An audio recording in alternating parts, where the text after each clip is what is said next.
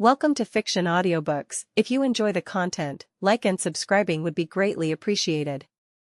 If you have any recommendations for novels, comment below. Please join my Patreon at https://www.patreon.com/fictionaudiobook. Chapter 278, The First Morning - 2. Jay's own throat tightened, but he forced himself to remain functional. He needed to understand what was happening to this child's memories and why. He shifted in his chair, leaning forward slightly to get closer to Love's eye level. When he spoke, his voice came out barely above a whisper. "Buddy, what was the last thing you remember before waking up here?" Love's small face scrunched up with concentration. His blue eyes went distant as he searched his memories, his small hands fidgeting with the hem of Jay's oversized t-shirt. Getting syrup on it. When he spoke, his voice was small and uncertain, like recounting a nightmare he didn't fully understand. "I remember. I was in a bad dream. A really, really bad dream." His voice wavered, becoming smaller. "Everything hurt. And it was dark and scary and I was alone and..." His lower lip started to tremble. His small hands clenched into fists in the t-shirt fabric. "I kept calling for Mom because I was scared and I wanted her to make it stop. Then something happened." The air around Love began to shimmer. Subtle at first, like heat waves rising from pavement. The light bent strangely around his small form, and for just a fraction of a second, Jay saw something terrifying. Reality itself seemed to ripple outward from the child in concentric waves, responding to his emotional distress. Jay's null field flared instinctively, as a sphere of pure negation expanding from his position to encompass Love before the kid could even blink. The reality distortion collapsed like a popped soap bubble before it could manifest fully enough for the child to notice. Jay felt Domino's sharp intake of breath. Her eyes met his across the table, wide with understanding and relief. They'd both seen it and understood what almost happened. But Love noticed nothing. The moment passed so quickly and was suppressed so completely by Jay's power that the child's distress never peaked. His expression brightened suddenly, transforming from fear to joy so quickly it gave both adults whiplash. And then Mom came. Love's voice rose with excitement, his small body practically bouncing in his seat as he turned to look at Domino with absolute adoration. "She found me in the dark and she held my hand and she made the bad dream go away. She said I was safe now and I didn't have to be scared anymore, and then I woke up here and I was hungry." He threw himself at Domino without warning, small arms wrapping around her waist in a fierce hug that made her gasp. His syrup-sticky hands left marks on her tank top, but she didn't seem to care. Domino's arms came up automatically, pulling the child close against her chest. Her eyes were streaming now, tears falling freely as she held Love like he was the most precious thing in the universe. Jay's suspicion crystallized into certainty. The resurrection had affected Love's memories. When Domino pulled his soul from the spiritual plane, something had imprinted. Her presence in that moment of transition, her voice promising safety, and her comfort during his most terrifying experience, all of it had become foundational to his new consciousness. Jay swallowed hard against the emotion threatening to overwhelm him. This child, this innocent boy who'd been created by villains and nearly killed, had been given a second chance. A clean slate and a life free from whatever coding the cabal had intended. But he needed to be certain and to confirm one more thing. Jay stood carefully, moving around the table to crouch beside Love, still in Domino's embrace. He positioned himself at the child's eye level, his expression open and gentle despite the fear clenching his chest. His null field still hummed quietly, a protective buffer he wouldn't drop until he was certain the kid was stable. "Hey buddy," he said softly, waiting until Love's blue eyes focused on him. "Do you remember me?" Love pulled back from Domino slightly, wiping his nose with the back of one syrup-sticky hand. He turned to study Jay with intense concentration, tilting his head first one way, then the other. His small face scrunched up again as he searched his memories, looking for any familiarity. He stared at Jay's face for a long moment. Then he reached out with one small hand, as if to touch Jay's cheek, but stopped halfway. His fingers curled back uncertainly. Finally, after what felt like an eternity compressed into seconds, Love spoke. "No." The word came out with absolute certainty, no hesitation or doubt. "I don't remember you." His voice got smaller, almost apologetic. "I'm sorry." Then he turned to look at Domino, his small hand tugging on her tank top to get her attention. "Mommy, who is this guy?" Domino's expression was complicated, a mix of heartbreak for Jay and fierce protective love for this child. She pulled Love back against her chest, one hand moving to stroke his brown hair with infinite gentleness. "It's okay, sweetie," she said, her voice shaking but determined to remain calm for Love's sake. This is someone very important. Someone you should remember but..." Jay raised a hand, stopping her mid-sentence. His smile was gentle despite the ache in his chest, understanding, and acceptance mixing with determination to make this right.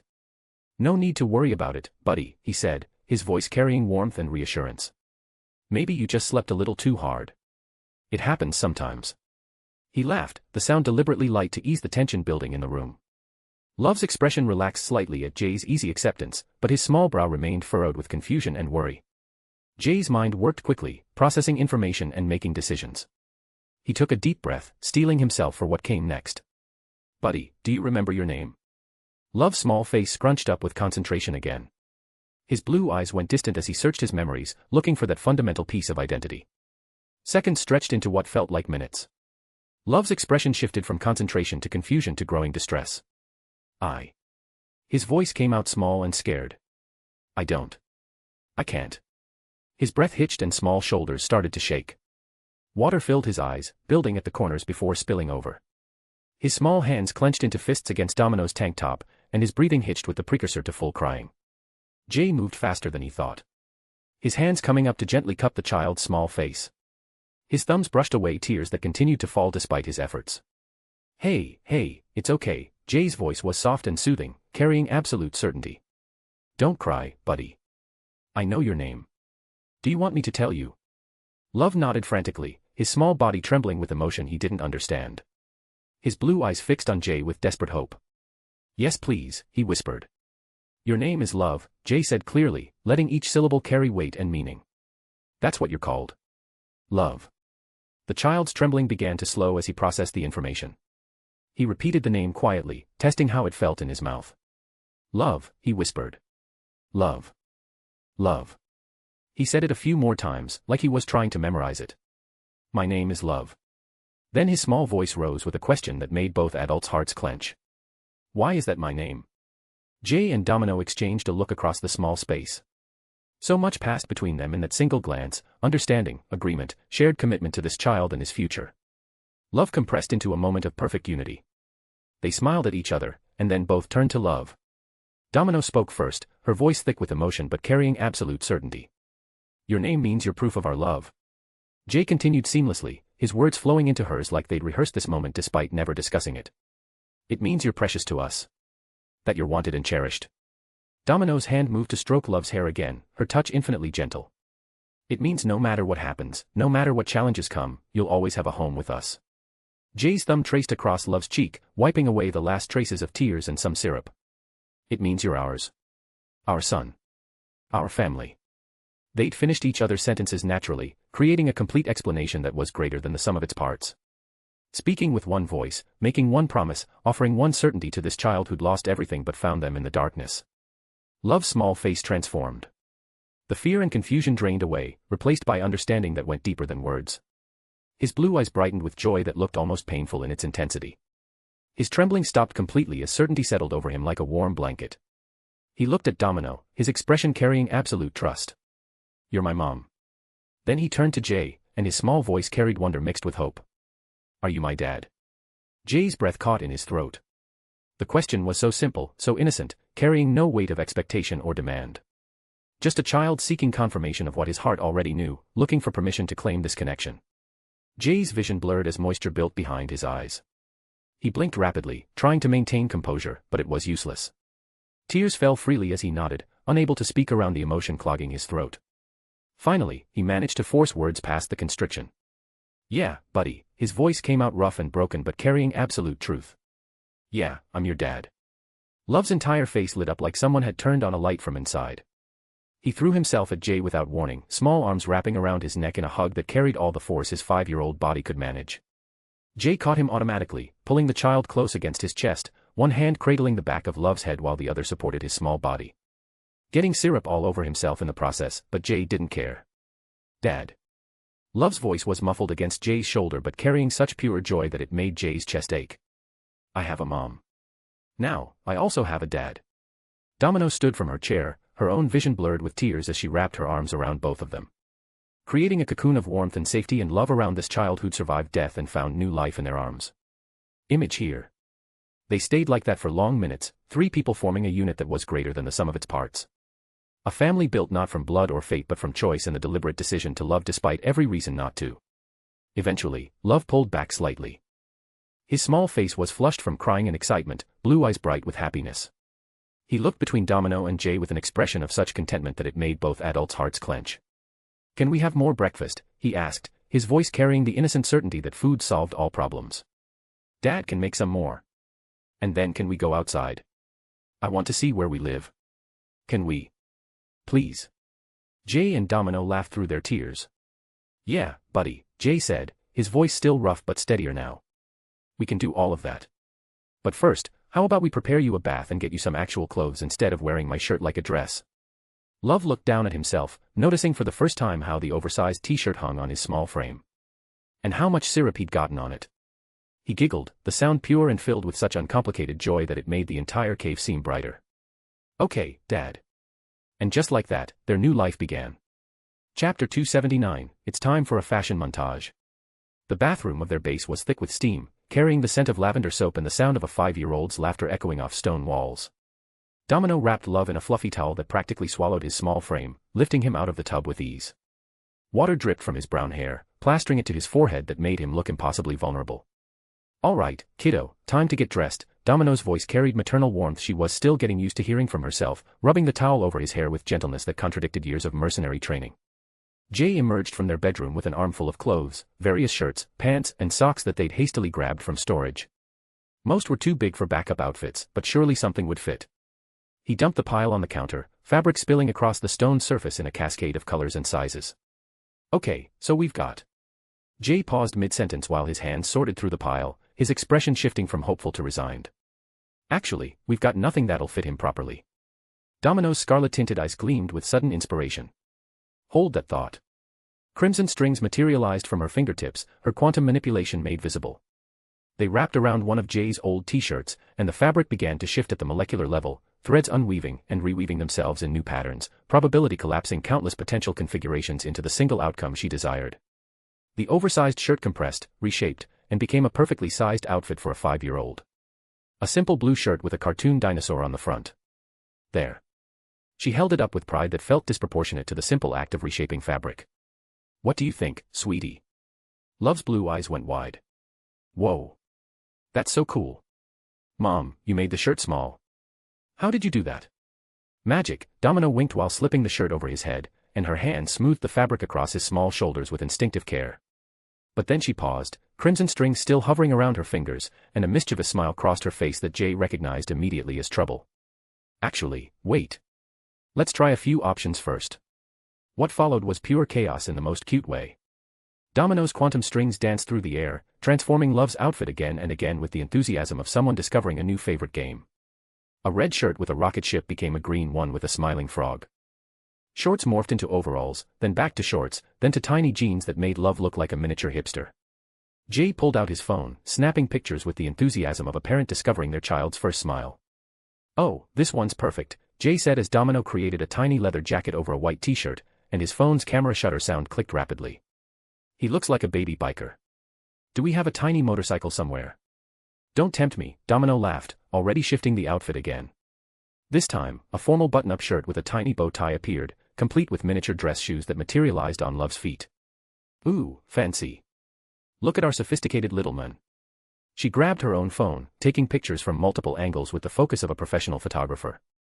"Love, sweetie, can you turn around? Perfect. Now smile. Oh my God, Jay, look at how adorable he is."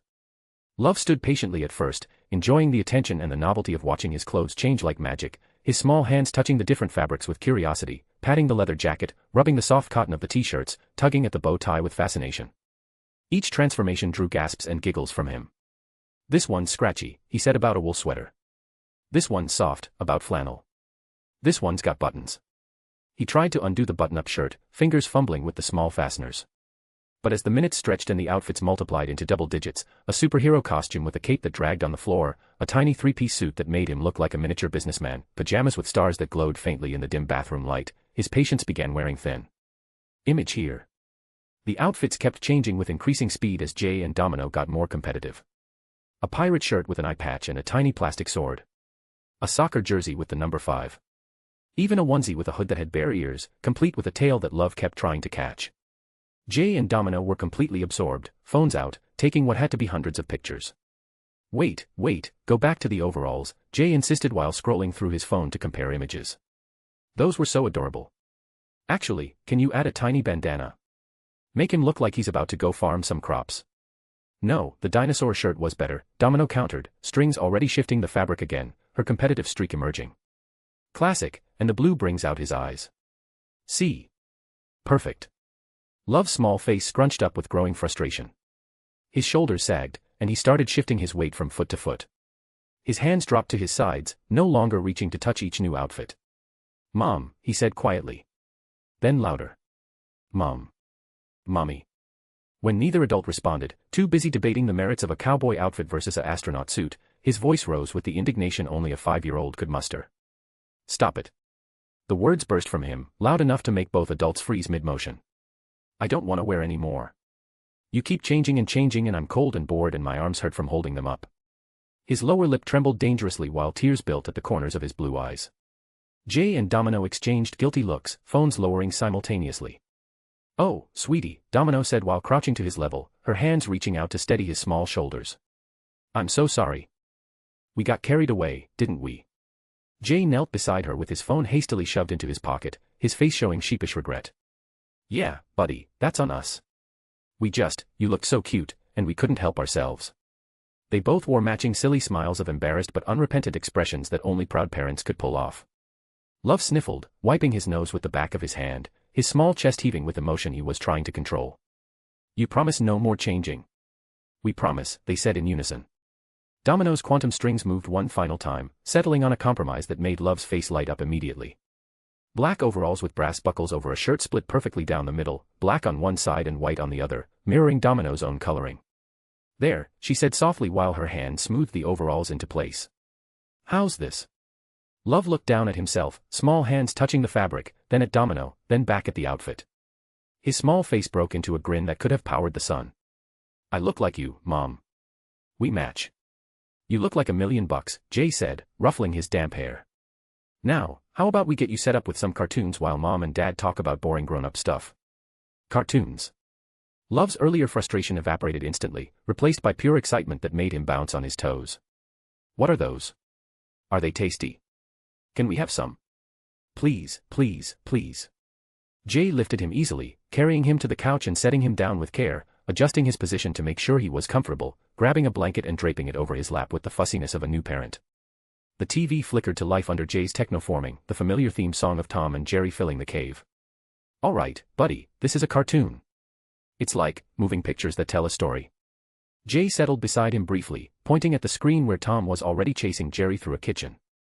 See? The cat wants to catch the mouse, but the mouse is too clever. It's funny. And this one happens to be my favorite. He grabbed the remote, making sure the volume was appropriate, then stood. Mom and I need to talk about some important things, but we'll be right over there. You enjoy the show, okay? And when we're done, we'll all go outside and explore together. Love nodded enthusiastically, his eyes already glued to the screen where Tom was chasing Jerry through a kitchen.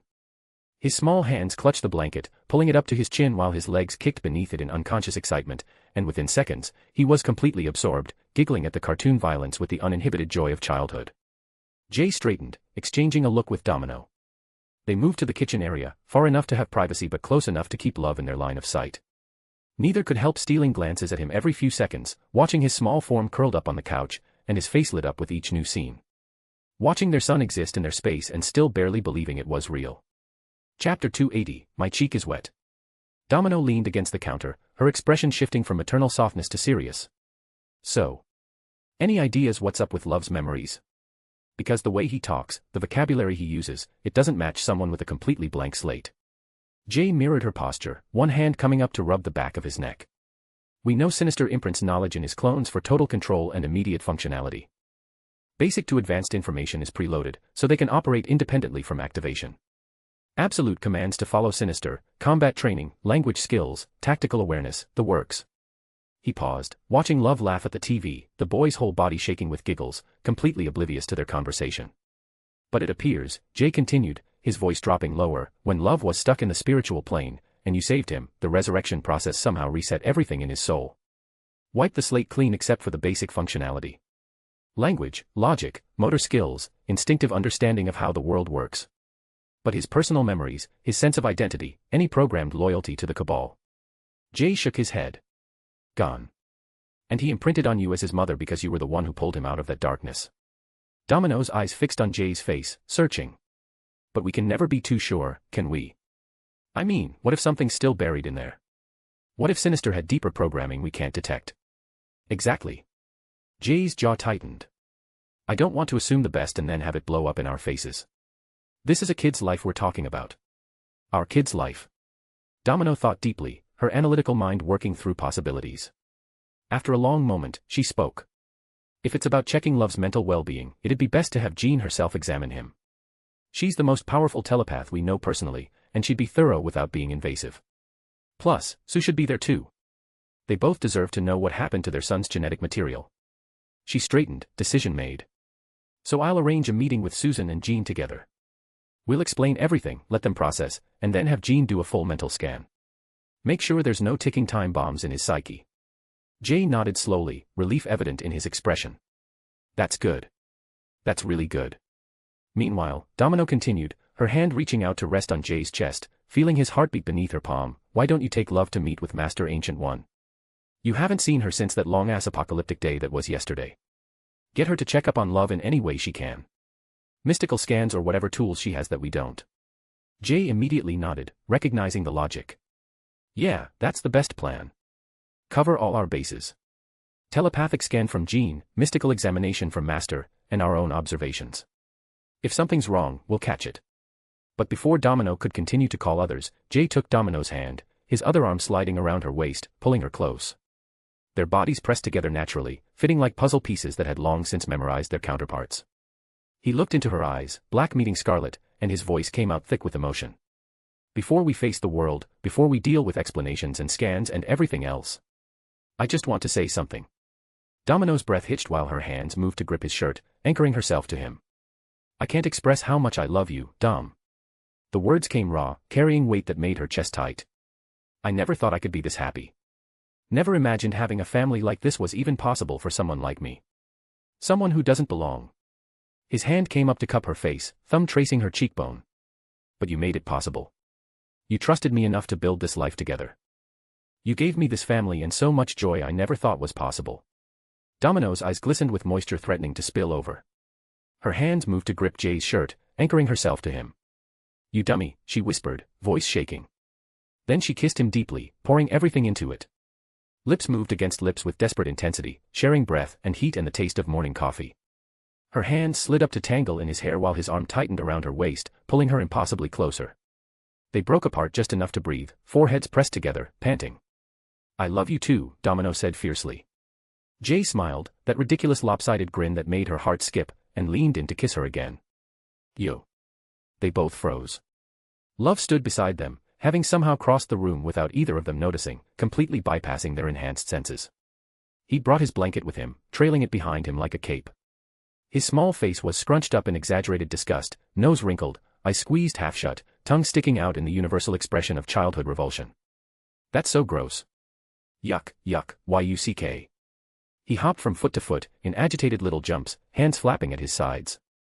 Why are you pressing your mouths touching? That's where food goes. You.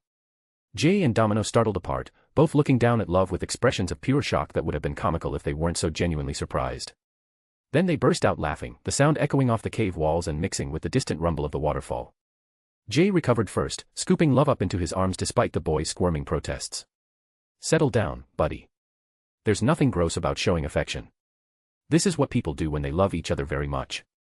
He planted a kiss on Love's cheek with deliberate exaggeration, making loud smacking sounds. Ack. Love's hands flew to his face, wiping frantically at the spot. It's wet. My cheek is wet. Dad, gross. Domino leaned in from the other side with a mischievous glint in her eye. Oh yeah. Well, you're getting double attacked now. She kissed his other cheek with exaggerated sound effects. No. Love squirmed harder, but his protests were weakening as laughter started breaking through. Stop. I'm gonna be all sticky. What followed was a full-on kissing assault with both parents taking turns planting kisses on Love's face while the boy squirmed and giggled and made token protests that fooled no one. His small hands pushed at their faces, but without any real force, his laughter filling the cave with a sound that neither Jay nor Domino had realized they'd been waiting their whole lives to hear. I give up. Love's voice came out between giggles that made his whole body shake. You win. Just please, no more kisses. They relented finally, and Jay set Love down carefully, making sure his small feet found solid ground. The boy immediately wiped at his face with both hands, dramatic in his disgust, but he was smiling so wide it looked like his face might split. Love looked up at Jay with that expression of wonder children wore when seeing something fascinating. His small hands reached up, grabbing at Jay's hair and tugging gently, experimenting with the texture, testing how far it would stretch before springing back, making it stick up in weird directions that made him giggle. Jay let him play, watching with soft eyes as Love experimented with different hairstyles, and his hands automatically supported the boy's weight to make the exploration easier. After a moment of comfortable silence broken only by Love's occasional giggles, Jay spoke gently. Hey, buddy. Daddy's going to take you somewhere special to meet someone very important. Would you like to come with me? Love's hands stilled in Jay's hair, small fingers tangling in the strands while he looked over at Domino with uncertainty. Will Mom come too? When Jay shook his head, Love's lower lip jutted out. But I don't want to leave Mom. Domino smiled at him lovingly, nodding in agreement. It's okay, sweetie. You'll like her. And you'll be safe with Dad. When you come back, you can tell me all about what you saw, okay? That was all the permission Love needed. Yes. Let's go, let's go. He bounced in Jay's arms with excitement. Where are we going? Who are we meeting? Is it fun like Tom and Jerry? Jay laughed, adjusting his hold to make sure Love was secure. Something like that. He turned to Domino, leaning in for one more kiss. This one was softer. Domino kissed him back, then shifted to kiss Love's forehead with tenderness that still felt new and overwhelming. You behave yourself, okay? And listen to what Dad tells you. I will. Love promised enthusiastically despite not knowing what behave meant. Blue light began building around Jay and Love. Love you, Jay said while his eyes held Domino's. Love you both, Domino replied, her hand reaching out to touch Love's cheek one more time before the light consumed them. The blue flash consumed them both, leaving afterimages burned into Domino's vision, and then they were gone. Domino stood alone in the cave, the silence suddenly oppressive after the chaos of the morning. She looked at the TV where Tom and Jerry still played, at the bathroom still damp from Love's bath with wet footprints marking the floor, at the kitchen where they'd planned their next steps while pretending they had any idea what they were doing as parents. Her family, small and imperfect and hers in a way nothing else had ever been. With a smile that carried both joy and determination mixed with a healthy dose of terror at what came next, Domino pulled out her phone and started typing a message to Jean and Sue. Time to face the music. Chapter 281, What in the Vishanti was that? Kamartaj. The Ancient One had been deep in meditation since yesterday evening. After witnessing Jay's broadcast, after watching Domino orchestrate a global resurrection using a stone that resembled the Time Stone but felt fundamentally wrong, after sensing cosmic disturbances that rippled across dimensional barriers with the force of reality itself screaming. She'd tried to center herself through meditation. But the wrongness persisted, an itch beneath her astral skin that refused to be scratched. First, the suspicious timing of the Sentinel attacks, perfectly coordinated to occur precisely when Jay had been meeting with Gia, as if someone had been watching and waiting for that exact moment of vulnerability. Then, Domino reviving 41,000 people simultaneously across the globe using what looked like concentrated death itself shaped into a stone, wielding an artifact that shouldn't exist in this reality. The Ancient One had attempted contact with the Vishanti multiple times, sending out calls through the mystic currents that connected all sorcerers to the trinity of cosmic entities that empowered their magic. Silence answered every attempt, absolute and terrifying in its completeness. That silence spoke volumes. Something major was happening in the cosmic planes, something significant enough that even the Vishanti couldn't spare attention for the Sorcerer Supreme's concerns. And she couldn't ask Jay directly. The boy deserved rest, time to process and recover after everything he'd been through. Disturbing him felt wrong. So she'd meditated, seeking answers in the mystic currents, finding only more questions. Suddenly, a gentle knock interrupted her contemplation. The Ancient One's eyes opened, and despite the cosmic dread weighing on her consciousness, a tiny smile crossed her face as she sensed the familiar presence on the other side of her door. Enter. The door opened to reveal Jay in casual clothes with a beanie over his head and a thick bag slung over his shoulder. He set the bag aside carefully and moved to sit across from her, positioning himself at her eye level in a gesture of respect she appreciated. Greetings, Master, he said formally, hands coming together in a respectful gesture. The Ancient One nodded, pleased by his manners. She produced a tea set with casual magic, 2 cups filling with her famous herbal blend. Steam rose in delicate spirals, carrying the scent of chamomile and honey. She offered 1 cup to Jay, who took it with both hands and brought it to his lips. He sipped slowly with none of his usual irreverence. That set off alarm bells immediately. The Ancient One's expression shifted, maternal concern replacing her usual serenity. What troubles you, Jay? This formality, this careful respect, this is not your typical approach. No sudden revelations delivered with inappropriate humor, no teasing about my age, no arriving with ridiculous plans that somehow work despite violating every law of probability. Did something serious happen? Jay put his cup down carefully, the porcelain clicking against the low table between them. He nodded once. Yes, actually. Quite a lot. The Ancient One's hands moved in practiced patterns, mystic energy flowing outward to create a ward around them. The air shimmered as privacy spells activated, layering protections against scrying, eavesdropping, dimensional observation, and every other form of surveillance she'd learned to defend against during her tenure. I'm all ears, child. What followed was the most absurd story the Ancient One had heard in hundreds of years that tested her carefully cultivated ability to maintain composure in the face of absurdity. Jay began with his meeting with Gia, explaining the Elder Goddess's domain, their negotiation, her acceptance of his request but in return for a promise. His voice remained steady as he outlined the deal. Gia would help humanity become independent of heroes, but in exchange, Jay would deal with Tiamat and stop the Celestials from destroying Earth. The Ancient One's teacup paused halfway to her lips, her carefully cultivated ability to maintain composure in the face of absurdity.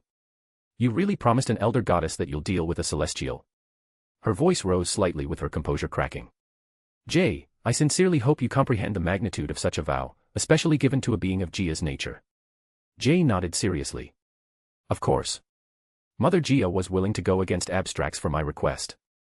Of course I'm taking the promise seriously. Abstracts. The Ancient One's cup lowered completely. What do you mean, Jay? Be specific about what you encountered. Jay's hand moved to rub his ring unconsciously, the space stone glimmering in tether setting like the most normal thing in the world. Well, after leaving Gia's domain, tether activated on its own, pulling me toward Domino, who was fighting something called Fury. A cybernetic organism with adaptive capabilities. He said it so casually, like discussing the weather. Turns out it wasn't just a super adaptive robot. It was being possessed by the soul of Jim Jaspers. The Ancient One's cup clattered against the table. You mean the mutant you resurrected after my battle with Mephisto? How? Jay continued, his voice taking on a storytelling quality as he explained the fight across multiple universes, the breach into the fourth wall, the blank verse where reality manipulation became impossible. The Ancient One listened with growing shock, each revelation more absurd than the last. But then Jay said something that made her physically recoil. And after finishing Fury, after using everything I had to destroy Jasper's soul permanently so it couldn't be used against us again. He paused, and his next words came out quiet. I began fighting Lady Death herself. The Ancient One choked mid-sip on tea she'd automatically raised to her lips, spraying tea across the table in a most undignified manner. What do you mean, Lady Death? Her voice came out strangled. You fought what? Please tell me you mean some local death deity you mistook for the personification of death, right? Right. Jay smiled at her reaction, but it was a wan expression that didn't reach his eyes, producing a napkin from his bag and offering it to her. No, Master. I mean Lady Death. The multiversal abstract who claims dominion over all endings in our cosmology. The one who sent Fury after us because I resurrected 1,200 people without her permission, and even more because I resurrected Jim Japers to steal his powers. The Ancient One took the napkin with trembling hands, wiping tea from her face while her mind tried to process the sheer absurdity of a mortal, even one as powerful as Jay, engaging in combat with the fundamental force of the universe. Jay continued narrating, and the Ancient One found herself leaning forward despite her shock, drawn in by the story despite its impossibility. He explained the desperate flight to the amalgam universe, his voice painting pictures of a reality where Marvel and DC had merged, where heroes from both cosmologies existed as fused entities. And described wielding the life equation with reverence that suggested he understood the magnitude of what he'd touched that gave him power to match a multiversal abstract. Wait. The Ancient One raised both hands, stopping him mid-sentence. What the hell are you talking about? Her voice carried genuine distress. Other worlds I can't understand. DC. Marvel. Amalgam. Life equation. What's that, and how does it give you power to be on par with a multiversal abstract? Jay put it all to his outsider nature, trying his best to explain without revealing the true nature of his original world. He described the DC multiverse, the life equation representing life and free will, the fundamental opposition to death's ending. Then he explained Death of the Endless, another abstract of death from DC who'd stopped him from doing something catastrophically stupid. The Ancient One's expression cycled through disbelief, horror, fascination, and back to disbelief. Jay continued. The Living Tribunal's appearance. The Spectre's judgment.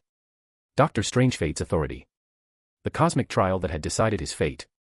And finally, his compensation, the Death Stone, taken directly from Lady Death's skull and modified by Death of the Endless to be corruption-free. The Ancient One sat in stunned silence, digesting everything. Her hands trembled slightly as she reached out, placing them on Jay's shoulders with more force than necessary, gripping hard enough to make him wince. Have some mercy on this old woman's sanity, child. From this moment forward, if you have such catastrophically absurd adventures, consider just not telling me about them. My heart can't take it, even with Celine's life force extending my lifespan. She took a shaky breath. At least tell me the worst has passed. Jay scratched his cheek, an unconscious gesture that made the Ancient One's blood run cold. Well, actually, I have one more thing I need to tell you about, but before. The hall's door burst open despite the multiple layers of mystical protection that should have made entry impossible for anyone below a Sorcerer Supreme. The protective spell shattered like glass, mystic energy scattering harmlessly as a small figure came running through with complete disregard for barriers that would have stopped armies. Both Mordo and Wong sprinted behind the child with expressions of panic and awe. A 5-year-old boy with brown hair falling in soft waves across his forehead and blue eyes falling in soft waves across his forehead, wearing denim overalls over a black and white shirt. In his small hands, he spun the staff of the living tribunal with ease that should have been impossible for a child, the artifact blazing with golden light that filled the chamber. 3 faces of judgment appeared at the staff's head, equity, necessity, and vengeance, all glowing brighter than they had ever shone for Mordo in 15 years of dedicated service, each face distinct and terrible and radiant with cosmic authority that recognized something in this child. Dad. Dad, look. The boy's voice carried pure excitement as he waved the staff around with surprising control. I can use magic. Aren't I cool? He leaped into Jay's arms without hesitation, the staff still spinning, still blazing with power that should have been impossible for a child to channel. The Ancient One stared while her mind tried to process what she was witnessing. A 5-year-old channeling the staff of the living tribunal. This naturally and with more raw output than Master Mordo had ever achieved, an artifact that required absolute dedication to cosmic law to even touch without being destroyed by its judgment. Calling Jay Dad. The Ancient One's vision went dark at the edges. Her last coherent thought before her eyes rolled back was, what in the name of the Vishanti has this boy gotten himself into now? Then her eyes rolled back, and the Sorcerer Supreme fainted dead away. Chapter 282, Please think of your age. Love stood frozen beside the Ancient One's prone form, his small body rigid with confusion and growing distress. Dad. His voice came out small and trembling, blue eyes fixed on the unconscious woman. Why is the old lady sleeping on the floor? Is she gonna wake up? Jay knelt beside his son while simultaneously trying to address multiple crises unfolding around him. Calming love required gentle hands on small shoulders. She's okay, buddy. She just got a surprise and needed to rest for a minute. See? Everything's fine. Meanwhile, extracting the staff of the living tribunal from Love's other hand without triggering the artifact's defensive protocols demanded delicate precision. The staff still pulsed with golden light. Jay wrapped his supernatural scrambling around it carefully, to sever the connection between artifact and wielder without causing feedback. Mordo caught the staff as Jay passed it over, the master's hands trembling as he held his own artifact that had just responded to a 5-year-old with more power than 15 years of dedicated service had ever earned him. Wong stood beside his fellow sorcerer, both men's faces cycling through shock and concern as they hovered near their unconscious teacher as they've never seen the Ancient One vulnerable before. She'll be fine, Jay said while his own hands glowed with soft green light as healing aura spread from his palms to check the Ancient One's vital signs. It's just shock, her heart rate's elevated but stable, she'll come around soon. When the Ancient One finally came to, her eyes fluttered open slowly, taking in her surroundings. The first thing she noticed was Jay's head, still covered in that ridiculous loose and lumpy beanie he'd been wearing since arriving.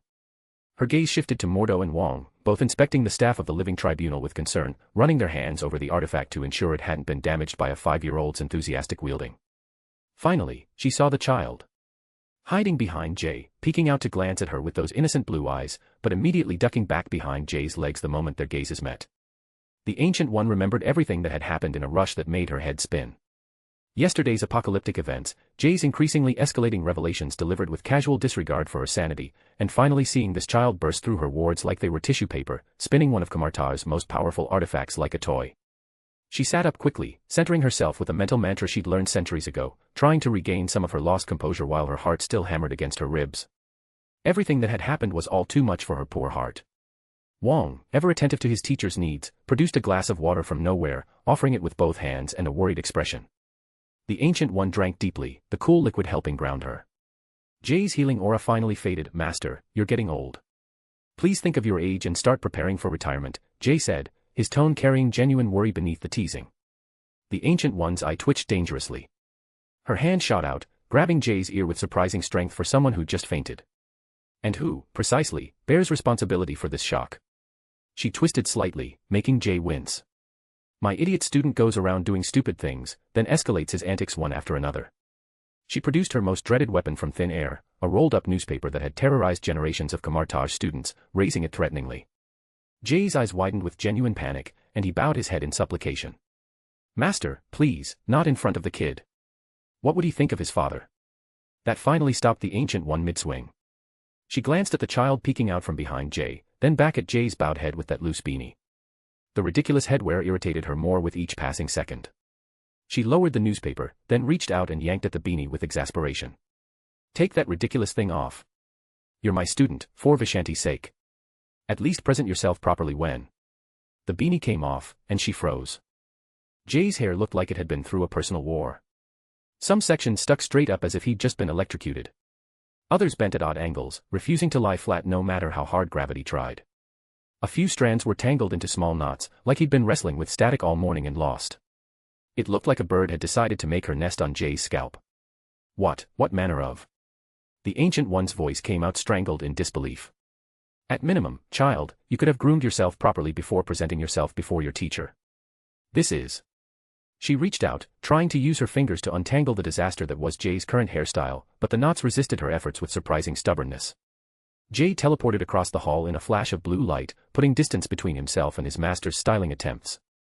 When he spoke, his voice carried absolute seriousness mixed with pleading vulnerability. Please, master, this is the first hairdo my son has done, and he was so proud when he finished. I want to keep it as it is for as long as possible. The Ancient One paused, truly looking at her student's expression for the first time since waking. The desperate sincerity in his eyes, the way his entire body language screamed protective parent, and finally the genuine emotion bleeding through his usual irreverent facade. She couldn't believe her most powerful student, the power broker who'd gone toe-to-toe with Lady Death, was reduced to a child-obsessed parent. She sighed deeply, the fight draining from her as maternal understanding replaced irritation. She returned to her seat, settling into the familiar meditation position while her mind worked to process everything. Her expression shifted, becoming deadly serious, that made even Mordo and Wong take involuntary steps backward. Explain everything. Wong started to speak, concern evident in his tone. Ancient One, the child. But the Ancient One raised one hand in a sharp gesture, cutting him off mid-sentence. Her gaze fixed on Jay. Only you speak. And keep it brief. Jay gulped visibly, recognizing that expression from past lectures that had left him questioning his life choices. He nodded, then gently guided Love into his lap. He placed his hands carefully over the child's ears to avoid him hearing anything Jay didn't want him to process yet. Master, you must have sensed the explosion in the Atlantic yesterday. Jay's voice came out carefully controlled. The Ancient One nodded once. Yes, I remember. Especially the high-order energy releasing in waves. I was about to investigate when I found out you supposedly dealt with it. She made air quotes with her fingers, the gesture carrying heavy sarcasm. Though your definition of dealing with problems has proven increasingly concerning. Jay nodded, his eyes shaking slightly as his breathing approached panic while his hands remained firmly over Love's ears. Well, it was actually Sinister and his cabal who caused the explosion. They'd collected genetic samples from both Franklin Richards and Nathan Summers, trying to combine them and create the ultimate weapon. He looked down at Love, his expression crumbling as emotion threatened to overwhelm him, all while the child just looked around the hall with innocent curiosity, completely unaware of the heavy conversation happening above his head. Seeing Jay's distress, the Ancient One felt dread settling in her stomach, but Jay continued before she could speak. I knew Sinister wouldn't leave genetics from the most powerful mutants ever born alone. His jaw clenched hard enough to make muscle jump in his cheek, so when I delivered both babies, I prepared contingencies. I planted a trigger in their genetic code that would destabilize any cloning attempts. But Sinister somehow partially bypassed it by combining both genetic samples into one organism. After my broadcast revealed their plan's failure, they must have activated the clone in desperation. The genetic code, multiplied by combining two Omega-level power sets and fueled by vast cosmic and psychic energy, triggered catastrophically. Hence, the nuclear-level explosion. The Ancient One, Mordo, and Wong froze now, the full realization of what Jay was describing slowly dawning on them. Jay continued, his voice dropping to barely above a whisper despite Love's covered ears.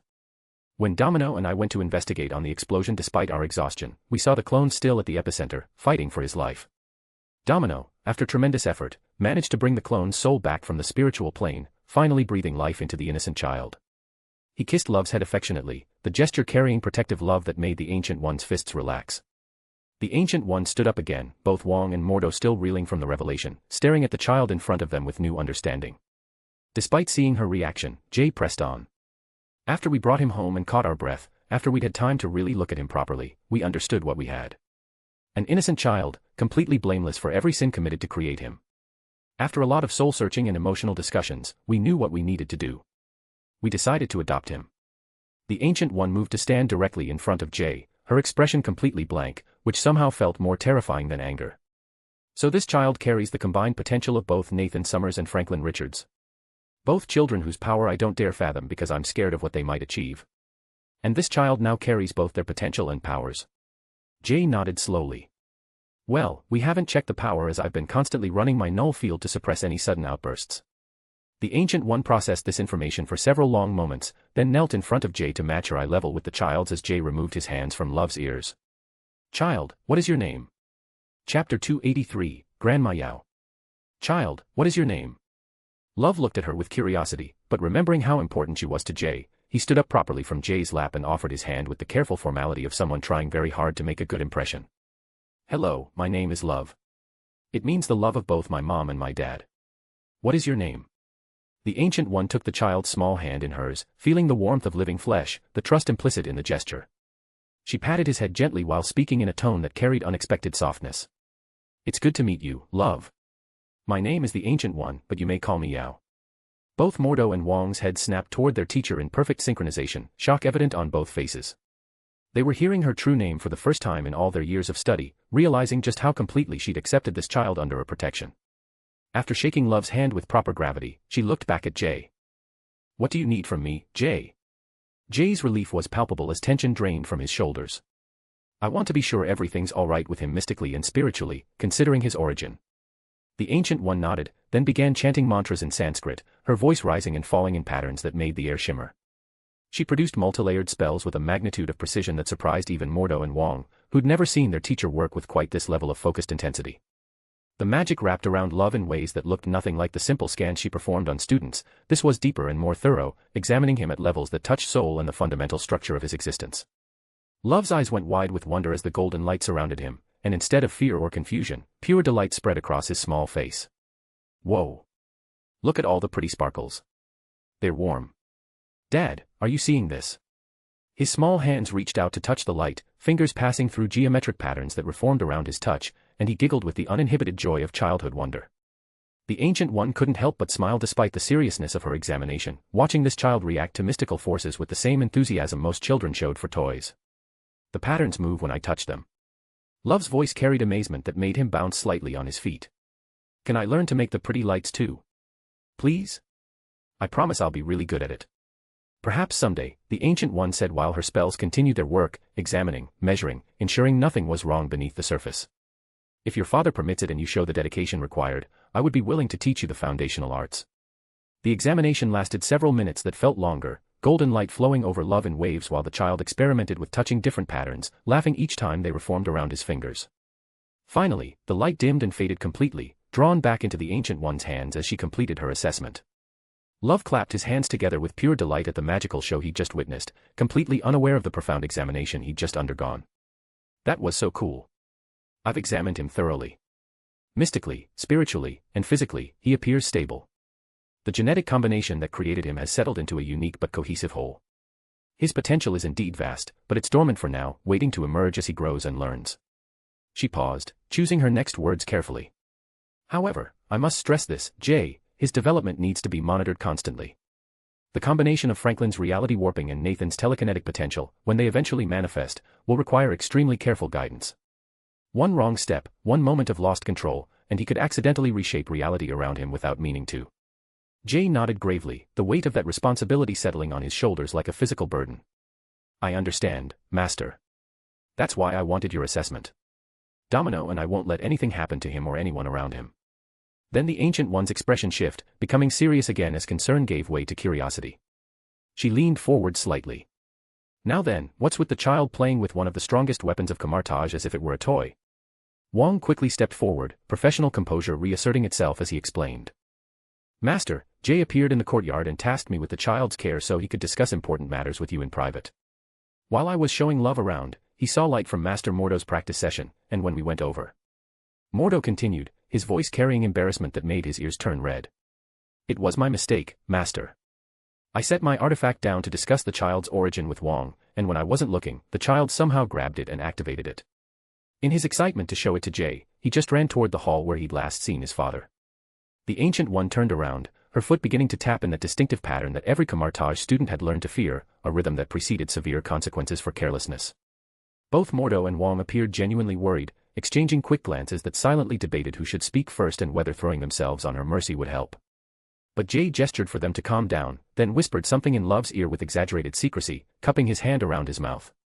Love nodded enthusiastically, understanding his mission. He ran to the Ancient One with the determined waddle of a 5-year-old on a quest. Tugging on her robes to get her attention, he looked up at her with those impossibly innocent blue eyes. When he spoke, his voice carried such genuine remorse that it could have melted granite. Pewis, don't be angry, Grandma Yao. I'm sorry. Jay and the others could literally see a virtual arrow pierce the Ancient One's heart. Her fury and strict demeanor broke like glass. She knelt and hugged Love immediately, consoling the child with soothing words and gentle touches, assuring him she wasn't angry at all, that he'd done nothing wrong. While embracing the Ancient One, Love peeked over her shoulder and gave Jay a thumbs up with a glint in his eyes that looked far too calculating for someone his age. Jay returned the gesture with a conspiratorial wink. Mordo and Wong stared at the exchange, recognition slowly dawning on their faces as they realized what they'd just witnessed. A new monster was being born right before their eyes, and they both silently cursed whatever fool had coined the phrase, blood is thicker than water, already feeling bad for Love's future enemies who would have to face both Jay's cunning and this child's apparently natural talent for manipulation. The Ancient One finally released Love from the hug, straightening up with a soft expression that lingered as she looked at the child. Then she turned to Jay, her demeanor shifting back to business though warmth remained in her eyes. You'll do fine, she said finally, her voice carrying certainty that came from centuries of judging character. Both of you have the love and strength needed. Just remember, when his powers do manifest, bring him here immediately. I would be honored to train Love. Love tugged on Jay's pants, his attention span for adult conversations thoroughly exhausted. Dad, can we go play now? Grandma Yao said I'm okay. Jay smiled down at him, ruffling the hair that had so painstakingly styled Jay's own into chaos. Yeah, buddy, we can go. Just let me say goodbye properly first. He turned back to the Ancient One, bowing respectfully with hands pressed together. Thank you, Master. For everything. For examining him, for accepting him, for not hitting me with that newspaper. The Ancient One's lips twitched with amusement despite herself. Don't push your luck on that last point. Jay picked up Love, settling the child comfortably in his arms as blue light began gathering around them. We'll visit again soon. And I'll keep you updated on any developments. See that you do, the Ancient One said. As the teleportation light consumed them both, she added quietly, and Jay. Congratulations. On your family. The words reached him just as the light flared, and Jay's smile was the last thing she saw before they vanished. The Ancient One stood alone in her chambers with Mordo and Wong hovering uncertainly nearby, the silence profound after the chaos of the past hour. Finally, Wong spoke carefully. Master, that child. Is exactly what Jay said, the Ancient One interrupted gently. An innocent life given a second chance. And under Jay and Domino's care, he'll have the guidance and love he needs to become something wonderful rather than something terrifying. Mordo cleared his throat. But the power, Master. If he truly carries both Franklin and Nathan's potential. That aside, she added with the faintest smile, having the child learn here occasionally might do us all some good. Camartage has become too somber lately. A little chaos could be refreshing. Both Mordo and Wong exchanged glances that clearly said they disagreed with that assessment, but neither were foolish enough to voice that opinion aloud. The Ancient One's smile widened slightly. Now, I believe you both have training sessions to conduct. Unless you'd prefer to stay and help me recover from my old age, as my student so kindly pointed out. Chapter 284, Three of a Kind. The Baxter Building's private elevator carried them upward in tense silence. Jean Grey Summers adjusted Nathan's carrier strap to her chest for the third time in as many minutes, and her fingers smoothed and re-smoothed fabric that didn't need smoothing. Scott stood beside her, one hand resting on the small of her back, the other gripping the elevator rail. Neither of them had set foot in this building since the night Victor Von Doom tore through it like a natural disaster wearing a metal mask. Reed's screams still echoed in Jean's memory. Doom's tech ripping through his defenses, Sue's desperate shields crumbling under sustained assault, and Ben's roar cut short by a blast that should have ended him. Not to mention the whole ordeal with Jay and Doom's revelation. The elevator dinged, and the doors slid open. A baby's wail hit them like a wall of sound. Franklin Richards screamed in full meltdown mode. His wails echoed through the penthouse with lung capacity that was not natural for a baby of his age. Sue rocked him with the desperate rhythm of someone who'd been at this too long, her blonde hair escaping its ponytail in defeated stages. Reed stretched his face into exaggerated expressions, features contorting into shapes that should have been funny but just looked exhausting. Ben crouched beside them, his hand shaking a toy that played a tinkling melody designed by someone who'd never met an actual infant. Johnny hovered near the kitchen, adjusting the temperature of milk in the bottle with flames dancing between his fingers, treating it like a bomb disposal operation. The Fantastic Four, Earth's premier super team, had been thoroughly conquered by 6 pounds of unhappy baby. The scene froze for exactly 1 second. Sue's head turned, Reed's face snapped back to normal proportions, Ben's toy shaking stuttered, and Johnny's hand flickered for a bit. Franklin's next wail shattered the frozen moment. "Jean. Scott. Thank God you're here." Sue called over her shoulder, frazzled warmth barely masking exhaustion. "Please, make yourselves at home. We're just having a moment." "Been going on 20 minutes straight," Ben rumbled, setting the toy aside with gentleness. "Kid's got lungs that'd put his uncle to shame." "Hey." Johnny protested, testing the bottle against his wrist. "I have excellent lung capacity. It's called projection. It's called being a loudmouth, matchstick." "Boys," Sue warned. "Not helping." Jean and Scott exchanged a glance heavy with shared parenting trauma. Jean carefully unstrapped Nathan's carrier. The baby had been dozing, his small face the picture of peacefulness, but Franklin's continued distress began penetrating his sleep. Nathan's tiny features scrunched, as his hands curled into fists against his chest and little body tensing. "Let me try," Jean said, moving toward the group. Sue's relief flooded her features. "Please. He's picking up on everyone's stress, which makes us more stressed, which makes him more upset. We're trapped in this horrible feedback loop." Before Jean could reach them, a knock came from their window and the group turned as one. Domino stood in the sky, balanced on a red cloud woven from quantum strings that pulsed and shifted beneath her feet. The Fantastic Four and the Summers couple stared. Not because of the entrance, though that was admittedly impressive, but because this was the woman who'd brought back over 40,000 people from death just yesterday and broadcast it live to the entire planet. Tension crackled through the room like static electricity. Domino caught the shift immediately. Her expression softened as she stepped off her makeshift nimbus, red light dissolving into crimson motes. She crossed to Sue with movements that spoke of hard-won confidence masking uncertainty. "May I?" Domino asked quietly, her hands already reaching but hesitating just short of Franklin. Sue hesitated for a heartbeat. Every maternal instinct probably screamed warnings about handing your crying infant to someone who'd recently wielded the such power of life and death itself, but exhaustion won out. The transfer happened in that awkward shuffle of passing off a squirming, unhappy child. The moment Domino settled him against her chest, her entire body language transformed. The movements became deeper than learned behavior, something that looked almost instinctive. She rocked him with a rhythm that was neither too fast nor too slow, her hand supporting his head in a way that surprised even her, if the brief flicker of wonder crossing her face was any indication. "Hey there, sweetheart," Domino murmured, her voice dropping into that particular tone adults use with distressed children. Lower, slower, and infinitely patient. "It's okay. You're okay. All these people love you so much they're tying themselves in knots worrying, and you're picking up on every bit of that worry, aren't you? Makes everything feel too big and too loud." Franklin's wails stuttered. Caught off guard. "That's it," Domino continued, swaying slightly. "Nothing's wrong. You're safe, you're loved, and all these people here. They'd move mountains for you." The crying downshifted from catastrophic to manageable as hiccuping sobs replaced the wails. The room exhaled collectively. "How did you?" Sue started. "You all need to calm down. Seriously. I can practically taste the tension in here, and it's not helping anyone," Domino said with a small smile, but her eye tracked to each person in the room. Johnny opened his mouth, probably to make some quip, but Reed's arm stretched across the room and his elastic hand covered Johnny's mouth with a wet slap. MMPH. Johnny's protest came out thoroughly muffled. "What my brother-in-law was about to say something spectacularly unhelpful," Reed said with the strained patience of someone managing a headache, retracting his arm and giving Johnny a warning look. "Is that your accomplishment yesterday significantly exceeds anything even Jay has managed. Bringing back that many people simultaneously." His voice carried scientific fascination mixed with existential concern. "It's unprecedented. And perhaps we're all processing the implications of what that means about power scales we thought we understood. Plus, yesterday was kind of a shit show," Ben added. "Sentinels everywhere, people dying, then not dying, golden rain given random folks superpowers. Some of us are still wrapping our heads around the whole mess." Domino's expression flickered. Franklin had settled against her chest now, his small body still fidgeting but calmer. One tiny hand fisted in her black and white hair, tugging gently.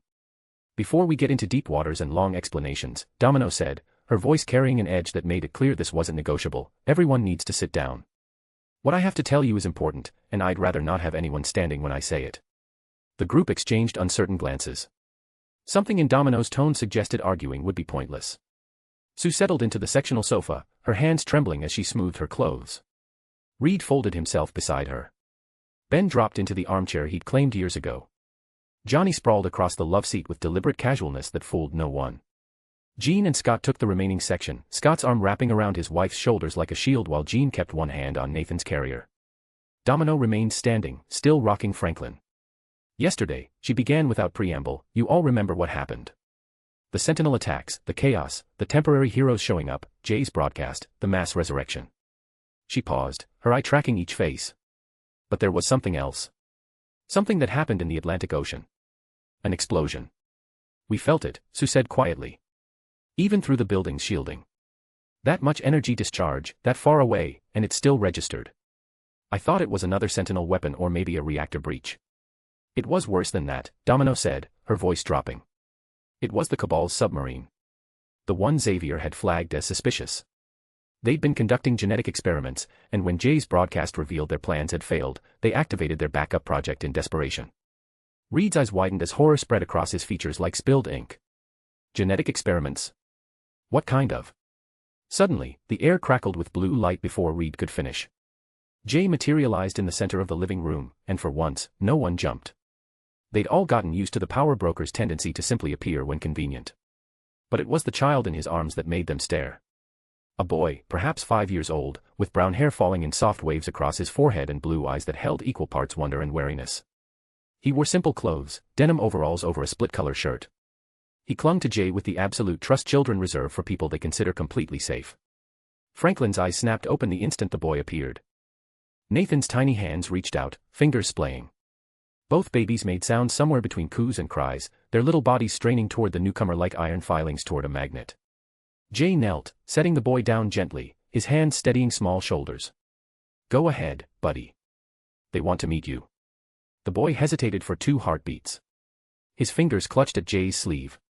Then he moved toward Franklin and Nathan with careful, measured steps. Both babies tracked his movement with absolute focus, their tiny bodies straining against their respective positions as if invisible threads pulled them forward. Okay, Johnny said slowly. What the hell? Why are the babies acting like they know this kid? Did we miss a memo? Domino shifted Franklin in her arms, angling him to get a better view of the approaching boy. The infant's hands reached out, fingers splaying wide, making grabbing motions. His name is Love, Domino said quietly, watching the boy kneel between the 2 babies with natural ease, as if he'd done this 1,000 times. He let Franklin grab his finger. Reached out to gently touch Nathan's carrier with his other hand. And he's the reason for the explosion in the Atlantic. Silence crashed over the room. Domino, Jean's voice came out tight, suggesting she was working very hard not to jump to conclusions or read minds without permission. What do you mean? The Cabal had genetic samples, Domino said, choosing each word with care. Samples from 2 of the most powerful mutants ever born. They tried to clone them, combine them, create a weapon they could control. Her eye moved to Nathan, then Franklin. They used Nathan and Franklin's DNA and merged them into a single organism. The silence that followed felt like the moment before a bomb detonates. Sue's face drained of all color, going so pale her freckles stood out like drops of paint on snow. Her hands gripped the sofa cushions hard enough to make her knuckles white. Reed's body went rigid in a way that had nothing to do with his elastic powers and everything to do with barely restrained fury. Jean's hand flew to Nathan's carrier. Her fingers curled protectively around the edge and Scott's jaw clenched hard enough to make tendons stand out in his neck like cables. They cloned our sons. Sue's voice came out barely above a whisper, each word scraped raw from her throat. They took genetic material from Franklin and Nathan and... The clone should have been impossible, Jay cut in, his voice carrying weight that made everyone's attention snap to him like a physical pull. When I delivered both boys, when I had access to their genetic material during the birthing process, I installed a failsafe. A genetic code buried deep in their DNA that would destabilize any cloning attempts. Catastrophically. The room's temperature dropped. Johnny's entire body ignited. Flames wreathed him from head to toe, the heat making the air shimmer. You did what? Chapter 285, You're Knowin' Now. Johnny's entire body ignited. Flames wreathed him from head to toe, the heat making the air shimmer. You did what? Sit down, Reed said quietly, but his voice carried an odd quality that made it simultaneously a command and a plea. Sit down. Reed repeated, his tone unchanged, his eyes fixed on Jay with an intensity that could burn. Everyone. Sit down and let them finish explaining before we start throwing blame around. Jay approached me and Scott before the kids were born, Reed said, his voice carrying the careful neutrality of someone discussing a theorem rather than their child's safety. He explained his concerns about Nathaniel Essex, about Sinister's decades of genetic experimentation and cloning research. He showed me the data on previous cloning attempts, the patterns of behavior, the likelihood that someone with Sinister's obsessions would eventually target children with Franklin's power profile. Reed's hands clenched into fists that trembled slightly. The only outward sign of emotional distress. He asked permission to install a genetic failsafe. Something that would trigger if anyone tried to clone Franklin's DNA, and I said yes. We both did. Sue and I talked about it for hours and made the decision together. Sue's expression shifted. The anger bleeding into understanding mixed with residual fear. We agreed, she confirmed quietly, her voice steadier now. Both of us. Because the alternative, what Sinister has done to other children, what he could do to Franklin. Her voice caught. We couldn't risk it. Jean and I made the same choice, Scott said quietly, and the words landed like stones in still water. Jean's head turned slowly, her expression of tense agreement. We did, Scott confirmed, his voice rough. Jay showed me Sinister's files on the Summers bloodline. How our family genetics have produced some of the most powerful mutants in history. All of them targeted, hunted, and used as weapons or breeding stock or both. His hand tightened on Jean's shoulder, anchoring them both. When Jay offered to install a failsafe in Nathan's DNA, something that would prevent our son from being cloned and weaponized, we argued. We fought. And then we looked at our baby boy and said yes. Together. Jean nodded slowly. Her free hand came up to cover Scott's, where it rested on her shoulder. We did, she said softly. And I'd make the same choice again. Johnny's flames guttered out. He slumped back onto the love seat. So all four of you knew. All four of you agreed.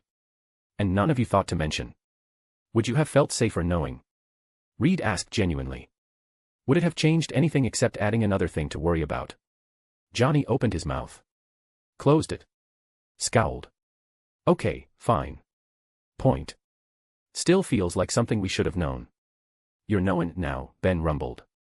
Nathan made a small sound from his carrier.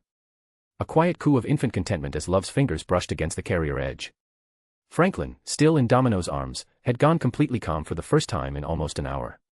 His attention fixed on the boy between the two babies like he'd found something he didn't know he'd been missing. The fight drained out of the room like water from a broken dam. How did he survive? Jean asked, her voice quiet but steady.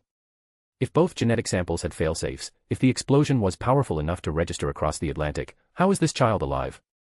The universe decided he deserved a second chance, Jay said, kneeling beside Love. He ruffled the boy's hair with a gentleness that looked unpracticed, like he was still learning how to be soft. When Domino and I reached the epicenter, we found him at the center of nuclear fire. His body barely clung to life. But his soul. Jay's voice caught for just a moment. His soul was trapped in the spiritual plane, stuck halfway between life and death.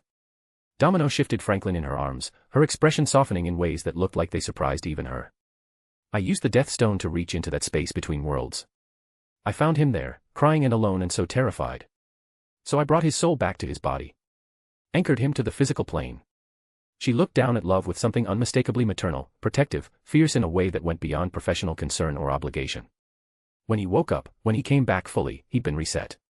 Whatever programming the Cabal installed, whatever commands or loyalties or artificial memories, all of it burned away. He imprinted on me because I was the one who pulled him out of death. Called me Mom before he knew his own name. The weight of that statement settled over everyone like a blanket. You're. Sue started, then stopped, recalibrating. You and Jay are his parents now. We're his parents now, Jay said with a smile that carried equal parts pride and terror. For better or worse, through whatever chaos comes next, he's ours. Even though I have no idea what I'm doing half the time, I'm learning. Johnny found his voice again, though it came out slightly strangled. So let me get this straight. The Cabal cloned Nathan and Franklin, merged their genetics into one superpowered kid. Your genetic failsafes nearly killed him. Domino literally pulled his soul back from death, and now you're raising him as your son. He paused. His expression softened. That's actually kind of beautiful. In a completely insane, only in our world kind of way. Matchsticks right for once, Ben rumbled. Kid deserves a shot at life after what he went through.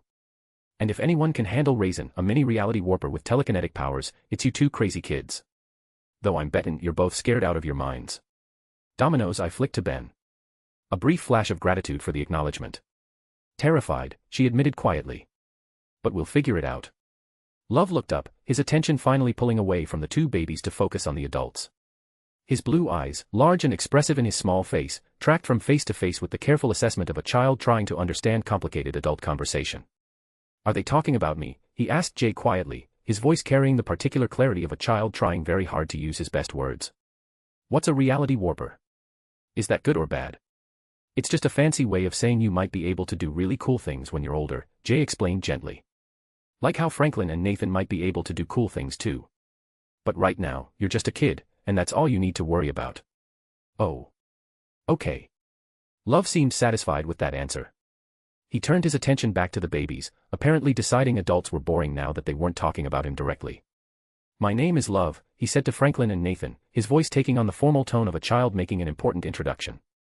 It means the love of both my mom and dad. He smiled, the expression transforming his small face, lighting it up from within. I like my name a lot. Franklin made a happy gurgling sound and waved his arms wildly. Nathan kicked his legs in what looked like enthusiastic agreement, his whole body wiggling in the carrier. The room went quiet again. This time the silence felt different. Warmer. Less charged with anger and more filled with the kind of emotion that makes throats tight and eyes sting. Sue cleared her throat, wiping at her face with the back of her hand, not bothering to hide the tears. That's a perfect name, sweetheart. Jean's hand moved to cover her mouth, muffling a sound that was definitely both a laugh and a sob. God, you two really don't do anything halfway, do you? Never have, Domino said with a small smile. Not planning to start now. Sue stood, moving with the careful deliberation of someone making an important decision. May I see him? Love, would it be all right if I check to make sure you're healthy? I'm a doctor after all, and I promise I'll be gentle. Love looked to Jay and Domino for guidance, his small hand tightening on Nathan's carrier. His lower lip pushed out slightly, uncertain. At their encouraging nods, he slowly stood and walked toward Sue, but his steps were careful, measured, like he was approaching something potentially scary. Okay, but please don't poke me too much. Mom already did checking and Dad did lots of checking too. The casual mention of Mom made Domino's breath catch. Jay's hand found hers, squeezed. Sue knelt to the boy's level, making herself smaller. Non-threatening. Her hand stayed visible, open.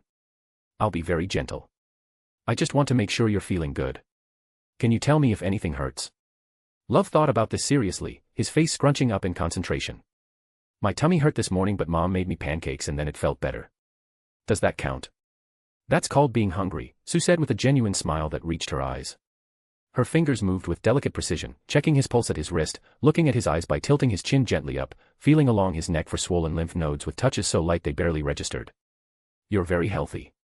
Your parents did an excellent job taking care of you. Mom brought me back from the bad dream, Love said matter-of-factly, like resurrection was just something that happens sometimes. And Dad makes sure I don't hurt people by accident. They're really good at taking care of me. Sue's hand moved almost of its own accord, reaching out to smooth Love's hair. The touch was gentle, maternal, instinctive. She didn't stop herself this time.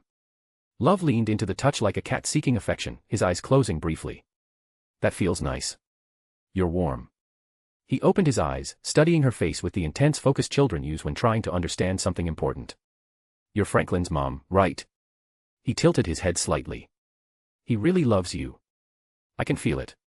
It's like when you stand in the sunshine. Sue's composure cracked like glass under pressure. She pulled Love into a hug that was probably too tight, her shoulders shaking with silent sobs that she tried desperately to muffle against the child's shoulder. Reed's arm wrapped around both of them, his own eyes suspiciously bright, his throat working as he swallowed hard.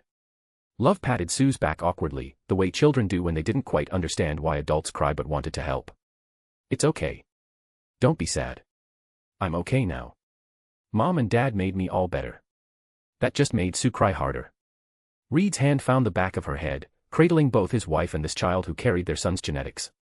Scott and Reed's eyes met over the embrace. A moment of silent understanding passed between them. Two fathers who'd made the same impossible choice. Who'd agreed to install genetic failsafes in their sons to protect them from a nightmare they hoped would never come. Scott gave a slight nod. Reed returned it. No words needed.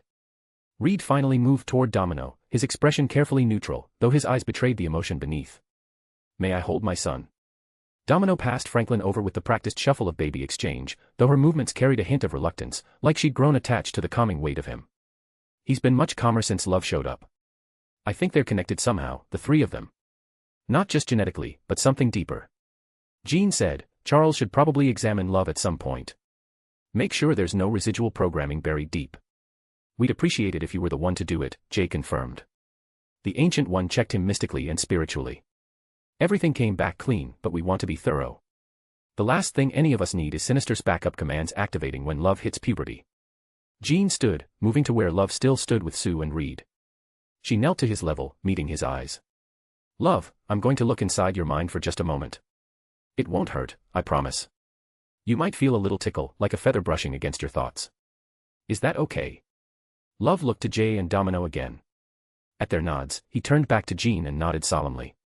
Jean placed her fingers gently against Love's temples. Her eyes closed. The room went quiet. What she found was remarkable in its simplicity. A child's mind, bright and curious and fundamentally innocent. Memories of waking up in Domino's arms, safe and warm. Jay's gentle voice explaining the world. Pancakes for breakfast. The babies who felt like family even though he'd just met them. Fear of the dark and love for his new parents that blazed like a sun.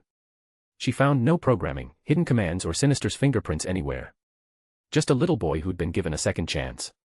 Jean's eyes opened. She smiled, genuine and relieved. He's clear. Just a child with normal thoughts, fears and loves.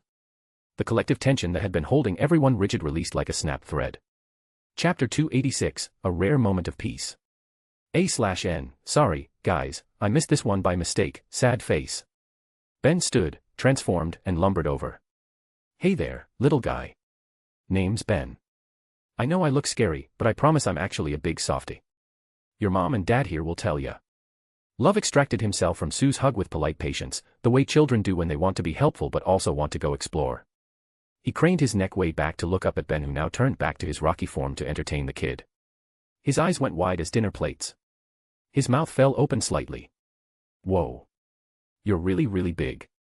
He reached out tentatively, his small hand hovering near Ben's rocky arm, then pulled back. Can I touch? Does it hurt you? Nah, kid. Go ahead. Feels like rock, 'cause it is rock. Weird, I know.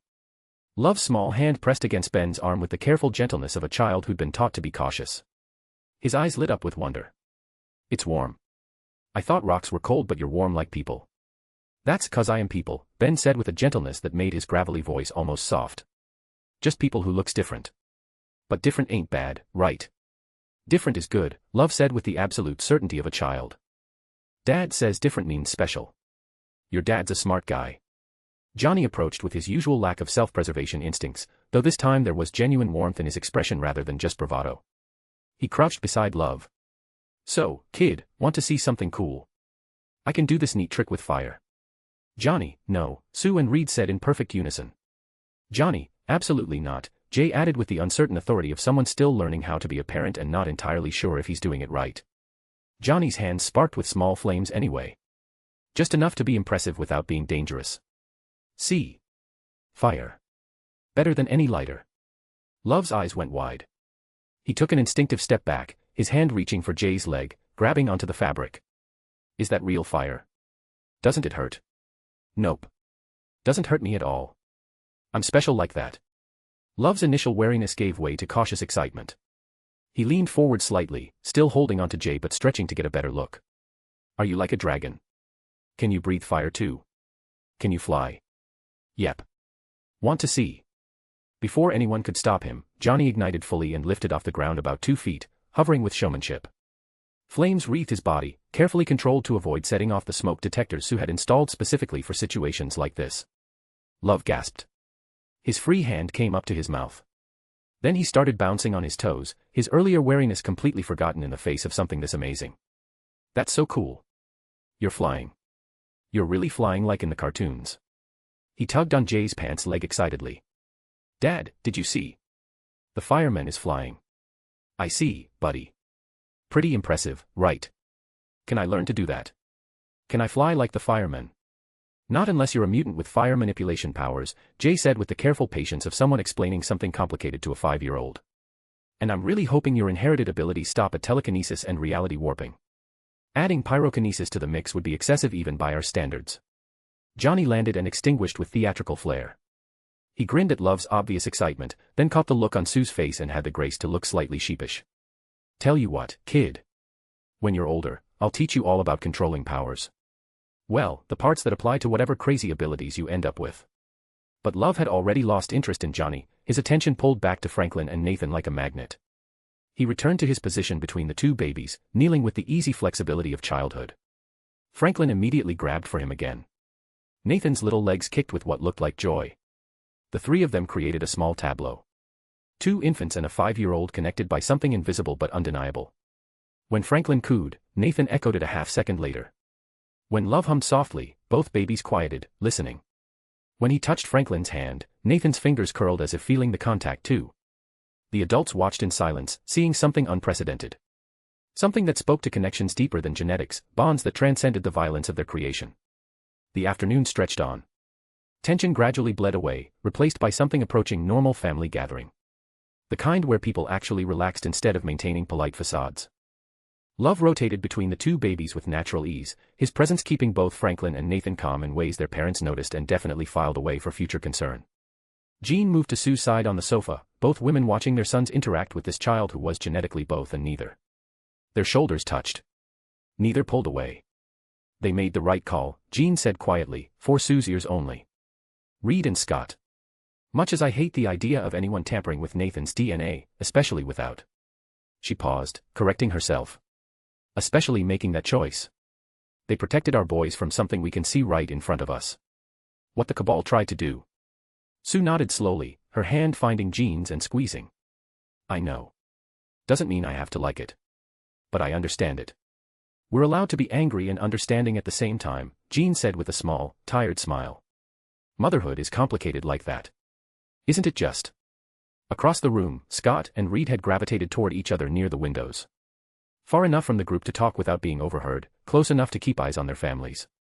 Jean told me she argued with you for a week, Reed said quietly, watching his son through the reflection in the window. She did, Scott confirmed. Kept asking what gave me the right to make that choice, even with her permission. Kept saying it felt like playing God. Sue asked me the same thing.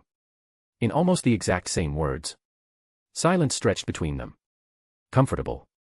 The silence of two men who'd made the same impossible choice and carried the same weight. I'd do it again, Scott said finally. So would I, Reed agreed. That was all that needed to be said. Hours passed. The sun tracked across the sky, painting the room in shifting patterns of gold and amber. Conversation drifted into safer waters. Parenting anecdotes shared with the knowing laughter of people who'd survived similar trenches. Power manifestation concerns discussed with the clinical detachment necessary to stay sane. The logistics of child-proofing homes for children who could potentially reshape reality debated with genuine intensity. Normal stuff, if you ignored the fact that they were discussing mutant abilities and cosmic-level threats with the same tone most parents used for teething problems and sleep schedules. Love gradually showed signs of the day catching up with him. His movements slowed. His eyes developed that glassy quality children get when fighting sleep. He kept returning to Domino, climbing into her lap for increasingly longer periods before the baby's sounds would pull him back. Finally, he climbed into Domino's lap and stayed there, his small body curling against her chest. His head rested on her shoulder. His eyes drooped despite his best efforts to keep them open. Mom, he mumbled, his words already slurring with exhaustion, the fireman is really cool. Can we get a fireman at home? We're not getting Johnny, Domino said, running her fingers through his hair with movements that were becoming more natural each time she did it. But maybe we can visit him sometimes. Okay. That's good too. His eyes closed fully. His breathing started to even out. I like it here. Everyone's nice. You had a big day, sweetheart, Domino murmured, more to herself than anyone else, still learning the rhythms of maternal comfort. Not tired, Love mumbled, the universal lie of children fighting sleep, his words barely audible. Want to stay and play more? You can play more after you rest, Jay said, moving to sit on Domino's other side, creating a small family unit within the larger gathering. His hand rested on Love's back, the touch still a bit uncertain but growing more confident. I promise Franklin and Nathan will still be here when you wake up. Promise. Love's voice barely rose above a whisper, already more asleep than awake. Promise, buddy. That seemed to satisfy whatever concern Love had been harboring. His body went fully limp, the boneless surrender of a sleeping child. His breathing deepened into the steady rhythm of genuine sleep. Sue watched them with an expression that cycled through emotions too complex to name. Wonder. Grief. Joy. Fear. Hope. All of it written across her features in equal measure. You two are going to be good parents.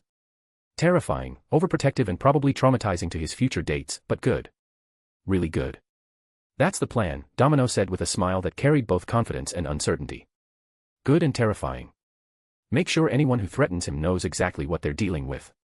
Jay confirmed with a nod, his eyes still on Love's sleeping face. Though I'm hoping we get at least a few months of relative peace before the next crisis.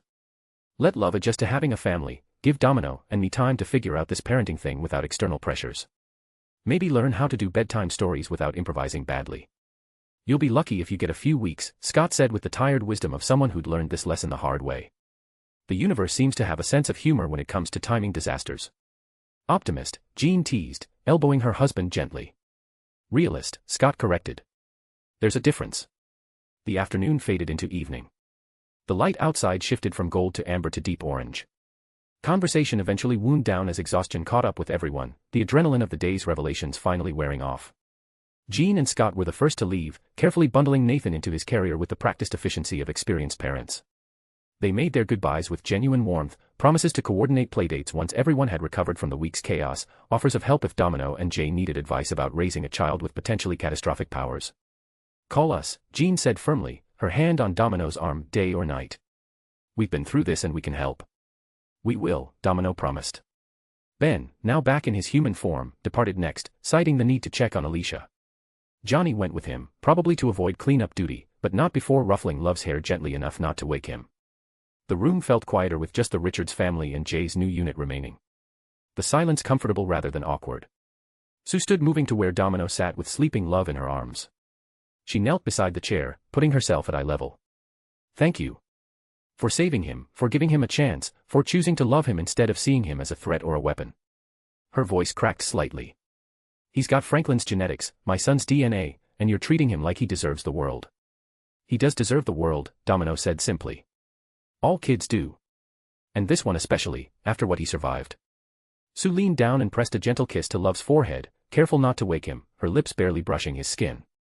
You're going to do great things, little one. I can feel it. Reed approached Jay, extending his hand. If you need anything, any resources, any scientific consultation, any help at all, you call us. He's family now.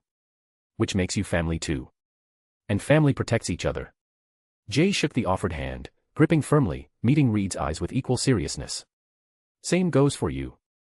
Franklin's my godson, which means if anything threatens him, they'll have to go through me first. Understood, Reed said with a small smile that carried genuine warmth. Though I suspect between all of us, any threat would be thoroughly neutralized before it got within a mile of any of our children. That's the idea. Blue light gathered around Jay and Domino. The familiar crackle and pop of teleportation preparing to fold space. Energy building in the air like static before a storm. Love stirred slightly at the energy discharge but didn't wake, his small face peaceful in sleep. Same time next month.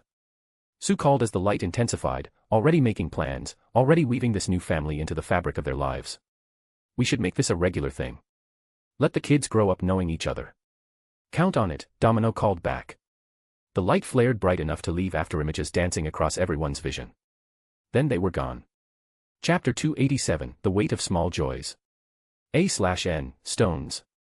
The blue light of teleportation faded, depositing Jay, Domino, and Love back in the heart of their savage land sanctuary.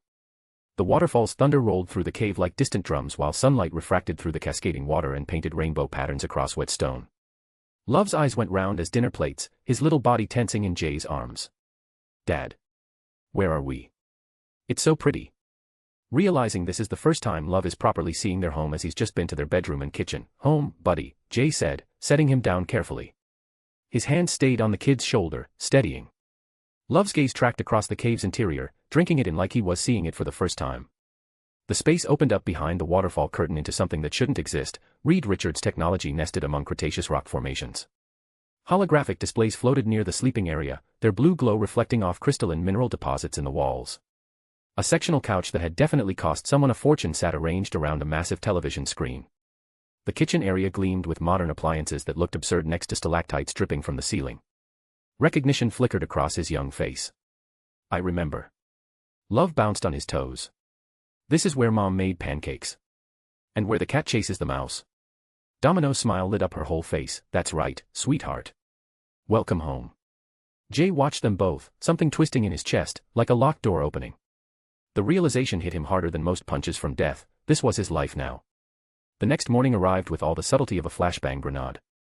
Love's little hands shook Jay's shoulder with the persistence of a telemarketer. Poke. Poke. Poke. Dad, I'm hungry. Can we have breakfast? Jay groaned, his brain still 3 states away from functional. Not used to being woken at dawn. Jay hadn't needed sleep regularly in months, and now, after his fight with death, his body remembered what exhaustion felt like. But the moment he cracked one eye open and saw Love's hopeful blue eyes, wide, earnest and completely convinced Dad could solve this crisis, resistance crumbled. Yeah, buddy. Let's go see what we can make. Domino lifted her head from the pillow, white hair falling across her face. One eye opened, tracked them, closed again. It's 5 in the morning. Kids don't understand time zones, Jay muttered, scooping Love up and heading toward the kitchen area. Or consideration, Domino called after them, but her voice carried amusement. Jay set Love down at the counter and stared at the kitchen like it might attack him. Cooking. Right. He could reshape reality, manipulate cosmic forces, and had once dogfought with fury, but making breakfast for a 5-year-old. Terrifying. What do you want, buddy? And please say cereal because that's about my skill level. Pancakes. Like Mom makes. Of course. 20 minutes later, the kitchen looked like a war zone with batter on the ceiling and somehow batter on the wall 6 feet from the stove. Love covered in flour like a tiny ghost while Jay contemplated whether he could steal the time stone to just make this never have happened and save face in front of his son. But the pancakes on the plate looked, pancake adjacent, close enough. Love attacked them with enthusiasm, his vocabulary expanding in real time. These are really good, Dad. Not as good as Mom's, but still really good. Thanks, son. Your honesty is refreshing. Domino emerged from the bedroom, took one look at the kitchen, and laughed so hard she had to lean against the wall. Don't, Jay warned. I'm not saying anything. You're thinking it very loudly. That's just your guilt manifesting. She crossed to Love, dropping a kiss on his flour-dusted head. Morning, sweetheart. Did Dad try to burn the cave down? Almost. But he caught it. Jay had, in fact, caught the kitchen towel that had somehow ignited, though he chose not to examine how that had happened. Domino caught his eye over Love's head, her expression softening with warmth. Domino's hand found his across the counter and squeezed once, a whole conversation in that single gesture. We're figuring this out. Together. Don't panic. Jay squeezed back. I'm already panicking. But I'm here. Love, oblivious to the adult emotional complexity happening above his head, kept eating. By the 3rd day, Jay had learned several critical things about parenting. 1. 5-year-olds have infinite energy, physics-defying, thermodynamics violating, and absolute perpetual motion. 2. The phrase, I'm not tired, is always a lie. 3. He had no idea what he was doing and was absolutely winging it. Domino had slipped into a teaching rhythm that surprised both of them, not the formal instruction of a hired tutor, but the practical knowledge of someone who'd survived by understanding how the world worked. Colors and shapes, numbers and letters, the names of things Love saw around the cave. The kid absorbed everything with startling speed, his enhanced genetics of course, giving him processing power that made learning feel less like education and more like downloading software. What's that? Love pointed at the waterfall one morning. Water falling from high up, Domino explained. Gravity pulls it down. Makes that sound you hear all the time, like thunder that never stops. Why doesn't it run out? Domino paused, looked at Jay, and Jay looked back while neither of them actually knew the hydrological specifics of their magical hidden valley. Because there's a lot of water, Jay tried. But where does it come from? Clouds. What's clouds? This was going to be a long childhood. Can we touch it? Love asked, already moving toward the cave entrance with the single-minded focus of a kid on a mission. Domino's hand shot out, snagged the back of his overalls. We can do better than that. Her eye glinted with something that looked dangerously like mischief. We can swim in it. Jay opened his mouth to object, to point out the million ways this could go wrong with the water pressure, the rocks, the fact that Love probably couldn't swim. Domino shot him a look that clearly said, we're doing this. We are literal demigods. Stop being paranoid. Fair enough. The pool at the base of the waterfall stretched out in crystal-clear brilliance, fed by the cascade and draining away through underground channels. Mist hung in the air like suspended diamonds while the roar of falling water filled everything and made conversation nearly impossible. Love stood at the edge, tiny toes curling against smooth stone, his face cycling through emotions, excitement, uncertainty, determination. It's really loud. It is. Domino had to shout over the thunder. You ready? Love nodded, grabbed her hand, and jumped. The splash sent water 3 feet in every direction. When Love's head broke the surface, his shriek of delight probably scared every dinosaur within a mile radius. He spun in circles with his arms spread wide, letting the mist soak his clothes and hair and face and everything. Water plastered his brown hair to his skull, made his blue eyes seem impossibly bright.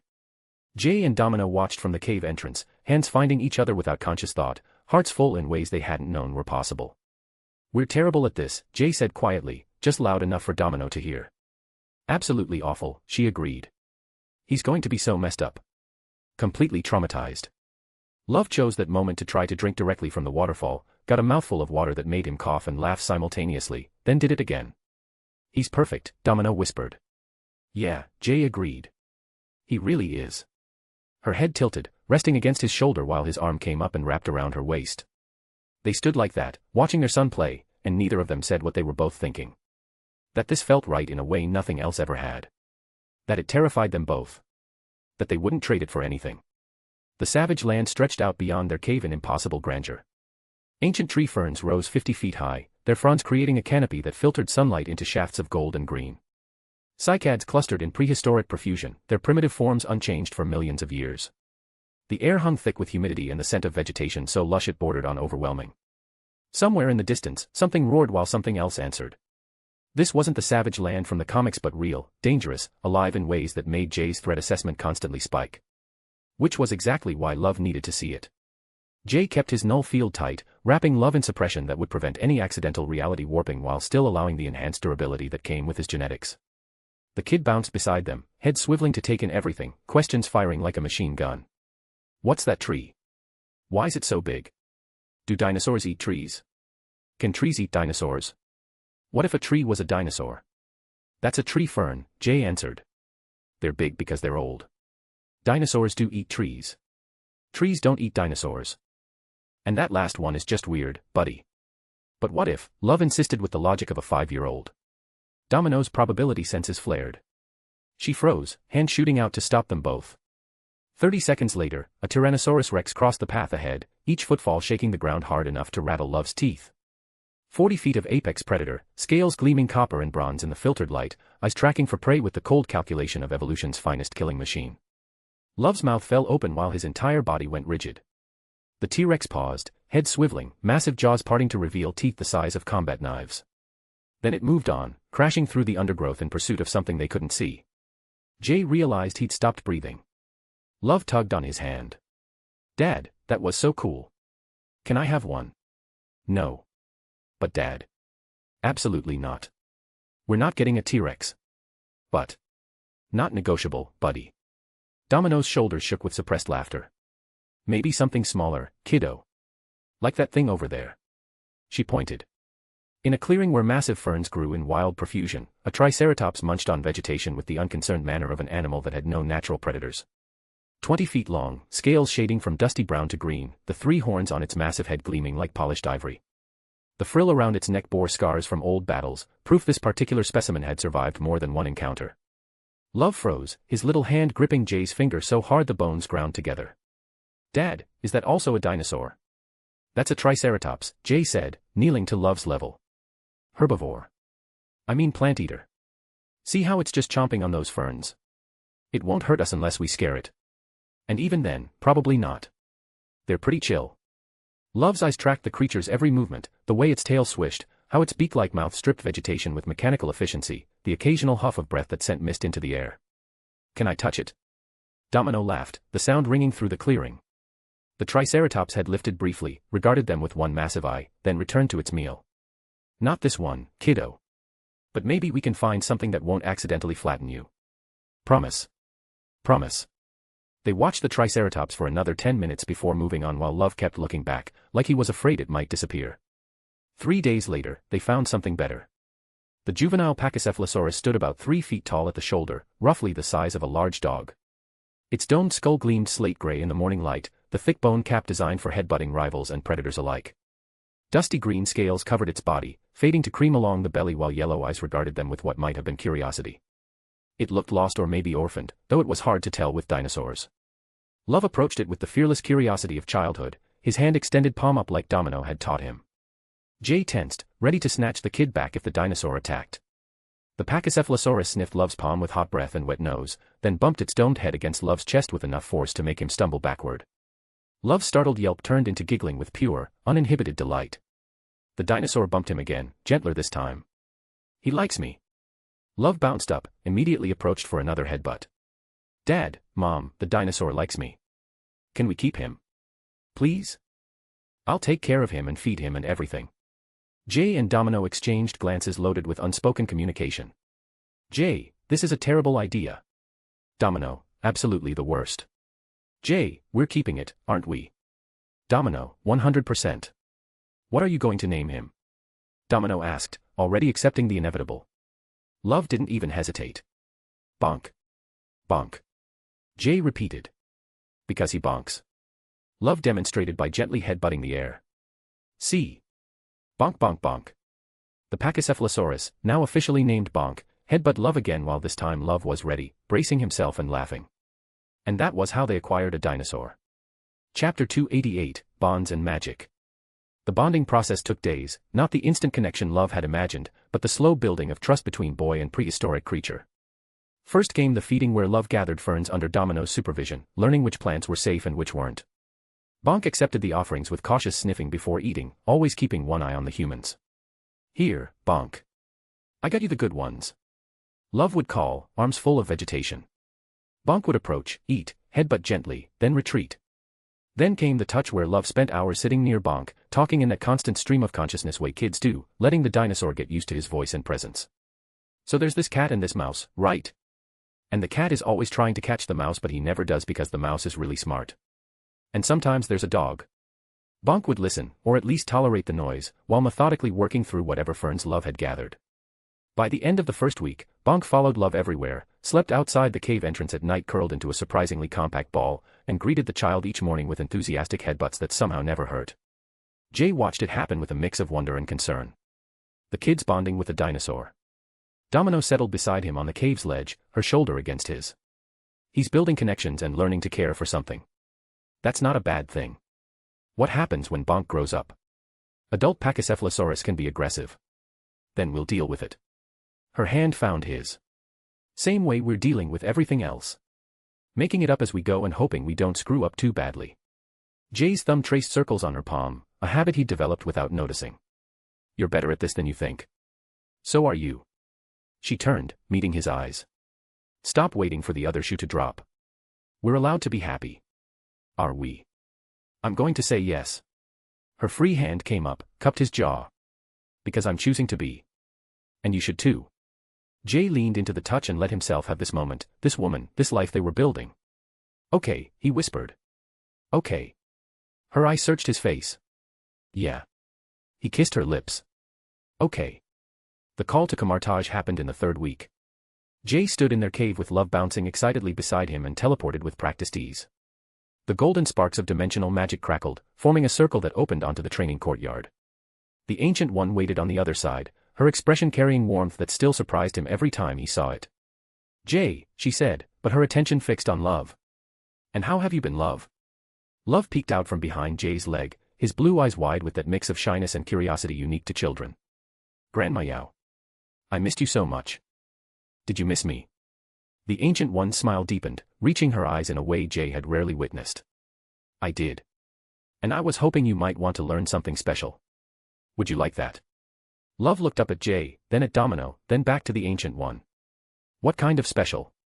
Magic, the Ancient One said simply while raising her hand. Golden light bloomed in her palm, spinning into geometric patterns that rotated through impossible dimensions. Would you like to learn how to make the pretty lights yourself? The child's face lit up like someone had turned on a spotlight inside him. He nodded so enthusiastically his whole body vibrated, nearly losing his balance. What followed became more than just weekly training but routine, structure, something Love could count on. Every few days, Jay would teleport them to camartage where Love would burst through already talking, already excited, already ready to learn. The Ancient One had infinite patience with the child and taught him to sense mystical energy through games that looked like play but carried serious instruction beneath the surface. "Close your eyes, little one," she'd instruct, her voice carrying that ageless quality that made it impossible to tell if she was amused or serious. "Feel the energy around you. It moves like water, flows like air. Tell me where it gathers most strongly." Love would scrunch his small face in concentration, his hands waving in the air like he was conducting an invisible orchestra. There. No, wait. Wait, there. He was wrong the first dozen times, got frustrated, and stomped his foot. "It's too hard. I can't feel anything." The Ancient One never showed impatience. "Then we try differently. Magic is not the same for everyone. Some feel it as warmth. Some as light. Some as sound. What do you feel when you close your eyes and think very hard?" Love scrunched his eyes shut so hard his whole face crinkled. Like humming. But not in my ears. In my tummy." "Excellent." The Ancient One's approval carried genuine pride. "That is your connection to the mystical. Now, follow that humming. Let it guide you." It took 3 weeks of near-daily practice before Love managed to create his first spark. A mote of golden light, smaller than a firefly, flickered in his palm for maybe 3 seconds before winking out. But it was real, genuine magic, not inherited power or genetic gift, but skill he'd learned through effort and practice. Love stared at his empty palm, mouth hanging open, then looked up at the Ancient One, at Jay, at Domino. "I did it," he whispered. "I made magic." His shout of joy echoed through the entire monastery, probably startling novices 3 courtyards over. He bounced on his toes, jumped up and down, spun in circles. "Did you see? Did you see? I made the light. It was right there." Jay and Domino, watching from where they'd been pretending not to hover nervously, felt pride crash over them like a tidal wave. Jay's throat went tight while Domino's eye got suspiciously bright. "Our son just cast his first spell," Domino said quietly, her voice rough with emotion. "Kid's going to be a sorcerer," Jay agreed. His hand found hers, squeezed hard enough to ground them both. "Among other things. That doesn't terrify you?" "Everything about this terrifies me." He turned, met her eye. "But I wouldn't change it." The Ancient One approached them while Love tried desperately to recreate his success, his small face scrunched in concentration, golden sparks sputtering in and out of existence. "He has extraordinary potential as we assumed." "Is that safe?" Jay asked. With his other abilities still dormant. The Ancient One's expression turned thoughtful, almost calculating. "Actually, this may be the wisest path." Her gaze remained on Love, who'd managed to create another spark and was now trying to make it dance. Magic demands discipline, focus, and understanding that actions have consequences. She paused, choosing her words. Teaching him these principles now, while his reality-warping abilities remain suppressed, gives him tools and a framework. When his other powers manifest, he will already understand the weight of what he can do. Jay processed that, and it made a disturbing amount of sense. "You're teaching him restraint before he has the power to need it." "Precisely." The Ancient One smiled, but it carried an edge. "The most dangerous sorcerers are those who gain power before wisdom. Your son will have both, in the correct order." Wong chose that moment to stride across the courtyard, his expression carrying its usual stern disapproval. He stopped, regarded Love with the intensity of someone examining a particularly interesting specimen. "The child has potential," Wong said flatly. "Also terrible form. His stance is completely wrong." Love looked up, confused. "What's a stance?" "The foundation of all spell work." Wong moved with surprising speed for someone so solid, adjusting Love's feet with precise taps. "Feet shoulder width. Balanced. You cannot draw from the earth if you are standing like a drunken crane." "I'm not a crane. I'm a boy." "Then stand like one." But Wong's mouth twitched, almost smiled though it didn't, but almost. Mordo observed from a distance, arms crossed, expression unreadable. When he finally approached, his voice carried skepticism. "Teaching one so young is dangerous. Especially one with his genetics." The Ancient One's response was mild. "All teaching is dangerous, Master Mordo. That is why we do it carefully. And if he loses control, then we will be here to guide him back." She turned, meeting Mordo's gaze with calm certainty. "Just as we were for you. And Wong.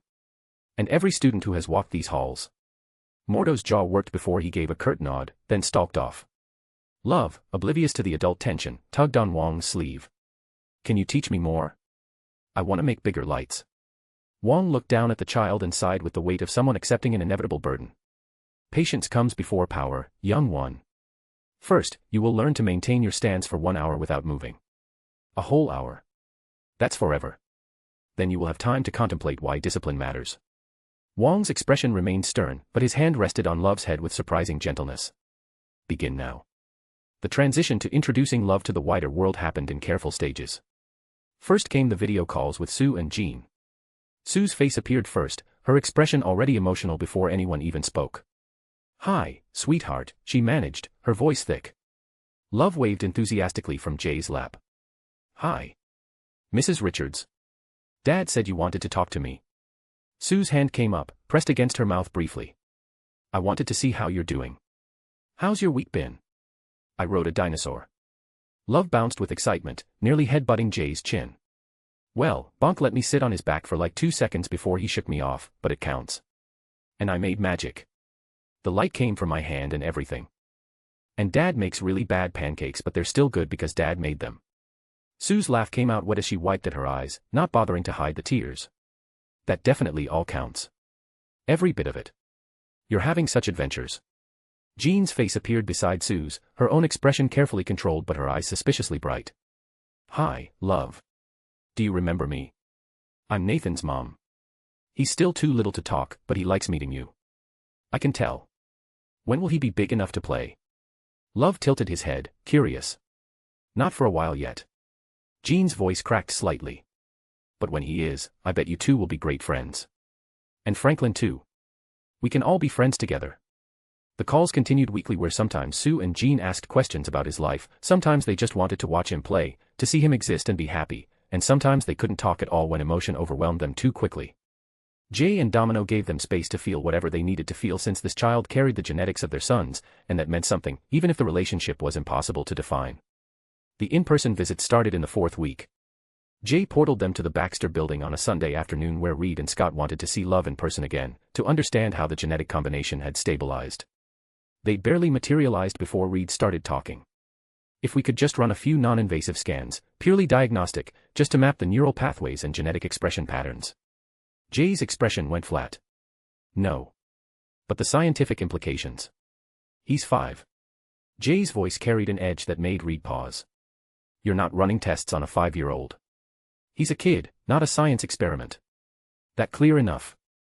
Reed flinched with actual shame crossing his features. "You're right. I'm sorry. Sometimes I get caught up in the puzzle and forget there's a person at the center of it." "Yeah. Don't." Jay's hand rested on Love's shoulder, protective. "Forget again and we'll have a problem." Love, who'd been watching the adults with wide eyes, tugged on Jay's sleeve. "Are they mad at us?" "No, buddy." Jay knelt, meeting his eyes. "Just making sure everyone understands the rules." "That okay?" "Okay." Love's attention immediately shifted to the massive windows overlooking the city. "Whoa. You can see everything from up here." Franklin and Nathan were there, both babies regarding Love with that same intense focus from their first meeting, the connection still undeniable and still impossible to explain. When Love approached, both infants reached for him while Franklin cooed and Nathan kicked his legs. Love knelt between them, carefully like he'd been taught, and let them grab his fingers. "Hi, Franklin." "Hi, Nathan. I learned new magic. Wanna see?" He created a tiny spark of golden light in his palm that flickered weakly but held. Both babies' eyes tracked the light with laser focus while Franklin made a happy gurgling sound and Nathan's little hands opened and closed like he was trying to grab the magic itself. Sue watched with her hand over her heart while Jean's arm wrapped around her shoulders, both women processing something too complex for words. The afternoon stretched into evening where Love played with the babies under supervision, showing them his magic tricks, telling them about Bonk and the Savage Land and how Dad makes really bad pancakes. The infants couldn't understand the words, but they listened anyway, rapt. When it came time to leave, Love hugged both babies carefully. "I'll come back soon," he promised. "And when you're big, we'll play together." "Okay." Franklin cooed agreement while Nathan grabbed a fistful of Love's hair and refused to let go until Jean gently extracted his fingers. As blue light built around them for departure, Love waved enthusiastically. "Bye, Franklin." "Bye, Nathan." "Bye, Franklin's mom and Nathan's mom." The portal closed, leaving Sue and Jean standing in sudden silence. Chapter 289, Family Found. The old Queen's warehouse felt different this time. Jay stood at the entrance with Domino beside him and Love's hand in his while the familiar space looked exactly as he remembered, concrete floors, exposed rafters, the battered couch and makeshift kitchen. But now his inner circle waited inside, the people who'd become his first family in this reality. Maria stood near the workbench, her arms crossed, her expression carrying both curiosity and calculation as she'd been watching them since they arrived, probability senses no doubt analyzing every interaction. Bobby leaned against the kitchen counter, weathered face carefully neutral in that way that meant he was feeling more than he'd admit. Max hovered by the stove where something was already cooking, filling the warehouse with scents that made Love's nose twitch. Linda sat on the couch, her hands twisted together, her eyes already suspiciously bright. Old Tom occupied his corner chair, regarding the proceedings with the 1,000-yard stare that spoke of too many years and too much seen. Jay's throat felt tight since these people had taken him in when he'd been nobody, had trusted him despite every reason not to, and had become the foundation he'd built everything else on. And now he was introducing them to his son. The weight of that moment threatened to crush him. Domino's hand squeezed his, grounding, while her eye met his. "We've got this. Guys," Jay said, his voice carrying more nervousness than when he'd faced cosmic abstracts, "there's someone I want you to meet." He gently nudged Love forward while the kid looked up at the assembled group with wide blue eyes, then glanced back at Jay for reassurance. "It's okay, buddy. These are my friends. They're good people." Love took a breath that puffed out his little chest before stepping forward and offering his hand with the careful formality Domino had been teaching him. "Hello, my name is Love. It means the love of both my mom and my dad." The warehouse went dead silent, the kind of silence that rang in the ears. Bobby pushed off from the counter, moved slowly, then knelt to bring himself to eye level with the child while his calloused hand engulfed Love's tiny one. "Well now, Love, that's just about the finest name I ever heard." His voice carried the rough edges of too many cigarettes and not enough sleep, but gentled for the kid. "Name's Bobby.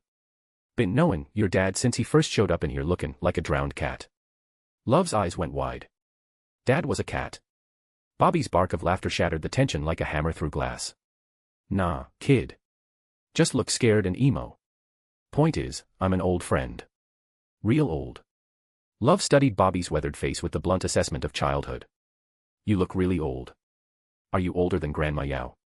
More laughter, this time from multiple throats. "Not quite that old, kid," Bobby said, his grin showing teeth. "But gettin' there. Few more years and I'll need a walker." Max crossed from the kitchen, crouching with practiced ease while his whole face transformed when he smiled, ears dropping away, eyes crinkling. "Hey there, little man. I'm Max. I'm the guy who made sure your dad doesn't starve, which is harder than it sounds, 'cause the man eats for a whole football team." Love's eyes got even wider. "You make food. Can you make pancakes?" "Mom makes really good pancakes, but Dad's are kind of bad." He says, variety is learning to accept failure gracefully. Jay groaned. "I did not say that." Domino's shoulders shook with suppressed laughter. Max grinned. "Kid, I can make pancakes that'll change your whole life. Chocolate chips, blueberries, whatever you want. Your dad's been holding out on you." Love spun to face Jay, his expression one of complete betrayal. "Dad. You didn't tell me pancakes could have chocolate. That's mean." Jay threw up his hands in surrender. "Guilty. I'm a terrible parent. Max is clearly superior in all ways. This is my life now." The laughter that followed felt like acceptance. Maria approached next, moving with the fluid grace that came from years of combat and probability manipulation as she studied Love with an intensity that made the kid shift slightly closer to Jay's leg. Then her expression softened, warmed in a way Jay had rarely seen. "You've got your mom's eyes," she said to Domino, her voice carrying genuine warmth. Domino's smile turned genuine. "He's smarter than he gives off. Give him a few years and he'll be running around and impossible things, and that's just terrifying." But Maria said it with approval. Linda rose from the couch, moving carefully like she was approaching something precious and fragile while her eyes were already wet, tears tracking down her cheeks unchecked. When she knelt, her hands twisted together to keep from reaching out uninvited. "Can I give you a hug, sweetheart? I promise I'm not scary even though I look ready to cry. I'm just really happy to meet you." Love looked to Domino, who nodded encouragement, then the child stepped forward and was immediately enveloped in Linda's arms, her embrace fierce but gentle, like she was holding something infinitely valuable. "Thank you," Linda whispered, so quiet only those nearby could hear, her voice breaking. "Thank you for giving our Jay something to fight for beyond just survival. For giving him a reason to build a nest." When she released him, Love looked confused but not uncomfortable. "Why are you thanking me? I didn't do anything special. I'm just me." "Exactly," Linda said simply. "That's everything." Old Tom had remained silent throughout, but now he cleared his throat with a sound like grinding gravel while everyone tensed slightly. Bobby's hand moved subtly toward where he kept a knife while Maria's probability senses flared, calculating threat percentages. Tom's previous incidents for science had left everyone cautious. The old man fixed Love with a stare that had made grown men nervous, his eyes carrying the weight of too many years and too much violence. "Boy," Tom said in his gravelly voice, each word measured. "You planning to take care of your folks? Make sure they don't do anything stupid." Love's small chest puffed out while his chin lifted with 5-year-old determination. "I'm going to protect them. Dad taught me that family protects each other. So I'll protect Dad and Mom and make sure they're safe." Tom stared at him for a long moment while the warehouse held its breath. Then the old man's weathered face cracked into something that might have been a smile, though it might have been, and was hard to tell with all the scars. "Good answer, kid." Tom's nod carried approval. "You remember that. Keep your folks safe. They need it more than they'll admit." He stood, grabbed his jacket, and headed for the door without another word. The tension bled out of the room. Bobby whistled low. "Well, that went better than expected." Tom actually smiled. "Pretty sure that's a sign of the apocalypse." The hours went by while Max cooked, creating dishes that made Love's eyes roll back in pleasure. Chicken that fell off the bone, vegetables that somehow tasted good despite being vegetables, bread so fresh it steamed when broken open, and dessert that involved chocolate in ways Love hadn't known were possible. "This is amazing." Love mumbled around a mouthful of chocolate cake. "This is the best food ever. Can you teach Dad to cook like this?" "Kid, I've been trying for months," Max said with mock seriousness. "Your dad's a lost cause. Man can bend reality but can't follow a recipe." "I resent that," Jay protested. "I can follow recipes fine. You set water on fire the first time I thought you." That was an outlier." Domino leaned against Jay's shoulder, her hand finding his under the table. "Admit it. You're terrible at cooking. You make disasters that happen to be pancake-shaped. You're all ganging up on me. This is mutiny." Love giggled, chocolate smeared across his face. "Dad's bad at cooking. Dad's bad at cooking." "Betrayed by my own son," Jay declared dramatically. "This is my life now." Bobby told stories as the meal wound down, carefully editing out the more violent parts but keeping the humor intact while his gravelly voice painted pictures of Jay's early days in this world. As the sun set and Love began showing signs of exhaustion, curling up in Domino's lap, the group's mood shifted. Maria settled beside Jay while Domino carried Love to the couch for an impromptu nap. "You're really doing this," Maria said quietly. "The whole parent thing." "No going back," Jay confirmed while his eyes tracked Domino as she settled on the couch with Love's small body already limp with sleep against her. "He's ours. For better or worse." "Good." Maria's voice carried weight. "Kid needs you. Both of you. And from what I'm seeing." She paused, choosing words carefully. "You need him too." Jay wanted to argue, to insist he'd been fine before, that he hadn't needed anything or anyone, that he'd been perfectly capable of functioning solo. But the words stuck in his throat. Because Maria was right. Something fundamental had shifted when Love entered their lives where the constant edge of paranoia had dulled, the driving need to always be 10 steps ahead had eased, and the voice in his head constantly calculating threats and plotting contingencies had quieted. He had something worth protecting that was immediate and tangible and utterly dependent on him being better than he'd ever been before. And more than that, he wanted to be better, not out of necessity or strategy, but because this kid deserved parents who gave a damn. "Yeah," Jay said finally, his voice rough. "We do." Maria's hand squeezed his shoulder once, brief and understanding, then she moved away. Bobby approached last, his weathered face serious. "You're gonna screw up," he said bluntly. "Gonna make mistakes. Gonna have days where you wonder what the hell you were thinking. That's parenthood. Encouraging. Ain't supposed to be encouraging. Supposed to be honest." Bobby's expression softened. "But you'll figure it out. Same way you figure out everything else. By refusing to quit even when it gets hard. And if I can't, if I'm not enough, then you got Nina. You got us, the inner circle. You got a whole network of people who'll help." Bobby's hand gripped Jay's shoulder, solid and grounding. "Kid's got more family than most. He'll be fine. Question is whether you'll let yourself be happy about it." Jay looked at Love sleeping on the couch, small and peaceful and utterly trusting, then looked at Domino watching their son with an expression of fierce protection and endless tenderness. "I'm getting there," he said quietly. "Good enough." Bobby stepped back. "Now get your family home before the kid wakes up cranky. Nobody needs that." Chapter 290, Home. A/N, Stones. Image here. The months blurred together after that. Mornings with Love demanding breakfast and cartoons, his small voice filling the cave with constant chatter, while afternoons brought exploring the savage land, teaching the child about dinosaurs and ecology and why he absolutely could not ride a Tyrannosaurus no matter how much he begged. "But Dad, I could be really careful." No. But I'd wear a helmet. Still no. But. Not happening, buddy, and that's final. Evenings brought magic lessons at Camartage where Love's skills grew incrementally while Wong had taken to supervising the child's training with stern approval, correcting his stance and form with endless patience that surprised everyone. Your balance is terrible, Wong would say. I'm trying. Try harder. Magic demands perfection. You sound like Grandma Yao. The Ancient One has wisdom. You should listen. Or video calls with extended family where Love told Franklin and Nathan about his adventures through the screen while both babies watched with rapt attention. Or simply watching Tom and Jerry while Love provided running commentary. The mouse is so smart. The cat never wins. That's the point, buddy, Jay explained with Domino tucked against his side on the couch and Love sprawled across both their laps. Jerry's the underdog. Everyone roots for the underdog. Love processed this with the seriousness of a child contemplating philosophy. What's an underdog? Someone who's smaller or weaker but wins anyway through being clever. Love's face scrunched up in thought. Like how you beat Lady Death.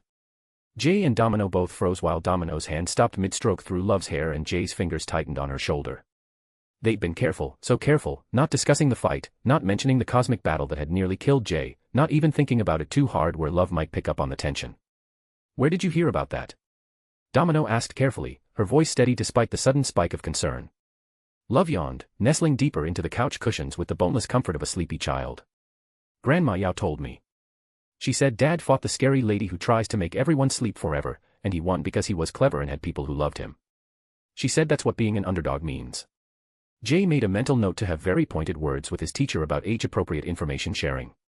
Did she now? He managed. Well. That's one way to put it. She also said you're going to teach me to be clever like you, Love continued, his eyes already drooping, words slurring slightly with exhaustion. So I can protect people too when I'm big. But for now I should just be little and let you and Mom do the protecting. Jay's chest went tight while his hand came up and rested on Love's head with infinite gentleness. That's the plan, he said softly. You just focus on being a kid. Let us handle the scary stuff. Okay, Dad. Love's eyes closed fully, his breathing already evening out into sleep-steady rhythm. Love you. Love you too, Mom. Domino's voice came out rough. Love you, sweetheart. Jay echoed her, his own throat tight. Love you, buddy. They sat there long after Love fell asleep, neither wanting to move, neither willing to break the moment. Finally, Domino spoke. We're doing okay at this, right? The parent thing. Jay considered, thought about the burned pancakes and the mistakes and the constant fear that he was screwing everything up, then thought about Love's laughter and his growing magic skills and the way he'd fearlessly introduced himself to their found family. Yeah, he said. I think we are. Good. Domino's hand found his, fingers interlacing. Because I don't know what I'm doing half the time. Neither do I. But we're figuring it out together. Together, Jay agreed. He looked down at Love sleeping across their laps, small and perfect in theirs, then at Domino beside him with her white hair falling across her face and her eyes soft with affection. This was his life now, not temporary, not a phase, but this. And for the first time since landing in this world, Jay felt something he'd almost forgotten existed. Home. Bonk chose that moment to stick his domed head through the cave entrance, snuffling for Love and looking disappointed to find the kid asleep. The dinosaur settled outside anyway, curling into a ball just past the waterfall's spray, keeping watch. Even the dinosaur had become part of this strange, impossible, perfect family they'd built. Jay let himself relax, let the tension drain from his shoulders, and let himself have this peace. Tomorrow he's need to move forward with his plans and fulfill his promises, since the world didn't stop turning just because he'd become a father. But tonight, he had this. The savage land dawn painted the sky in shades of amber and rose, light filtering through the prehistoric canopy in shafts that made the mist glow like spun gold. Jay stood at the cave entrance, coffee in hand, watching as Bonk and Love played near the waterfall pool. The Pachycephalosaurus had grown in the months since they'd found him, now standing nearly 4 feet at the shoulder, his dome head gleaming in the morning light.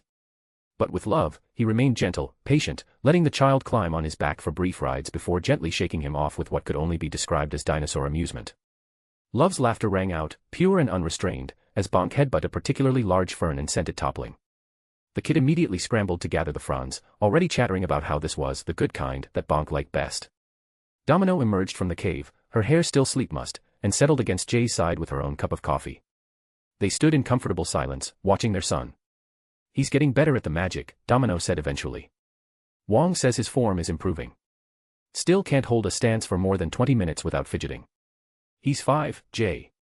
20 minutes is pretty impressive. Fair point. Jay's arm wrapped around her waist, pulling her closer. The Ancient One wants to start him on basic shields next month. Think he's ready? I think if we wait until I'm ready for any of this, he'll be 30. Domino laughed, the sound carrying warmth that settled something in Jay's chest. Reed called again, she said after a moment. Wants to schedule another visit. Sue too. They're talking about making it a monthly thing, all the kids together. Jay processed that, the image of Love playing with Franklin and Nathan, the three of them growing up with this impossible connection that defied easy explanation. That could work, he said. As long as they understand the rules. No tests, no scans, no treating him like a science experiment. Exactly. Love chose that moment to sprint toward them, Bonk lumbering behind at what passed for a run in a juvenile Pachycephalosaurus. Dad. Mom. Watch this. The kid planted his feet in what was almost the correct stance, his small face scrunching with concentration. Golden light flickered in his palm, stronger than before, holding for nearly 5 seconds before sputtering out. But the pride on his face could have lit the cave. Did you see? I made it last longer. Wong's gonna be so happy. Jay knelt, meeting his son at eye level. That was amazing, buddy. You're getting really good at this. I've been practicing. Every day. Just like Wong said. Love bounced on his toes. Can we go to Kamartaj now? I want to show him. After breakfast, Domino interjected, her hand resting on Love's shoulder. And after you helped Dad clean up the kitchen from yesterday's pancake disaster. But Mom.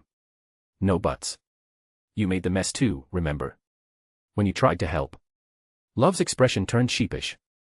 I didn't mean to drop the eggs. I know, sweetheart. But we still have to clean it up. Can Bonk help? Bonk is a dinosaur. He doesn't have thumbs. Oh. Right. The child scampered back into the cave, already chattering about how he'd organize the cleaning, what order they should do things in, whether they could use magic to make it faster. Jay and Domino followed more slowly, hands linked, hearts full. This is really our life now, Domino said, wonder coloring her voice. Raising a kid who's learning magic while befriending dinosaurs in a hidden valley. This is actually happening. Terrifying, isn't it? Completely. She turned, met his eyes. I wouldn't change a single thing. Jay pulled her close, pressed a kiss to her forehead. Neither would I. From inside the cave came a crash, followed by Love's voice, I'm okay. The eggs are not okay, but I'm okay. That's our cue, Jay sighed, but he was smiling. They headed inside together, ready to face whatever chaos the day would bring. Because this was their life now, pancake disasters and magic lessons, dinosaur companions, and video calls with extended family, the constant challenge of raising a child who carried the potential to reshape reality itself. It was messy and complicated and nothing like what Jay had imagined when he'd first landed in this world. It was perfect. Later that night, after Love had finally crashed from exhaustion, after the kitchen had been cleaned, mostly, and Bonk had settled outside for the night, Jay and Domino stood on the cave's ledge overlooking the savage land. The stars wheeled overhead in their ancient patterns while somewhere in the distance, a dinosaur called out and was answered. You know what the scariest part is? Jay said quietly. What? I'm happy. He turned to face her fully. Actually, genuinely happy. And I keep waiting for something to ruin it. Domino's hand cupped his jaw, her thumb tracing his cheekbone. Stop waiting for disaster. We fought for this. We earned this. Let yourself have it. What if I'm not enough? What if I fail him? Then we fail him together. Her eye held his, unwavering. But we won't. You know why? Why? Because you care enough to worry about it. That's already more than most kids get. She pulled him closer. We're going to screw up. We'll make mistakes. But we'll also be here, every single day, doing our best. That's all anyone can do. Jay let her words sink in, let himself believe them. Okay, he whispered. Okay. Yeah. He kissed her, slow and deep, pouring everything he couldn't say into the contact. Okay. They stood like that for a long moment, wrapped in each other, the sounds of the savage land surrounding them. Finally, Domino pulled back slightly, her expression turning mischievous. So, about those pancakes tomorrow. Don't start. I'm just saying, maybe we let Max teach you before Love develops permanent trauma from your cooking. I hate you. No, you don't. No, Jay agreed, his smile genuine and unguarded. I really don't. They headed back inside where Love slept peacefully, one small hand curled against his chest, the other hanging off the edge of the bed. Jay adjusted the blanket, tucked it around his son with gentle hands. Domino leaned against the doorway, watching them both. What? Jay asked, catching her expression. Nothing. But her smile said everything. Just thinking how far we've come. Yeah. Jay crossed to her, pulled her against his side. We really have. Together, they settled onto the couch, Domino curled against Jay's chest, his arms wrapped around her. The waterfall's thunder filled the silence, constant and soothing. Tomorrow would bring new challenges, magic lessons and video calls, dinosaur wrangling and pancake attempts, the endless questions of a curious 5-year-old and the weight of preparing him for a future they couldn't fully predict. But tonight, they had this. Peace. Safety. Family. Home. And really, what more could anyone ask for? Outside, Bonk lifted his head briefly, scanning the perimeter with the instincts of a creature millions of years in the making, then settled back down. The guardian of the cave entrance. The family's dinosaur. Just another part of their strange, impossible, perfect life. Jay closed his eyes, let himself sink into the moment, and finally, truly, let himself rest. Chapter 291, Super Promise. The morning sun filtered through the waterfall in shifting patterns where each droplet caught light and threw it back in miniature rainbows. The cave smelled of maple syrup and coffee, domestic scents that still felt foreign even after months, while Love sat at the kitchen table, legs swinging, fork stabbing at pancakes as he recounted his latest adventure with Bonk. So Bonk bonked the tree, right? And all these fruits went boom and fell everywhere. His blue eyes shone bright.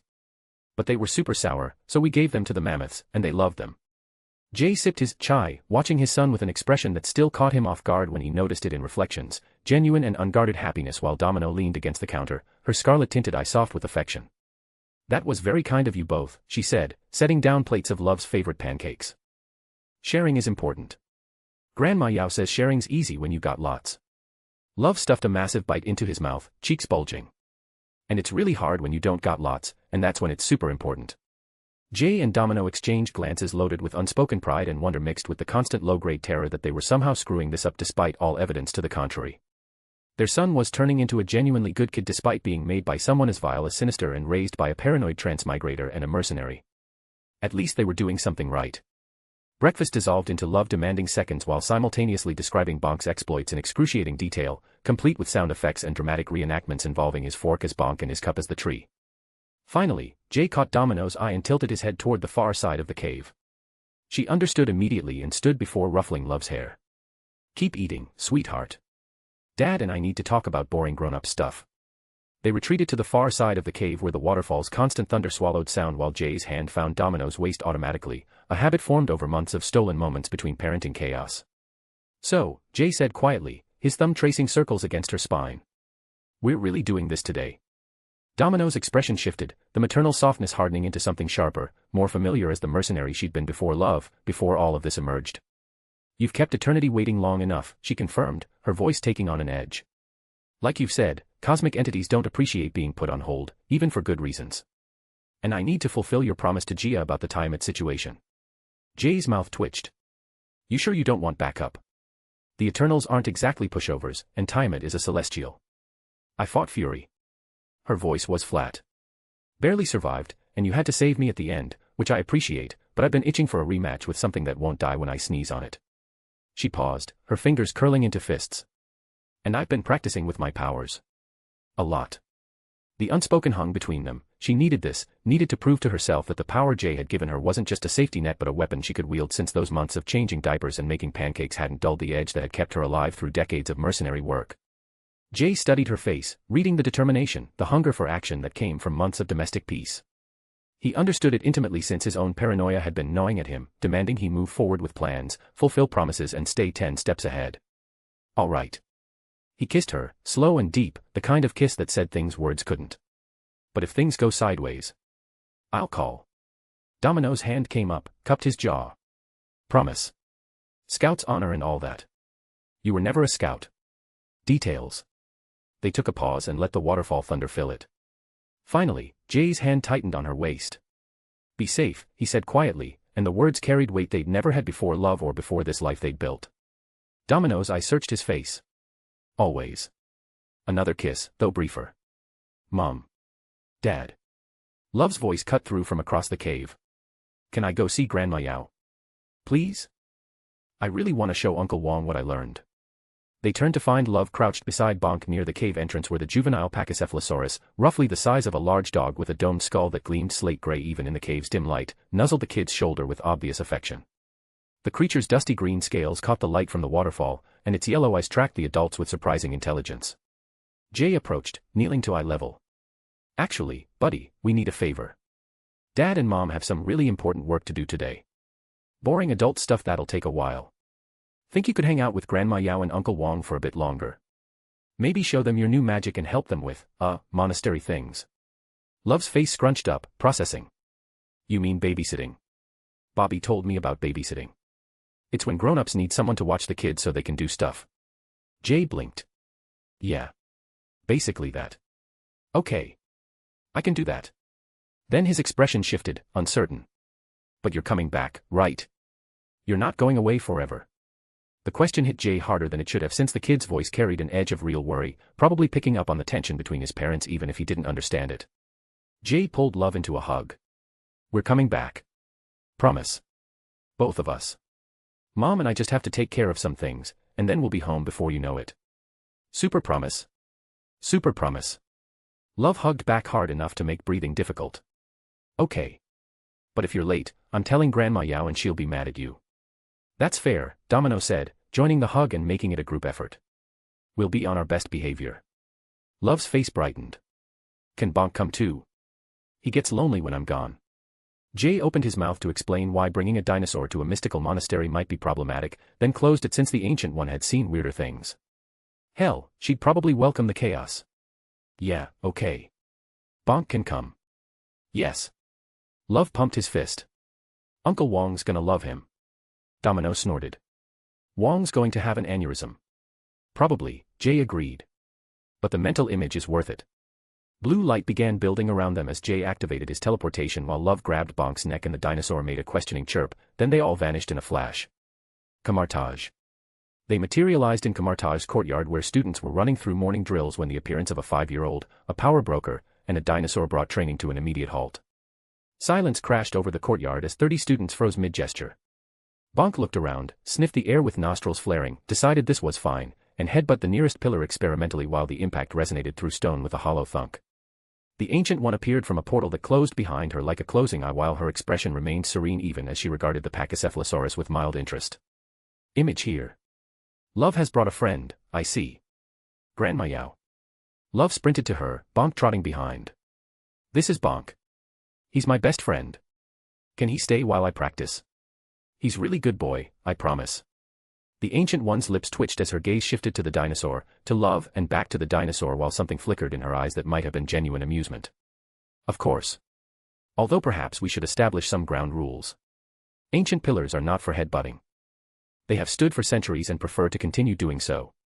Bonk chirped, head tilting the other direction. "I don't think he understands English, Grandma Yao." "Then you will teach him through example.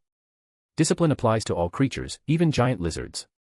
Wong emerged from the library, his arms full of ancient texts, took one look at the scene, and his entire body went rigid as the books tumbled from his grip, landing in a heap at his feet while his eye twitched.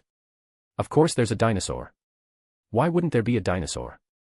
Love beamed and held out his palm, his small face scrunching in concentration, tongue poking out slightly as golden light flickered, sputtered and then solidified into a multi-layer circle, concentric rings rotating in opposite directions, runes blazing along each band. The construct held for 3 full seconds before collapsing. Wong's expression softened as he crouched, bringing himself to Love's level, and his hands moved with precise gentleness to adjust the kid's fingers.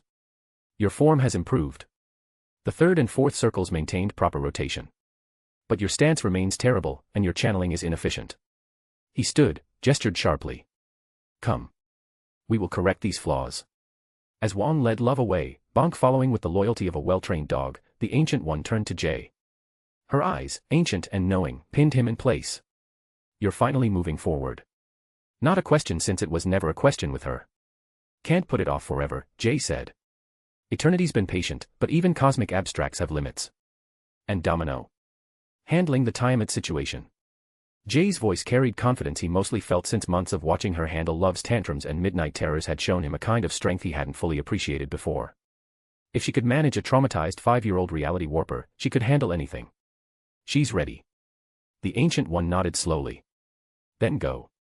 Your son will be safe here." and entertained. Wong has grown, fond of him, though he would deny it strenuously. Jay nodded while smiling and vanished in another flash of blue light. The Ancient One watched him go, then turned to where Love was attempting to recreate the multi-layer circle under Wong's stern supervision while Bonk had fallen asleep by the fountain, occasionally snoring in a way that made several students jump. This, she murmured to herself, is going to be an interesting afternoon. Chapter 292, Fortune has a sense of humor. Savage Land Base. Domino stood alone in their cave where the silence felt almost oppressive after months of constant noise, Love's chatter, Bonk's chirps, Jay's presence like gravity, always there even when he wasn't speaking. The quiet felt wrong and unnatural. She took a breath and centered herself the way she'd learned decades ago, back when survival meant being able to shift gears in an instant as the mercenary rose to fill the space. The mother went into a box in her mind. Her fingers flexed, and crimson strings flowed. Her clothes dissolved and reformed in seconds as the casual shorts and tank top were replaced by her mercenary gear, black tactical suit, white accents, the familiar weight of weapons at her hips and back.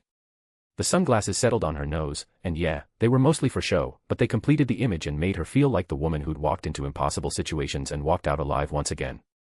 The strings wove together beneath her feet, forming her favorite mode of transport called the Nimbus, a quantum cloud that pulsed with red light, solid enough to stand on but fluid enough to respond to her will. She rose through the cave, through the waterfall's cascade as droplets parted around her before she emerged into the open air. The savage land spread below her in prehistoric grandeur with tree ferns rising like green towers, and the air thick with moisture and the scent of vegetation so rich it was almost overwhelming. But her mind was already elsewhere, focused on the mission, on proving to herself that months of parenting hadn't dulled her edge. Fury had nearly killed her and would have killed her if Jay hadn't intervened. It didn't sting anymore, not like it had at first, but it sat there as a reminder that for all her power, she'd needed rescue. Time to fix that. The Nimbus shot forward and she covered distances as the savage land blurred, then South America and finally North America while the landscape scrolled beneath her like a map. Finally, she descended toward a suburban house in California, utterly unremarkable except for the faint energy signature her enhanced senses detected as PIM particles and channeling of quantum fluctuations that spoke of someone playing with forces they barely understood. She landed, dismissed her cloud, and casually approached the front door before pushing the doorbell. The house stood before her, utterly unremarkable except for what she could sense beneath with hidden labs and security systems as the paranoid preparations of a man who'd made enemies. She walked to the front door, pressed the doorbell and waited. Cameras swiveled and she could feel them tracking her while analyzing and running facial recognition, probably. Before she could press the bell again, a voice crackled from the Ring doorbell. "I know I'm old, but I'm not senile enough to fall for an obvious scam." The voice was gravelly and carrying decades of suspicion. "If you're going to impersonate someone, at least make it believable.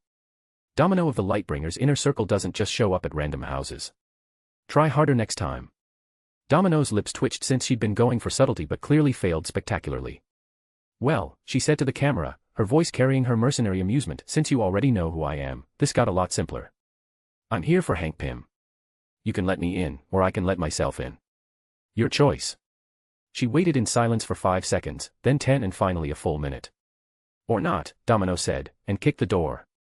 The reinforced steel crumpled like aluminum foil as the entire door ripped free and crashed into the hallway beyond, skidding across hardwood with a screech of tortured metal while all the patience she'd learned from caring for Love evaporated in an instant, replaced by the direct approach that had served her well for years. The response was immediate. Giant ants poured from every crevice in the house, dozens of them, each the size of a Rottweiler, mandibles clicking with sounds like scissors cutting sheet metal, forming a living wall between her and the basement stairs. They moved with coordinated precision that spoke of deliberate control rather than natural insect behavior. Domino didn't even blink. Crimson strings erupted from her hands, wrapping around individual ants faster than the eye could follow, dozens of strings per second, finding each insect as quantum manipulation touched them at the molecular level. The PIM particles flooding the ants, drawing power from the quantum realm to maintain their size, suddenly found themselves cut off as Domino overrode them, and in an instant, dozens of giant ants collapsed back to normal size. Carpenter ants, fire ants, black ants, all of them pint-sized and thoroughly confused, stumbling over each other in a pile of chitin and legs, their collective weight less than a pound instead of hundreds. Domino just overstepped the pile like it was a minor inconvenience. "Cute trick," Domino said. "Still holding on to your old tricks, Doctor. Size manipulation is so 1960s. You really should update your playbook." She paused, realized what she'd just said, and couldn't suppress a groan. "God, I'm making mom jokes now. Love is rubbing off on me and Jay's going to be insufferable about this." Something small shot from deeper in the house, moving fast enough to actually be a threat for normal people, that is. It would have hit her square in the chest if not for the lattice of quantum strings that had become her passive defense over months of practice, invisible threads calculating optimal protection angles automatically. The object froze in midair, suspended in a web of now crimson light. Domino leaned closer, her eye tracking the tiny figure in red and black and examining it with the clinical assessment of someone evaluating a threat. A tiny humanoid figure in a red and black suit, complete with helmet. "Well, well," she murmured, genuine amusement creeping into her voice. Ant-Man makes his entrance. How adorable. More strings wove together in her hands, forming constructs with the ease of practice as a spray bottle materialized, oversized, with a logo of an ant in a crossed circle and the kind of thing you'd buy at a hardware store for pest control. The absurdity wasn't lost on her since Jay really had rubbed off on her. She aimed and sprayed the tiny man. Mist enveloped the tiny figure as the PIM particles maintaining his size reacted to quantum interference and destabilized. The figure expanded too fast as the transition became violent and disorienting. The helmet retracted, revealing a face twisted in confusion and nausea, coughing hard enough to double over with not the face she'd expected, but younger and less weathered. Scott Lang. Domino cocked her head, genuinely surprised. Huh. Jay mentioned you, but I thought you were still a few years out from the suit. Guess Hank moved up his timeline. Scott coughed again, each hack wet and painful, his hands braced on his knees. Who, HKK, what, how did you? His head snapped up, eyes wide behind his mask of pain and confusion. How do you know my name? And what the hell was that? I feel like I inhaled a chemical plant. Before Domino could answer, a buzzing sound screamed past her ear, close enough to feel the displacement of air. The buzzing sound near her ear made Domino swat reflexively, but the object dodged with incredible agility. Of course, Domino sighed. Where there's an ant, there's usually a wasp. She created another construct, this one resembling an oversized electric bug zapper, complete with a glowing blue grid that crackled with electricity. She aimed and smashed the buzzing object right in the center. Electricity crackled through the wasp suit, overloading every system while the smell of ozone and burning components filled the air. Sparks fountained from joints and seams as the figure spasmed, as current overrode her nervous system. The suit's size regulators failed and PIM particles collapsed. Expansion happened too fast as the woman materialized, already falling. She hit the wooden floor hard while the helmet retracted automatically as her emergency protocols kicked in. Hope Van Dyne's face materialized, twisted in pain. Hope. Scott lunged forward, his earlier disorientation forgotten as he dropped beside her, hands hovering uncertainly, clearly wanting to help but not knowing how, his face a mask of genuine fear. You hurt her. She could be. Relax, Romeo, Domino said, kneeling to check vitals. Suit's fried and she's experiencing aftershocks, but she'll recover in 3 minutes, give or take. A voice from the basement stairs, old and commanding, enough. Domino rose to her feet, her body language shifting subtly, weight redistributing, hands loose and ready. Hank Pym climbed the stairs slowly, each step deliberate, one hand on the rail for support as the man looked every bit his age, white hair thinning, face lined with decades of stress and secrets, but his eyes burned with intelligence and something else. So the mastermind appears, Domino said. Took your sweet time. Now what? You gonna send your ant army? Become giant? Because I gotta tell you, I've fought beings you can't fathom. Your size tricks don't scare me. Hank studied her. Then he did something Domino didn't expect. He dropped to both knees. His head bowed while his hands came forward, palms pressing flat against the floor. A full prostration. Hope, recovering on the floor, stared at her father with utter shock written across her features as her mouth opened and closed while no words came. Father, you never, not even for Mom when she... What the, Hank? Scott's voice cracked, shooting up an octave in pure confusion. I know you love me, but you don't need to go so far for me. Having not received enough reaction, Scott continued, wait, is this a trap? I swear if this is another test. Shut up, Scott, Hank snapped without looking up. And for once in your life, use your eyes. Don't you recognize her even after seeing her in action? Hank raised his head, met Domino's eyes with awe. Forgive my old eyes for not recognizing the goddess of life, death, and fortune sooner. His voice carried absolute conviction of a scientist confronting proof of the divine. All hail Goddess Domino. All hail the Lightbringer. The words rang in the destroyed hallway like a prayer. He bowed again, pressing his forehead to the ground. Domino stood frozen, her mind going utterly and completely blank. Goddess. Goddess. What the actual fuck, she managed finally. Chapter 293, Membership for Cult of the Lightbringer. Scott's eyes had gone so wide they looked painful, whites showing all around the iris. Oh God. Oh God. Hank was right. We just attacked a goddess. We're dead. We're so dead. His voice climbed higher with each word, approaching genuine panic. Hope, if you can hear me, I'm sorry I got us killed because I didn't recognize divinity when it kicked down our door. Scott, Hope managed from the floor, her voice still weak but gaining strength as the electrical aftershocks faded from her nervous system. Shut up. You're not helping. Domino's brain finally started functioning again, cutting through the shock paralysis. Goddess. Her. Nina Thurman, former mercenary, current mother, woman who'd spent most of her life surviving on luck and bullets, now apparently qualified for worship. The absurdity hit her like a freight train doing 90. She'd altered reality like it was stitching clothes and fought fury before wielding the Death Stone and bringing back 47,000 people from death. And somehow it had never occurred to her that people might interpret that as divine intervention. This was stupid and short-sighted on her part, since she should have seen this coming from a mile away. Jay had warned her, mentioned the cult of the Lightbringer, and the way people looked at him like he was the second coming, even the worship that came with power on this scale. She'd thought she was exempt, that being in Jay's shadow would keep her out of that particular spotlight. Apparently not. Her hands clenched into fists, nails digging into palms before unclenching and flexing again. "Get up," she said to Hank, and the words came out harder than intended, carrying an edge that made Scott flinch. "I'm not here for worship. I'm here because Gia herself is in danger, and you're part of the solution, whether you know it or not." Hank remained prostrate, forehead still pressed to the floor. "A goddess commands, and I obey. I'm commanding you to get up and stop calling me that." "As you wish, Divine One." Domino's eye twitched violently. "You're doing this on purpose now." "Perhaps." Hank rose slowly, joints popping and creaking with the protest of age, but his expression carried amusement beneath the reverence. "Though I assure you, my faith is genuine." He straightened, brushing dust from his knees with deliberate care that suggested he was buying time to organize his thoughts. When he met her eye, the humor faded into something rawer. "I was a man of pure logic once. Still am, in most respects. Science was my religion, empiricism my scripture.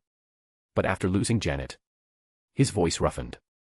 "After watching her disappear into the quantum realm while I could do nothing but watch." He paused to take a breath. "Decades of searching with no success, where every calculation came up empty and every experiment failed. I became..." His hands trembled before he clasped them behind his back. "Bitter doesn't cover it. I even pushed hope away because seeing her reminded me of what I'd lost. I was a literal definition of an asshole." Hope's jaw tightened from where she leaned against the wall, but she said nothing and just watched her father with an expression too complex to parse. Hank's hands trembled slightly before he clasped them behind his back. "Then I saw it.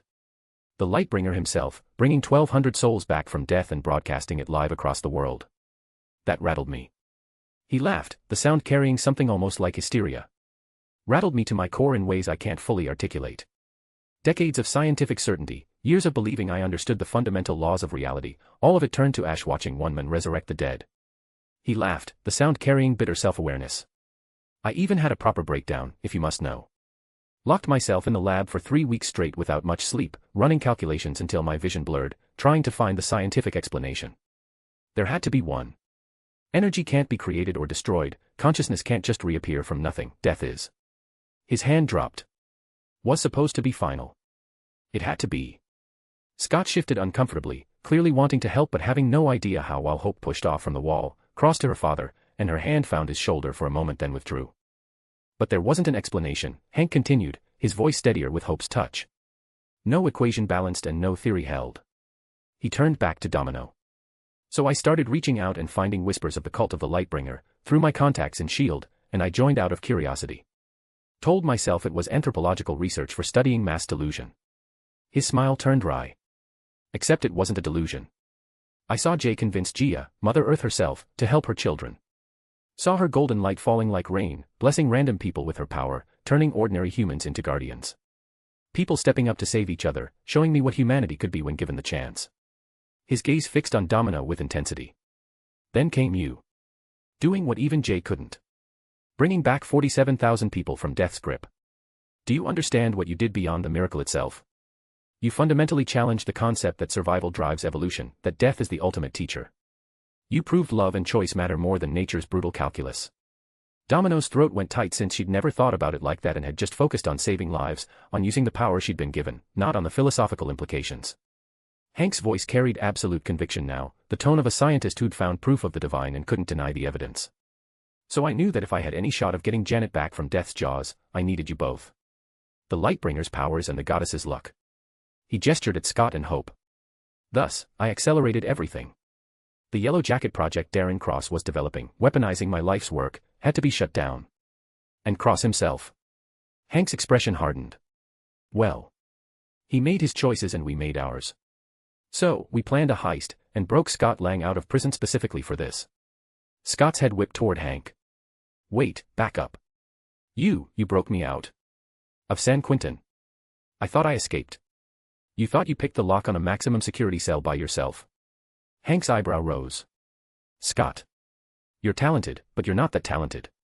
I disabled the security systems, created a blind spot in the cameras, left the tools in the maintenance closet you'd pass on your planned route, and made sure the guard rotation gave you a 12-minute window. He shrugged. Your escape was orchestrated down to the second. Scott's mouth opened, closed and opened again while his hands spread in a gesture of helpless confusion. My life, my entire recent life, is a lie. Focus, Scott. Dad just. She glanced at Hank, something painful crossing her face. Manipulated the circumstances. Like he does. The weight of old hurt sat heavy in those words. Hank flinched. Hope. Focus, she cut him off, but her hand found his shoulder again in a complicated gesture that said both, I'm still angry, and, we'll deal with this later. Hank turned back to Domino, visibly pulling himself together. We trained Scott and Hope for weeks.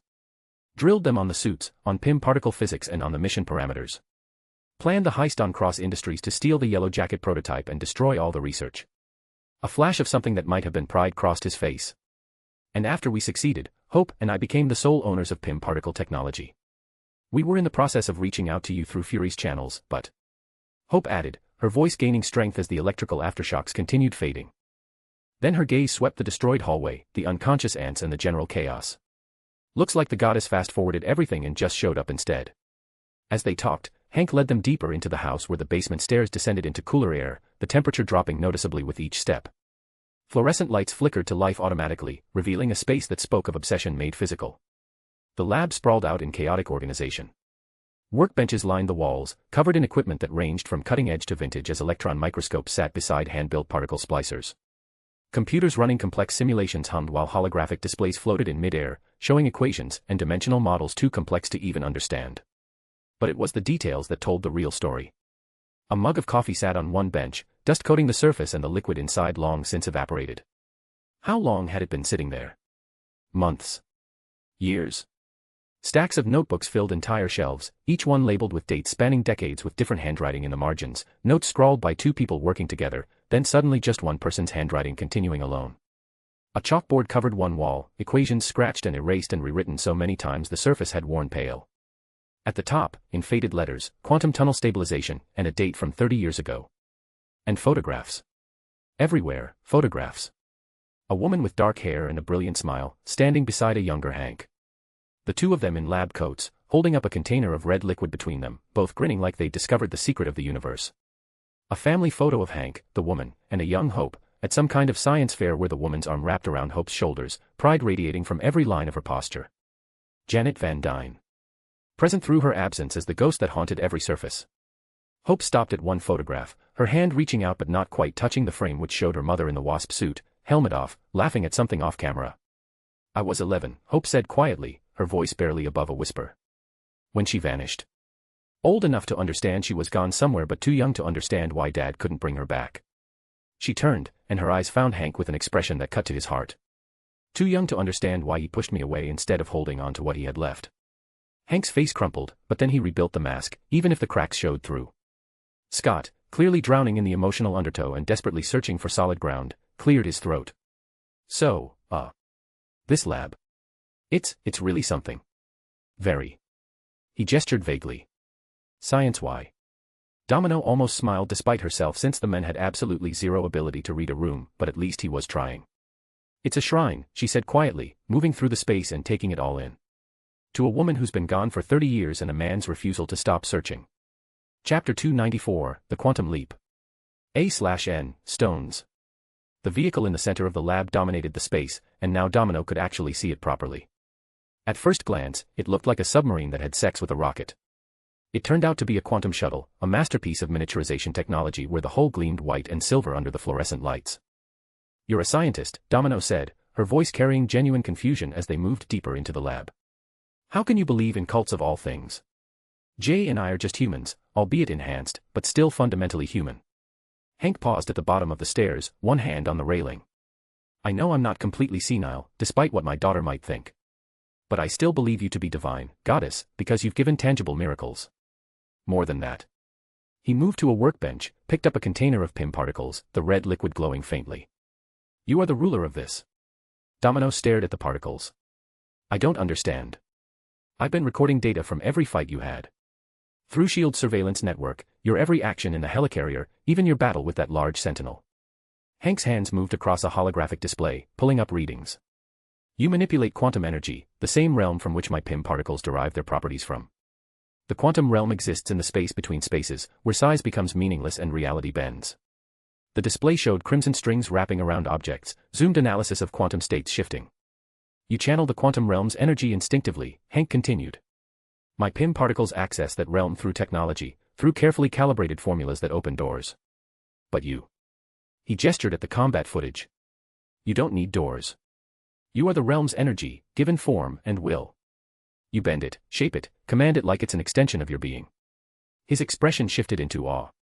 In every meaningful sense, you are the goddess of the domain I've spent my life studying. Whether you accept that title or not doesn't change the fundamental truth. Domino sighed, pinching the bridge of her nose. All right, enough buttering me up to be a goddess, old man. No matter what you may believe, I can't bring Janet back to life. Depression crashed over the trio like a physical wave as Hope's hand flew to her mouth, her face going pale while Hank's shoulders slumped, visible defeat washing over him, and Scott looked between them, clearly wanting to help but having no idea how. Domino let the silence stretch for 3 seconds, then smiled. Because I can't bring back the living from the dead. She paused, watching their confusion build. Janet's alive. The words detonated like a bomb. Hope moved faster than Domino expected, crossed the distance between them in a heartbeat and grabbed her shoulders hard enough that the grip would leave bruises if not for her durability, while her face had transformed, gone from despair to desperate hope so fast it probably gave her whiplash. What? Hope's voice cracked, raw with years of grief suddenly given hope. She's alive. My mother is alive. How? How do you know? Where is she? Why hasn't she? The questions tumbled out faster than she could form them, each one carrying weight.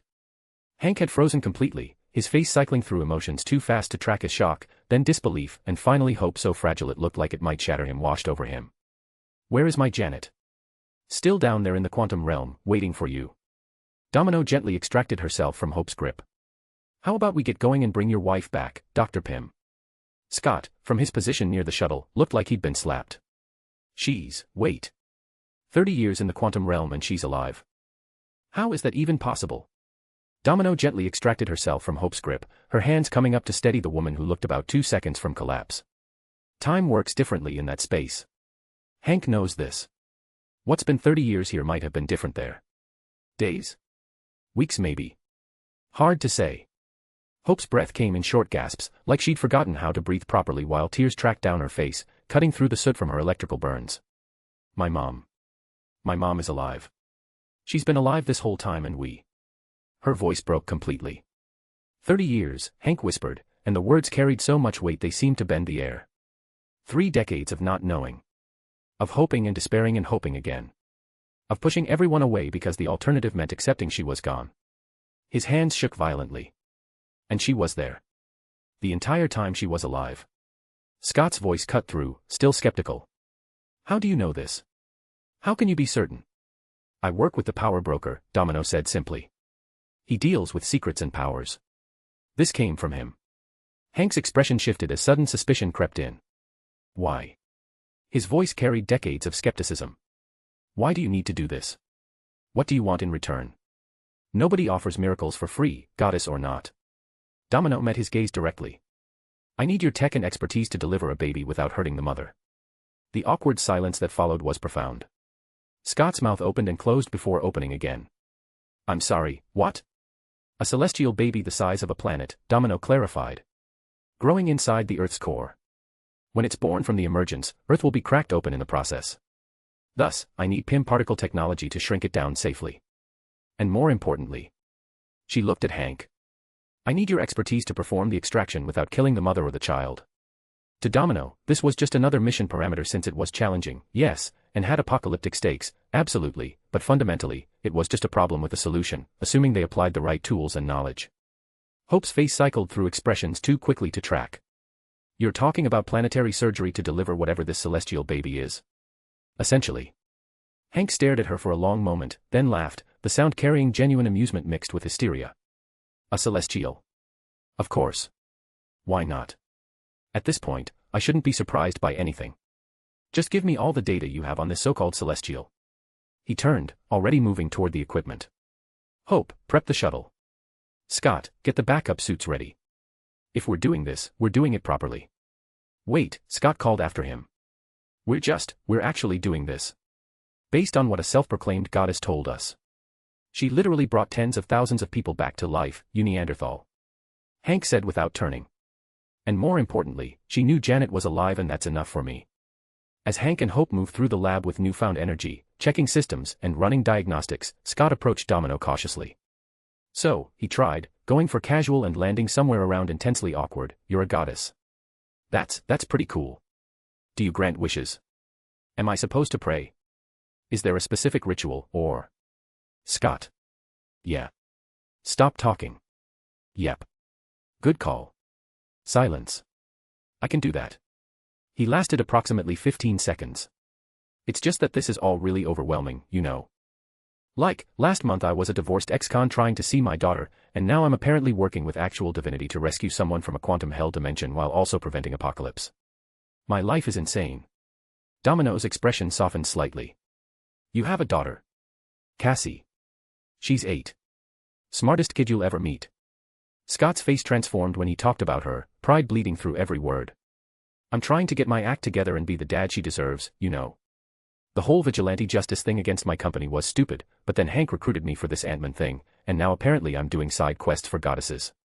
I'm not a goddess. Domino said gently now after Cassie reminded her of love. That's exactly what a goddess would say to test my faith. Domino groaned, pulling out her phone. I need backup before you people drive me insane. She opened the group chat labeled Mercs for Money and typed quickly. Domino, need you all at these coordinates in 1 hour. Bring full gear. Weird job. Deadpool, define weird on a scale of Tuesday to resurrecting thousands of dead. Domino, saving Earth, fighting alien androids, all the while delivering a giant baby. Slapstick, never a dumb moment with you, goddess of life, death, and fortune. I'll bring my mallet. Gorillaman, OM Bodhisattva. I'll portal everyone to your location. Just send coordinates. My magic's getting better every day. Hitmonkey, Snfesso 1/1. Machine Man, who gave Hitmonkey a phone. And wait, did you say portals? Massacre, the Lord says help those in need, even if you have to steal from others. Domino, seeing that some things never change, smiled and sent Hank's address, then pocketed the phone. Then she turned her attention to where Hank was suiting up, where the Ant-Man suit gleamed red and silver under the lights, a vintage masterpiece of miniaturization technology that shouldn't work but still did anyway. You're eager to see your wife, Domino observed. 30 years, Hank said quietly, his hand steady despite the emotion in his voice as he sealed the helmet. 3 decades of not knowing if she was alive or dead, of hoping against hope that somehow, someway, she'd survived. He turned, and his eyes behind the helmet's visor carried determination that bordered on desperation. So yes, goddess. I'm eager to see my wife. To bring her home. To tell her I'm sorry for every way I failed her and our daughter. Stop calling me goddess and we'll get along fine. As you command. They made their way to the quantum shuttle, and up close, Domino could appreciate the true engineering marvel it represented. The entry hatch opened with a soft hiss of pressurized air while the interior displeased Domino immediately. Cramp didn't begin to cover it. 4 seats, 2 front and 2 back, packed so tightly together that personal space became a forgotten luxury while the walls pressed in, covered in displays showing quantum field readings and dimensional stability measurements. The smell hit her next, ozone mixed with something chemical, probably from the life support systems, while the temperature was cool enough to raise goosebumps, climate controlled for optimal PIM particle stability. Hope slid into the pilot's seat with ease, her hands moving across controls like she'd done this 1,000 times, while Hank took co-pilot, already pulling up navigation data as Scott squeezed into the back, looking like he was trying very hard not to hyperventilate in the confined space. Domino took the remaining seat, her shoulder pressed against Scott's, her knee touching the back of Hope's seat with no room to move and no room to breathe without being aware of everyone else's breathing. Cozy, she muttered. Try doing this solo for 30 years, Hank said without turning. You learn to appreciate the company. Fair point. Hope's hands moved across the controls with steady precision despite learning her mother was alive, despite the apocalyptic stakes and despite the fact that they were about to shrink down to subatomic size and dive into a realm that trapped her mother. Are you sure she's there? Hank asked one final time, his hand on the shuttle's entry hatch. Because the risk we're taking, if this fails. Only one way to find out, Domino said, meeting his eyes in the reflection of the cockpit glass. The shuttle's interior was cramped, filled with displays showing quantum fields and dimensional stability readings while everything hummed with barely contained power. Hank's hand trembled for just a moment and then steadied. All right then. Let's bring my wife home. Hope's voice came through the speakers, steady and professional despite the emotional weight. Engaging PIM particles. Shrinking sequence initiated. 3, 2, 1. Reality twisted. Chapter 295, Into the Quantum Realm. Reality twisted, as if someone had grabbed the fabric of space and wrung it out like a wet towel. Domino's stomach lurched, her inner ear screamed conflicting information about which way was up, and her enhanced senses, usually so reliable, went haywire trying to process what was happening to her body at the molecular level. Shrinking. They were shrinking. The lab around them expanded, or they contracted, perspective becoming meaningless as size lost all context. The workbench that had been at eye level suddenly towered like a skyscraper, dust motes became boulders and the air itself gained texture, molecules visible as they rushed past the shuttle's hull. Smaller. Smaller still.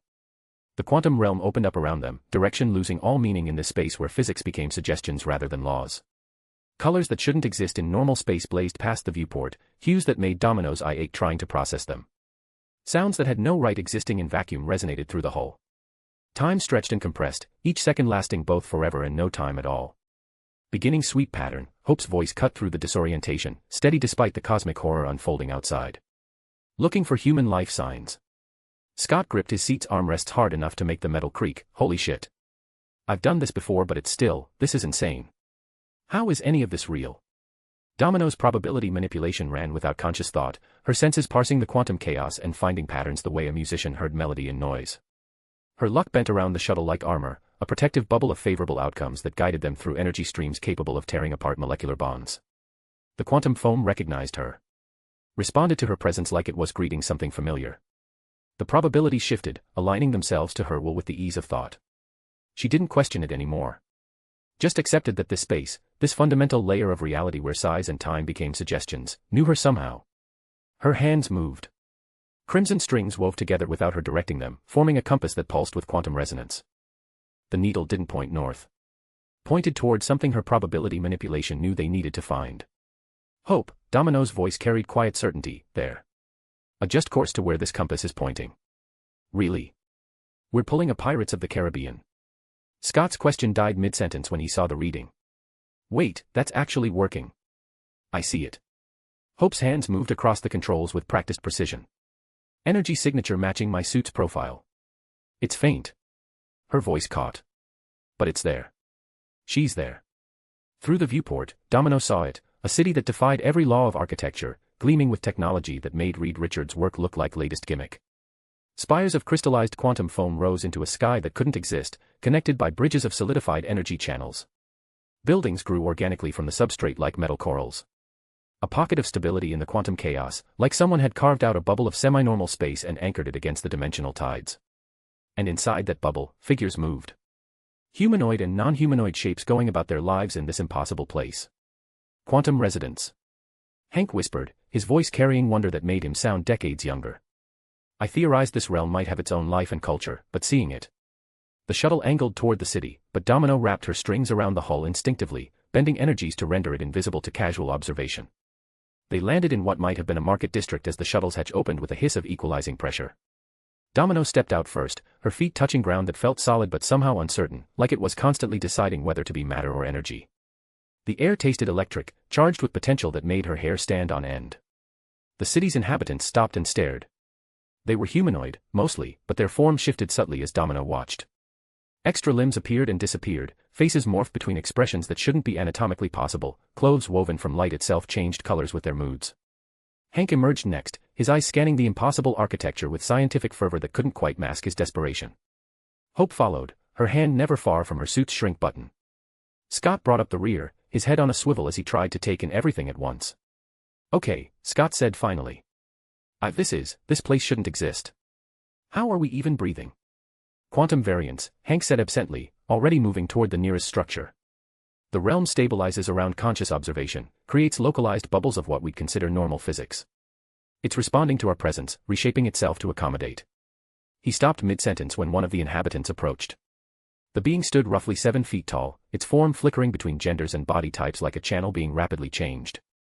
When it spoke, the words came out as just meaningless sound and meaning without language. Scott tried to respond, gesturing wildly and speaking slowly like that would help. "We're looking for someone. Janet Van Dyne. Human woman, about this tall, been here for 30 years. He mimed height and waited hopefully. The being's form solidified slightly, coalescing into something vaguely female, and responded with more sound that made Scott's face fall. Right. Language barrier. Of course there's a language barrier. He turned to Domino with pleading eyes. You don't happen to have a quantum babble fish in that bag of tricks, do you? Domino sighed, already knowing what needed to be done. Her hands moved, crimson strings weaving together into 4 rings that pulsed with soft red light. She tossed one to each member of their group, and the rings dissolved on contact, forming into a perfect fit for their fingers. Everyone looked at her with subtle surprise and inquiry. Universal translators, Domino explained, her voice carrying confidence. Should work on anything with intent to communicate. Mostly.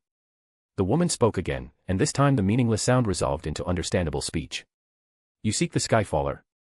The advisor to the leaders of rebellion. Yes. Hank stepped forward so quickly he nearly stumbled. Janet Van Dyne. My wife. Is she alive? Please, I need to know. The being's form rippled with what might have been sympathy.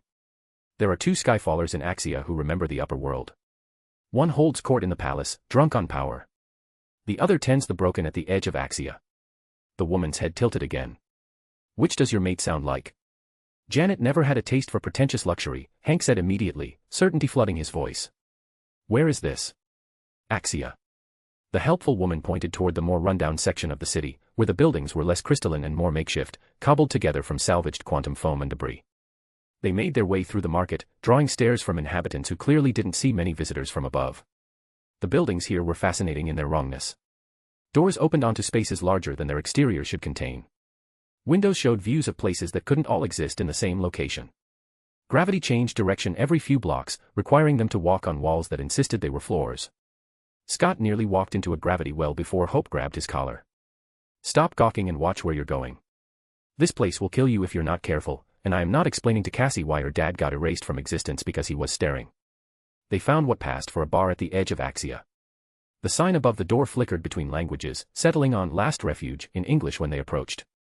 The building itself looked like it had been assembled from the wreckage of a dozen different structures, each piece maintaining its original quantum signature even as it merged with the whole. Hank pushed through the door first, his eyes scanning the dim interior with desperate hope. The bar was surprisingly normal by quantum standards. Tables and chairs that mostly agreed on which dimension they occupied. A counter that stayed solid more often than not. Patrons who kept their extra limbs tucked away while drinking substances that glowed with their own light. Behind the bar, facing away as she cleaned glasses that existed in multiple states simultaneously, stood a figure in a one-piece dress with a black vest. After not seeing Janet, Hank's legs nearly gave out. He stumbled to the bar, collapsed onto a stool, and managed to speak in a voice barely above a whisper. Whatever passes for alcohol here. I need it. The bartender turned, and Hope's hand flew to her mouth, muffling a sound that was half sob, half laugh. Hank had been staring down at the counter, composing himself, when a glass materialized in front of him. Not set down, but instead of liquid, it was full of light changing into rainbow colors. He looked up, irritated at the strange service, ready to complain. And froze. The face was older than the one carved into his memory, weathered by 30 years in this impossible place. Gray streaked through dark hair that used to be pure black. Lines creased the corners of eyes that had seen too much strangeness. But it was her. It was absolutely, undeniably her. Janet. The name came out broken, disbelieving, desperate. Chapter 296, 30 Years of Tears. Janet. She stared at him like she'd seen a ghost. Her hands, which had been wiping down the bar, went still. The glass she'd been holding slipped from nerveless fingers and shattered on the floor behind the bar. Hank. Her voice was rough from disuse, or maybe from screaming during those first years when she thought no one would ever come. You can't be. I'm hallucinating again. The quantum variance must be messing with my perception again. Hank launched himself over the bar with surprising agility for his age. His arms wrapped around her before conscious thought could catch up, pulling her close with desperate strength. He was crying, tears streaming down his face as 30 years of grief and hope and desperate searching culminated in this moment. I'm real, he managed between sobs that shook his entire frame. God, Janet, I'm so sorry. I should have found you sooner. I should have. His voice broke completely. I never stopped looking. Not for one day. Not for 1 hour. Every moment I was topside, I was searching. I'm sorry. I'm so sorry. Janet stood rigid in his embrace for 3 heartbeats, her mind struggling to accept what her senses were telling her. Then something broke inside her, and she collapsed against him, her own tears falling as she clutched at his suit with hands that shook. I thought, after so long, I thought maybe you'd moved on. Maybe you'd, another sob cut her off. Maybe you'd found someone else. Maybe you'd decided 30 years was long enough to grieve and it was time to let go. Never. Hank pulled back just enough to cup her face, his thumbs brushing away tears that kept falling. I could never. You're my wife, Janet. Till death do us part, and... His voice cracked again. Not even death could make me stop searching. I would have looked for another 30 years. Another 60. Until I died or found you, whichever came first. Hope had been standing frozen, watching her parents reunite, her own tears streaming freely down her face. Now she moved, crossing the distance between them and wrapping her arms around both of them, creating a 3-person embrace that felt like coming home after a lifetime of exile. Mom, Hope's voice came out thick with emotion she'd been holding back for 3 decades. God, Mom, you're alive. You're actually alive and you're here and I. She couldn't finish. Janet's head snapped around, seeing her daughter for the first time in 3 decades. The little girl she'd left behind was now a woman grown, wearing the wasp suit like it was made for her. Hope. Janet's free hand came up, traced the lines of her daughter's face. My baby. Look how. Her voice broke completely, dissolving into sobs that 30 years of survival had forced her to suppress. The 3 of them held each other, crying and laughing and trying to talk all at once. 30 years of separation trying to compress into moments, words tumbling over each other in a desperate rush to say everything that mattered. Hank asking about her survival. Janet asking about Hope's life. Hope telling her mother about college, about training, about becoming the wasp. All of it happening simultaneously in the beautiful chaos of family reunited against impossible odds. Scott hung back, wiping at his own eyes while trying to maintain some dignity. Domino stood beside him, her scarlet-tinted eye suspiciously bright. I'm not crying, Scott said, his voice thick. You're crying. Yeah, sure. Domino's hand found his shoulder, squeezing once in shared understanding. The reunion continued for several minutes, words tumbling over each other as 30 years tried to compress into moments. Janet asked about Hope's life, Hank explained his search, Hope told her mother how the world had changed. It was messy and beautiful and exactly what a family should be when torn apart and finally made whole again. Finally, when the initial wave of emotion had passed enough for rational thought, Hank pulled back slightly. We need to get you home, Janet. Back to our world. I have the shuttle, we can leave right now. Janet's expression shifted, becoming complicated. Hank, She glanced around the bar, at the patrons who'd been pretending not to watch but were clearly invested in this drama. It's not that simple. There are people here who need me. I've built a life, such as it is. And there's someone you need to know about. Before she could continue, the bar's door exploded inward, torn from its hinges by invisible force. The wood and metal vaporized into quantum foam before it could hit anyone. The bar's patrons scattered. Dove for cover, phased through walls, and disappeared. The exodus happened in seconds. A figure floated through the opening on a throne that defied gravity and good taste in equal measure. The man himself wore a purple and blue suit that looked like it had been assembled from a dozen different time periods. Renaissance doublet merged with far future armor plating. Ancient Egyptian gold worked into modern tactical gear. A walking contradiction of eras that somehow worked because he'd made it work through sheer force of will. His face was hidden behind a blue mask that pulsed with barely contained energy. The mask of someone who transcended simple humanity and wanted everyone to know it. Behind him, an honor guard of sleek robots floated in perfect formation. 12 of them, each humming with quantum destabilization fields that made Domino's senses scream warnings. The man's voice boomed through the bar, carrying arrogance that came from never being told no and surviving the experience. So, Hank Pym really did come. The words dripped with condescension. How fortunate. For you, Janet. Your family is leverage. He gestured expansively, the throne rotating to better address them. And how fortunate for me. Now that I have hostages, you'll finally give me what I want. The time sphere. Hand it over, or I start dissolving your loved ones. The robots leveled weapons that crackled with quantum destabilization fields. Janet's expression went from shock to recognition to cold fury in the span of a heartbeat. Kong, she bit out, and the name carried history. The Conqueror, if you please. The masked man gestured expansively, his throne rotating to better address them. Though here, I prefer to be called the Master of Chronopolis. Has a certain ring to it, doesn't it? Hank, now confused, was picking up on this weird energy between his wife and this stranger. He turned his attention to Hank, the mask's energy pulsing brighter. You know, Janet and I became quite close during her years here. The pause was deliberate, calculated to wound. While you were topside playing with your precious ants and your Ultron projects, she was here with me, learning what it meant to have a real man's attention. Hank's hands clenched into fists as his breathing quickened. Kong leaned forward on his throne, clearly enjoying the reaction. She spoke of you often, of course. How you were too focused on your work. Too obsessed with particles and suits to pay proper attention to your wife. How I was better than you in every way that. He didn't get to finish. Hank's fist, enlarged to the size of a car, materialized directly in front of Kang's face. The impact was a thunderclap. The blue energy mask shattered into crystalline fragments that scattered like shrapnel. The force of the blow sent Kong flying backward off his throne, his body tumbling through the air in an undignified sprawl before crashing into the far wall hard enough to crack the quantum-stabilized material. Hank was already moving. His size fluctuating wildly as 30 years of pain, hurt and rage found its outlet in violence that transcended simple combat and became catharsis. He grew to 10 feet tall and drove a knee into Kang's midsection, causing the Conqueror's breath exploded out in a pained whoosh. Shrank to the size of an ant and delivered a dozen rapid punches directly into his scrotum and finally expanded back to normal size and grabbed Kong by the throat, lifting him off the ground.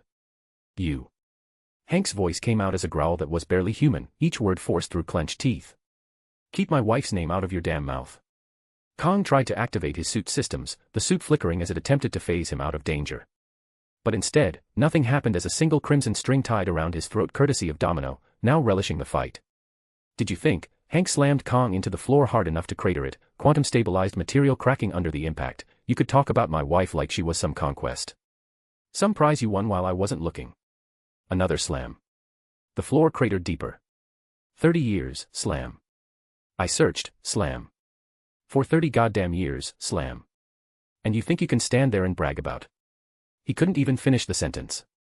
Just slammed Kong into the ground again.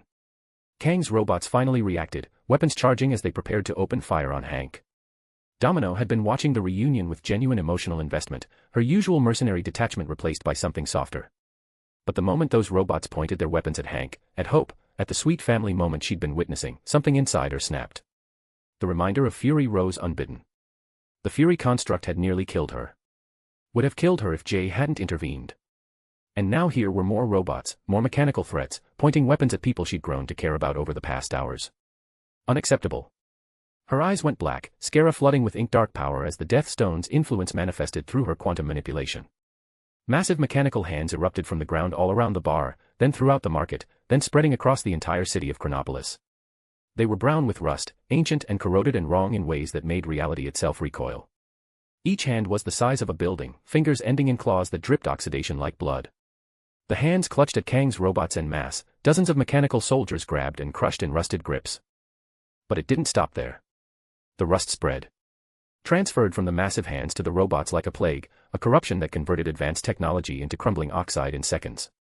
Quantum-shielded armor flaked away like dried paint and processors seized as their components degraded beyond function. Energy weapons sputtered and died as their power cores corroded into uselessness. The entire city watched in horror as the Death Stone's power manifested, surprising even Domino. Robots that had enforced Kang's tyranny for years became piles of rust before their optics finished processing the threat. The mechanical hand squeezed, and the sound of metal degrading filled the air like a cathedral bell tolling for the end of the world. Domino stood in the center of the carnage, her hands spread wide as crimson strings wove between the massive rusted constructs. You reminded me of something I'd rather forget, she said quietly, but her voice carried across the sudden silence. So I'm returning the favor. Chapter 297, 30 Years of Rage. I'm returning the favor. The last of the robots collapsed into rust piles, their quantum cores sputtering out like dying stars. The massive hands dissolved, crumbling into quantum foam and scattering in the wind. Domino's eyes faded back to normal, and she felt exhausted. Using the Death Stone's power like that took something out of her, a cost she was still learning to measure. Meanwhile, Hank hadn't stopped his assault. While Domino handled the mechanical army, he'd continued his methodical destruction of the Conqueror.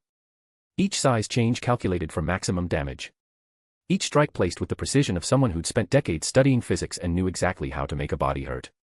Finally, he pulled out a vial of inverted PIM particles, the liquid inside glowing blue instead of red.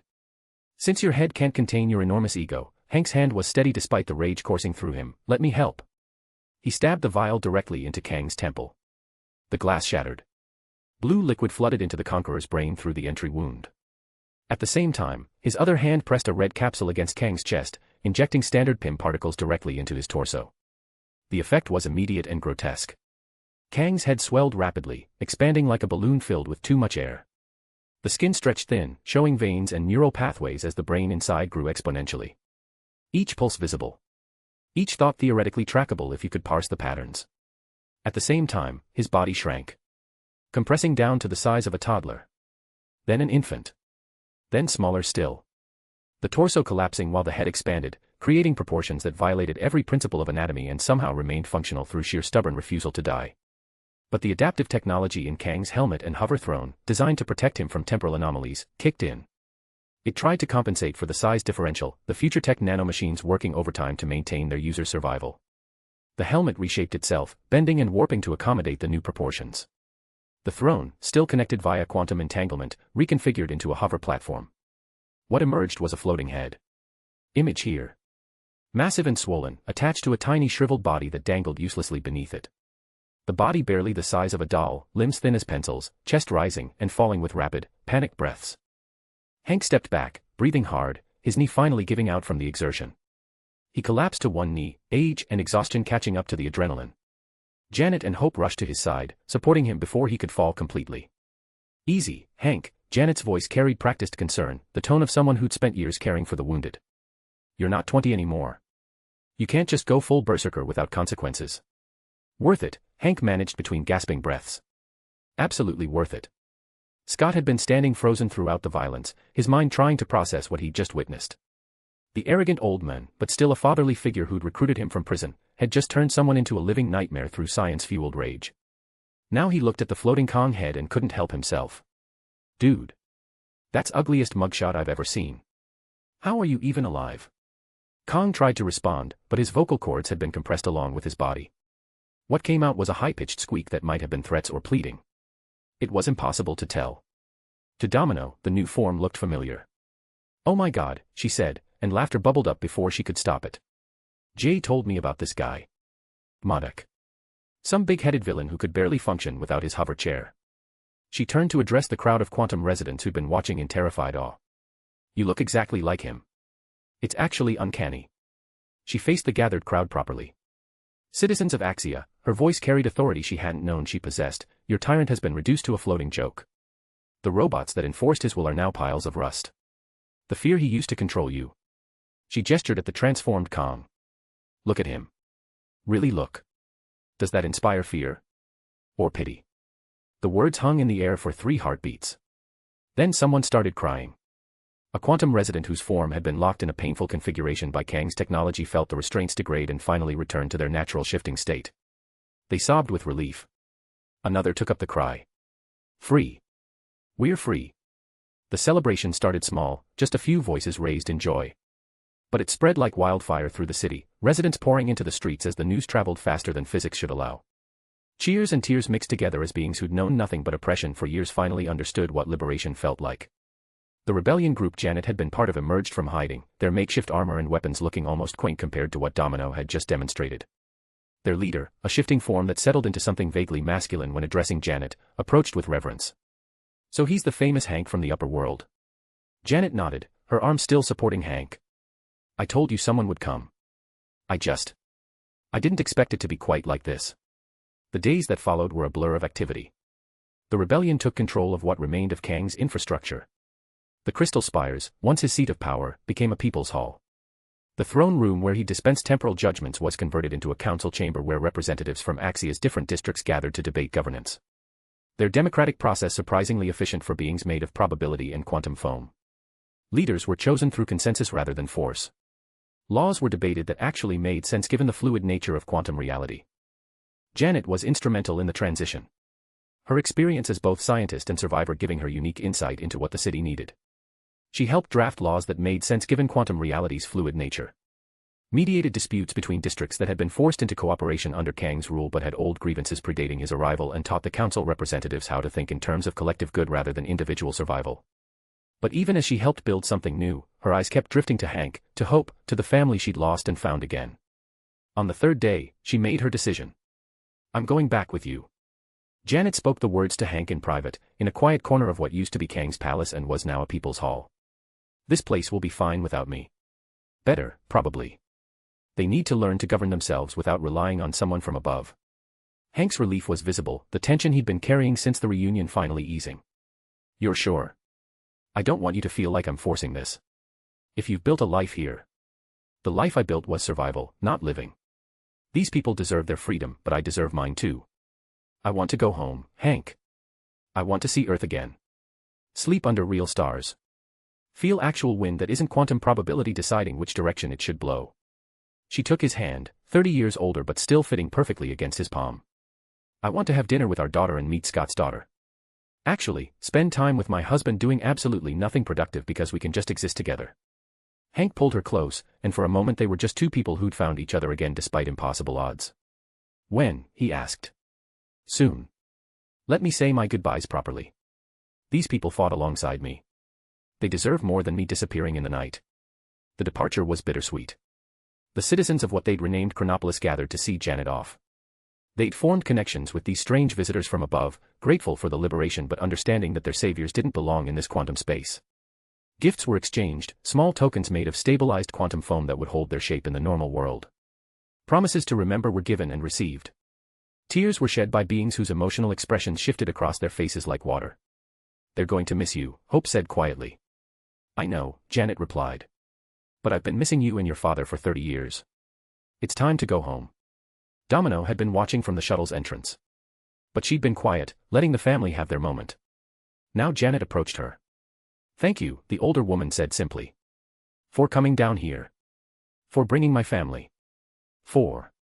She gestured at the transformed Kong, still floating in his platform prison under quantum guard. For dealing with him. I've been trying to build resistance for years. You did it in minutes. Don't stress, I had good motivation, Domino replied. Robots bring back bad memories. Still. Thank you. Janet paused. And thank you for letting me see this through. For staying these extra days so I could help with the transition. I know you have family waiting topside. Domino's chest tightened at the reminder. Love and Jay. Her boys. She'd been down here for nearly a week, though who knew how much time had passed topside. The quantum realm's temporal fluidity made it impossible to tell. Yeah, she managed. I do. So let's get moving before I start getting homesick. Finally, they piled into the quantum shuttle. And Domino had been right to worry about space. With Janet added to their number, the cramped interior became actively uncomfortable in ways that made the previous journey seem spacious. The shuttle had been designed for 4 people maximum, and they were pushing 5 into a space meant for fewer. After some awkward shuffling and quiet negotiation, Janet ended up sitting in Hank's lap. Both their faces went red, decades of marriage doing nothing to prevent the slight embarrassment of public intimacy. Hope and Scott exchanged knowing glances but wisely said nothing, though Hope's lips twitched with suppressed amusement. Domino took her seat, but every fiber of her being hummed with eagerness to leave. It had been nearly a month since she'd seen Jay. Nearly a month since she'd held Love. Her family. The need to get home had been building with each day. Can we please go now? Her voice came out more desperate than intended.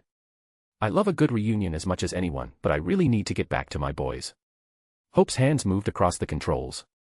Engaging PIM particles for ascension. Everyone hold on. The trip up is always rougher than going down. The shuttle's engines hummed, quantum fields realigning to reverse the shrinking process. The city outside began to recede, or they began to grow, perspective becoming meaningless again. Faster this time. The quantum realm blurred past them as reality reasserted itself, pulling them back toward the macro scale where humans belonged. Domino's compass of crimson light ensuring they didn't get lost in the probabilistic chaos of expansion. Her luck carved a path through fluctuations that would have scattered them across dimensional boundaries.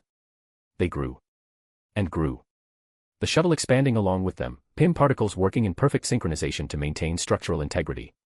The lab materialized around them, first as a speck, then as a confined space, then as the familiar room where they'd started. The shuttle settled onto its platform with a gentle thud, systems powering down with satisfied hums. The hatch opened, releasing them from their quantum prison. They stumbled out, legs shaky from the transition, inner ears still convinced they should be the size of atoms. Hank supported Janet, who took her first steps on Earth in 30 years with tears streaming down her face. Hope stood beside them, one hand on her mother's shoulder as if to confirm she was real. Scott collapsed onto the nearest chair and didn't move. Come on, she said gently, addressing all of them. Let's get you home properly. You've all earned it. They filed out of the lab, leaving behind the quantum shuttle and the technology that had made the impossible possible. Outside, the sun was setting, painting California in shades of gold and amber. Janet stopped at the doorway, tilted her face up to the sky, and breathed in air that didn't taste like quantum probability. Real air. Earth air. I'm home, she whispered, and the words carried 30 years of longing finally fulfilled. Hank's arm wrapped around her waist, pulling her close as they watched the sunset together.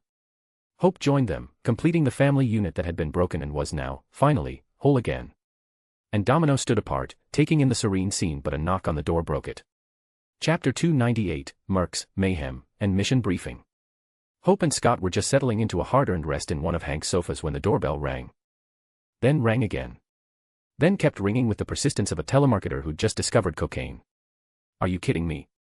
Scott groaned, his face buried in the pillow. We just saved Hope's mom from a quantum hell dimension ruled by a time-traveling tyrant. Can't we get 5 minutes of peace? Hope threw another pillow at him. You answer it. I'm dead to the world. The doorbell rang 3 more times in rapid succession, now accompanied by enthusiastic knocking. Scott dragged himself out of the sofa, muttering curses that would have made his ex-wife cover Cassie's ears. He stumbled down the stairs, threw open the front door with more force than necessary, ready to deliver a piece of his mind to whatever salesperson had the audacity to. He froze. Deadpool stood on the doorstep wearing nothing but his mask, tighty-whities covered in little hearts, and a white apron absolutely drenched in barbecue sauce. The mercenary struck a pose like he was modeling for a calendar, one hand on his hip, the other holding up a plate stacked with burgers that dripped grease onto Hank's welcome mat. Who wants a burger? Wade's voice carried cheerful enthusiasm that suggested he saw absolutely nothing wrong with this picture.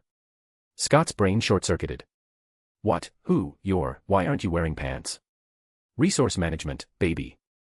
I only had the one good suit, and I'm not getting smoke and grease stains all over my beautiful red spandex.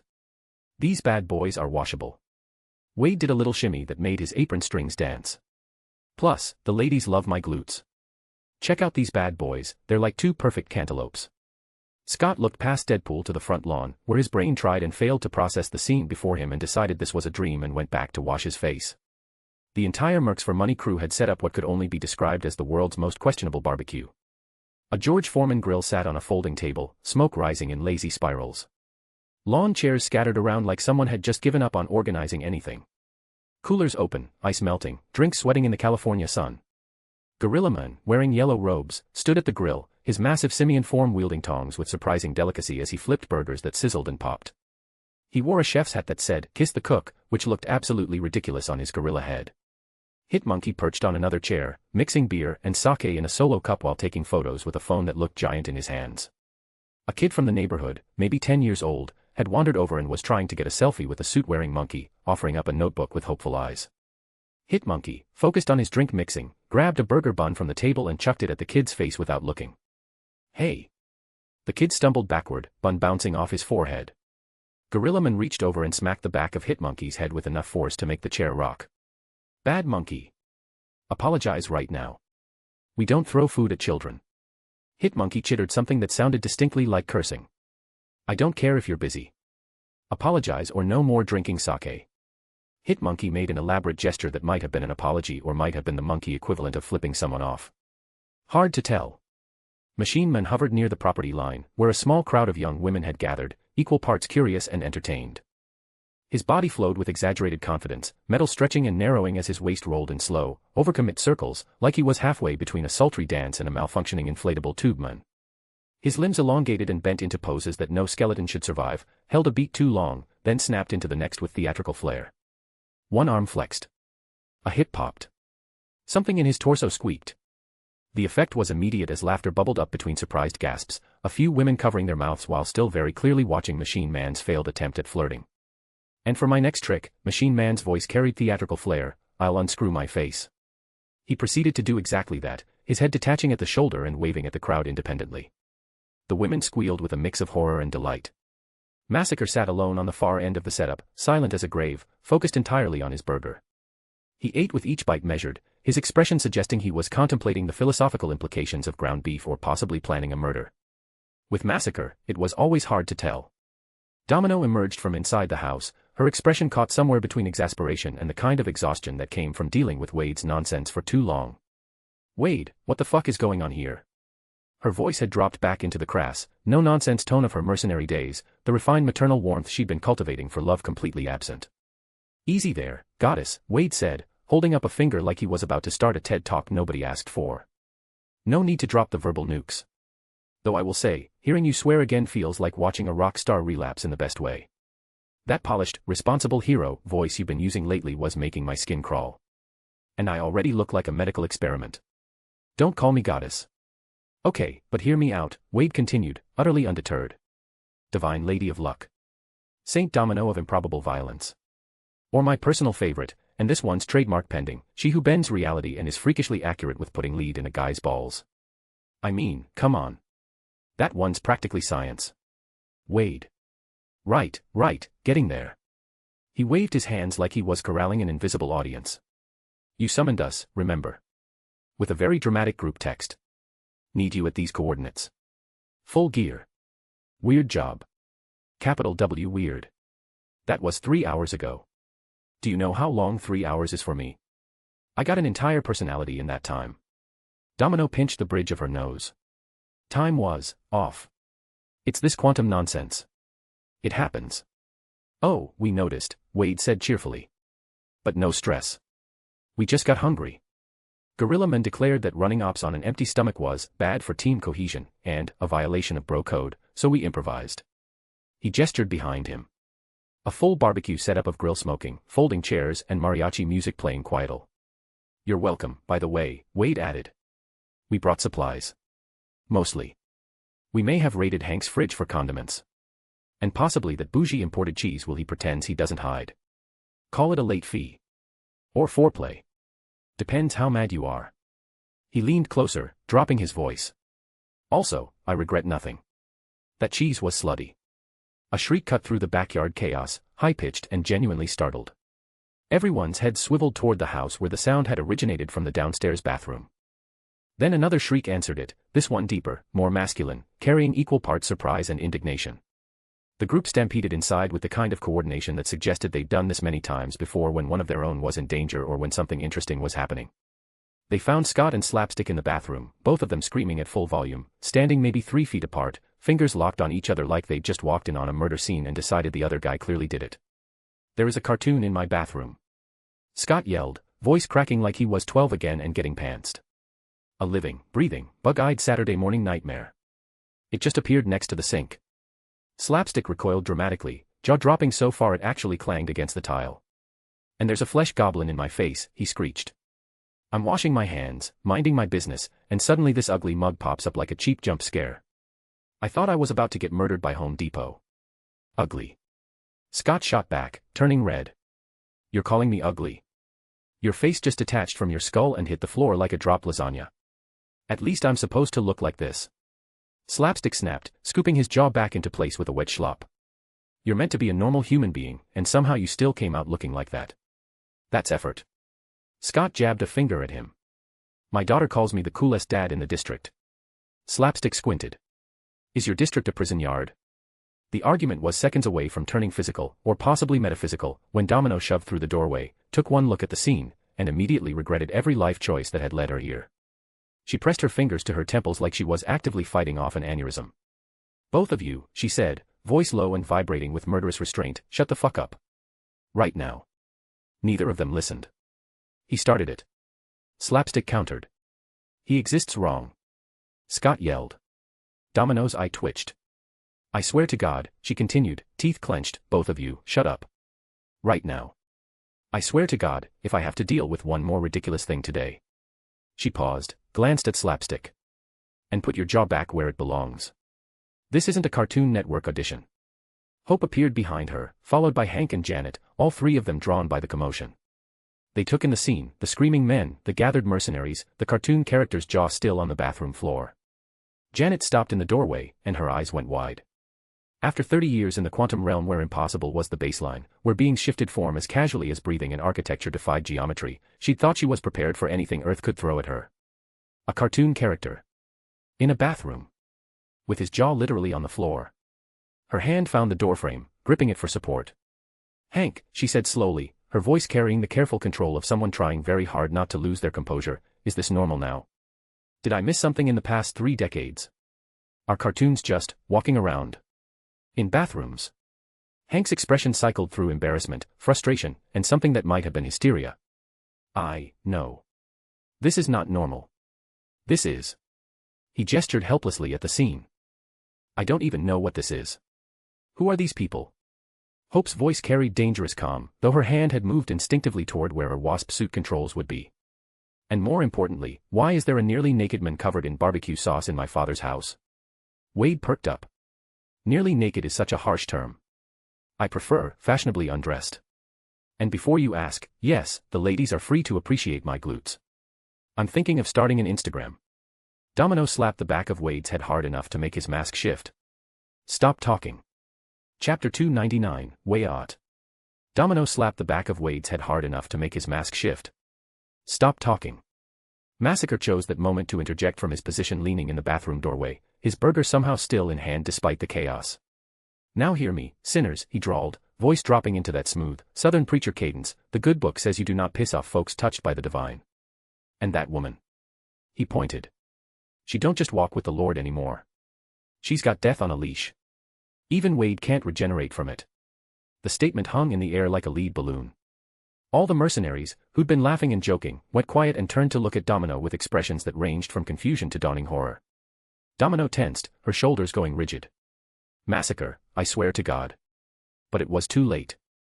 Slapstick started laughing, a high-pitched cartoon cackle that sounded like a hyena on helium. Wait. Are you telling me Domino is supposed to be a goddess?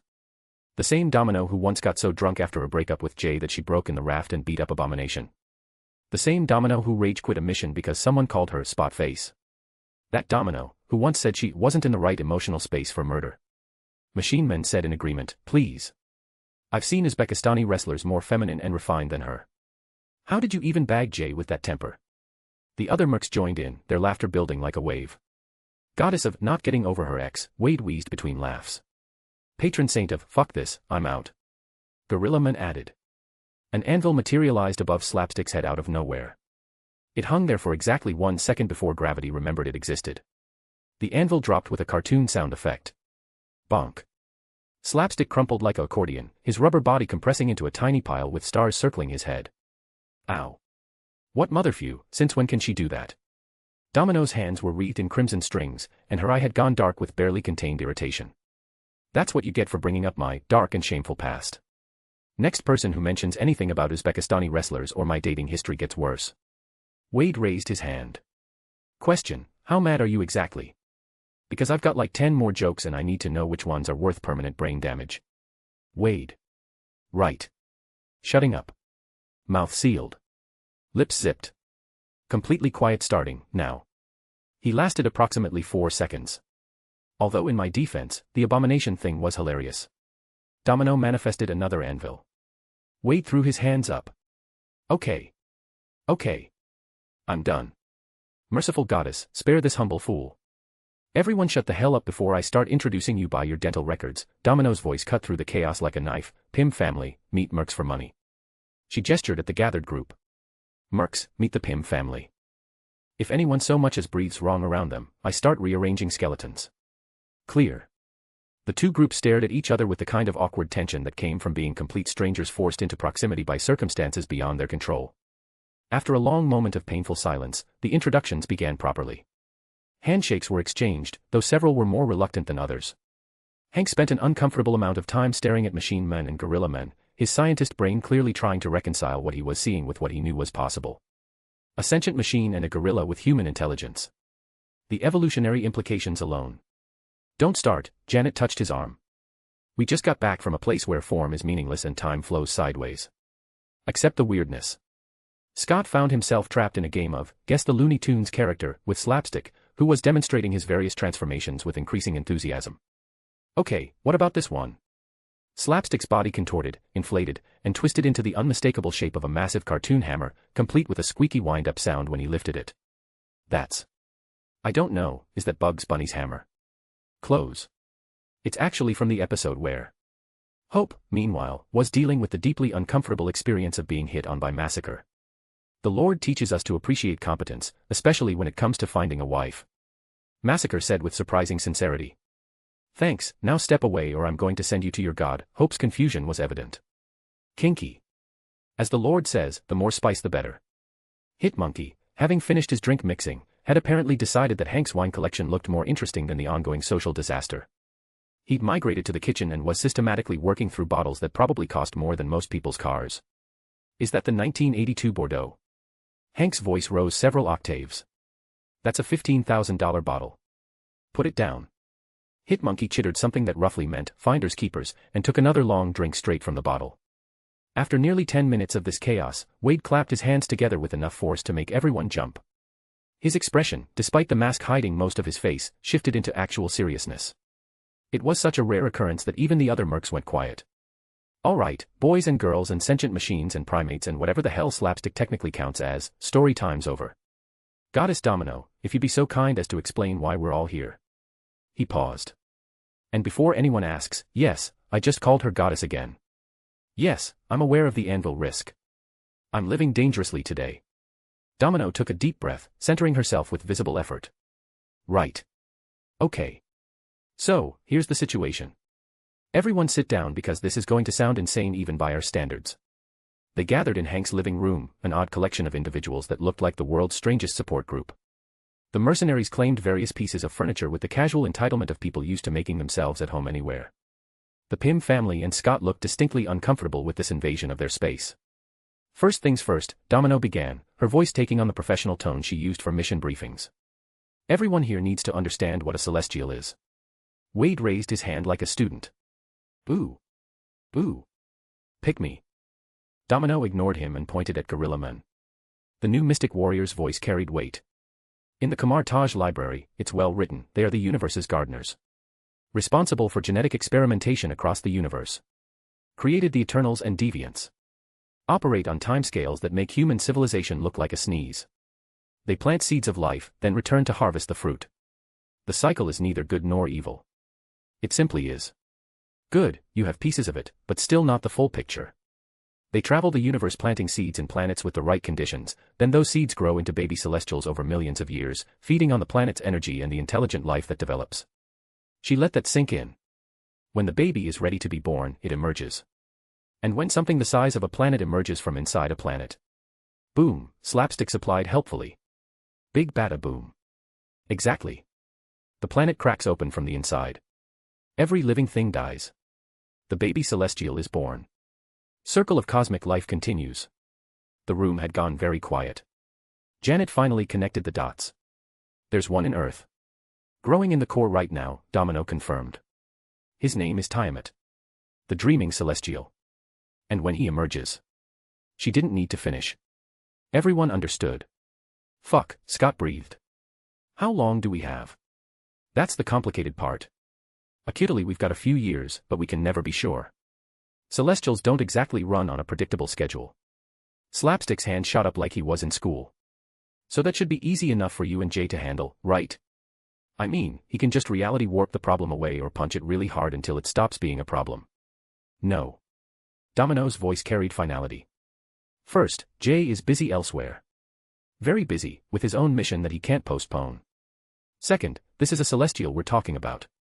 Even 10 of me with my current power level couldn't do anything major to it.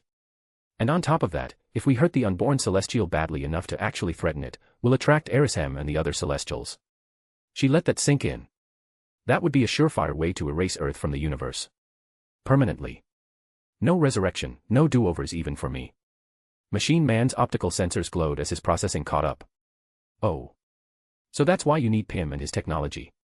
You plan to do a C-section on a planetary scale. Exactly. Domino nodded. But it's never that easy. Here's a group here on Earth called the Eternals. They've been here since the dawn of civilization, and their entire purpose is to make sure the emergence happens. They're going to be a problem. How big a problem? Wade asked. Domino's expression turned grim. They're basically immortal superhumans with cosmic energy manipulation. There are 10 of them. And they've been conditioning Earth's population for thousands of years to accept this as inevitable. So we're fighting gods to save the world, Machine Man summarized. Again. Why is it always gods? Because mortals are boring, Wade supplied. Massacre raised his hand. The Lord teaches us that when facing false deities, the righteous must strike with holy fury and really big explosions. I volunteer to handle the explosions part. You're volunteering to handle explosions, Hope said flatly. You, the religious zealot, wants to blow up immortal beings. The Lord helps those who help themselves, Massacre said with absolute sincerity. And those who help themselves to military-grade explosives are especially blessed. Janet leaned toward Hank. Are they all like this? Apparently, Hank whispered back. Slapstick bounced in his seat, rubber body making squeaking sounds. Wait. This is actually perfect timing. Finally, some real action. Domino's eye narrowed. What are you talking about? The golden rain. The temporary hero thing. Slapstick's enthusiasm was infectious despite the serious topic. Accidents have been reduced by 99.5%, daylight crimes are way down, and nobody hires us mercenaries anymore. The other mercs nodded in agreement, their expressions ranging from impressed to annoyed to philosophical. It's true, Gorillaman said, his voice carrying the wisdom of someone who'd learned the ways of mystic arts. People don't need us for protection anymore. If danger comes, they just become temporary heroes and handle it themselves. The mystic arts have been less in demand too, since Gia's chosen defenders respond to any foreign entity entering our dimension with malicious intent. Machine Man added, Stark's been busy upgrading his suit and studying Gia's gift instead of going on missions. Slapstick agrees, the Fantastic Four have been domesticated now that they have Franklin. Not that there's anything wrong with it, but it means less hero work available. Hitmonkey chittered something while taking another drink of Hank's expensive wine. Domino felt the implications of Jay's actions settling on her like physical weight. The promise to protect Gia, to solve the Tiamat situation, suddenly felt more urgent than ever. Well, what are we waiting for then? Let's get this done by dinner. I have a son to get back to. The reaction was immediate and universal. Way out. Every single mercenary shouted in unison, their voices mixing into one shocked exclamation. Chapter 300, The Eternal's Reckoning. Author's note. I honestly can't believe this is my 300th chapter. It's been a long journey getting here, and I just want to take a moment to thank everyone who's been with me along the way. Your comments, theories, support, and patience have meant more than you probably realize. To celebrate this milestone, I'm posting one of the biggest chapters yet, around 4,000 words. I really hope you enjoy it as much as I enjoyed writing it. Thank you for sticking with me. Blue Heart. The sun hung low over a Jack's South Dakota farm, painting the wheat fields in gold. The stalks swayed in waves under the evening breeze, their movement hypnotic, almost meditative. The farmhouse sat small and weathered against the vast prairie sky, its white paint peeling in places, the porch steps worn smooth by decades of use. A Jack sat in her rocking chair, the wood creaking with familiar rhythm. Her fingers wrapped around a mug of coffee that had long since gone cold. She'd been sitting here for an hour, watching the sun sink lower, trying to find peace in the simple beauty of Earth's sunset. The peaceful moment shattered when Arisham's voice crashed into her mind like a meteor strike. AJAK. The telepathic connection hit her skull with the force of a hammer. Her coffee mug slipped from nerveless fingers, shattering on the wooden boards. She gasped as both hands flew to her temples as cosmic presence flooded her consciousness. Yes, Celestial Arishem. Her voice came out steady despite the pressure building behind her eyes. Years of practice had taught her how to speak while a god rode shotgun in her brain. Intruders approach Tiamat. Multiple entities have breached the planetary crust and descend toward the dreaming Celestial's chamber. This cannot be permitted. The voice was completely emotionless and cold enough to send a shiver down her spine. Gather the Eternals. Eliminate the intruders. Ensure the emergence proceeds without interference. A Jack's jaw tightened, her teeth grinding together hard enough to crack if she'd been human. Lord Arishem, my family. They will not take the truth well. They believe they serve humanity, not that humanity serves the emergence. If I reveal everything now, if I tell them what we really are, they might. Your role is not to question. Arisham's presence pressed harder, suffocating her mind. For a moment, she experienced what it might feel like to drown in starlight. The Eternals exist to serve the Celestials. Tiamat's birth must not be obstructed. You will gather them. You will explain their purpose. You will ensure compliance. If any refuse, you will eliminate them and complete the mission with those who remain. This is not negotiable. This is your purpose. I understand, a Jack whispered, and hated herself for it. Then the connection severed like a snapped cable. A Jack collapsed forward, gasping. Sweat plastered her hair to her forehead and her hands shook as she gripped the porch railing, trying to anchor herself to something solid. The weight of millennia crashed down on her shoulders all at once, every lie she'd told, every truth she'd hidden, every moment she'd watched her family love humanity while knowing what was coming. Damn you, she whispered to the empty sky, her voice breaking. Damn you for making me do this. She pulled herself upright, legs wobbling. Her fingers found the emergency beacon in her pocket, the device they'd all carried for 7,000 years but never used. The metal was cold against her palm. One press. That's all it took. The beacon activated with a pulse of golden energy that rippled outward, bypassing all technology, speaking directly to the synthetic cores of her family scattered across the globe. The pulse spread, faster than light. Touching Ikaris in the sky above Russia. Finding Cersei in her London flat. Catching Sprite mid-illusion in Athens. Pulling Macquarie from whatever ancient ruin she was exploring. Interrupting Druig's meditation in the Amazon. Dragging Fastos away from his family dinner. Waking Thena from whatever dreams synthetic beings had. Reaching Gilgamesh in his quiet monastery. Finding Kingo on a Bollywood sound stage. Emergency gathering. Come home now. Java, Indian Ocean. 1 hour later, a Jack stepped on the beach in Java. The sand was white, almost painfully bright under the afternoon sun. Waves rolled in with rhythmic consistency, indifferent to the crisis unfolding around and inside her. She didn't have to wait long. A sonic boom cracked the sky like the world splitting open. Ikaris descended like a falling star, golden energy trailing from his eyes as he decelerated. The air around him shimmered with heat as sand fused to glass where his energy touched it. Cersei rode in his arms, her expression distant while Sprite clung to his other side, small and vulnerable. Both women looked disoriented but alert. A Jack. Cersei's feet touched sand, and she immediately stepped away from Ikaris, putting distance between them with deliberate care. What's happening? The beacon, she paused, processing. We've never used the beacon. Not once. Not when the deviants nearly overran us in Babylon. Not when Thena first showed symptoms of Mod Wyre. Not when. Wait. A Jack interrupted, raised one hand. Let everyone arrive first. I'll explain once. Her voice caught. I can't do this multiple times. I don't have the strength. Another sonic boom came, this one was closer and faster. Macquarie appeared in a streak of gold, sand exploding outward from her landing point in a perfect circle, the displacement creating a miniature crater. Druig tumbled from her arms with all the grace of a dropped sack of potatoes, rolling twice before coming to a stop face down in the sand. Bloody hell, woman. Druig pushed himself up, spitting out sand, his Irish accent thick with indignation. Could have given me a warning before going Mach 3. Sprite smirked, some of her composure returning with the familiar banter. What's wrong, Druig? Can't handle being in the loving embrace of the fastest woman alive. Druig wiped sand from his face, grinning despite himself. There's no shame in being carried by love. Though next time, love, Sprite. Though next time, love, he turned to Macquarie, maybe slow down before the dismount. Macquarie's hands moved in quick, sharp signs, her expression unimpressed. You survived. Stop complaining. I could have left you in the Amazon with the mosquitoes. Druig's grin widened. Fair point, that. Suddenly, the air above them shimmered. A Domo-class ship decloaked, its stealth field peeling away like invisible curtains. The craft was massive, easily 100 meters long, its hull covered in celestial script that glowed faintly gold. The ship descended with anti-gravity hum that a Jack felt in her bones, landing gear extending to kiss the sand with surprising gentleness for something that massive. Displaced air washed over the beach, sending palm fronds dancing. The ramp lowered with a pneumatic hiss.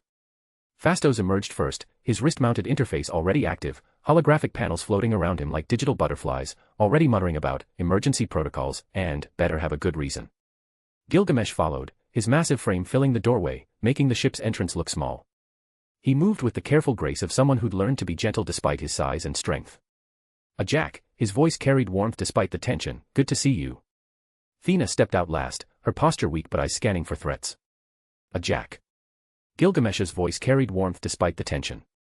He crossed the distance in long strides, pulling her into a brief hug that lifted her feet off the ground. Strong. Safe. Exactly the kind of comfort she desperately needed and didn't deserve. Good to see you. Thena nodded once, and weakly hugged her friend and took in her family after centuries.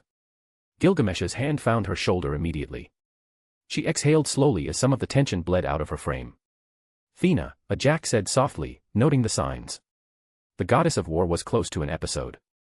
The stress of the emergency beacon, the sudden displacement, the uncertainty, all of it was triggering her Mod Wyre. I'm fine, Thena said, which meant she wasn't. Gilgamesh's thumb traced small circles on her shoulder. A quiet reminder that he was there. That she wasn't alone in her mind. Fastos just looked annoyed. This better be worth pulling me away from my family. Do you know how hard it is to explain to a 5-year-old why daddy has to leave in the middle of movie night? Where's Kingo? Cersei asked, scanning the beach, probably grateful for something to focus on besides Ikaris' presence. As if summoned by the question, a violet Rolls-Royce materialized on the beach access road. The car looked absurdly out of place on the sandy track, its polished exterior catching sunlight like a jewel. The vehicle stopped precisely in front of the gathered Eternals. Karun Patel emerged from the driver's side, his movements practiced yet excited. He circled to the rear passenger door, opened it with a flourish, and stepped aside. Kingo stepped out like he was arriving at a film premiere. Sunglasses, designer clothes, perfect hair despite the beach wind. Karun immediately raised a professional camera with its red recording light already active. And here we have the legendary Eternals, reunited after decades apart. Kingo's voice carried theatrical flair. A moment for the ages, captured in stunning 4K. Kingo. Ajak's tone could have frozen fire. Now is not the time for your videographer. Karun is my assistant, Kingo corrected, not lowering his sunglasses. And actually, this is the perfect time. Do you have any idea how expensive decent VFX are these days? I plan to record our fight with the Deviants, documentary style. Bollywood won't know what hit them. Despite the tension, several Eternals smiled, even Thena's lips twitched. Classic Kingo, Gilgamesh chuckled softly. But Ajak's expression killed the levity instantly. Her face had gone pale, eyes distant with the weight of what she needed to say. The mood suddenly shifted. Ajak. Cersei crossed the sand, closing the distance, her concern overriding her earlier distance. What's wrong? I've never seen you like this. Ajak took a breath that rattled in her chest. I need to tell you all the truth. About why we're here. About our purpose. Thena straightened, her warrior instincts pinging as Gilgamesh's hand tightened on her shoulder. We know our purpose. We come from Olympia to defend humanity from deviants. We guide their evolution. That's a lie. The words fell like stones. Everything you believe about our mission. Our purpose. Who we are and why we're here. All of it are lies. Silence crashed over the beach. The waves kept rolling. The palm trees kept swaying. But the world continued, indifferent. What? Sprite's voice came out small, childlike in a way it rarely did, all her usual bravado stripped away. Ajak's hands trembled visibly now. She clasped them together to hide it. Everything you believe about our mission. It's all lies planted in your heads. Our true purpose, she stopped, throat closing around the words. Ikari suddenly stepped forward. I'll tell them. Every head snapped toward him. Cersei's face went white. You knew. With an accusation that carried 7,000 years of weight. I've always known. Ikari's voice carried no apology, just flat statement of fact. From the beginning. And before anyone asks, yes, I kept it from all of you. Because that was my role. Sprite stumbled backward like she'd been slapped. You knew. For 7,000 years, you knew, and you never, her voice broke completely. I trusted you. We all trusted you. You were our leader, and you. Let me explain. Ikari's eyes flared gold, power leaking through his control. Explain. Sprite's scream carried across the beach. Explain 7,000 years of lies. Explain watching me struggle with this, she gestured at her child's body, this prison, and never saying a word about why. Explain. Makari's hands moved in sharp, angry signs. What did you know? What did you hide? Tell us now. Druig's eyes had started glowing gold, his power leaking through his control. Ikari's, you've got 10 seconds before I reach into your mind and take the information myself. And I won't be gentle about it. Everyone calm down, Ajak tried, but her voice had no power behind it. Fastos was the one who spoke, his engineer's mind cutting through emotion to reach problem-solving mode. Just tell us. Whatever it is, whatever you've been hiding, just say it. We can't deal with what we don't understand. Ikari's jaw clenched. His eyes flared brighter, gold energy leaking from the corners. When he spoke, each word came out measured. We're not from Olympia, nor are we noble guardians. We're weapons. Advanced synthetic beings designed by the Celestials to serve a specific function. We're their tool. We're no more alive in the way humans understand it than the Domo is. We're just more sophisticated. Fastos' holographic panel flickered and died. No, we're here to eradicate deviants. The deviants. Ikari's continued, relentless now that he'd started. Another celestial creation. They were supposed to eliminate a planet's apex predators and clear the evolutionary path for intelligent life. But they went wrong, evolved past their programming and started killing everything. So the Celestials made us, their corrective measure. He paced as he talked, unable to stand still, golden energy crackling around his fists. We hunt deviants. We protect the developing intelligent species. We guide civilizations to grow, to build technology, to develop culture. Why? Druig's voice cut sharp. Why does any of that require lying to us? Why make us think we're heroes instead of whatever we actually are? Ikari stopped pacing and met Druig's eyes directly. Because our real purpose comes after the deviants are dead. Ikari's gaze swept across his family. We help civilizations grow until their population reaches critical mass. Until there's enough intelligent life, enough energy generated by sentient minds, to power something far bigger than any of us. The beach had gone dead silent except for waves and wind. There's a celestial growing in Earth's core. Tiamat, a jack whispered. The dreaming celestial. Ikari's nodded. Sleeping in Earth's core since before humans walked upright. Growing and feeding on the energy of 7 billion minds. When the population reaches the required threshold, when enough energy has accumulated, Tiamat wakes, he'll emerge. And when something the size of a planet emerges from inside a planet. The world dies, Cersei finished, her voice hollow, all color drained from her face. Everything dies. Every human, animal, and plant. 7 billion of them. All the art, all the music, all the love, laughter, and beauty we nurtured. All of it. Gone.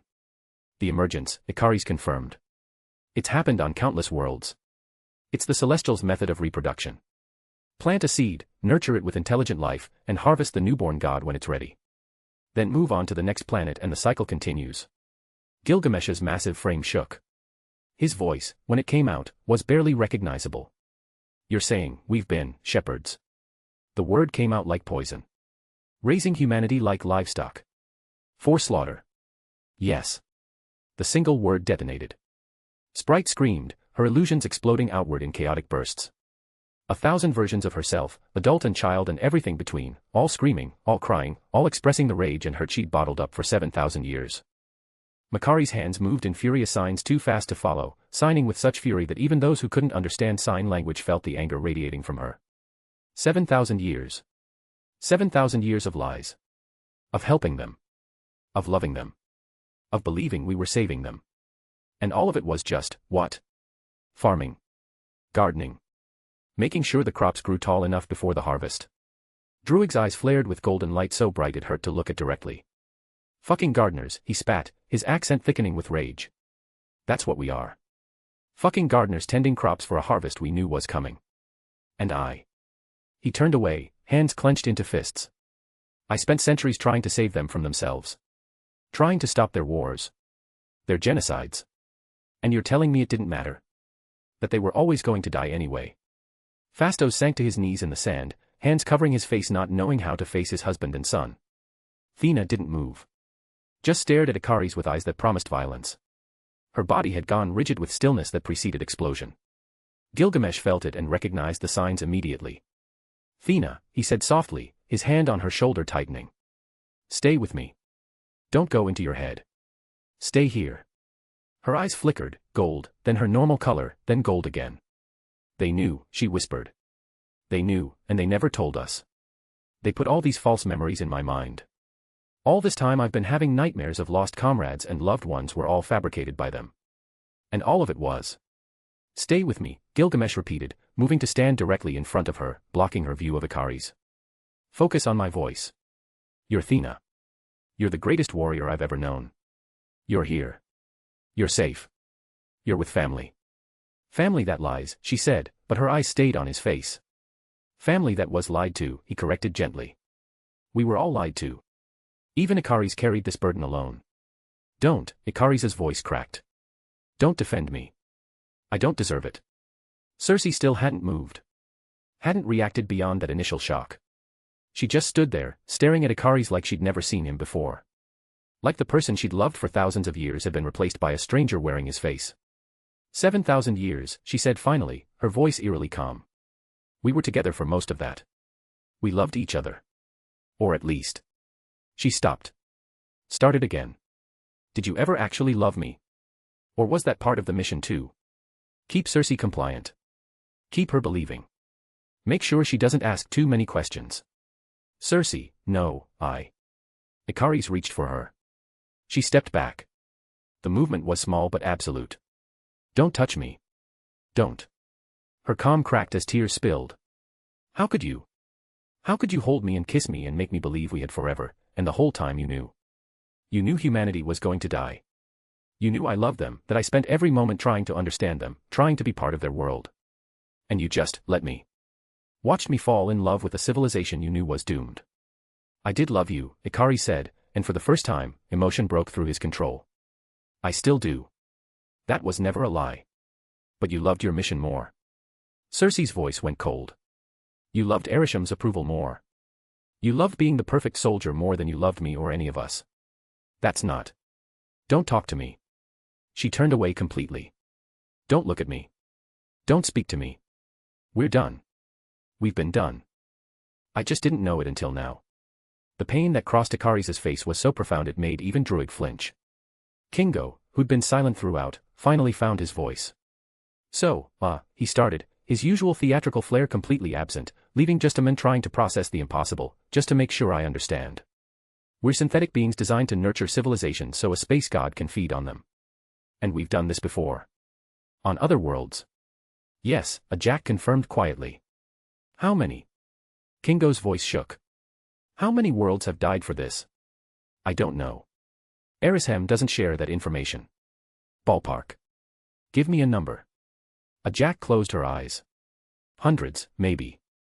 The Celestials have been doing this since before recorded time. Kingo laughed. It came out broken, edging toward hysteria. Hundreds of worlds and we just moved on to the next one. We started over, made new friends and watched them grow. Helped them, loved them, then watched them die. Over and over. Like some kind of Groundhog Day, except instead of learning lessons we're just facilitating genocide. The awkward silence stretched, and no one knew what to say. What could you say after learning your entire existence was a lie? Finally, Fastos stood. Sand clung to his pants, and his eyes were red but dry.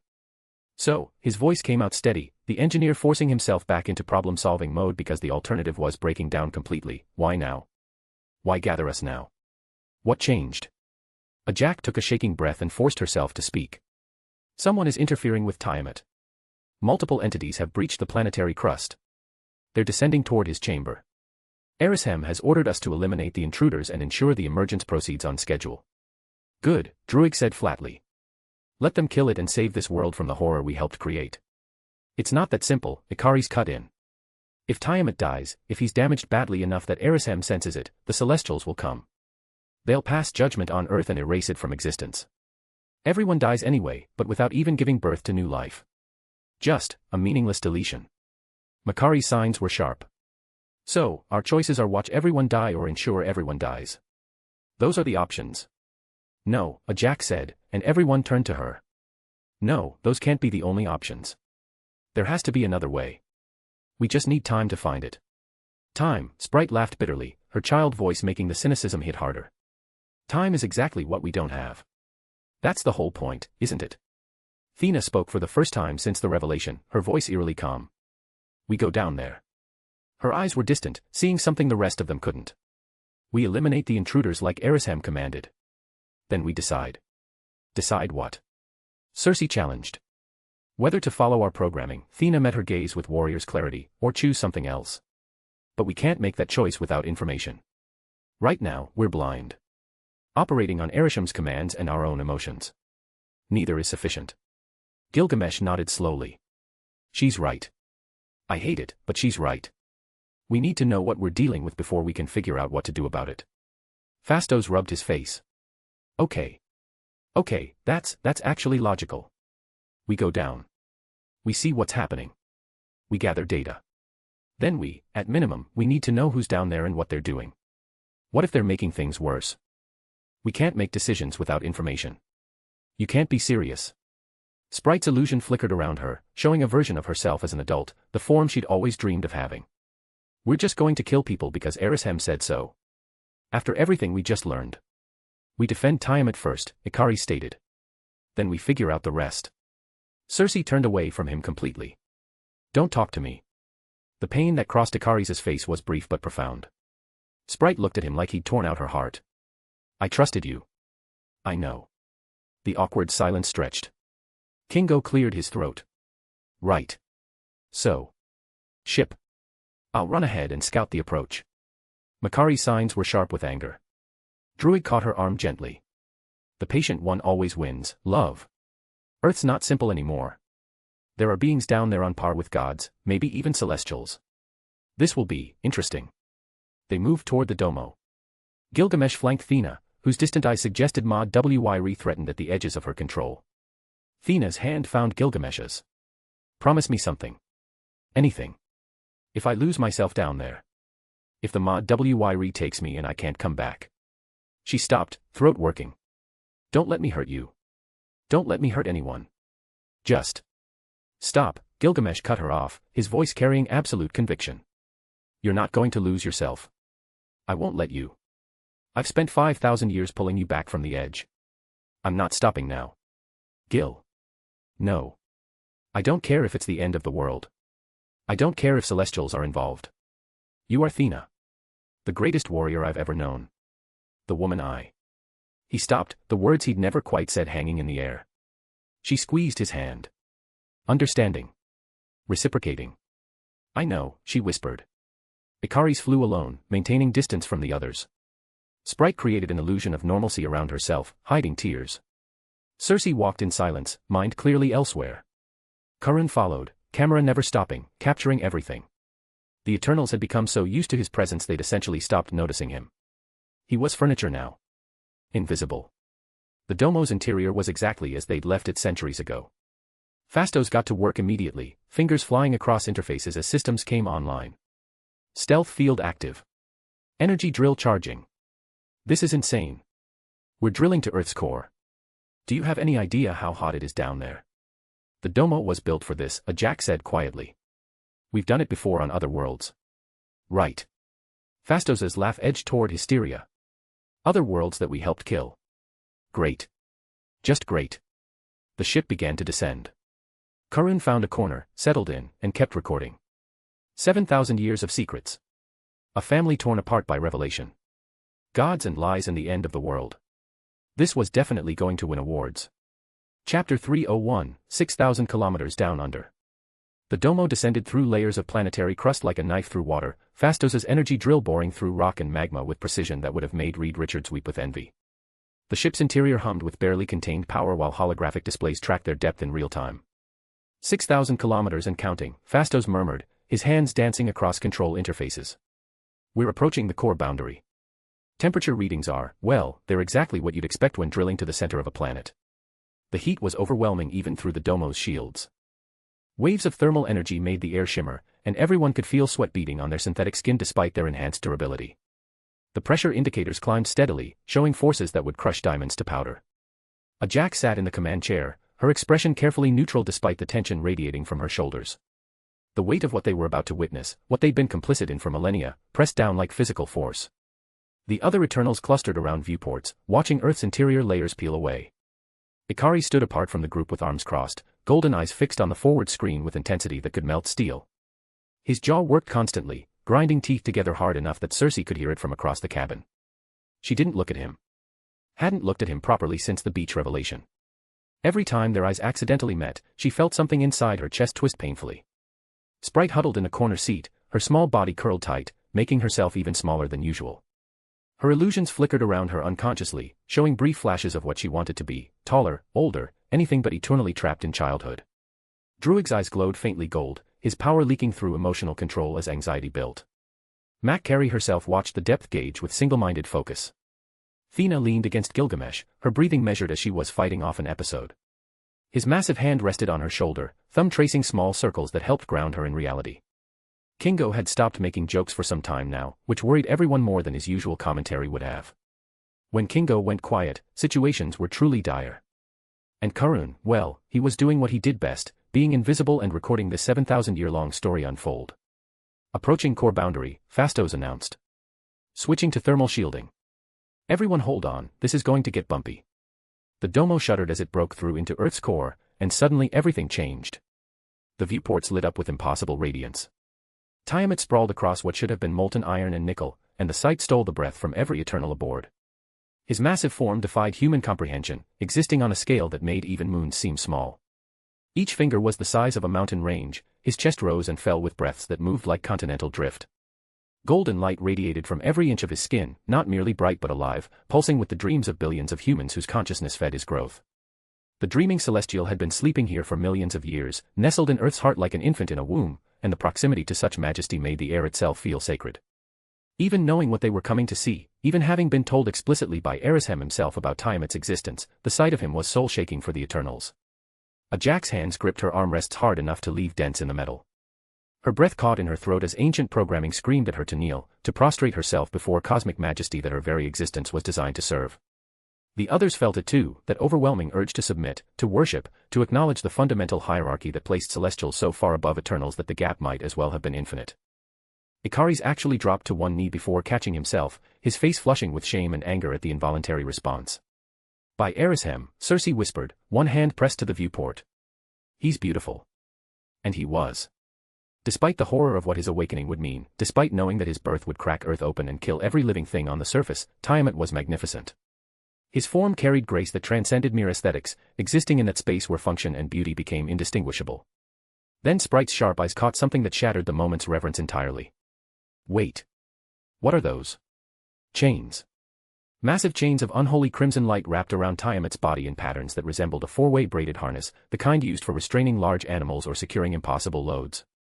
The chains pulsed with energy that felt wrong against Tiamat's golden radiance, corrupt and invasive, violating the Celestial's majesty with their very presence.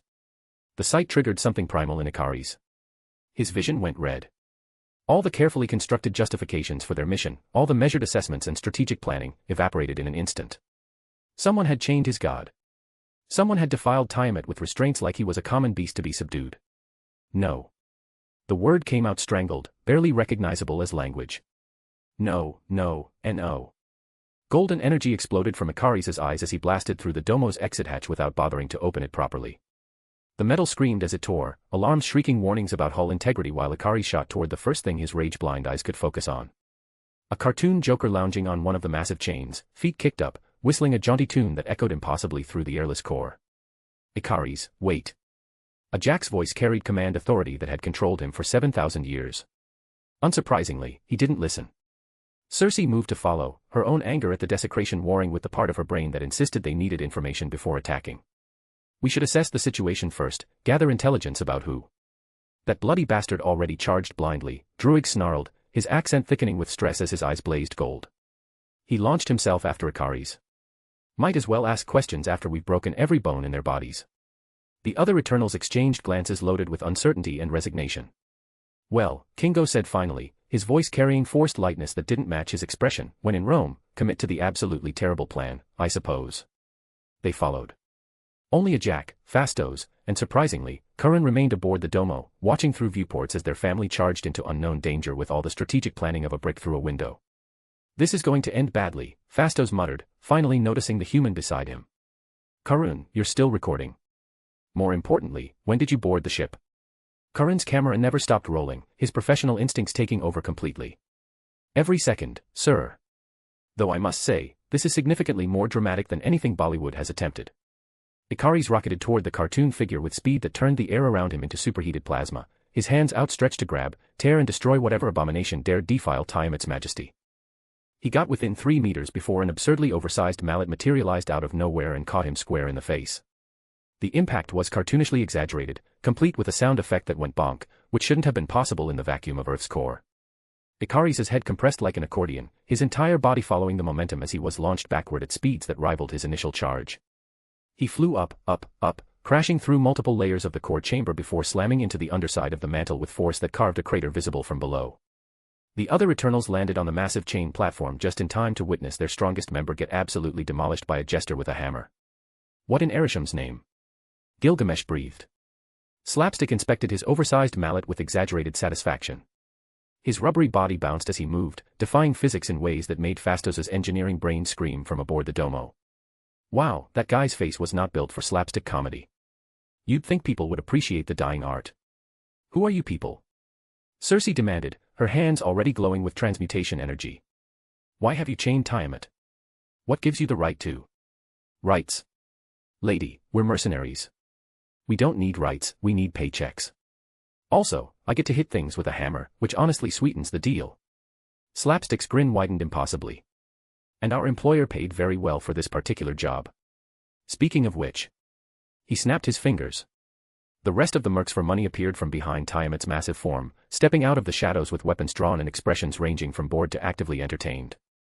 Deadpool led the group, his mask's eyes narrowing as he took in the Eternals. Well, fuck me sideways, space elves with glowy bits. Eternals, right. Listen up, team, these shiny assholes are cramping our payday. Time to make them regret crawling out of their cosmic glory hole. We're not robots, Sprite protested, her small hands clenching into fists. We're synthetic, yes, but we're alive. We have souls, personalities, free will. Tomato, synth girl. Deadpool shrugged. Point is, you're squatting on prime real estate, kiddo. Hitmonkey, my hairy little murder buddy, you want to take the angry glowing guy. Hitmonkey chittered aggressively, loading his guns with ammunition that glowed faintly red. Druig's eyes blazed golden as he reached out with his power, attempting to seize control of the mercenaries' minds, to force them to their knees and make them explain everything before he allowed them the mercy of unconsciousness. You will all stand down and... Nothing happened. Druig's power, which had controlled thousands of humans simultaneously, which had bent entire villages to his will for centuries, slid off the mercenaries' minds like water off waxed paper. The hell? Druig's eyes widened with genuine shock. How are you resisting? You're clearly human, I can sense the neural patterns, but... Chaotic minds, baby. Slapstick's body stretched like taffy as he bounced excitedly. Your little psychic fingerbang can't find the on-switch because our brains operate on either toon logic, fourth wall breaks, or pure concentrated insanity. Good luck finding anything in there to grab onto. Massacre nodded solemnly, his mask gleaming in Tiamat's golden light. The Lord teaches that a scrambled mind is harder to possess. Trust me, ours is blessed. Chapter 302, Engaged. The Lord teaches that a scrambled mind is harder to possess. Trust me, ours is blessed. Enough talk, Thena snarled, golden weapons materializing in her hands as her Mod WYRE threatened to break through completely. The stress of the situation, the revelation about their true purpose, and the sight of Tiamat in chains had pushed her right to the edge. We end this now. She charged. Meanwhile, high above in the mantle, Ikaris was already extracting himself from his crater. His healing factor repaired the damage quickly enough, but the humiliation stung worse than any physical injury. He'd been swatted aside like an insect. Him. The strongest of the Eternals. By a joker with a hammer. He shot back down toward the core, rage now tempered just enough with caution to keep him from doing something equally stupid. When he landed back on the chain platform, the battle had already begun in earnest. Gilgamesh found himself facing Machine Man, the android's body flowing like liquid metal as he dodged the Eternals' devastating punches. Impressive force output, Machine Man observed clinically, his arm extending to impossible lengths to deliver a counterpunch that caught Gilgamesh in the ribs. Approximately 47 tons per square inch. However, your fighting style relies heavily on overwhelming physical superiority. Testing his upgrades from Stark, Machine Man's torso literally flowed around Gilgamesh's next punch, the metal parting like water before reforming and launching a dozen smaller fists simultaneously from his body. Gilgamesh grunted as the impacts hit him from multiple angles, his enhanced durability keeping him standing but the sheer creativity of the assault forcing him onto the defensive. You fight like you're pissing on every martial art ever created. At least have the spirit to come at me like a warrior, you damn robot. Pot calling the kettle black. Machine Man's head rotated 360 degrees in a whipping headbutt while his body remained stationary. The only difference between you and me is our manufacturing company. Get off your high horse, clanker. Druig, frustrated by his mind control's failure, tried a different approach with Hitmonkey, attempting to engage the creature directly since mental domination had proven useless.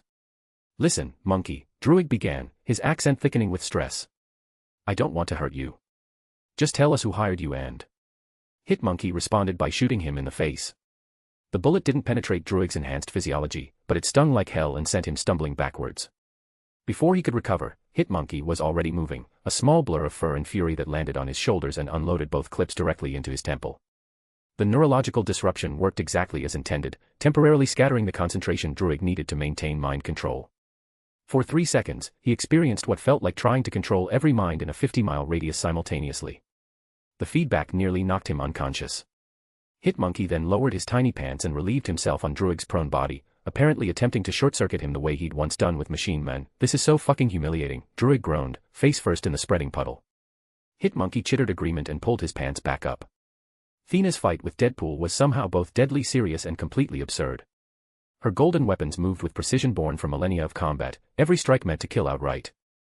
Her spear snapped forward toward Deadpool's heart, fast enough that any normal human would have been dead before their brain caught up.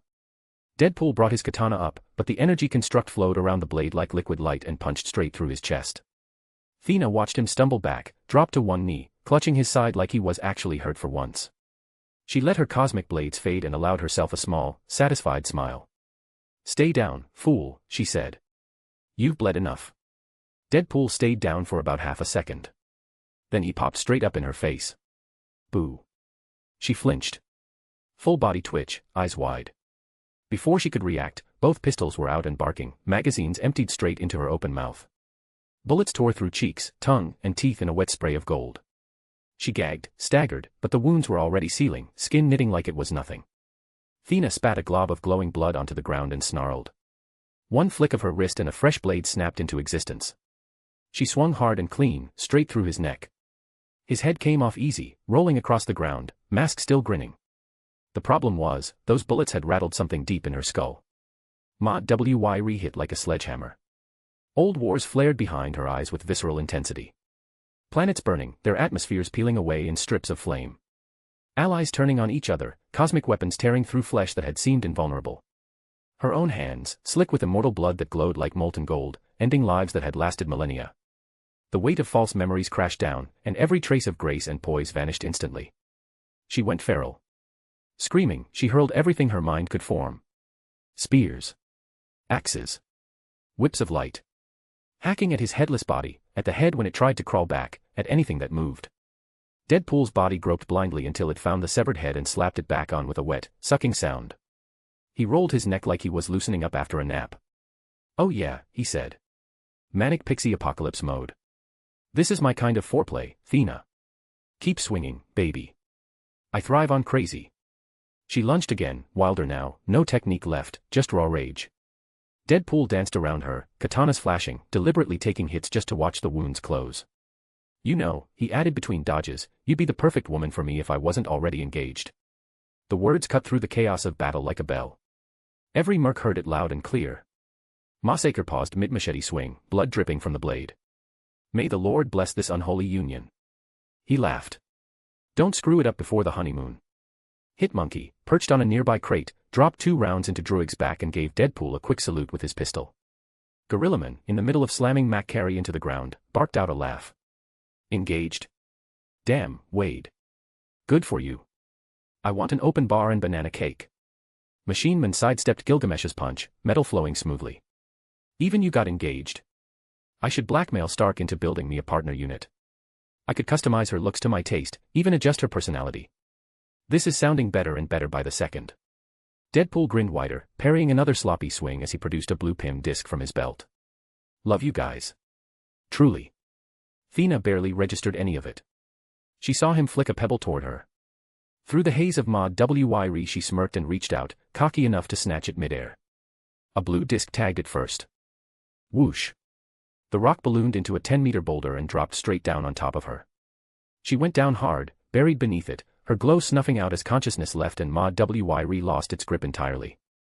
Deadpool wandered over and gave the boulder a light kick. And that, kids, is why you never catch random shit from strangers. Especially from a guy named Deadpool. Macquarie discovered the hard way that fighting Gorillaman was nothing like fighting normal opponents. Her speed was absolute, allowing her to move faster than sound, faster than most people could track. She'd run circles around countless enemies, delivered devastating strikes before they could blink, and generally treated physics as a mild suggestion rather than a hard rule. Gorillaman just smiled and opened a portal to the mirror dimension. Makari's momentum carried her straight through before she could change direction. She found herself in a twisted reflection of the core chamber where physics worked differently, and speed proved actively disadvantageous. Gorillaman stepped through after her, his yellow robes flowing around his massive simian frame. "I studied at Kamartaj for 6 months. The masters there taught me how to deal with speed demons. Would you like to see what I learned?" Makari's response was to sign something extremely rude and charge at him anyway. The mirror dimension twisted around her as Gorillaman reshaped it with gestures that carried surprising grace. Walls appeared from nowhere, floors became ceilings and direction lost meaning as space folded in on itself. Running in circles didn't help when the circle kept changing size. "This is cheating," she signed furiously. "All warfare is based on deception," Gorillaman replied without missing a beat. "Also, I learned that move from Wong, and he's never lost a sparring match. Well, except to Jay. I'm just following best practices." Kingo, meanwhile, found himself facing both Ant-Man and Wasp simultaneously, which would have been manageable if they'd stayed human-sized. They didn't. Hope shrank to Wasp size and flew at his face, her suit's energy weapons firing blasts that stung like hornets despite their small scale. Scott went giant, growing to 15 feet tall and delivering a punch that sent Kingo tumbling backward. This is so unfair. Kingo shouted, firing his finger guns at targets that kept changing size. Pick a scale and stick with it. Where's the fun in that? Hope's voice came from everywhere and nowhere as she flew around Kingo's head in dizzying patterns. Her blasts weren't powerful enough to seriously hurt him, but they were maddening, each hit disrupting his concentration just enough to throw off his aim. Scott shrank to ant size, hitched a ride across the ground on one of his ants, then grew back to giant while delivering an uppercut that caught Kingo completely off guard. You know what the really great thing about Pym particles is? Scott asked conversationally. Conservation of momentum still applies. So when I'm tiny and moving fast, then suddenly get big. All that velocity gets transferred to my larger mass. It's like getting hit by a train that used to be the size of a baseball. Kingo's response was to blast Scott in the face with concentrated cosmic energy. Scott shrank, the blast passing through where he'd been, then grew back to punch Kingo in the kidney. I hate insect-themed heroes so much right now, Kingo groaned. Chapter 303, It's Not That Serious, Homelander. Sprite, faced with Massacre, did what she did best. She created illusions. A perfect copy of Hitmonkey appeared before him, hands raised in surrender, voice carrying Hitmonkey's exact chitter. Massacre didn't hesitate. He shot the illusion square in the face. The image shattered into light. He stood completely still for a moment. That was an illusion, he said, his voice cracking as genuine anguish formed behind his mask. That was my chance. My one clean shot at finally getting rid of that demonic monkey. And you. He turned slowly toward where Sprite was hiding. You took that away from me, you godless creature. His voice carried the weight of a man robbed of something sacred. Sprite's calmness shattered as Massacre advanced on her position. She created more illusions, duplicates of herself, monstrous creatures, environmental hazards that should have given any sane person pause. Massacre walked through every single one. The grief of not silencing Hitmonkey fueled him like a furnace. Lord, give me the strength to deliver your judgment on this witch, he continued, addressing Sprite directly even though she was hiding behind 7 layers of illusion. He reached through them and grabbed her actual collar, pulling her out with embarrassing ease. Sprite kicked him in the scrotum. It hurt her foot more than it hurt Massacre. Ow, she said. Yes, Massacre agreed. The Lord said to protect your valuables more than your head. That is why I wear a cup blessed by 3 priests. He set her down firmly. Also, stop kicking there. It is rude. While the fight raged across Tiamat's chains, Cersei made her move. She slipped away from the main battle, her transmutation powers letting her phase through obstacles, converting chain links to air temporarily before reconverting them behind her. She moved with purpose toward Tiamat's head, following the crimson chains to their source. If she could just reach whoever was controlling these restraints, whoever had the audacity to bind a celestial like common livestock, she could end this whole situation herself. She found far more than she'd expected. At the summit of Tiamat's head, nestled in a natural depression where the Celestial's crown met his skull, sat a complete laboratory that made her stop cold. Not a makeshift setup, a full scientific research station that looked like it had been transported directly from Phastos's own workshop. Computers hummed with processing power, holographic displays showed complex simulations, and dozens of containers filled with glowing red liquid lined the workbenches. The chains weren't just restraints, Cersei realized with growing horror. They were also conduits, feeding that red liquid directly into Tiamat's body at key points marked on the simulation displays. 2 older humans moved through the lab with frantic energy, their hands flying across keyboards while they muttered technical jargon Cersei couldn't follow. Step away from the equipment, Cersei commanded, her hands glowing with golden energy as she prepared to turn their computers to dust. Whatever you're doing to Tiamat ends now. Before she could release her power, crimson strings materialized around her body. They wrapped around her limbs, her torso, her neck with a gentleness that somehow felt more threatening than violence. The energy they carried interfered with her own powers at a fundamental level, disrupting the particle manipulation she used for transmutation. Her powers failed completely. What? How? Look who we have here, a familiar voice said from behind her, smooth and controlled. A cat burglar. Skulking around and sneaking in doesn't really fit the honorable reputation of Cersei the Eternal. Cersei turned. Domino stood at the lab's edge, her black and white mercenary suit pristine despite the chaos of battle below. Her scarlet-tinted eye tracked Cersei with the focused calm of someone who had already calculated every possible response and found them all manageable. You. Cersei's voice came out strangled. You did this. You chained a celestial like an animal. Technically, I just supervised, Domino corrected. Hank and Janet did the actual science. I just made sure nothing went catastrophically wrong. Well, more wrong than chaining a space god usually goes.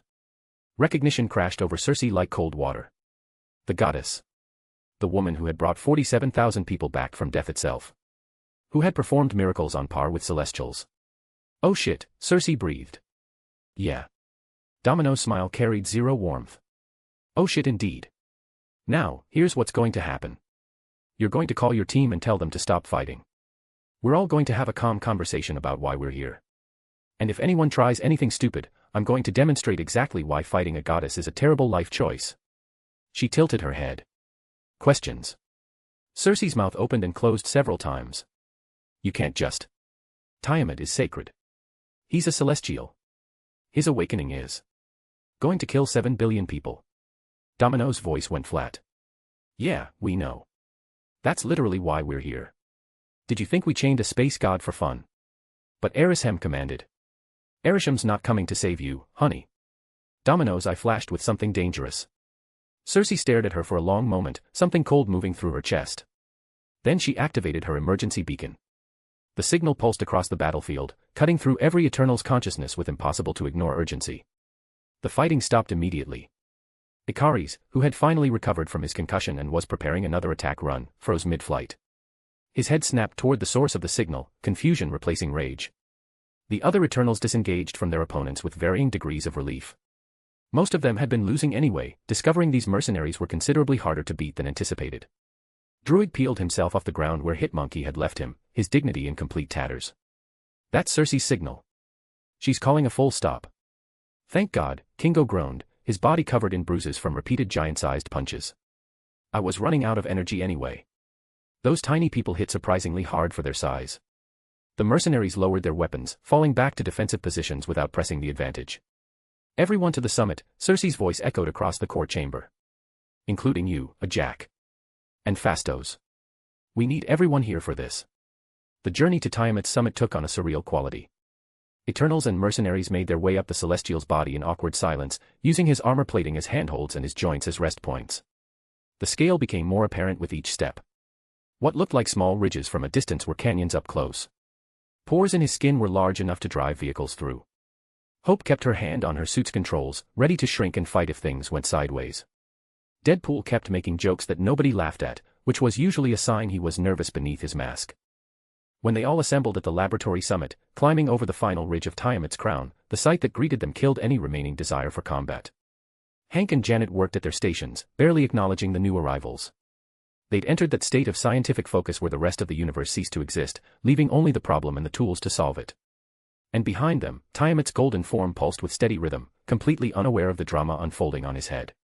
Ikaris' eyes blazed gold as he stepped forward. You humans have chained our god. Defiled his sacred space. This is an act of war against. Domino's elbow appeared on his shoulder so suddenly that his words died mid-sentence. Her arm rested there with casual intimacy, like they were old friends sharing a private joke. Chill, she said quietly. It's not that serious, Homelander. Ikaris' entire body went rigid. Not from simple fear of being hurt, he'd faced death before. From the primal recognition of standing next to something that occupied a completely different tier of existence. Domino's presence pressed against his synthetic biology with weight that made every threat assessment protocol he had scream warnings. Not quite at Arisham's level. Not yet. But so far above anything else Ikaris had encountered that the distance between them felt infinite. He tried to pull away. Domino's hand tightened on his shoulder just enough to make it clear that moving would require her permission. We're going to have a conversation, she continued, tone maddeningly calm. You're going to listen. Then you're going to ask intelligent questions. And we're going to work this out like adults. Sound good? Ikaris managed a nod that came out more like a nervous twitch. Domino released him and stepped back to address the full group. Right. Since we're doing this formally. I'm Domino, also known as Nina Thurman. You've probably heard of me. Nervous nods all around. Most of the Eternals recognized her immediately. Who wouldn't? The woman who had performed feats rivaling Celestials. Who had resurrected tens of thousands, taking them back from death's own domain. Their synthetic cores registered her presence as something simultaneously familiar and alien, human, but fundamentally other in ways their threat assessment protocols couldn't quite categorize. These are the mercs for money, Domino continued, gesturing at her team. Deadpool, Slapstick, Massacre, Hitmonkey, Gorillaman, and Machine Man. They're with me. The folks in the lab are Hank Pym and Janet Van Dyne, the two smartest people currently alive when it comes to solving your specific problem. And you've already met Scott and Hope. She paused, letting that settle. Now. I'm going to explain our plan exactly once.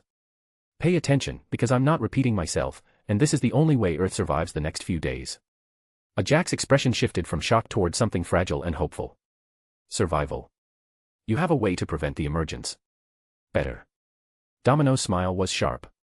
We're going to perform a C-section on Earth and deliver your God without killing the mother. Silence.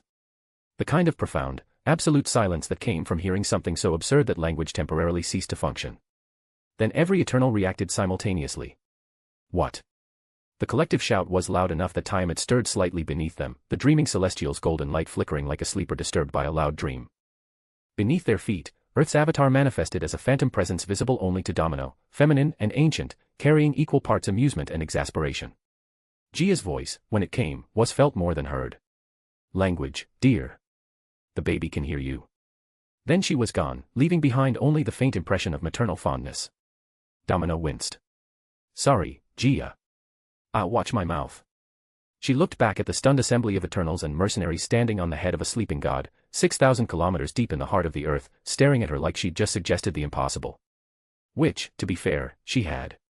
Now then, Domino said, rolling up her sleeves. Let's talk about how we're doing this. Chapter 304, Saving the Child, Saving the World. The explanation that followed took time and patience. Domino moved to one of Hank's holographic displays, her fingers dancing across controls with practiced ease. The simulation updated, showing Earth's core, Tiamat's position, and the complex network of chains they'd constructed. These here are the Pym particles, which work by accessing the quantum realm, Hank Pym explained, falling into lecture mode. His voice carried the enthusiasm of a man who'd spent decades perfecting this science. They don't actually change mass, they change the space between atoms. Make that space smaller, objects shrink. Make it bigger, they grow.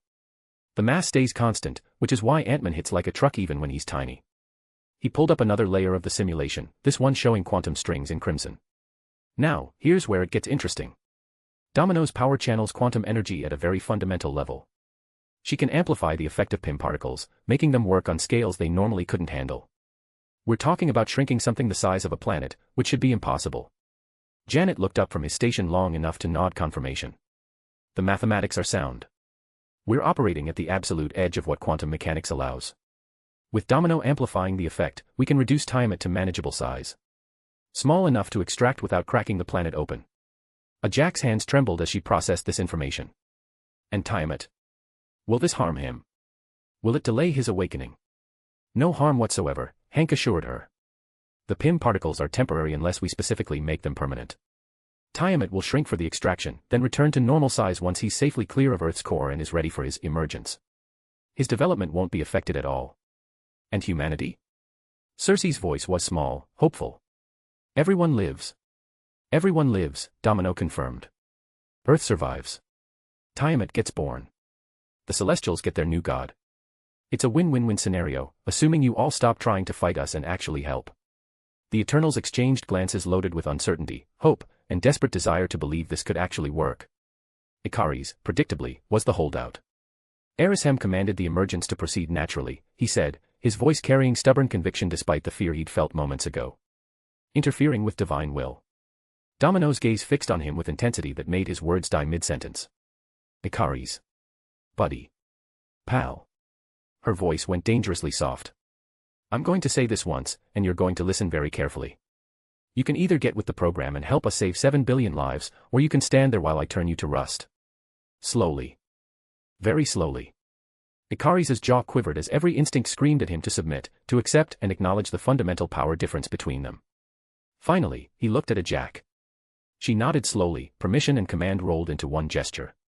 We'll help, Ikaris managed, each word pulled from him like teeth. Domino's expression softened marginally. Good.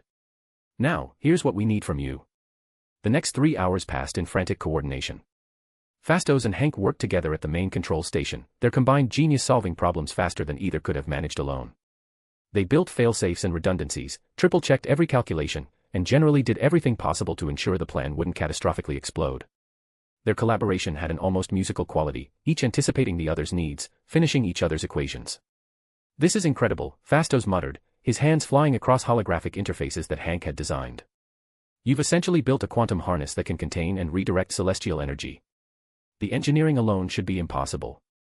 It was, Hank admitted. Until Domino showed up and made the impossible merely improbable. "Her quantum manipulation lets us bypass about 17 different laws of physics that would normally make this equipment destroy itself. Watch this." He pulled up a simulation showing what would happen without Domino's amplification. The PIM particles destabilized after 0.03 seconds, creating a quantum cascade that would have vaporized everything within thousands of kilometers, destabilizing the Earth's core, destroying Earth even before the baby celestial could. "And with her?" Fastos asked. "Perfect stability. It's like having a quantum tuning fork that keeps everything harmonized." Hank's voice carried genuine awe. "I've been working with PIM particles for decades, and I've never seen anyone interact with them like this." Janet coordinated the medical side of the extraction, explaining to Jack exactly how they'd position Tiamat for the shrinking process. "We need to be careful with his positioning. If he's tilted wrong when the particles activate, he could end up compressed unevenly. That would be bad." "How bad?" Jack asked. "Imagine a celestial with one arm the size of a building and the other the size of a toothpick. That kind of bad." Noted. "We'll be very careful with positioning." Jack's voice came out terrifyingly nervous. She was going to deliver a god, and she'd be damned if anything went wrong. The other Eternals helped where they could. Gilgamesh's strength proved invaluable for positioning the massive chain segments. Makari's speed let her run quality checks across the entire system in seconds.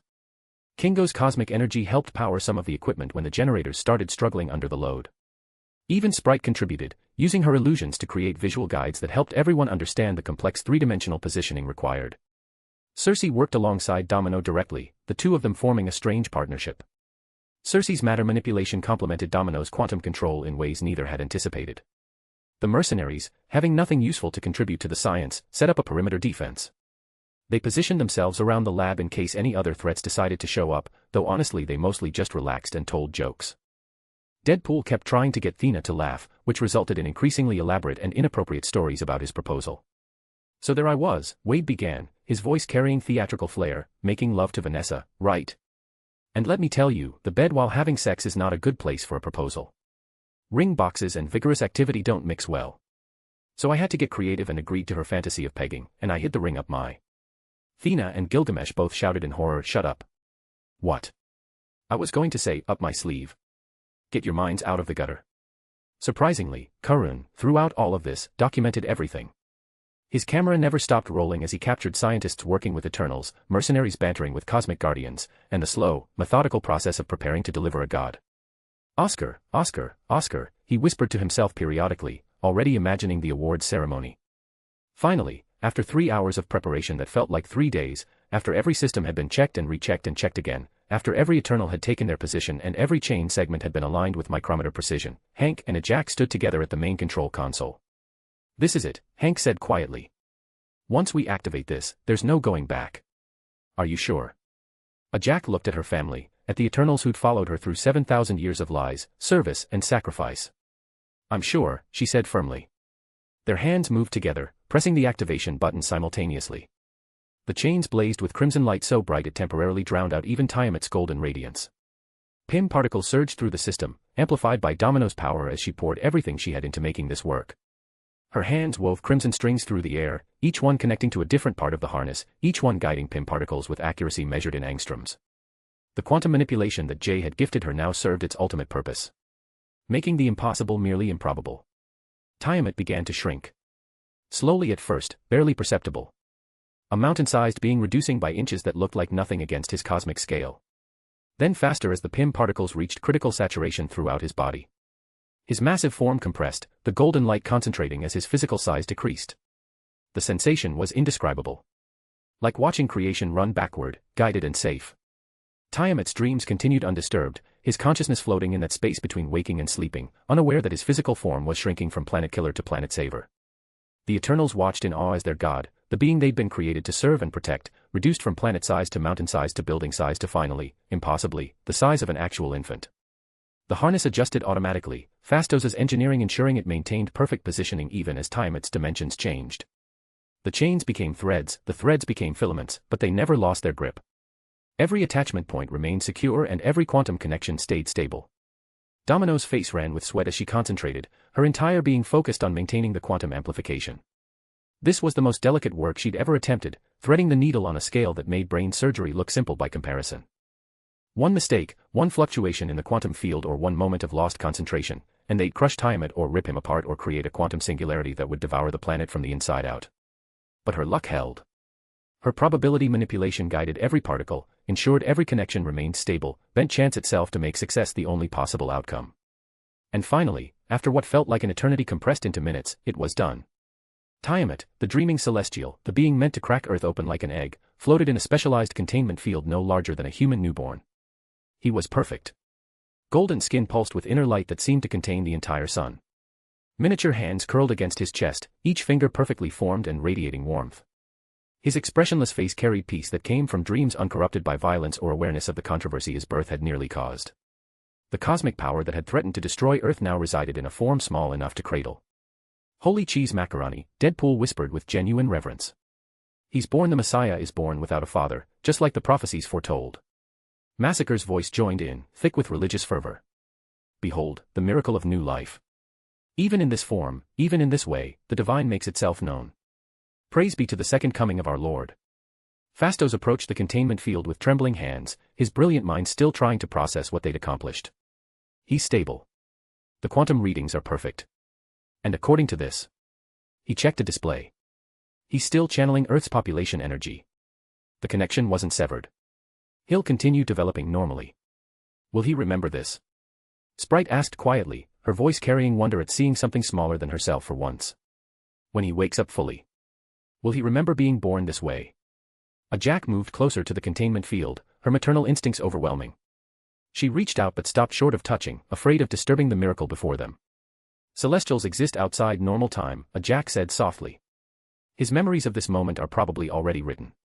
But I'd like to think he'll understand why we did this. Beneath their feet, Earth itself responded to the successful delivery. Flowers bloomed in the core chamber despite the heat and pressure that should have made such growth impossible. They sprouted from Tiamat's chains, from the laboratory equipment, from the very rock itself. Golden flowers with petals that gleamed like captured sunlight, Gia's blessing made physical, each one a prayer made physical. Gia's blessing made manifest, her gratitude for saving her children while honoring the cosmic child growing within her. The scent was overwhelming. Spring condensed into essence, hope given fragrance, life asserting its right to exist. Domino's knees buckled. The pressure she'd been carrying since accepting this mission, the promise Jay had made with Gia, the weight of 7 billion lives riding on her success, the strain of bending reality for 3 hours straight, finally released all at once. Her body, pushed beyond its limits even with her enhanced durability, gave out. She would have hit the ground if Wade hadn't caught her. Easy there, goddess, he said, his usual humor tempered with genuine concern. You just did the impossible. You're allowed to collapse a little. Chapter 305, The First Judgment. Easy there, goddess, he said, his usual humor tempered with genuine concern. You just did the impossible. You're allowed to collapse a little.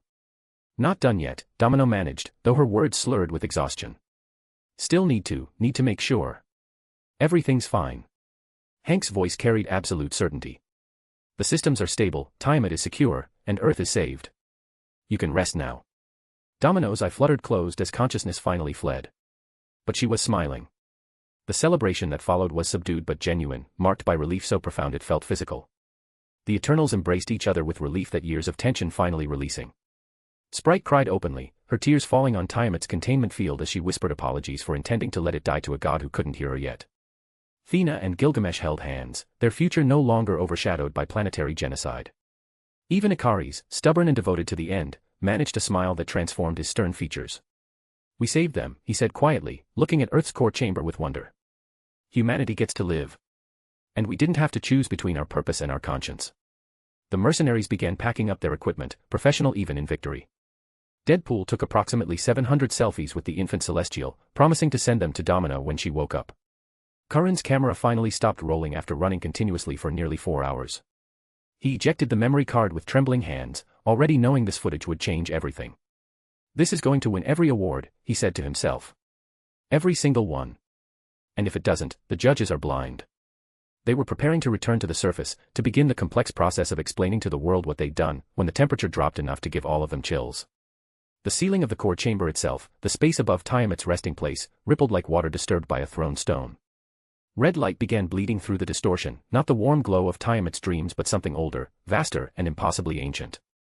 Then a face appeared. Erishem the judge manifested as a projection that filled the entire core chamber, his form so vast that his eyes alone were larger than mountains. 6 orbs of cosmic fire blazed with light that made Tiamat's golden radiance look dim by comparison, each one capable of perceiving truths that mortal minds couldn't comprehend. The sheer scale of him made everyone feel like insects, his presence carrying weight that bent reality itself around his consciousness. Eternals. His voice was thunder-made word, cosmic authority that vibrated through their synthetic cores like a tuning fork. Every Eternal felt the compulsion to kneel, to prostrate themselves, to acknowledge the absolute hierarchy that placed Celestials so far above them that the gap might as well have been infinite. You stand before me to be judged. Domino jerked awake from the oppressive presence, her quantum senses screaming warnings.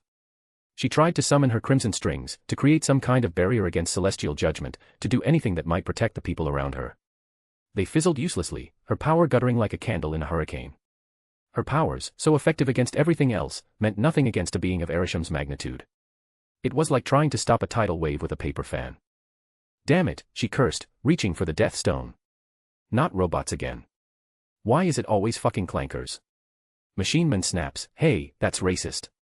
But Domino ignored him as she was about to activate the stone when Erishem's voice softened marginally. Nina Thurman, bearer of Death's authority. There is no need for such measures. I come not as destroyer, but as judge. To understand before I decide. This is my function, my purpose across countless worlds and civilizations. Everyone froze. Erishem recognized her. More than that, he recognized what she carried and treated it with respect rather than dismissal. The situation before me is unprecedented. In my travels across the multiverse, in my observation of 10,000 emergences across as many worlds, I have never witnessed an alternative to the necessary sacrifice. I would understand it fully before deciding consequences. His 6 eyes focused on the Eternals as a whole. Explain your actions. Why did you deviate from your programmed purpose?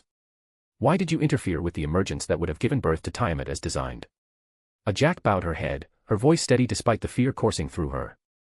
Great Erishem, we did not fail our purpose. We succeeded in a way that exceeded original parameters. Tiamat lives. He will awaken as planned. But through innovation and cooperation, we ensured his birth would not require Earth's destruction. She gestured at the infant celestial floating peacefully in his containment field. We found a third option. One that serves both humanity and the Celestials. One that proves intelligence can solve problems that power alone cannot. Erishem's eyes tracked to the laboratory equipment, studying it with focus that felt like being examined under a microscope. He observed Hank and Janet still standing at their stations, analyzed the complex quantum harness that had made the impossible possible. The silence stretched for what felt like hours compressed into seconds. Who designed this technology? His voice carried genuine curiosity now, the tone shifting from judge to scholar. This was new, and in his cosmic existence, new was rarer than supernovas. I did, Hank said, his voice carrying pride despite his fear. He straightened his spine, meeting those cosmic eyes as best a mortal could. The PIM particles are my life's work. Decades of research, thousands of failures, all leading to this moment. Erishem studied Hank for a long moment with focus that seemed to peer into his very soul, reading the history of his achievements, his failures, his determination. The weight of that gaze should have crushed a mortal, but Hank held firm. Then he spoke words that would echo through history, that would be recorded in cosmic archives and spoken of for millennia. Hank Pym, mortal of Earth. Your intellect has achieved what celestial science did not conceive. For eons, we have witnessed the emergences requiring sacrifice, the mother's life given for the child's birth. This was accepted as cosmic law, as inevitable as entropy itself. The core chamber shook with the weight of what came next. You have proven this law false. You have shown that innovation and compassion can transcend what was thought absolute. This is worthy of recognition across the cosmos. Another pause held pregnant with significance. I name you Scientist Supreme of Earth. Your genius is recognized across the cosmos. Wear this title with the knowledge that you have earned celestial respect. Hank's mouth fell open. Janet grabbed his arm to keep him from collapsing. Thank you. Hank managed. I accept. Scientist Supreme, huh? That has a nice ring to it. Scott mutters in dismay, great. The last thing he needed was an ego boost. But Erishem wasn't finished. Eternals, your deviation from protocol is forgiven. In fact, more than forgiven, it's a cause for celebration. You have demonstrated that synthetic life can exceed its programming through compassion and innovation. This pleases me. His massive hand reached down, and golden light bathed each Eternal in turn. I judge you innocent of betrayal. More than innocent, you are honored. And to those who have served with devotion despite personal cost, I grant gifts to acknowledge your sacrifice. Sprite gasped as her body shifted, growing and maturing. Her eternally child form finally achieved the adult shape she'd dreamed of for 7,000 years. Now elegant and slender, at legs that were finally long, at her clothes that hugged her new curvaceous body in the best way, with wonder, and immediately burst into tears. I'm me, she tears streaming down her face as she touched her cheeks, her neck, everything that was finally right. This body finally feels me. Druid pulled her into an embrace, his own eyes wet with tears as he heard her voice for the first time in their millennia together. Thena's eyes cleared as madness that had plagued her for centuries simply left. The MOD-WY-RE, the disease born from memories of wars that were never really hers, lifetimes of violence and trauma that had been implanted rather than experienced, evaporated under celestial correction.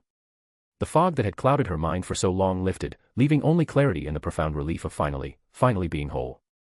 It's gone, she breathed, her voice breaking with emotion.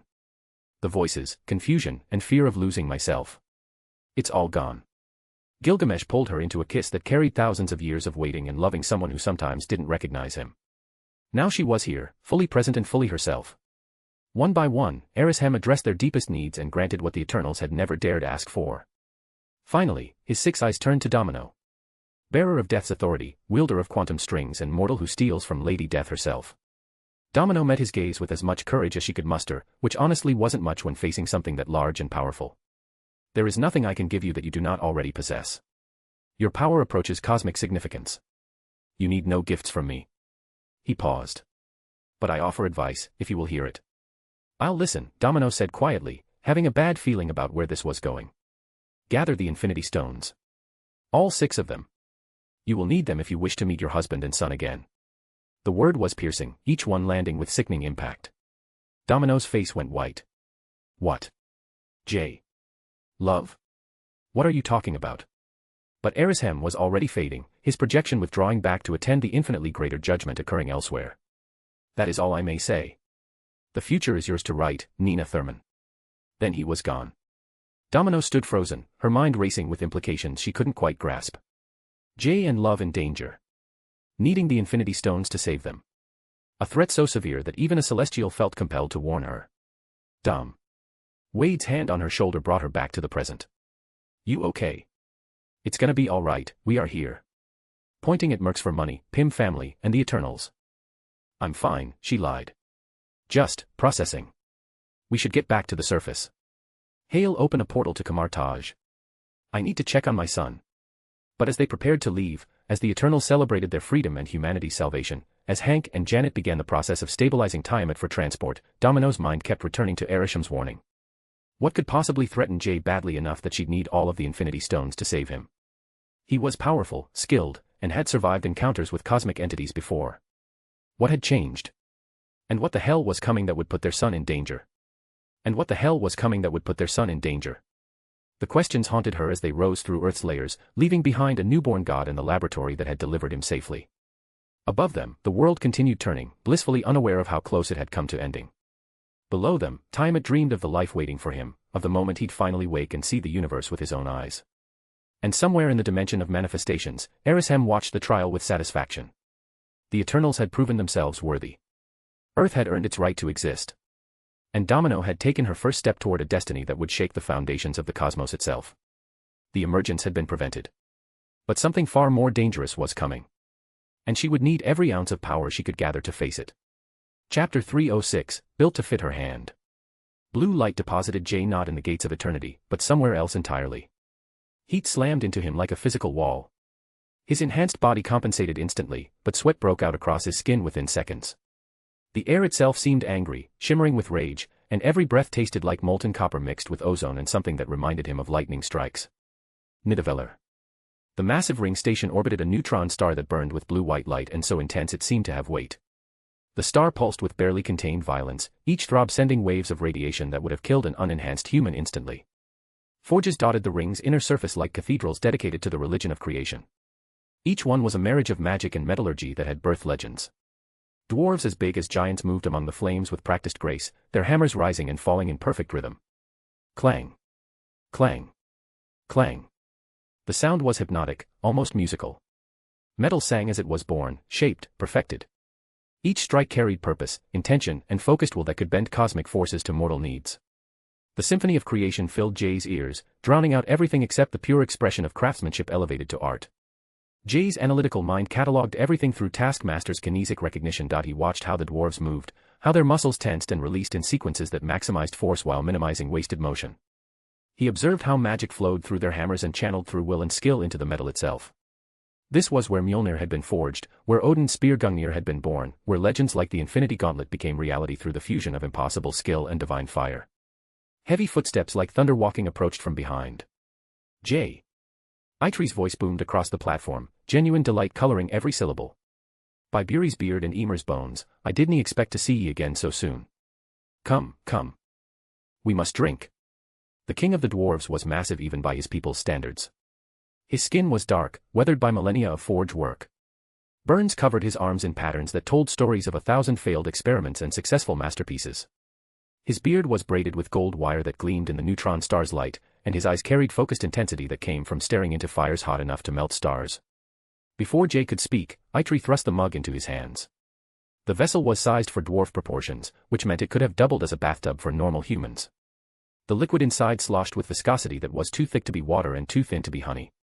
Golden and smelled of apples and something else that made Jay's enhanced senses tingle with anticipation. Divine rum from the golden apples of Iden herself. Eitree declared, already refilling his own mug from a barrel that materialized from thin air with a soft pop of displaced atmosphere. We talked of sharing this drink when last he visited, and Eitree the dwarf king keeps his promises.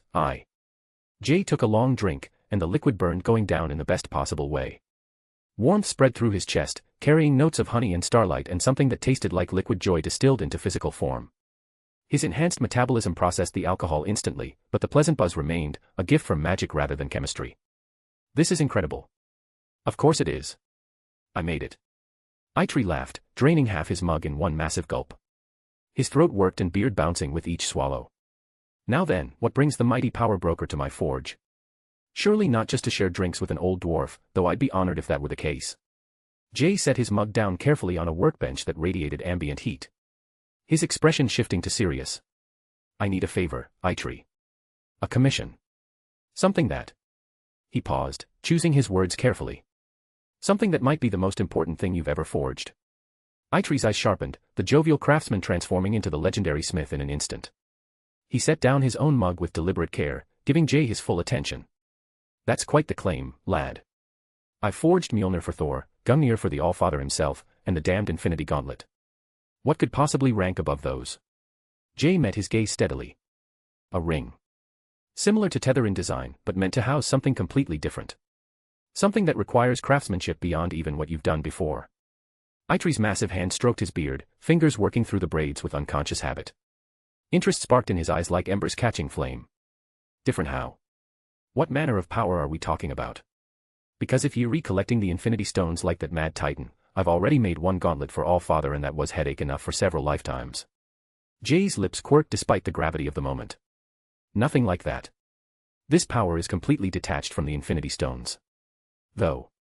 He hesitated, analytical mind drawing parallels. Perhaps a bit similar to the Soul Stone in fundamental nature, but coming from an entirely different source. Don't be keeping me in suspense, boy.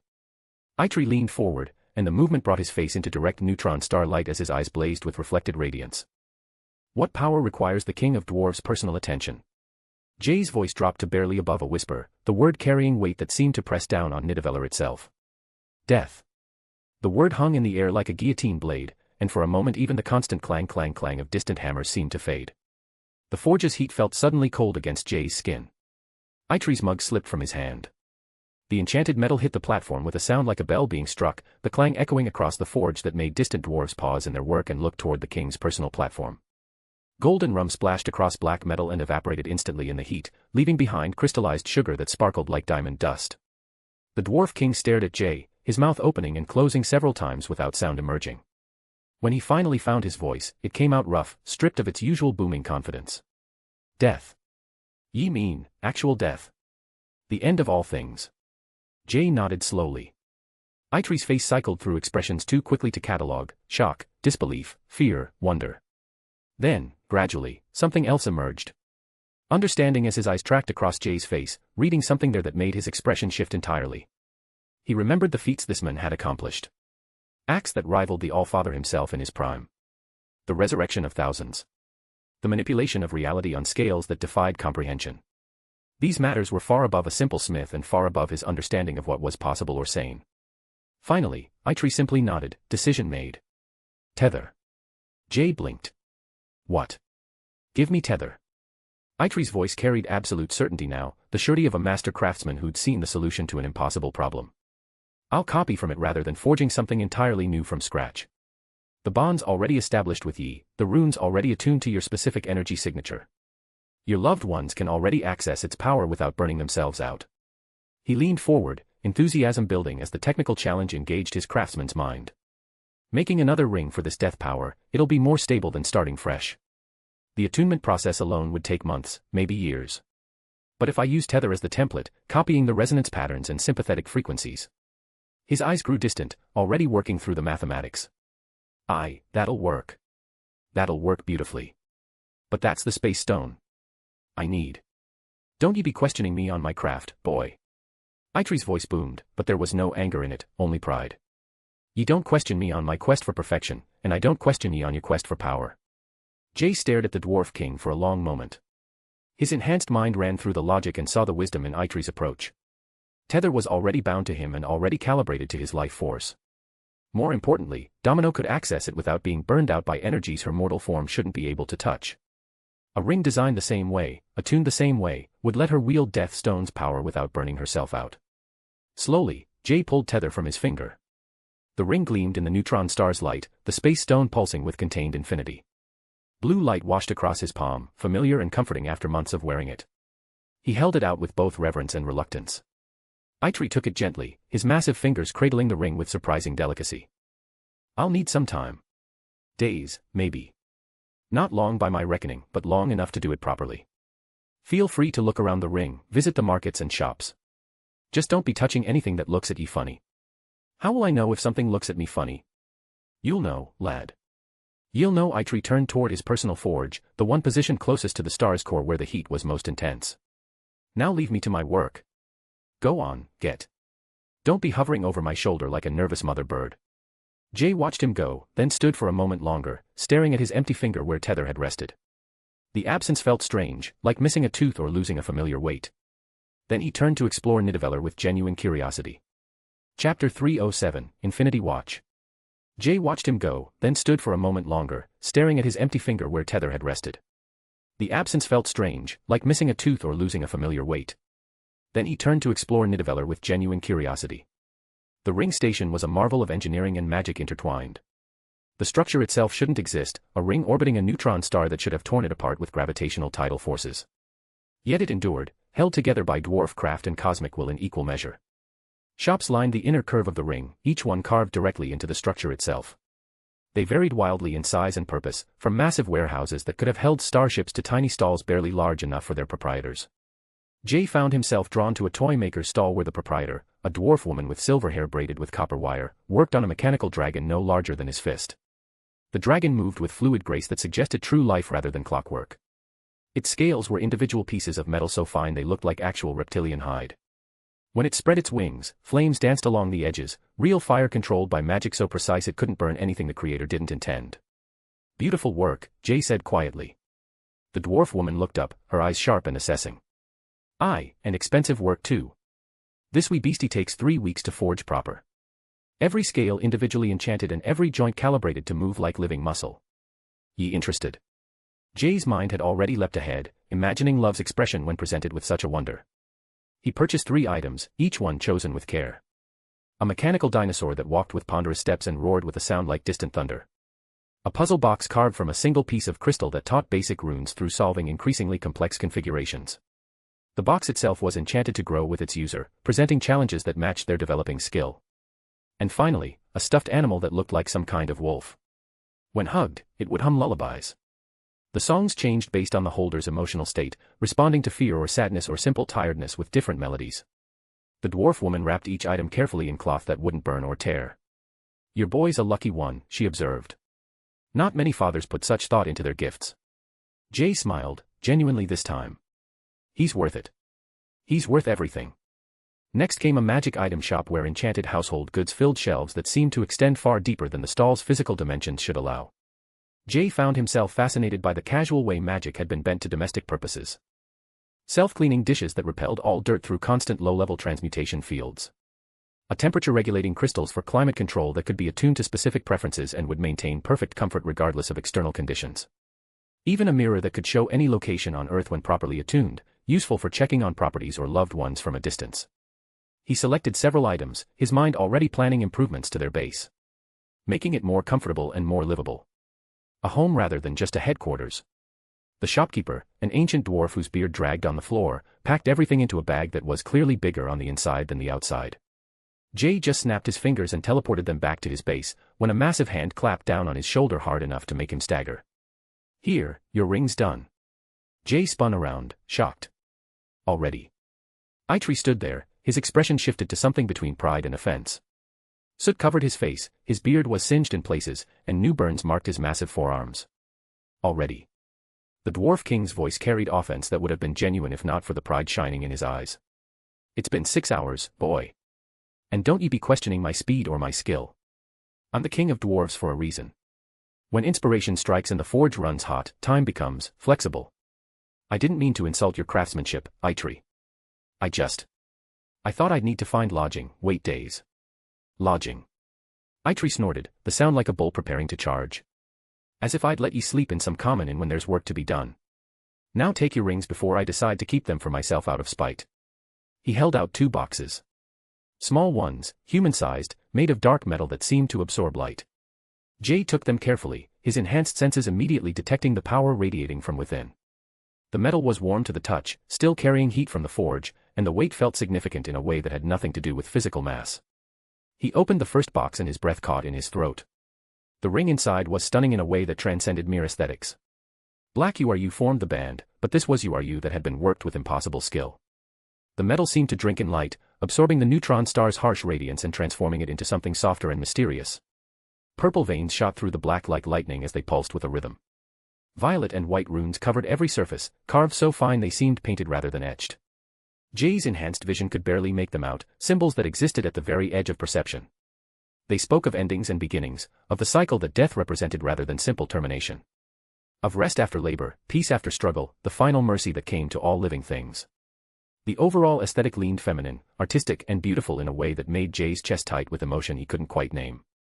This wasn't just any weapon or tool. This was art.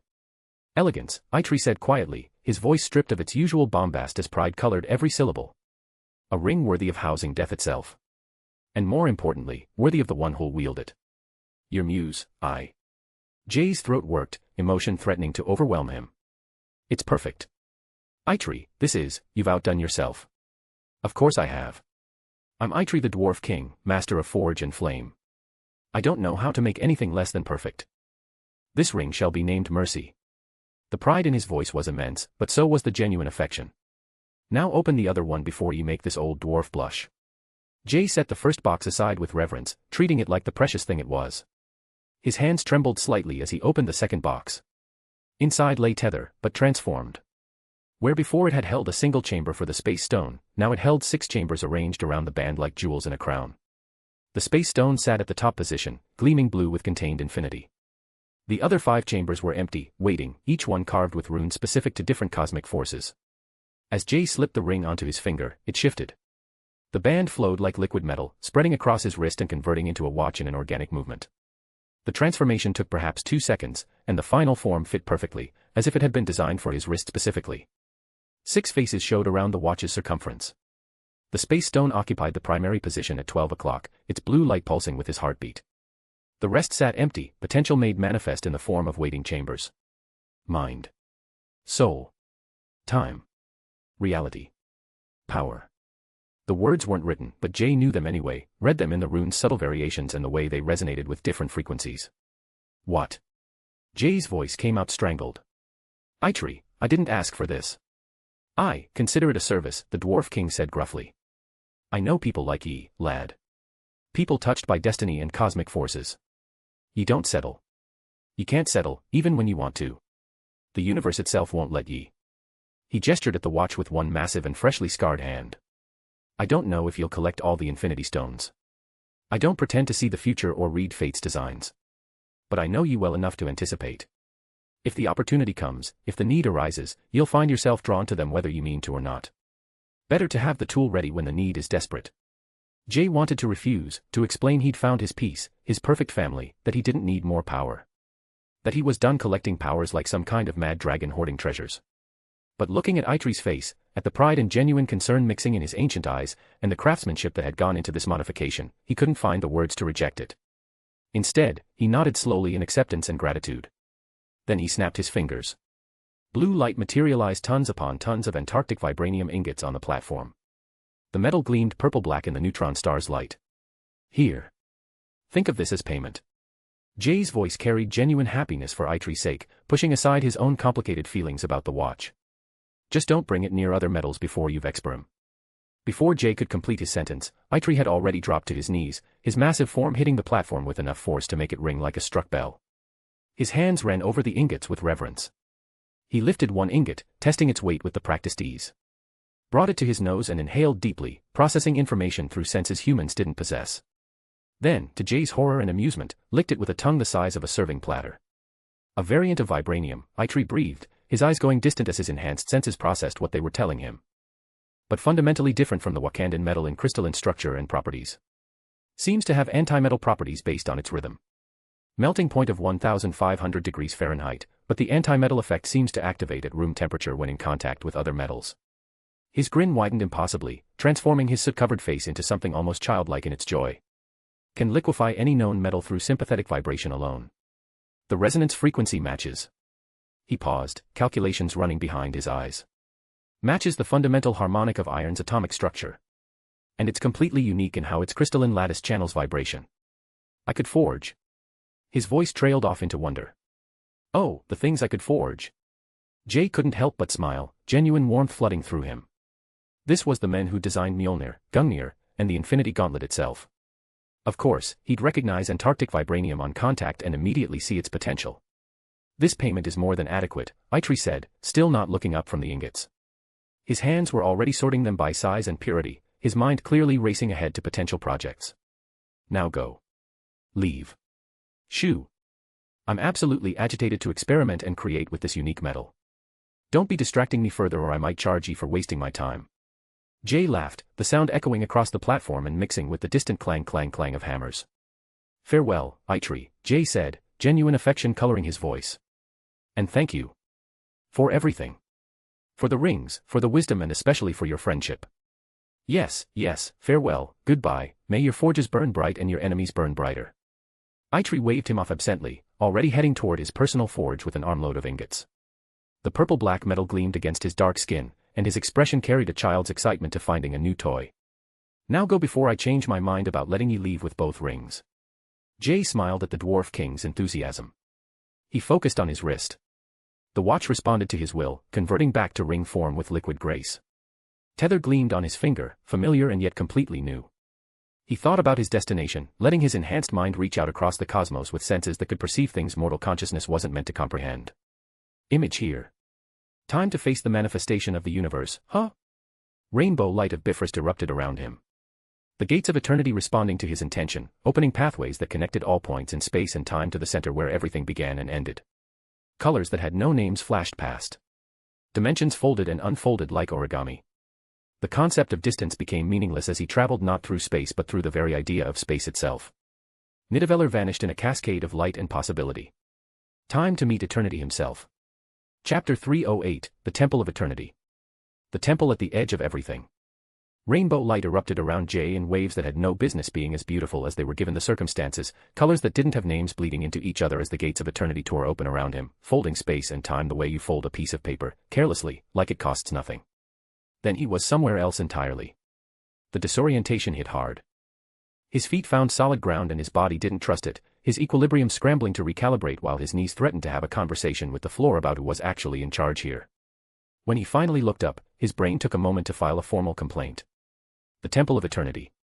It rose from nothing and everything at the same time, existing in a space that wasn't quite space, sitting in the gap between all other dimensions the way a word sits in the silence between two sentences.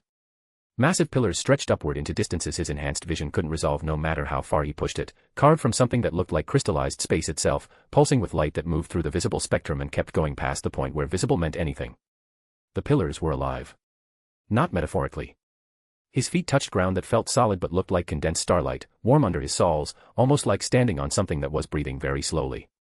He looked down and saw galaxies swirling in the depths beneath him, nebulae blooming and collapsing in slow motion, entire solar systems rotating in patterns that suggested his footsteps were landing on the skin of creation itself. The air tasted electric.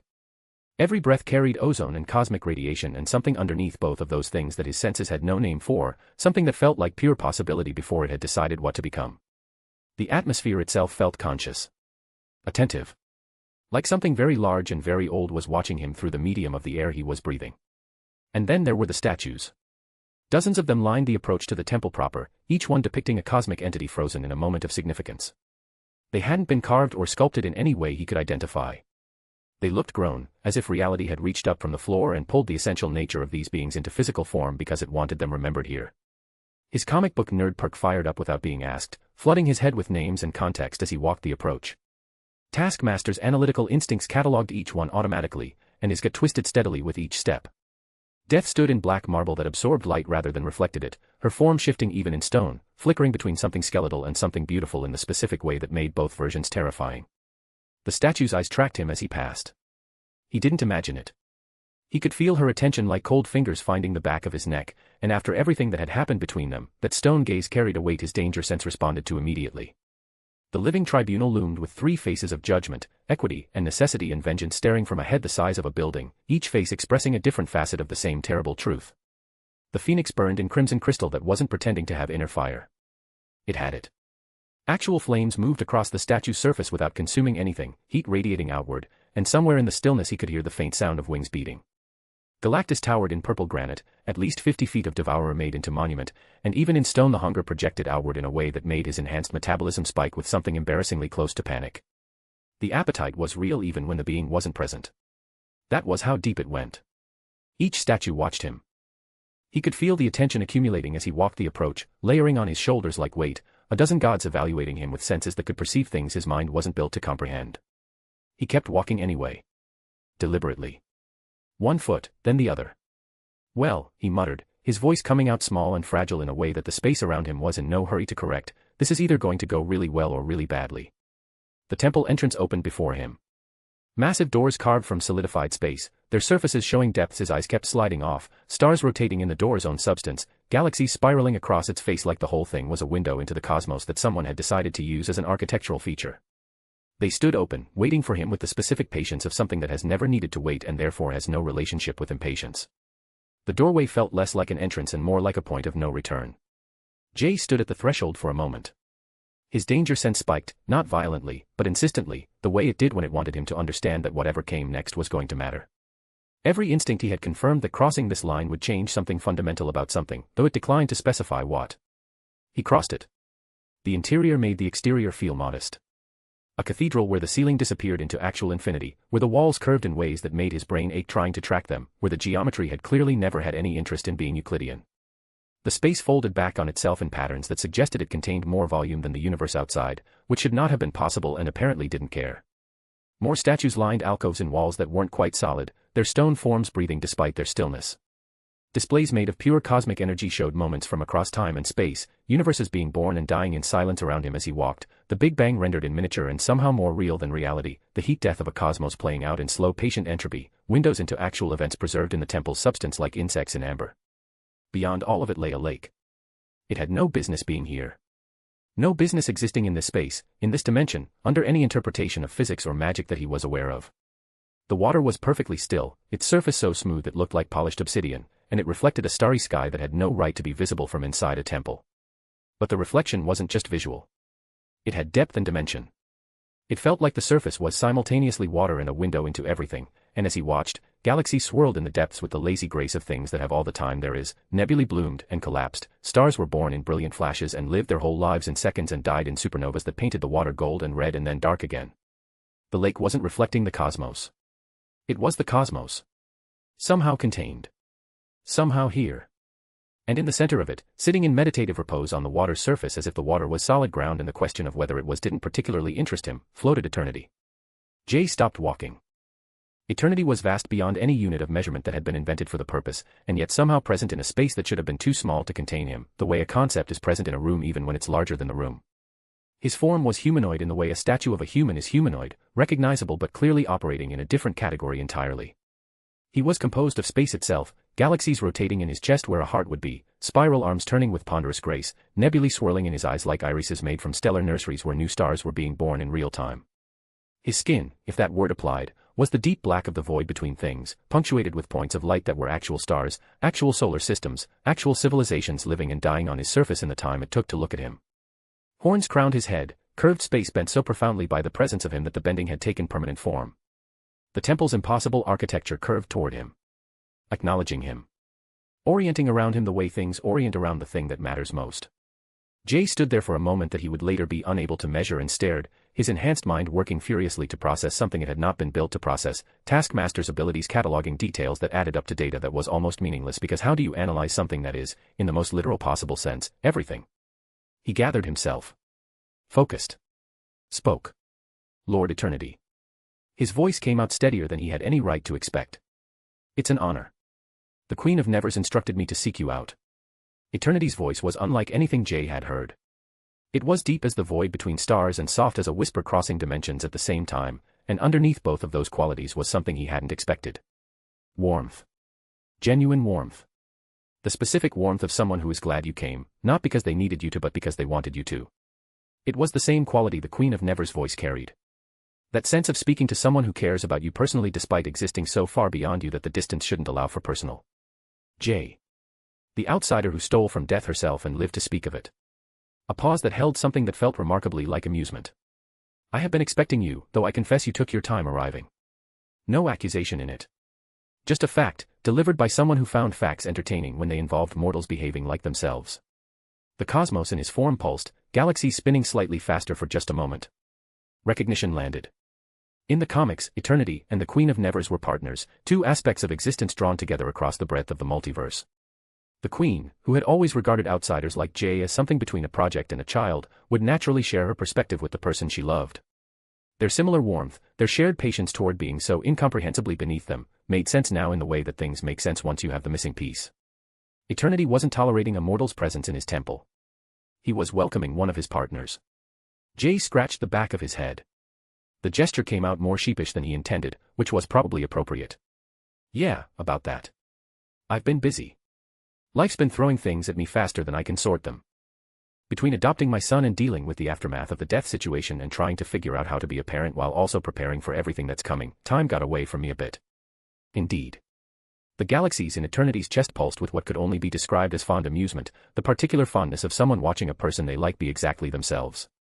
Though I will observe, even for beings for whom time holds no inherent value, making Eternity himself wait for several months demonstrates either remarkable courage or remarkable foolishness.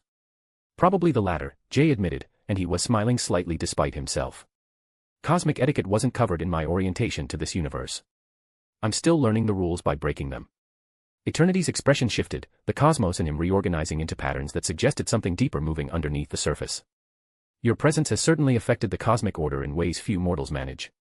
His voice carried something careful now, measured. Confronting Lady Death directly. Taking her stone. Forcing her confinement pending judgment. A pause waited with more than its length suggested. You really are heartless, aren't you? Chapter 309, the most dangerous being in all of reality. The words hit Jay like a step into cold water. Panic surged through him hard and fast, adrenaline spiking, his danger sense roaring back to life with the specific urgency it reserved for situations where the wrong response ended everything. The instinct to apologize came up immediately, to explain and justify and if necessary to grovel, because he had just said something that might have offended an entity that contained literal galaxies and the social math on that was not in his favor. He stopped himself. Breathed. Forced his mind to actually work instead of react. He remembered what Death had done. Not the abstract cosmic entity, but the specific choices she had made, the specific damage she had pursued. Fury sent to slaughter thousands of innocent people just to draw him out of cover. Domino threatened with annihilation as punishment for existing in his life. His son's existence used as leverage against him. Every attack calculated and personal and directed at the people who couldn't fight back. His jaw set. The panic didn't disappear, but it moved, rearranged itself into something colder and more useful. He met Eternity's gaze directly. Looked into eyes containing stellar nurseries and refused to look away even though it felt like trying to outstare the sun. "I'm a simple man with simple needs," Jay said, and his voice came out carrying more conviction than he'd known was in him. "But I have people to protect. Friends who depend on me. A woman I love more than I have words for. A son who deserves to grow up in a world that isn't trying to use him against me." He felt his hands tighten at his sides. "If being heartless is what it takes to keep my family breathing, then I will be heartless without hesitation and without apology. If being vicious is what stops threats before they reach the people I love, then I will be the most vicious thing this cosmos has ever had to deal with." He didn't look away. "I'd rather be called a monster by beings who have never had anything to lose than let the people I love suffer because I hesitated when I shouldn't have." The silence that followed was total. The lake's surface went absolutely still, every ripple freezing in place at the same instant. The galaxies rotating in Eternity's chest paused mid-spiral. The temple itself seemed to hold whatever passed for its breath. Eternity studied him with the eyes of something that had watched civilizations complete their entire arcs from birth to dark, and Jay stood under that scrutiny without flinching, though it cost him something to manage it. Then Eternity smiled. It transformed his cosmic features in a way that made him seem almost human for one single heartbeat, recognizably warm, recognizably pleased, recognizably proud in the way that something immeasurably large can be proud of something very small doing something exactly right. "Ah," he said, and the warmth in his voice was genuine and complete. "The most dangerous being in all of reality." A brief pause. "A family man." Of course. The weight of those words settled on Jay like something he hadn't known he'd been waiting to hear. The tension that had been coiling in him since he crossed the threshold released all at once, leaving him slightly unsteady but upright. "Well then." Eternity's form shifted, galaxies realigning as he gestured at the space between them with hands that contained solar systems in their palms. "Shall we proceed to the matter at hand? You know, from the knowledge your previous world gave you, that anyone who reaches my temple first in their respective universe receives a wish. One request, granted by eternity itself, within the bounds of what even I can accomplish." He paused, and something moved through his expression that mixed genuine amusement with something that looked remarkably like exasperation. "The one above all must really be pulling a fast one on me with this arrangement." Jay blinked. His brain briefly stuttered at a cosmic entity casually complaining about the literal god of creation, and then he forced himself to focus, because there was something in front of him that needed his full attention. A wish from eternity. His enhanced mind kicked into overdrive, processing at the pace it reserved for situations where being slow cost everything. A wish from eternity. The implications unfolded faster than he could fully track them, each possibility branching into consequences that branched into further consequences. He could ask for power beyond anything he currently possessed. For knowledge of what was coming. For the destruction of every threat that had ever pointed itself at Earth. For safety so complete it never had to be earned again. Every option carried risk. He knew that. The more powerful the wish, the wider the blast radius of unintended consequences. He'd read enough stories to know how this went when you stopped paying attention to the shape of what you were asking for. He opened his mouth. Words forming carefully after several seconds of deliberation. "What more could I want than a hom?" "Stop." Eternity's voice cut through the air with a single syllable that resonated through dimensions, made the lake's surface rupture with violent ripples and the temple walls shudder in ways that suggested the building itself had flinched. The word landed everywhere at once. Jay's mouth closed. Eternity's expression had shifted completely. The warmth was still there, but behind it now was something urgent, something that had reached forward from wherever eternity kept his genuine concerns and put itself plainly on his face. His eyes fixed on Jay with an intensity that made the mortal feel transparent, like eternity was reading him at a depth that skin and bone and conscious thought didn't obstruct. "Be very, very careful about what you're about to ask for." Each word placed deliberately. Each one carrying more weight than the one before it. This opportunity is rarer than a black hole and white hole existing simultaneously in stable orbit. Rarer than consciousness itself emerging from pure chaos. He leaned forward, and reality bent around the motion, space warping to accommodate the shift. Use every tool you have. Every ability you've taken, every skill you've built, every enhancement running in you right now. Think carefully. The fate of more than just yourself depends on the words you choose next. Jay's danger sense exploded. Not the sharp immediate warning of something about to hurt him. Something else. His enhanced perception screaming that he was standing at a place where paths diverged in ways that didn't converge again, where the wrong choice led somewhere with no road back. He closed his eyes and went inward. He ran his intended words through every analytical system he had. Taskmaster's pattern recognition working them from every angle. Sage's processing running probability trees. Every borrowed ability contributing what it could to a single focused question. What more could I want than a home? Innocent. Simple. The request of a family man, exactly the kind of man eternity had just identified him as. A place of safety. A sanctuary where his family could exist without the multiverse reaching in to take pieces of them. So why had eternity stopped him? Jay's hands started trembling before the answer arrived. His analytical mind turned the words over and over, and the more he turned them the colder he got, because he could feel the shape of the trap even before he could see it clearly. A home was a location. A fixed point. Something that could be found by anything looking for it, something that could be threatened, something that could be taken. He had asked, without meaning to, for a target. He opened his eyes. Sweat was running down his temples. His heart was doing things against his ribs that he would need to have a conversation with it about later. At least give me a hint, he said, and the frustration in his voice was real and unmanaged, and he didn't bother trying to clean it up. You can't expect me to solve this completely blind. I am bound by my role, eternity said, and the regret in it was genuine. I cannot directly interfere with mortal choices. A pause. But I will say this. He waited, and in that wait, Jay felt the weight of the entire temple holding still around them. You are a family man. Remember that above everything else. That truth, that fundamental truth about who you are, must be what guides you. The emphasis landed differently than the first time he'd said it. Jay closed his eyes again. He reached for his power theft ability and used it differently than he normally did, channeling the accumulated stolen potential of every power he'd ever absorbed into a single focused amplification of his danger sense, pushing it past the ceiling it normally operated under and into something that felt closer to cosmic awareness than anything he'd previously managed. The effect was not subtle. His danger sense stopped being a warning system and became something that perceived threats the way eternity perceived time, all of them at once, layered over each other, near threats and distant ones and threats that didn't exist yet but were building themselves from available materials. His family moved through every vision. Love. Domino.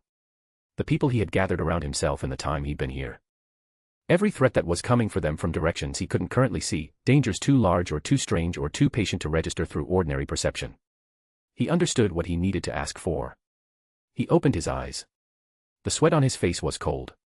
His hands had stopped shaking, replaced by a stillness that came from knowing exactly what you're about to do. He met eternity's gaze and held it. Protect my family. The words came out with everything he had behind them, love and desperation and the absolute, unambiguous conviction of a man who has identified the one thing he will not negotiate on. I wish for you to protect my family. Domino and love.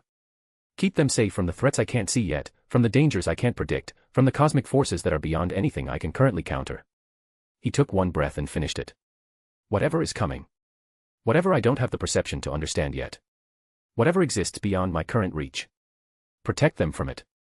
Eternity was quiet for a moment. Then something moved through his cosmic form that Jay had no precise word for. The galaxies in his chest aligned into perfect spirals, every arm settling into its correct position at the same time. The nebulae in his eyes bloomed with color that hadn't been there before. His entire form pulsed once, deeply, with something that looked exactly like what it was. Pride. Satisfaction. The expression of something ancient and vast that has just watched a mortal arrive at exactly the right answer by exactly the right path. So shall it be done. Eternity brought both hands together. The sound wasn't loud. It didn't need to be. It moved through every dimension simultaneously, through the temple and through the space between dimensions and through the fabric of the multiverse itself, and where it passed it left something changed in its wake, a promise woven into the structure of things, permanent and without conditions. Reality itself had just updated. Chapter 310, The Court Assembled. So shall it be done. Eternity raised both hands in a gesture for a blessing, and reality itself responded to his will. White light erupted from every direction simultaneously, overwhelming Jay's senses.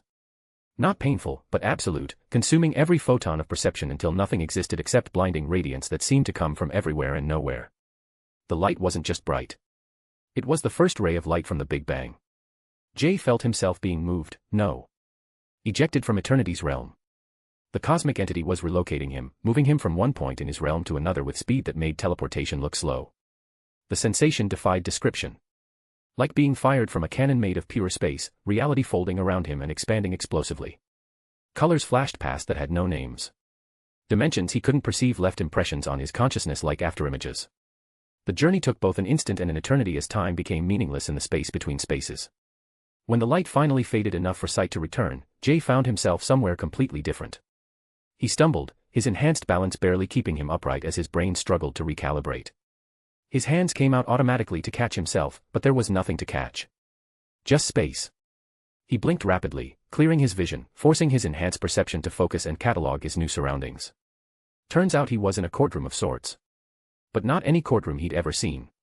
This was cosmic architecture made manifest, a space designed to contain judgment on a multiversal scale, in the dimension of manifestations where reality's fundamental forces gathered to witness multiversal law being enforced. Massive thrones arranged in a perfect circle dominated the space, each one sized for beings of impossible scale.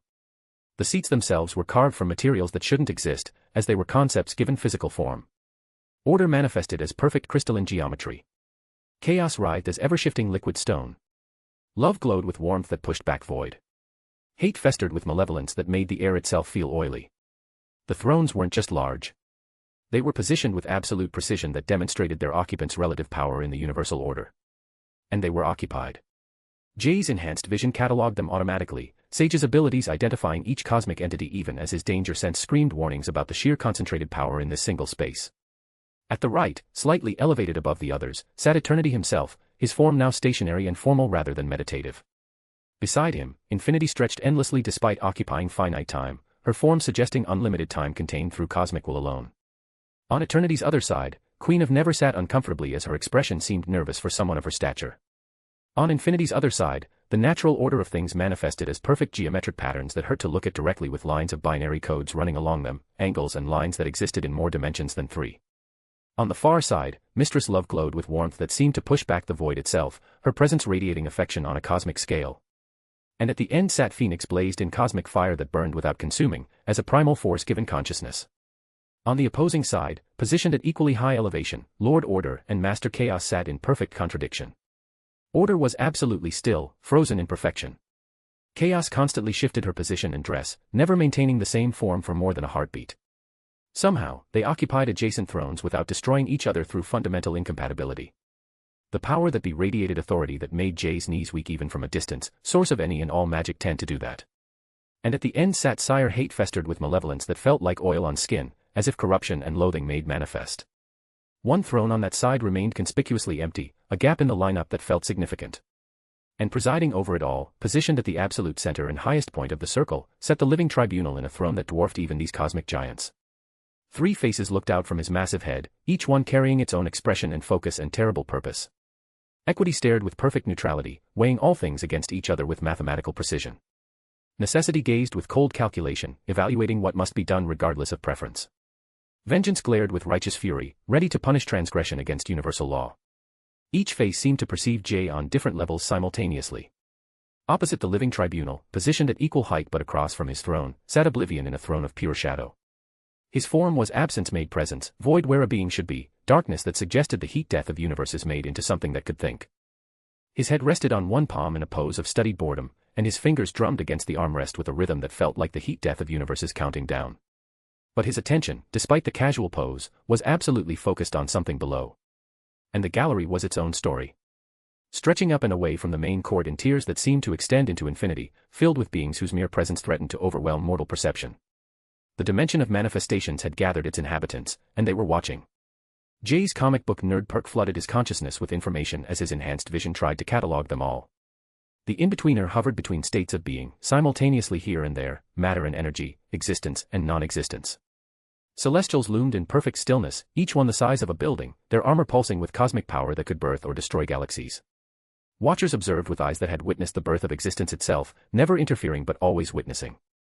The king in black perched in shadow that seemed to eat light, symbiote god radiating hunger for consumption. While the kings in ivory, beyonders whose very existence suggested realities beyond comprehension, beings from outside the multiverse who viewed it as an interesting experiment. Ian and the elders of the universe filled spaces between, each one ancient beyond mortal measure, having existed since the first moments after creation. Not to mention beings like Umbraxas and Goblin Force and many stationed in the gallery despite their own powers comparable to the abstracts. The sheer weight of attention from beings who individually could reshape existence threatened to crush Jay's consciousness.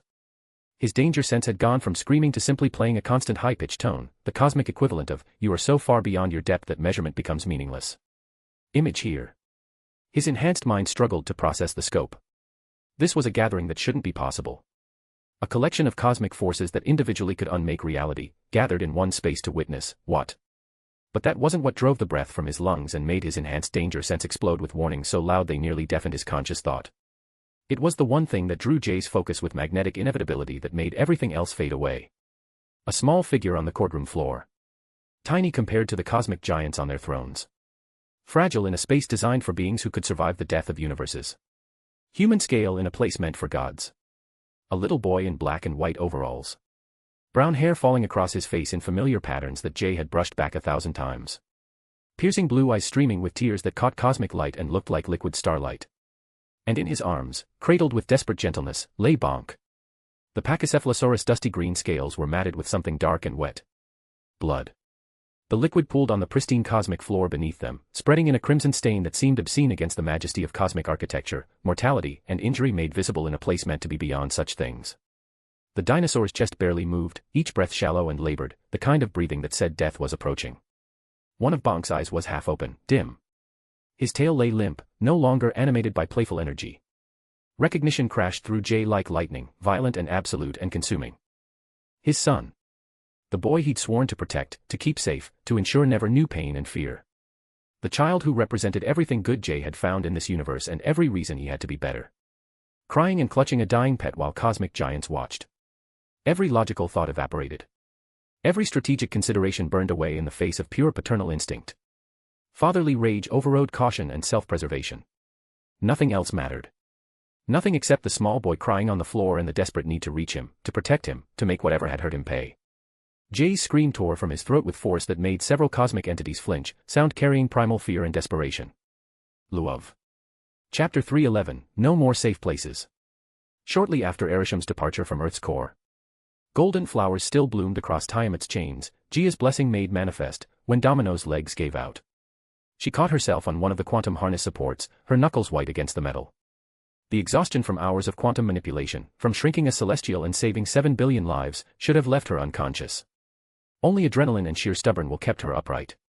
But it was Arisham's final words that made her hands shake, that sent ice flooding through her veins despite the core's residual heat. Gather the Infinity Stones. All 6 of them. You will need them if you wish to meet your husband and son again. Something was catastrophically wrong with Jay and Love. The warning bells were so intense that they made her teeth ache. Dumb. Wade's hand settled on her shoulder, his usual jocularity absent. Talk to us. What did the big red guy mean? She couldn't answer, couldn't process through the sudden terror constricting her chest. Jay was powerful. He'd survived encounters with cosmic entities, had stolen from death herself and lived to tell the tale. Love was under the Ancient One's protection at Kamartaj, supposedly one of the safest places on Earth, warded against threats both mystical and mundane. So why did every instinct scream that she needed to move now? Hail. Her voice came out flat, controlled through sheer force of will. Open a portal to Kamartaj. Now. I need to check on my son. Gorillaman stepped forward without hesitation, his mystical abilities flaring as he began weaving the dimensional gateway. Give me 30 seconds. Domino turned to the Pym family and the Eternals, all still processing Arisham's unexpected approval. Hank, Janet, Scott. Thank you for everything. The extraction was perfect. Her eye tracked to a Jack, who held the infant Tiamat with maternal care. Keep him safe. We did something incredible here today. Wait. A Jack moved forward, still cradling the celestial child. What's wrong? What did Arisham mean? I don't know yet. Domino's hands clenched into fists, crimson strings already flickering at her fingertips. But I'm about to find out. The portal bloomed open, showing Kamartaj's familiar courtyard on the other side. Except it wasn't familiar anymore. Domino's breath caught in her throat. The mystical sanctuary, which she'd visited dozens of times over the past months while dropping off Love for lessons, looked like a war zone. Buildings that had stood for centuries were reduced to rubble. The defensive wards, normally invisible but always present like a warm blanket, had been shattered. Smoke rose from multiple points, and the dimensional barriers protecting the monastery from external threats flickered weakly, barely holding. Students stumbled through the wreckage, some bleeding, others using healing spells on injured classmates. The air itself felt wrong, like reality had been bent and snapped back into place, leaving fractures. What the hell happened here? Hale breathed, his hand already on his forming mandala shields. Domino didn't answer. She stepped through the portal at a dead run, her crimson strings reaching out desperately for any sign of Love or Jay. Nothing. No threads connecting to her son.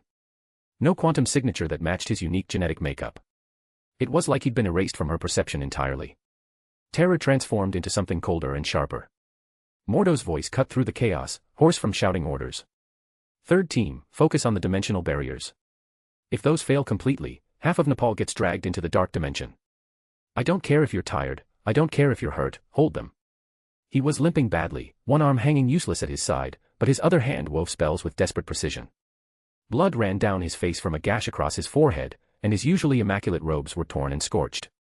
Wong staggered past carrying an armful of ancient texts, his eyes wild behind cracked glasses. The library, we have to save the library. If we lose the Codex of Watem. Where's my son? Domino's voice cut through everything else, carrying an edge that made even injured students freeze. Crimson strings erupted from her hands, wrapping around support beams and reinforcing damaged structures through sheer manipulation. Wong's head snapped toward her, recognition and something that looked like guilt flashing across his face. Domino, you need to, the Ancient One. She's in her chambers, she's. He didn't get to finish. Domino was already moving, her enhanced speed carrying her through the wreckage faster than normal humans could track. She vaulted over collapsed walls, ducked under dangling support beams, followed the path she'd walked dozens of times before when bringing love for lessons. Except now that path was barely recognizable. The closer she got to the Ancient One's chambers, the worse the damage became. Walls weren't just broken, they'd been unmade, reality itself warped and twisted until stone became something else entirely. Ice covered parts of the floor and walls, but not normal ice. This was black, absolutely lightless, and so cold it made the air crystallize around it. Her instincts, which had been screaming since she arrived, suddenly went silent. That was worse. Much worse. Domino kicked open the door to the Ancient One's chambers, crimson energy already gathering in her palms. But the sight that greeted her stopped her cold. The Ancient One lay on the floor, half her body encased in that same black ice. Blood matted her normally pristine robes, and soot covered her face like she'd been caught in an explosion. Her lips were blue from cold, trembling as she mumbled something too quiet to hear. Domino crossed the distance in 2 steps, dropping to her knees beside her teacher's prone form. What happened? Where's love? Where is my son? At the sound of Domino's voice, the Ancient One's eyes snapped open. For a moment, she just stared, her gaze unfocused and distant. Then recognition dawned, followed immediately by something Domino had never seen in the Sorcerer Supreme's eyes before. Shame.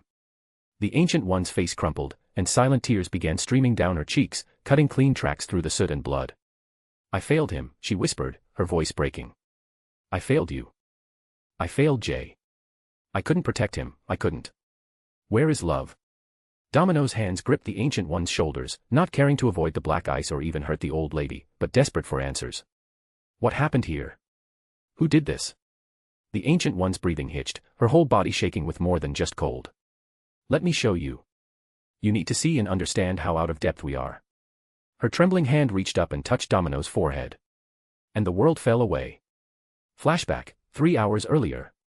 The courtyard of Camartage was filled with laughter, a sound that had become increasingly common over the past months. Love stood at the center of attention, his small face scrunched in concentration as he watched the Ancient One demonstrate transmutation. She held a falling leaf between her fingers, and with a whispered incantation, it transformed. Wings sprouted, compound eyes formed, and suddenly a butterfly took flight, its wings catching the afternoon sun. Whoa! Love's eyes went wide, tracking the butterfly's path with childlike wonder. How'd you do that, Grandma Yao? Can you teach me? The Ancient One smiled with warmth that would have shocked her students from years past. Transmutation requires understanding what something is before you can change it into something else. First, you must learn to truly see. Around them, younger students crowded around Bonk, utterly fascinated by the juvenile Pachycephalosaurus. The dinosaur preened under the attention, his domed head gleaming in the sunlight as young students gently petted his dusty green scales. He's so soft, one student exclaimed. Can he do tricks? Another asked. Bonk responded by headbutting a nearby training dummy, sending it flying across the courtyard. The students erupted in delighted laughter. Watching from the sidelines, the senior masters exchanged fond looks. The child has brought life back to these walls, Hammer observed quietly. When was the last time we heard this much laughter? Too long, Caecilius agreed, though his expression remained guarded. Though I still question the wisdom of training one with such unique heritage. Wong, standing nearby, allowed himself a small smile. You sound like Mordo. The boy is sweet, gentle, and eager to learn. What more could we ask for in a student? That was when the oppressive feeling hit. Everyone with even a hint of mystical awareness froze. The laughter died as if cut with a knife, replaced by a pressure that seemed to press down from every direction at once. It wasn't threatening, exactly. It was simply immense. The weight of something so vast that mortal minds couldn't fully comprehend its scope. The Ancient One's head snapped up, her eyes widening. Her hands moved in practiced gestures, weaving her strongest defensive ward in a split second. Golden light erupted around the courtyard, layering protection upon protection with desperate speed. Love's neck jerked to the side unnaturally, his face going pale. Grandma Yao. I feel funny. Something's. Brilliant red light consumed Kamartaj. The dimensional barriers, maintained constantly for millennia, simply ceased to exist. Not broken or bypassed but negated, as if they'd never been there at all. The protective wards the Ancient One had just cast held for perhaps half a second before shattering like glass. When the light faded, she stood in the courtyard. The powers that be. She towered over them all, easily 50 feet tall, though her size seemed flexible and mutable, as if she could be any dimension she chose through simple will. Multiple arms and legs extended from her torso in arrangements that defied anatomy but somehow looked natural, each limb holding a different symbol of mystical authority. Staffs. Wands. Grimoires. Artifacts that radiated power in ways that made the air shimmer. Her form was heavily pregnant, belly swollen with obvious life, rounded in ways that suggested imminent birth. The pregnancy wasn't grotesque but somehow majestic, carrying the promise of new magic waiting to be born into existence. Magic itself gestating inside the source of all mystical power. She wasn't wearing robes or armor in any conventional sense. She was simply clothed in the concept of mystical energy itself, shifting patterns of light and shadow and color that hurt to look at directly. The patterns moved constantly, never settling into fixed forms, suggesting infinite potential rather than limited reality. Her face was beautiful and terrible in equal measure, features that seemed to shift between every culture's interpretation of divine femininity. One moment she looked Asian, the next African, then European, then something entirely inhuman. Eyes that had witnessed the birth of magic across infinite realities gazed down at the assembled sorcerers with absolute authority that made even breathing feel presumptuous. Image here. The effect on Kamartaj students was immediate and catastrophic. Those with strong mystical connections began screaming, their minds overloading from proximity to the source of all magic. Information poured into them unbidden, the true names of demons, the structure of reality, the whispered secrets of creation itself. Some clawed at their own eyes, trying to stop the visions. Others simply collapsed, unconscious before they hit the ground. Force them to sleep. Mordo's voice cut through the chaos. Before they hurt themselves. Wong, Mordo, and Kaiselius moved as one, their hands weaving identical gestures. A wave of golden light washed over the afflicted students, forcing them into unconsciousness before the mystical information could do permanent damage. Bodies hit the ground across the courtyard, suddenly and mercifully silent. Only the masters remained standing, and even they looked shaken. Hammer's single hand trembled as he maintained a protective ward. Even Kaiselius had gone completely white, his usual composure shattered. The Ancient One stepped forward, placing herself between the cosmic entity and Love. Her voice came out measured and controlled, but her hand had moved to the eye of Agamotto around her neck. To what do I owe the presence of the power that be in my sanctuary? The entity's multitude of eyes fixed on her with something that might have been amusement. I do not appreciate your tone, young sorceress. Her voice was simultaneously whisper and thunder, coming from everywhere and nowhere. You may be sorcerer supreme of this universe, but you are still merely that. A sorcerer who borrows my magic. You would do well to show proper respect. Chapter 312, The Power That Be. You would do well to show proper respect. Her gaze shifted, tracking downward. To Love. The child had hidden behind the Ancient One's legs, his small hands gripping her robes. His blue eyes were wide with fear, and Bonk had moved to stand protectively beside him, growling in a way that the friendly dinosaur never did. The Power That Be's expression shifted, and recognition flashed across her divine features. Interesting. The child carries threads I do not recognize. Reality itself seems uncertain. Around him. The Ancient One's blood ran cold. No. Please, not this. Anything but this. The entity raised one hand, crimson light gathering around her fingers. Love Thurman. Her voice carried the weight of absolute pronouncement, each word falling like a judge's gavel. You have been summoned to stand trial before the living tribunal. Your right to exist as an entity outside cosmic law will be determined in the court of manifestations, where all things that should not be are evaluated and judged. The red light shot toward Love. The Ancient One moved faster than thought, her hands blazing with power as she threw herself between the spell and the child. Her counter-magic crashed against the Power That Be's working, and for a split second, the two forces held in perfect equilibrium. The cosmic entity's eyes widened in genuine surprise. Are you truly out of your mind? You dare oppose a summons from the living tribunal's court? The Ancient One didn't answer with words. Instead, she grabbed Love and pulled him into a fierce hug, her other hand already weaving the gestures for emergency teleportation. She didn't care where, she just needed to get him away, to Jay or Domino or anywhere that wasn't here. Suddenly, the spells fizzled uselessly. A crimson dome had materialized around them, nullifying all magic within its boundaries. The Ancient One could feel it, the connection to the Vishanti suddenly cut off, her link to the dimensional energy severed as cleanly as if someone had amputated a limb. Since you wish to oppose me, the power that be's voice carried cold fury now, you forfeit your right to use magic at all.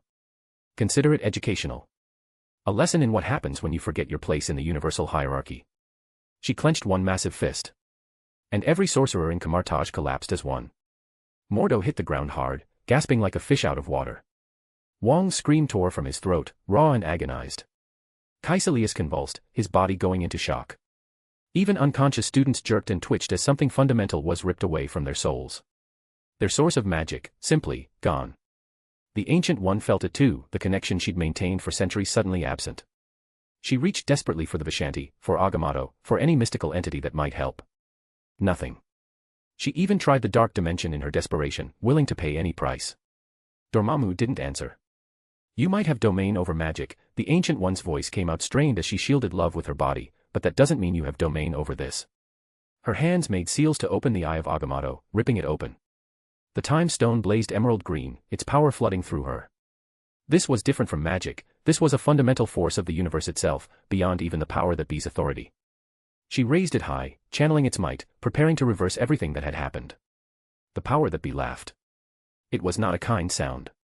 Dear, dear child, she said, amusement evident in every syllable. We cosmic abstracts exist beyond time itself. Did you truly think? She snapped her fingers. The time stone's power simply stopped. Not negated or countered, just frozen mid-activation. The green light dimmed, flickering like a candle in a hurricane. The Ancient One poured more power into it, centuries of practice and discipline focusing through the artifact. It didn't matter. Time meant nothing to a being who existed in all moments simultaneously. Desperate, the Ancient One reached for the other stone she'd been holding in reserve. The Mind Stone materialized in her other hand, its yellow glow joining the green. She knew this was dangerous without Jay present to heal her back, knew wielding two Infinity Stones simultaneously could kill her. She didn't care. Love's life was worth any price. Power beyond mortal comprehension surged through her body. The Time Stone and Mind Stone working in concert, their energies intertwining. She felt her cells beginning to break down from the strain, felt her consciousness expanding beyond its normal limits. The pool of life energy Jay had gifted her months ago activated automatically, trying to keep her alive through the assault. She threw everything she had at the cosmic abstract. Golden and emerald light exploded outward, a wave of temporal and mental force that would have unmade lesser beings. The power that be actually took a step backward, her expression shifting from amusement to genuine interest. Impressive, she acknowledged. Wielding two Infinity Stones simultaneously is no small feat for a mortal. You have more strength than I credited you with, Sorcerer Supreme. She raised multiple arms, weaving patterns in the air. However, this would be a completely different story had you mastered all 6 stones and used them at their full potential. As it stands, reality rippled around her, and something materialized in one of her many hands. It looked like a shard of absolute darkness, a fragment of void that seemed to eat light itself. I gift you a piece of the Black Winter, the power that be said conversationally. The entity that keeps Galactus himself as its herald. I thought it might prove educational. A demonstration of the gulf between mortal power and cosmic force. She hurled it. The Ancient One saw it coming and knew exactly what it would do. She didn't try to dodge. Instead, she turned, covering love completely with her body as the Black Winter's fragment struck her back. Pain beyond description flooded her nervous system. Cold so intense it burned, freezing her flesh and bone in an instant. The black ice spread across her right side, creeping up her arm, across her torso, reaching for her face. She could feel it trying to unmake her, to reduce her to nothing. Slowly. Very slowly, it began freezing her emotions, her soul.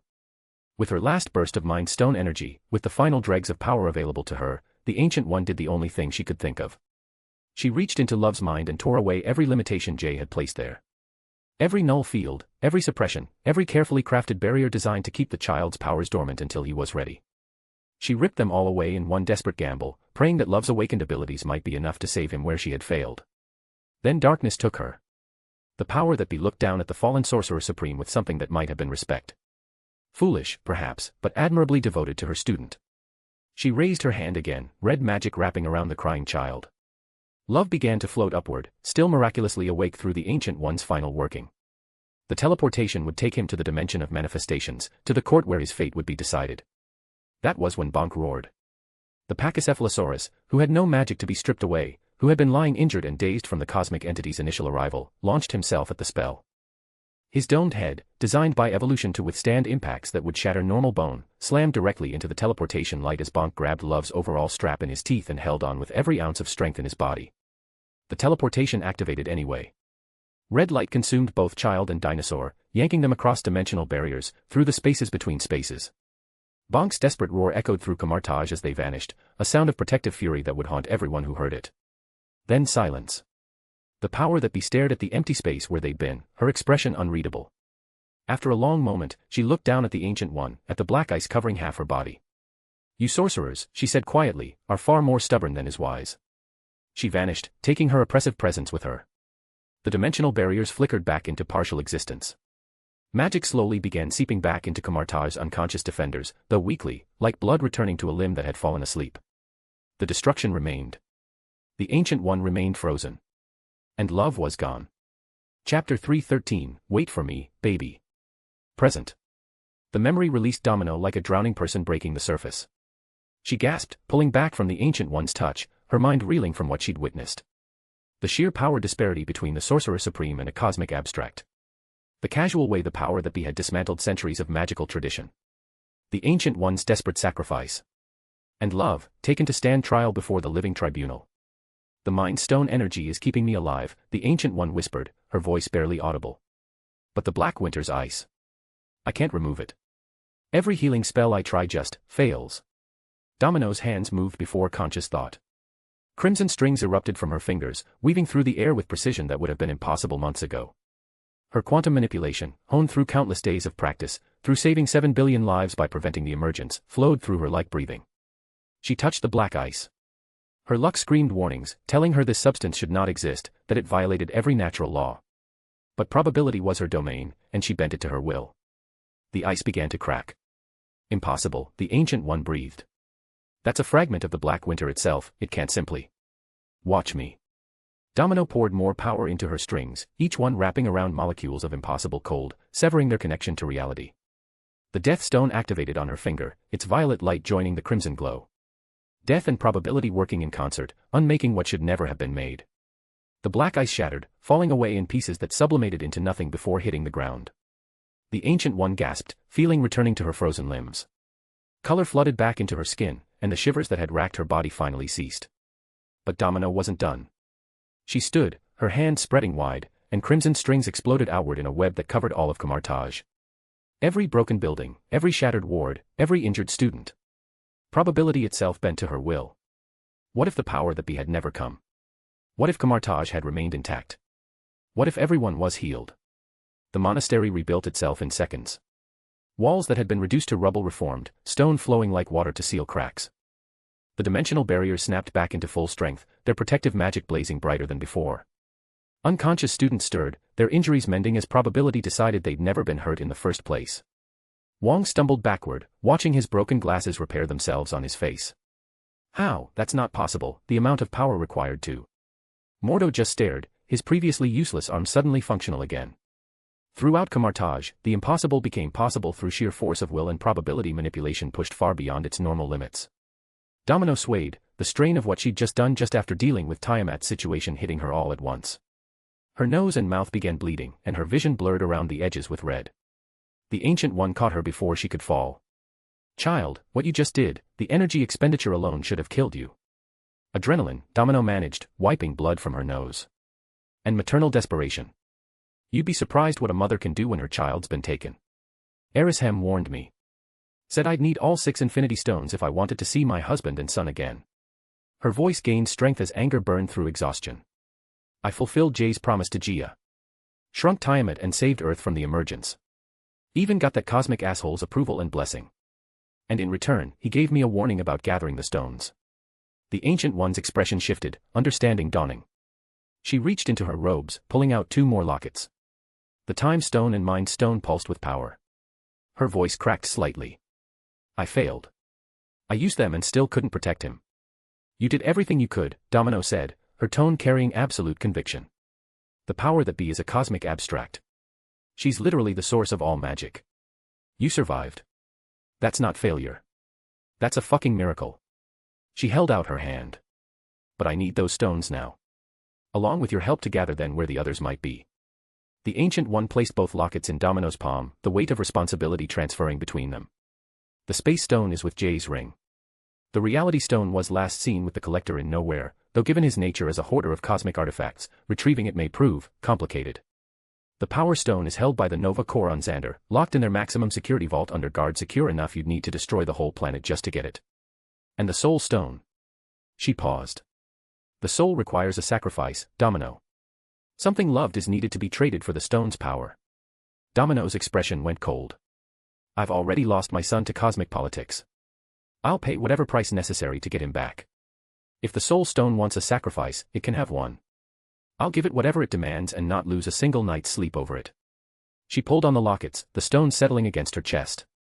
The Time Stone on her left, the Mind Stone on her right. She could feel them humming with power, resonating with the Death Stone already on her finger. 2 Infinity Stones. 3 to go. And Ancient One.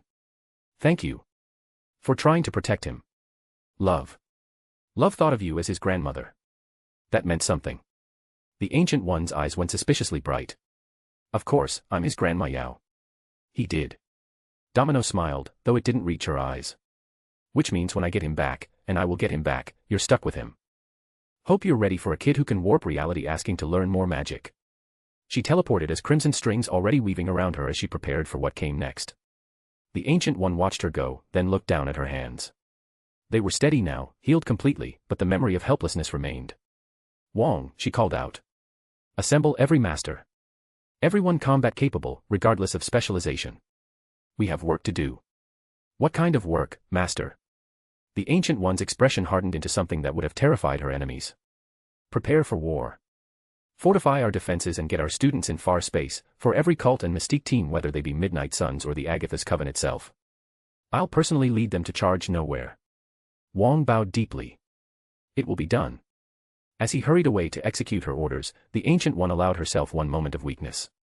One brief instant where the mask of authority slipped and the woman beneath showed through.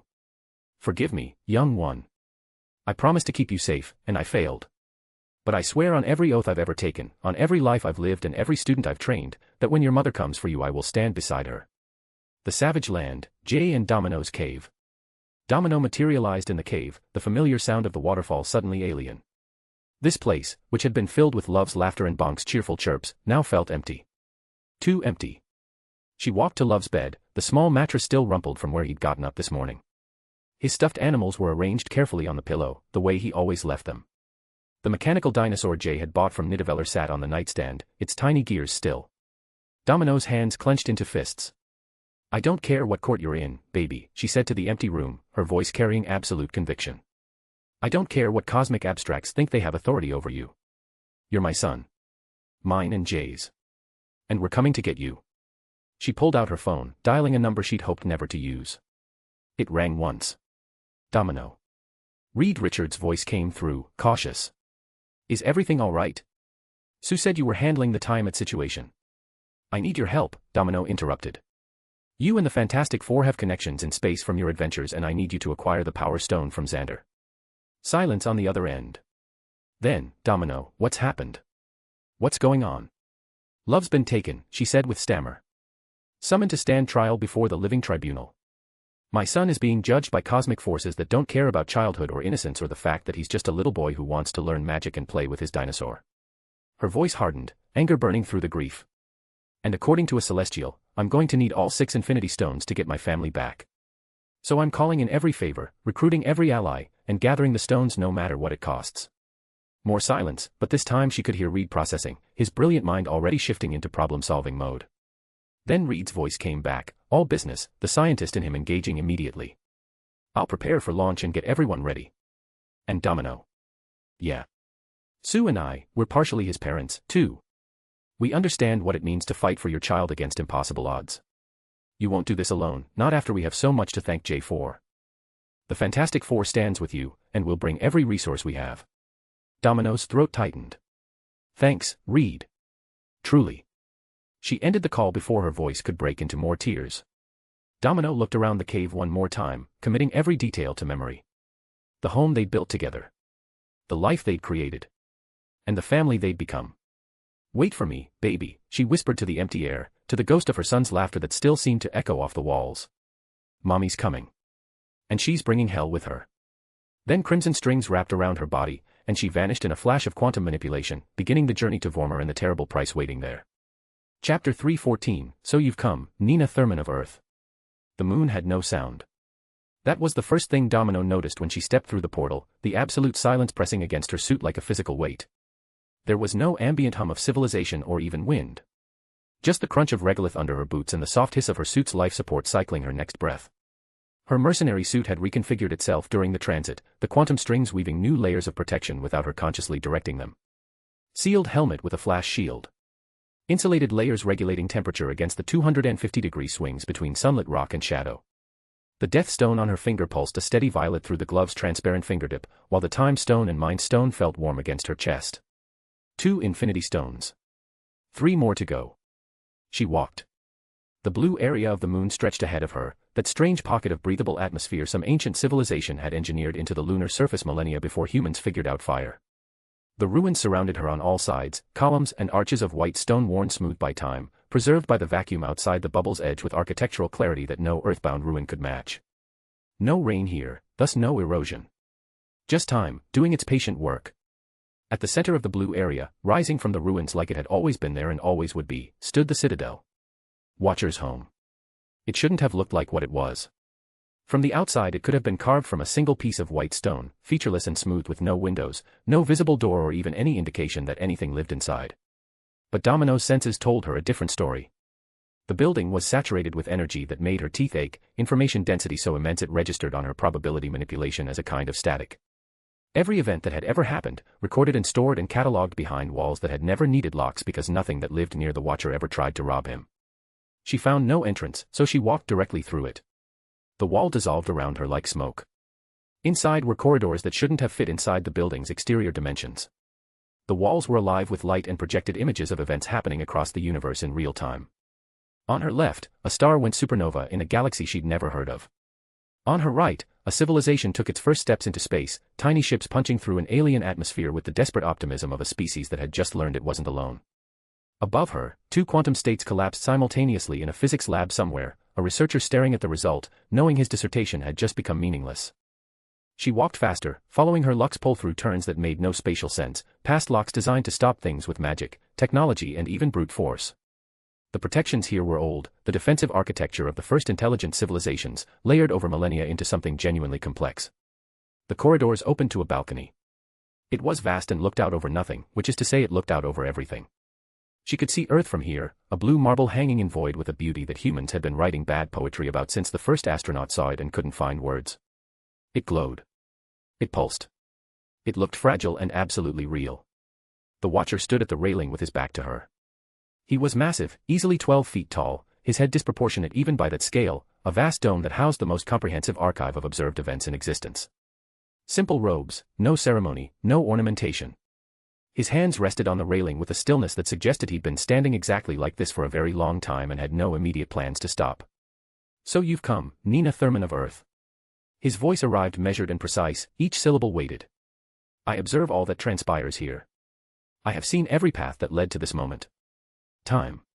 Space. Even reality are more than a linear path. They are a prism of endless possibility. And in this one, it is you who stands before me, not Jay.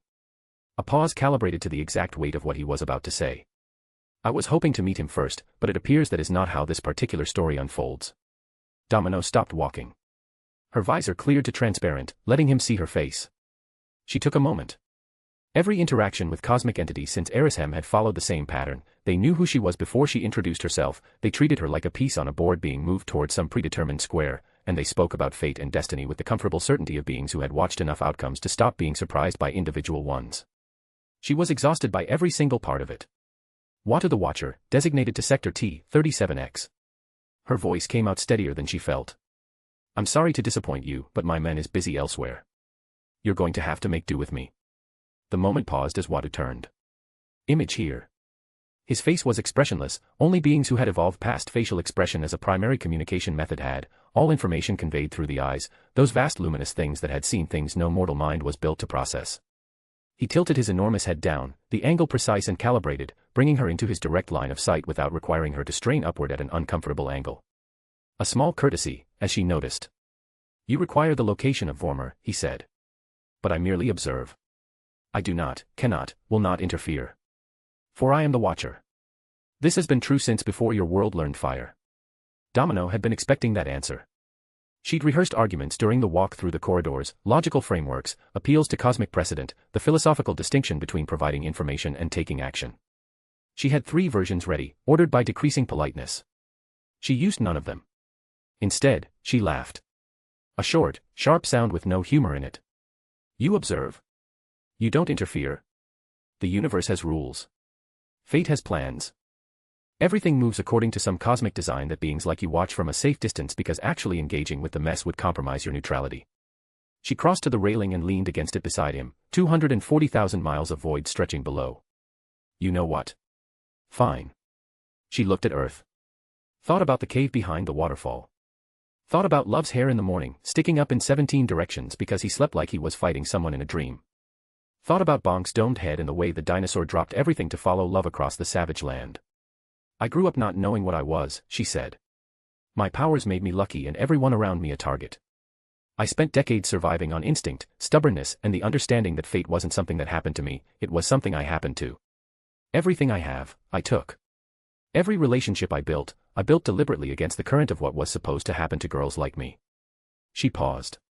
The earth turned below them, indifferent and gorgeous. And then I met Jay. We built something. A home. A kid who calls a dino his best friend and thinks Wong is secretly the coolest person he knows. An actual family that nobody handed us because the universe doesn't hand people like us anything. Her voice didn't shake. She wouldn't let it. And then a cosmic abstract with all the privilege in the universe walked into the safest place we had and took my son because some court decided his right to exist needed to be put to a vote. And a celestial told me to gather all 6 infinity stones to get my family back. She turned to face him. Only to find Watu's luminous eyes already on her. So I'll ask you once, as one person who cares about outcomes to a being who has been watching outcomes for longer than Earth has existed, where's Vormer, and will you help me get there? What you call destiny, Watu said, is just an equation. A product of variables. The right place, at the right time. Or in some instances, the wrong place at the wrong time. Fate is not a plan imposed from above. It is the accumulated consequence of every choice made by every being whose actions touch your life. I have observed 100 billion points of light. Where you see chaos, I see the crucible that shapes what comes next. I know, Domino said flatly. I've seen several cosmic entities this week and they all have opinions about fate. I'm starting to find it deeply ironic that the beings least affected by consequences are the most enthusiastic about explaining how consequences work. Something in Watu's vast eyes shifted. Not quite amusement. But something adjacent to it. You gave Jay a coin, right, he said. The words stopped her cold. A quarter, yes, she said, after a moment. Yes. He raised one enormous hand, and the air between them lit up. Where you see a gesture, I see a galaxy's worth of roads. Allow me to show you what I have observed. Chapter 315, The Observer's Gift. A/N, Happy Holy, everyone. You gave Jay a coin, right, he said. The words stopped her cold. A quarter, yes, she said, after a moment. Yes. He raised one enormous hand, and the air between them lit up. Where you see a gesture, I see a galaxy's worth of roads. Allow me to show you what I have observed. She saw it immediately. The cafe. Blues, that say when she'd been testing whether Jay could copy her powers, and he'd been frustrated by something he wouldn't tell her about, and she'd watched him draw his arm back and hurl the quarter through the window with everything he had. She remembered thinking he was being dramatic. She remembered the coin spinning silver against the streetlight before it disappeared. Watu showed her where it went.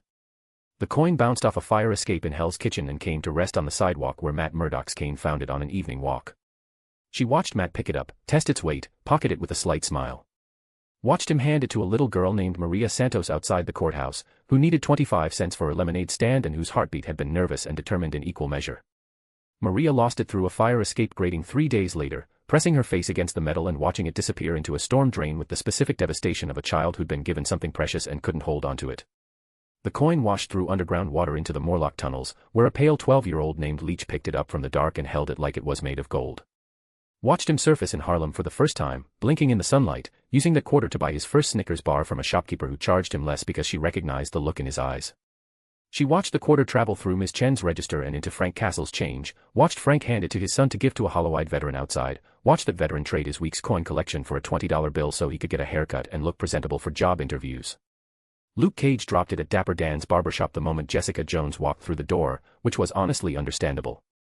Dr. Samuel Stearns picked it up running 17 minutes late for a meeting with Bruce Banner, a delay that moved their venue from one laboratory to another, putting both men in exactly the wrong position when General Ross's soldiers kicked the door in. She watched Bruce's transformation tear his shirt apart, scattering Stearns's possessions across the floor. Watched the coin come to rest under a workbench and then get swept up in Bruce's hurried collection as the helicopters arrived. Watched it travel in Bruce's pocket through the Hulk's rampage across Manhattan until the shirt finally couldn't contain the transformation anymore, and the coin went flying. It bounced off General Ross's polished boot. Ross kicked it instinctively. The Hulk, turning to face new attackers, swatted at what he perceived as a projectile. 25 cents became a bullet, moving at impossible velocity. It ricocheted off an office building corner, shot through 3 apartment windows, bounced off a fire escape, careened off a water tower. It crashed through the reinforced windows of the Baxter Building's 42nd floor.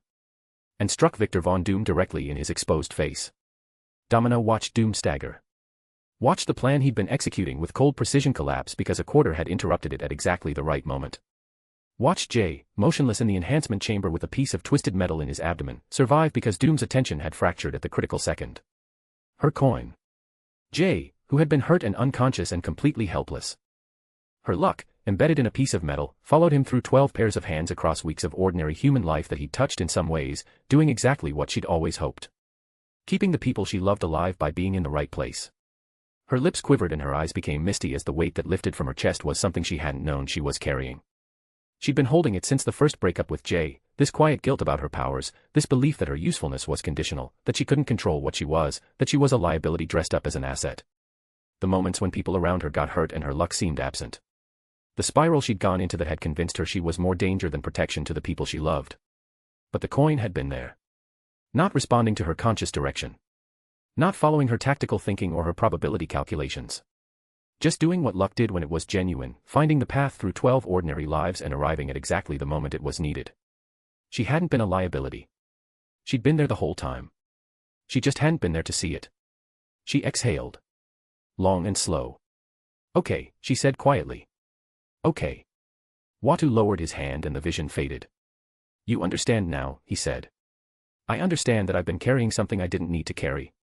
She was quiet for a moment. That doesn't mean I'm going to stand here and tell you fate is a plan and everything happens for a reason. A kid named Leech had to grow up underground and experience sunlight for the first time just because my coin ended up in the right sewer. That's not a plan. That's a cascade. Yes, Watu said simply. And I believe in this universe, as in every other, hope never dies. As long as someone keeps their good eye on the bigger picture. But the cascade got Jay through something that would have killed him. She looked at the earth. Which means the cascade matters. Which means what I do next matters. Which means I need Vormer's location. Another silence filled the space. This time, a longer one. She'd spent enough time seeing cosmic entities in the past 24 hours to have developed a functional sense for what their silences meant. This one wasn't refusal. It was the silence of a being who had spent eternity as an observer genuinely weighing whether the wall of non-interference had a door in it somewhere. I observe, Watu said finally. But observation without wisdom is merely voyeurism. I have watched your family be built across every chapter of its story. I have watched Jay stand in places where the galaxy converges on a single mortal, and I have watched him refuse to fall. I have watched you become something that the universe's architects did not account for when they drew up their designs. It is elemental. It is the foundation of what comes next. In the wall of the balcony behind her, the stone dissolved. A doorway formed, and beyond it she could see a distant landscape, rust-red and dead, lit by a star that looked nothing like the sun. The coordinates will not help you, he said. Vormer moves. So instead, I offer transit. One time only. What you find when you arrive there is your affair. Domino stared at the doorway. Felt the cold coming through it even from here, something deeper than temperature. Thank you, she said. Genuinely. Go. He turned back to Earth. And Domino. She paused at the threshold. The coin was not the only thing you gave him, Watu said. You gave him a reason to be human. I have observed this universe since before your son had a name. That is rarer than luck. That is rarer than almost anything I have recorded. She walked through the door, taking his words to heart. Vormer looked like the universe had gotten tired and given up.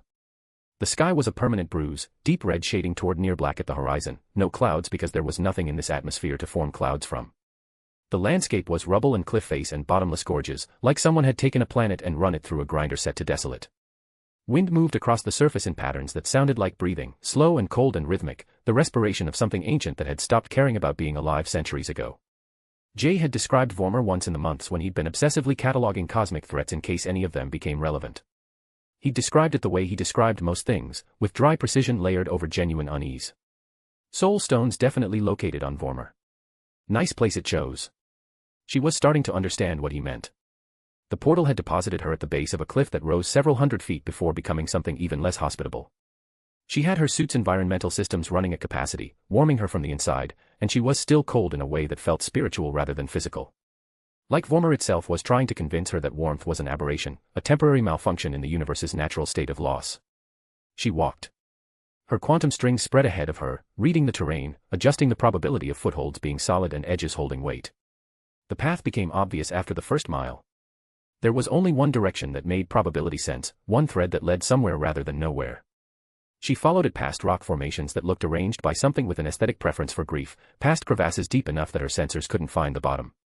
She'd been walking for 20 minutes when she saw the figure.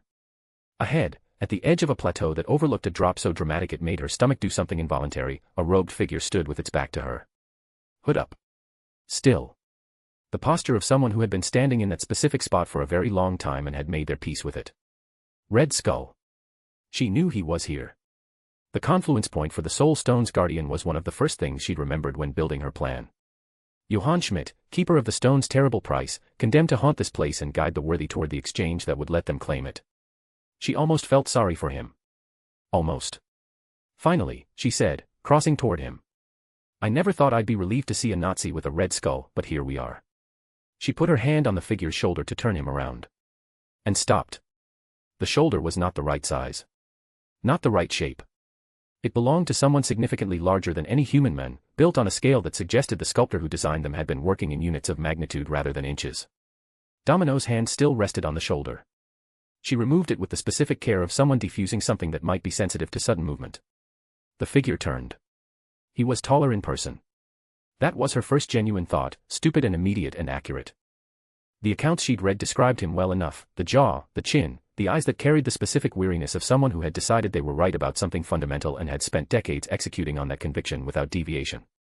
The scythe in his hand glowed with energy that her death stone recognized and resonated with, a harmonics of finality that made the violet pulse on her finger stutter. He looked at her without surprise. Like he'd been expecting exactly this, at exactly this moment, and had arranged his schedule accordingly. I know what it is to lose, he said, his voice a low rumble that the Vormer wind caught and distributed in all directions at once. The voice of a being that had killed gods and weighed the arithmetic of it afterward without flinching. To feel so desperately that you are right, yet to fail nonetheless. To pursue what must be done across every obstacle the universe places in your path, because the universe, in its current state, requires correction and there are very few willing to provide it. He tilted his enormous chin down, measuring her the way a man measures a door before deciding whether to walk through it. Dread it. Run from it. Destiny arrives all the same. The winds took a pregnant pause. And now it is here. His head tilted, just a fraction. Or should I say, I am. Domino stared at him for 3 full seconds. Then, with the tone of someone who had spent an extremely long day dealing with cosmic entities and was running critically low on patience for dramatic timing. Oh, for the love of, she said. Thanos. Chapter 316, Everything. The word hung between them like a held breath. Thanos. Image here. The name dropped into the silence and stayed there. This wasn't Red Skull's wraith Jay had described, pacing Vormer's plateaus in dark robes and eternal shame. The being in front of her had no shame in his posture. He stood like something that had decided it was the center of the universe and was simply waiting for the rest of reality to agree. Domino's hands were already moving. Crimson strings flickered at her fingertips before her conscious mind finished processing the name, quantum probability weaving dense jagged shapes between her knuckles. Twin blades of compressed quantum energy took form, gripped in reverse, points trailing behind her fists. She settled her weight low. Even with new power, old habits stayed. She'd been ready to attack the moment the hood turned. What stopped her, for exactly 5 seconds, was the memory of Jay's voice from their kitchen table back at the cave, love scribbling dinosaurs along the edges of Jay's notebooks while he explained far too seriously that he wasn't paranoid, just a transmigrator who understood how consequences stacked and spiraled. With me in the picture as a variable, things are going to run wildly differently than those movies. Butterfly effects. Chaos theory. Whatever you want to call it. She'd laughed at him. Told him that sounded exactly like paranoia with better branding. He'd only smiled that annoyingly patient smile he wore when he knew he was right and was perfectly content to wait for the universe to prove it.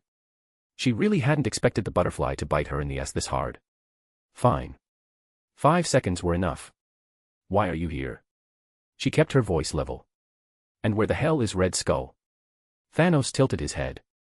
The motion was slow, like he'd decided a long time ago that he'd never be rushed by anything that drew breath. Red Skull carried a burden no soul deserves. An eternity of custodianship for something he could never possess, never leave, or never sleep his way free from. He looked at the scythe in his hand with something closer to tenderness than a weapon deserved. I freed him. He turned the weapon so the blade caught Vormer's bruised light. Set into the blade's socket, glowing orange with the contained weight of billions of harvested souls, was the Soul Stone. By taking the Soul Stone, Domino said flatly. By taking what he was guarding. Thanos fitted the stone home with one deliberate press of his thumb and the scythe flared, a burst of amber-orange fire that pushed the cold back for a full heartbeat before Vormer's natural entropy swallowed it. He already has it. The thought was cold water. He's a step ahead since before I arrived. She attacked. The quantum daggers came in low-high, classic reverse grip opening that split an opponent's defensive options because most fighters trained against forward grips and got their angles wrong. Domino had been doing this since before she could legally drink. Her luck sang a hair-thin probability line through the space between his ribs and she followed it. Thanos caught the first blade on the scythe shaft and the second on his forearm. The violet energy of the Death Stone scored a line across his purple skin, cutting deep enough to show muscle. He looked at it with genuine interest. You carry her essence, he said, like noting a fact. Yeah. Not interested in your commentary. She pulled back, reset, sent a third strike through a defensive gap that shouldn't have existed against someone his size. He let it land. The cut opened across his jaw, blood welling violet red in this light. She watched it knit itself closed over maybe 4 seconds. Did you sacrifice your daughter? The question came out hard because she needed it to. Because she needed him angry or off balance or something other than settled. Is that how you got in here? What did it cost you? Thanos was quiet for a beat.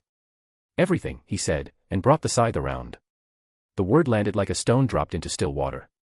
The Soul Stone's energy came off it in a wave, warm amber light that smelled, impossibly, like old wood. It hit her quantum strings and the strings screamed, every filament vibrating at frequencies she felt in her back teeth. She threw herself sideways off the plateau's edge, caught a rock outcropping, came up already rebuilding her string lattice. He sacrificed Gamora. The knowledge settled somewhere behind her sternum, cold and specific. She'd known it abstractly from Jay's recounting of MCU canon. But standing on the rock where it happened, looking at the men who'd done it, abstract became concrete in a way that made something twist in her chest. She thought briefly of Love's hands, his dinosaur drawings, the careful concentration on his small face. She filed it away. There was work to do. The next 20 minutes were not clean. Thanos fought with the patience of someone who decided the outcome in advance and was simply navigating the steps between here and there. He used the scythe two-handed, big sweeping arcs that kept her at distance while the Soul Stone's energy ate at her quantum strings wherever they came close. Her daggers were faster, her angles sharper, and her luck meant she landed cuts that should have been impossible. But he healed. And every time he healed, he took a single step forward. She blew out a section of cliff face with a concentrated energy burst to buy space. Rocks the size of buildings went sideways. Thanos walked through the dust. She drove a Death Stone-charged blade into his shoulder hard enough that the energy discharge kicked her backward 5 meters. He just pulled it free, dropped it on the ground like litter, and waited for the hole to close. You fight like a woman who has somewhere she needs to be. Observant. She was breathing harder than she liked. Got a son to pick up. Daycare's tight on timeline. The boy.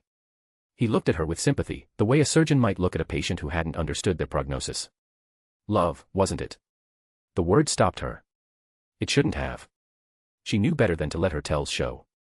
But the flat certainty in how he said it, like love was already accounted for, already a piece he considered and set aside, cracked something open behind her sternum. Say his name again and I'll take the tongue. Thanos was unimpressed. You're marching toward your death, Nina Thurman, for the sake of a child you couldn't have protected regardless. The living tribunal holds him for the trial that Oblivion plotted. He paused. Interestingly, you're stronger than she told me you'd be. She.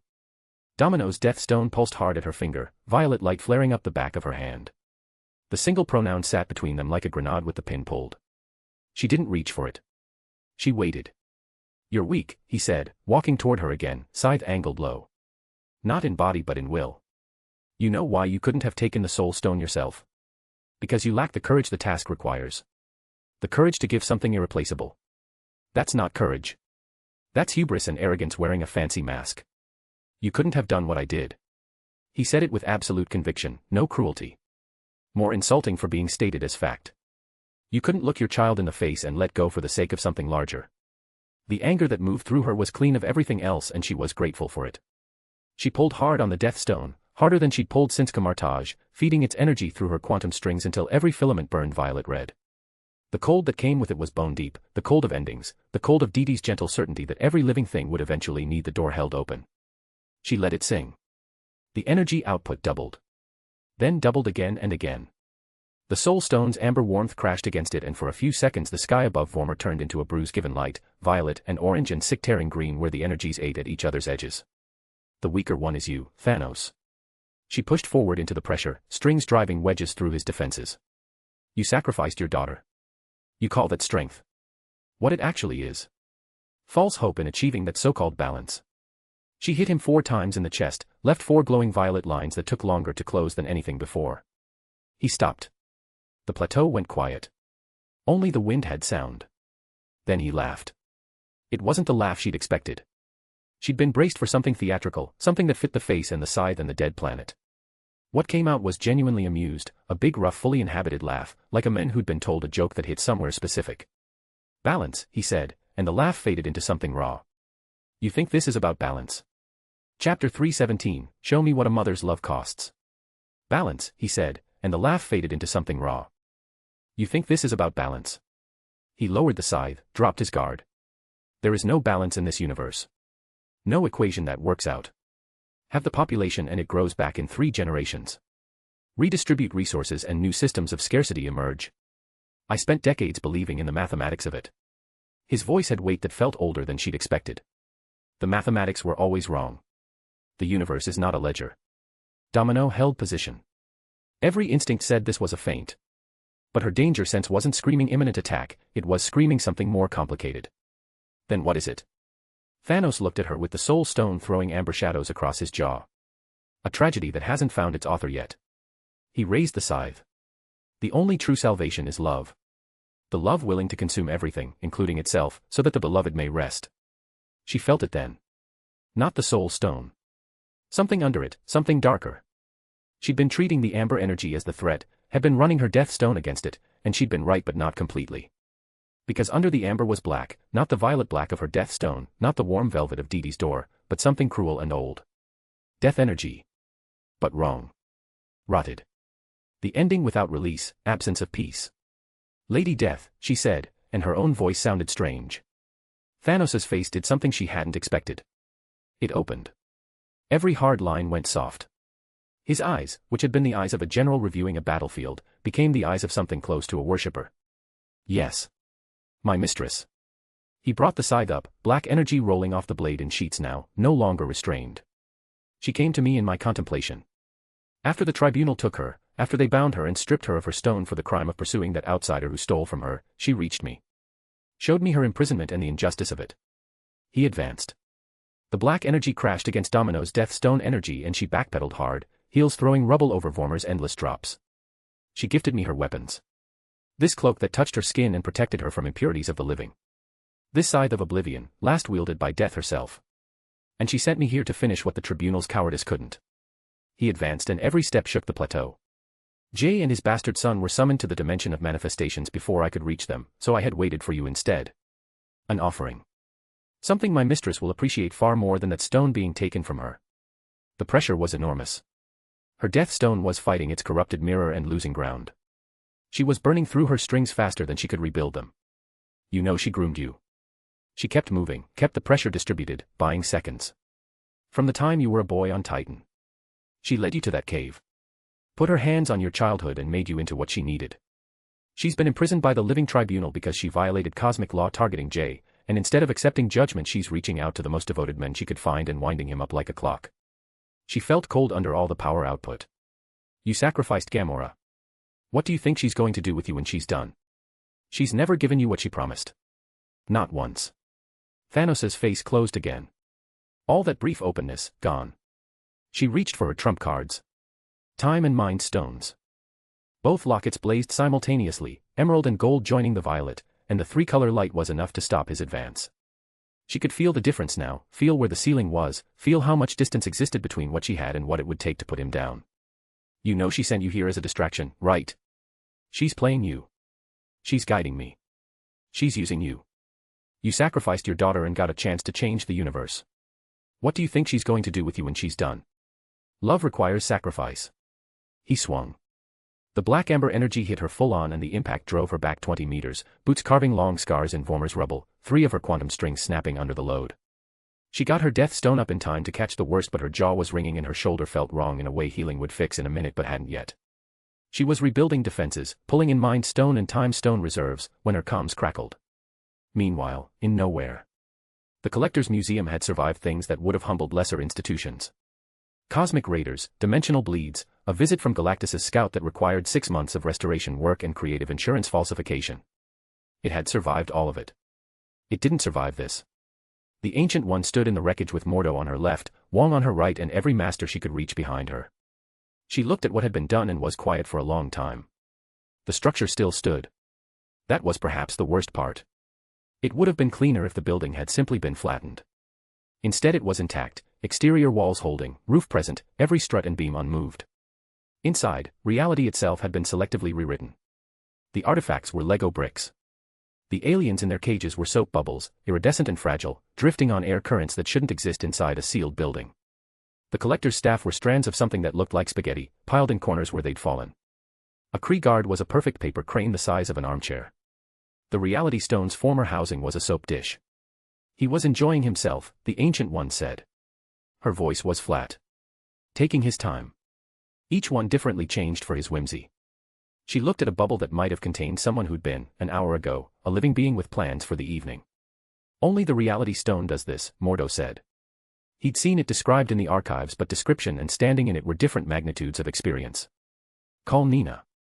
She needs to know before he reaches Vormer. Wong was already reaching for his comm flagship of the Fantastic Four. Herbie processed the visual data and presented it on the main screen with gentle precision of a system designed to flag things that shouldn't be. Xander had been a sphere. It wasn't a sphere anymore. Sue's hand found Reed's arm. He was already calculating, already running stress fracture models and energy signature analyses. The readings were clear. Purple lines were power stone discharge but not standard directed energy application. It was implosive, structural, the kind of release that happened when someone pushed a power stone past its containment threshold and let it eat the thing it was enclosed by. The planet had been cracked from the inside out. Pieces drifted in lazy zero-gravity arcs, some the size of continents, some the size of houses. Purple discharge lines connecting them pulsed like veins. He didn't need the stone to survive in the vault, Reed said. He heard the flatness in his own voice and let it stay. He used the vault's destruction to release the stone's energy. Used the explosion to claim it in the chaos. Reed. Sue's voice was steady in the way it got steady when things were very bad and she decided to be the fixed point. Call Domino. He was already doing it. Back at Vormer. 2 voices came at once, which never meant anything good. Collector Sector. The Ancient One, her voice stripped of its usual serenity. It's destroyed with everyone in it butchered. Domino, the Reality Stone is gone. Reed's voice overlapped the last 3 words. Xander is in pieces. I'm looking at it right now. Nova Core Vault is open. Domino, the Power Stone is gone. Then at once they said, Thanos has the Reality/Power Stone. The comms cut out as red and purple light flooded the plateau. Thanos smiled. It was the smile of a man who'd arranged things correctly and knew it and had been waiting for someone to notice. From inside Death's cloak he produced 2 stones and held them at arm's length so she could see them properly. The red Reality Stone and the purple Power Stone, each one set into the sides blade on either side of the Soul Stone as he fitted them home with the ease of someone who'd done this many times before in many possible futures. He took the scythe in both hands. He raised it. Vormer shook with the combined output of 3 Infinity Stones amplified by Death's own weapon and the sky above them, already bruised, cracked into something that looked like it was being torn. Thanos wiped blood from his lip with the back of his hand and looked at it without expression. Then he looked at Domino. 3 stones, he said. To your 3. His voice was quiet and completely assured. The voice of a man who'd already written the ending. Come then, daughter of fortune. Show me what a mother's love costs. Chapter 318, The Kindest of Them All. The problem with fighting a warmonger who'd been using violence longer than most civilizations had existed was that they knew things about fighting you hadn't learned yet. Domino figured this out somewhere around the 40th minute of what came after Thanos raised the scythe with 3 infinity stones in it, and the information arrived the way knowledge usually does in a fight, too late to be fully useful and accompanied by the sound of her own ribs cracking. She'd fought well. She knew she had. Against 3 stones she'd held ground, found the fault line in the handle, driven Thanos back twice and landed cuts that had taken real minutes to close. But after a while, as Thanos adapted to the stones, all of that had simply stopped mattering like a door being shut. The reality stone changed the geometry of every string she laid before it touched him. She'd calculate a probability line, her luck would sing a true angle, and then the angle would be different because he'd decided the laws of reality between them should be different. Nothing she could do about that then, just accept it and recalculate. Except recalculating took 1/10 of a second and he was inside her guard in 1/10 of a second. The worst was that reality stone completely nullified her reality warping, her biggest arsenal. The power stone amplified everything. His healing, which had already been frustrating, became essentially instant. The force behind each side swing became something that didn't just push through her string lattice but tore through the strings themselves, probability threads snapping like overstretched rubber, the snapback feeding feedback through her hands that made holding onto anything difficult. The soul stone kept her death stone in check while reality stone, amped by power stone, nullified her reality warping to a null. Having no experience with time and mind stones, she was just sitting ducks. And underneath all of it, the corrupted death energy in the weapon kept eating. Not at her strings. At her. She understood it now, our mark into the worst fight of her life. The death stone on her finger was carrying Dee Dee's modification, the balance of transition and ending, the gentle door rather than forcible stop. What Thanos was wielding in that scythe was the other thing, raw undiluted Marvel version, Lady Death's essence without any of Dee Dee's tempering. The two energies knew each other the way mirror images know each other, recognizing the same fundamental nature and trying to resolve the contradiction. The resolution felt like being taken apart at a cellular level. Slow, specific, deeply and architecturally wrong. Her death stone was burning at maximum trying to counter it. It wasn't enough. The scythe came down and she got her arm up in time to deflect the blade rather than receive its center mass, but the deflection sent her sideways off the cliff. She fell down tumbling and tired. Quantum strings, last reflexive act of a body that had been doing this for months without conscious direction, found rock and held.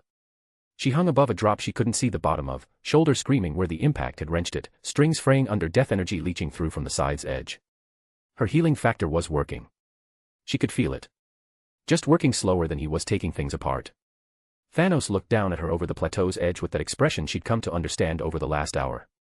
Not hate, not cruelty exactly. The expression of a man who decided this was necessary and made his peace with necessity. You fought well, he said, and she believed him, which made it worse. My mistress will honor that. When I return her death stone to her brother, she'll know it was taken from someone who didn't run. He raised the scythe. She looked at the 3 stones pulsing in the blade, reality and power flanking soul on either side, corrupted death energy flowing through the crack she'd put in the handle like blood through a wound that refused to close. She thought briefly about what it was going to cost to let go of the rock. About love alone in the dimension of manifestations, crying with no one who knew him anywhere near. About Jay and what he'd do when he found out she'd needed help on Vormir against Thanos. He'd probably understand. He'd been reasonable about Fury eventually. She closed her eyes because the alternative was watching it happen. The wind moved across Vormir in that slow rhythmic pattern, the breathing of something ancient. Then something touched her hair. It wasn't the scythe. It was gentle. A hand, fingers moving through her hair with unhurried care of someone who had all the time in the world because they were the concept time was measured against. Domino opened her eyes. She wasn't on Vormir. The garden in between. The garden was exactly as she remembered it. The blanket with aged Gruyere and white cheddar still out, wine bottle between them with maybe 2 glasses left, small purple wildflowers scattered at the blanket's edge. Afternoon light, warm and amber and unhurried, filtering through leaves that made the air smell like late summer and the good kind of green. Dee Dee was cross-legged beside her, one hand in Domino's hair, her expression carrying warmth and concern. You cut it close, Dee Dee said. I noticed. Her voice came out steady. She was grateful for that. But less grateful for the way her hands were still shaking, which she suspected Dee Dee had already noticed and chosen not to comment on. I had a plan. You had 3 stones and excellent instincts, which is most of a plan. Not quite all of one. The death stone should have been stronger. I had Thanos backtracking 20 minutes ago with half this output, then he added power and reality and it stopped mattering. She heard the frustration in her own voice and let it stay. Why? What does Lady Death's scythe and cloak have that my stone doesn't? Dee Dee's hands stilled in her hair. Do you know what happens to a house when no one holds the door? Domino waited. Do you remember what I showed you last time we were here? The souls piling up. The rot spreading through the spiritual plane with no one to guide them, no door being held open, the trapped ones screaming in gray spaces. Yes. The death stone carries the aspect of death as I modified it. Transition, release, and the door. But the door can only function at full capacity when the house it belongs to is in order. Dee looked at afternoon light through leaves. When Lady Death was imprisoned, the spiritual plane began to rot. Lost souls finding nowhere to go. Every moment she's been bound, the backlog has grown.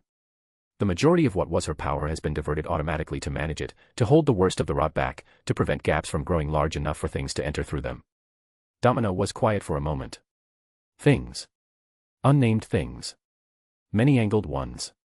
Abominations that exist outside the boundaries of this multiverse, in the outer void where oblivion broods, who by the way, is behind this little scheme going about. Things that even the one above all finds easier to keep out than deal with once they're in. She paused. What you've been using against Thanos is a fraction of what that stone should carry. The power you've been wielding is Lady Death's sliver. The rest is occupied. Domino looked at her hands. Steady now, mostly. And the scythe. The scythe was Oblivion's before it was Lady Death's. Oblivion predates even her, he is the non-existence from which she and eternity and infinity all emerged, the nothing which watched the birth of everything. His scythe carries what he embodies, cessation rather than transition, the ending without release.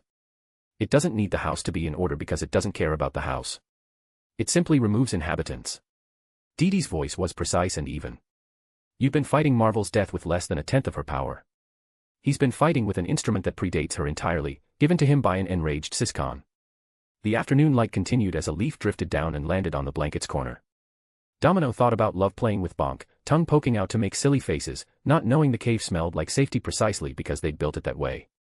Because two people who'd never had safety decided their kid was going to have it and made it true through sheer stubbornness. She thought about Jay's face the morning they dropped Love at Camartage, how he'd kissed her slow and said be safe in that voice with weight behind it. The weight of having something to lose. She thought about Bonk's roar echoing through Camartage as teleportation light took him somewhere he couldn't follow, and how he'd gone anyway because Love was in it and that was simply where Bonk went. She looked at Dee. You're going to ask me to be the death, she asked despite knowing the answer. I don't need to. You already know the answer. Dee met her eyes. Will you be the last guide to the lost ones? Will you be the eternal mother to those afraid of the dark? Will you be the kindest of all? Will you be death? Domino was quiet for 3 seconds, which was long enough to feel the weight of it and short enough that it wasn't the silence of someone who needed convincing. Then she looked at Dee. Yes. No hesitation or conditions. Just the word, clean and complete, the way she'd said yes to Jay once in a different garden, on a different blanket, with different wildflowers she'd also never learned the name of. Dee smiled. It was the smile of someone who'd been waiting for a specific person for a very long time and was genuinely glad the waiting was over, the smile that lives at the intersection of joy, relief, and pride. She reached up and took the ankh from around her own neck, the simple black and silver loop that Domino had seen before and understood now for what it was. The key to every door. The authority of the final guide. The symbol that said, I am the one who holds it open. She held it out. A new death has risen in the Omegaverse. May she be kinder than the last. Domino took it. The weight wasn't physical. Or rather it was physical and everything else simultaneously, the weight of every death in the universe landing in her palm like a stone, like a key, like a small child's hand. She felt the spiritual plane open to her perception all at once and it was vast and full of people and they were confused and afraid and so relieved when they felt someone notice them that it broke something open behind her sternum she hadn't known was sealed. She'd deal with that later. She had a fight to finish. Go, Dee said, and her voice had shifted into warmth-made sound, the absolute unconditional kind that doesn't require anything in return. He's still standing, calling for you. Don't keep him waiting. Chapter 319, I'm Death. Vormir reassembled itself around her. The rock under her fingers. The drop below, bruised sky above, even wind like old breathing. Thanos with the scythe raised, 3 stones blazing in the blade, about to bring it down on a woman he thought was already finished. The ankh materialized between them. It appeared in the air between the scythe's blade and Domino's body and burned with light that wasn't black and wasn't white but both simultaneously, the light of the threshold, the illumination that exists at the precise moment between one state and the next. Thanos's arm stopped forcefully.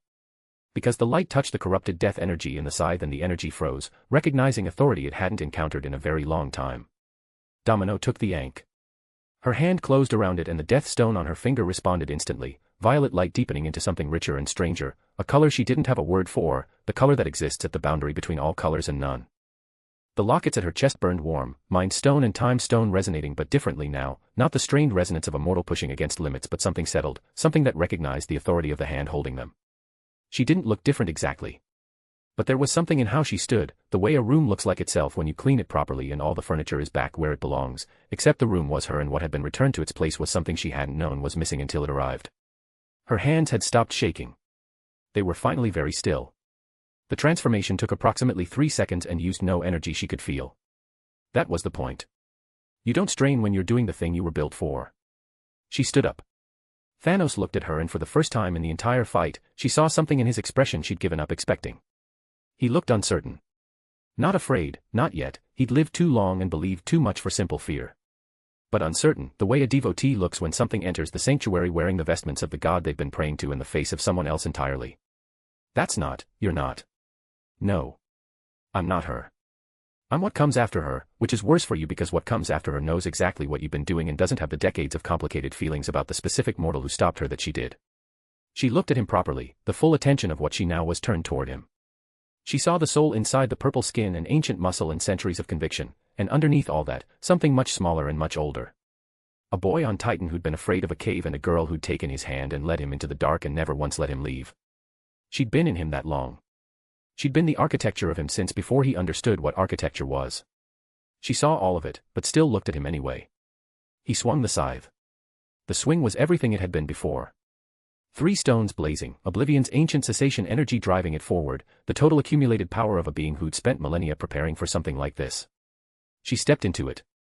The scythe's blade passed through the space where she stood and the corrupted death energy and it dissipated on contact, the way fog dissipates when wind changes direction. Resolved, the way a knot resolves when you find the right thread to pull. Thanos stared at the blade. Then he looked at her. Mistress Death, he said, and his voice had the quality of a man saying the name of someone he'd loved for so long that the syllables had worn smooth, but what they were landing on now wasn't what he'd aimed them at and he knew it and the knowing was its own devastation. My mistress. You're here. Domino let the silence sit for one breath. She looked at him and didn't look away because he deserved to be looked at when he heard this. No. She's imprisoned. That's why I'm here. Because someone had to hold the door and she can't do it from a cosmic prison and the rot was spreading and there were people who needed to be let through. She looked at him, the full weight of what she now was looking at him, and she saw the soul inside and what it was made of and what it had cost and what he'd built it into and what had been done to it from outside. She never loved you, Thanos. She took a child who was afraid and she put her hand in his and led him into a cave and made herself the only thing in the world that was kind to him, then she made him need her. She built a devotee. She didn't love a person. Those aren't the same thing. She can't. She's the cessation. She doesn't love anything, she just ends it. You're lying. I'm death. I know every soul I ever have to guide. Yours included, when the time comes. I know what's in it, what she put in it, what was already there before she touched it. The ink was warm in her hand, steady and specific. She built a devotee. She didn't love a person. Those aren't the same thing. Thanos' face did the thing she'd only seen it do once, in that brief unguarded moment when he talked about balance and what it actually cost. It opened. All the architecture of conviction and patience and carefully reasoned certainty, and underneath something that had never been reasoned at all, something that had been there since long before the mathematics, that had looked at death and understood only that it wanted to be near her. Then everything I did was for something that used you. Yes. He stood with that for a moment. 1 full breath, maybe 2. She let him have it. The fight that followed wasn't a fight. It was 3 minutes of a man who'd already lost trying to find a way not to have lost, which is different from trying to win and considerably sadder.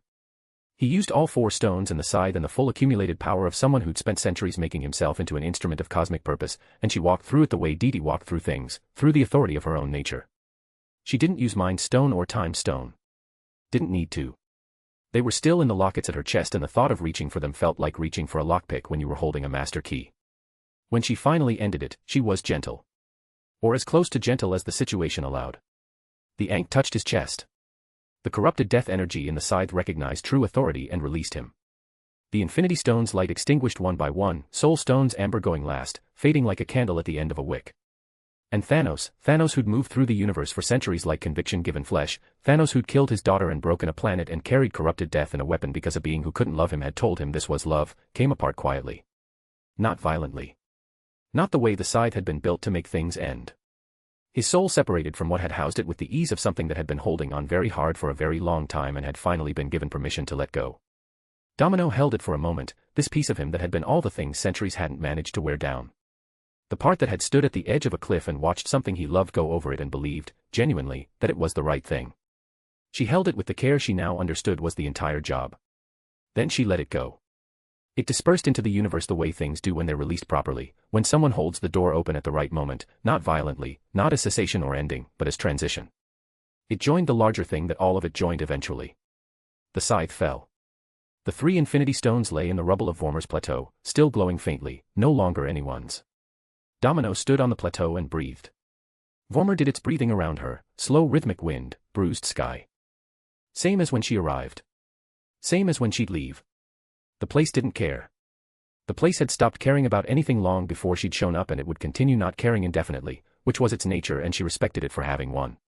Her hand was still around the yank. She looked at it for a moment, this simple black and silver loop that contained an office she hadn't applied for and a responsibility she hadn't sought and that she realized with something that was simultaneously surprise and complete absence of surprise, ready to carry. She thought about Jay. About love. About a cosmic courtroom full of beings who'd decided a 5-year-old's right to exist needed to be put to a vote, and about every person in her contact list who was currently not knowing where she was. She closed her eyes. The spiritual plane opened to her perception fully, all of it at once, and she let it because she was what she was now and this was the job. Somewhere in the enormous weight of it she could feel the lost souls she'd been shown in Dee Dee's garden beginning to find their way through, doors opening as she turned her attention toward them, gray spaces brightening as she acknowledged them. Later. She'd do the full work of it later. Jay and love come first. She reached out. Not through comms or technology.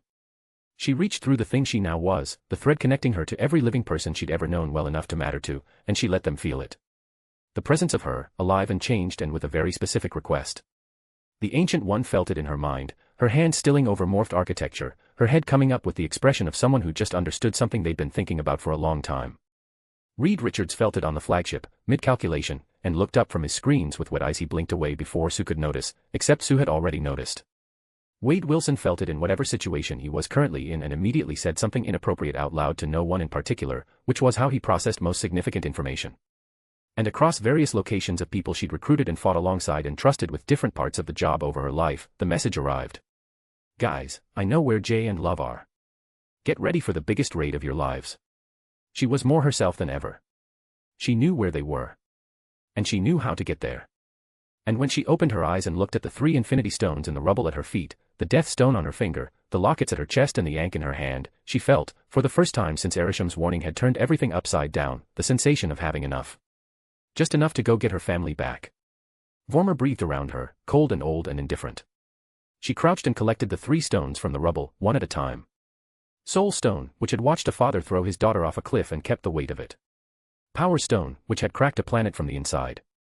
Reality Stone, which had turned a museum full of living beings into soap bubbles and paper cranes and found it amusing. She held them in her palm for a moment and felt their weight and texture. Then she pocketed them because she had somewhere to be. The dimension of manifestations was waiting. And so were they. Chapter 320, Judgment Without Mercy. Love.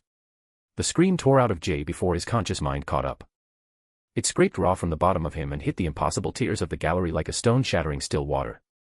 The gallery, which had been murmuring in the particular way that cosmic entities murmur when something interesting is happening, went quiet. The sound was loud, yes, but that wasn't why several beings who had watched civilizations rise and fall did something they hadn't done in eons. They flinched. Then from the terrified boy standing alone in the center of the court came the voice Jay had been screaming for. Dad. Love's face broke. The word came out halfway to a sob. He scrambled up from where he'd been kneeling next to Bonk, the small dinosaur lying too still against the floor, scales gone pale, each breath rattling wrong in his chest. Love's legs started moving before he finished standing. Dad, Bonk is hurt. Please, you have to help him. Jay was already running. He'd covered half the distance when the chains erupted from nowhere. Golden and thick as his forearm. They came from everywhere at once, floor and air and the spaces between things, snapping around his wrists and ankles and torso and finally his throat, yanking him to a stop so hard his teeth cracked together. He knew these chains. The same ones that had held Lady Death in the amalgam verse. The restraints the 3 judges of 3 worlds had used when they found her guilty. He'd watched those chains hold the death entity and sworn nothing short of that would ever need them again. Jay looked up at the living tribunal, floating above the dais with all four of his faces carrying the same expression. He'd never been in a hurry. Why would he be? Consequences eventually arrived. Outsider Jay, the living tribunal said. You have been summoned as a witness in the trial for this being known as love, trial concerning his right to existence.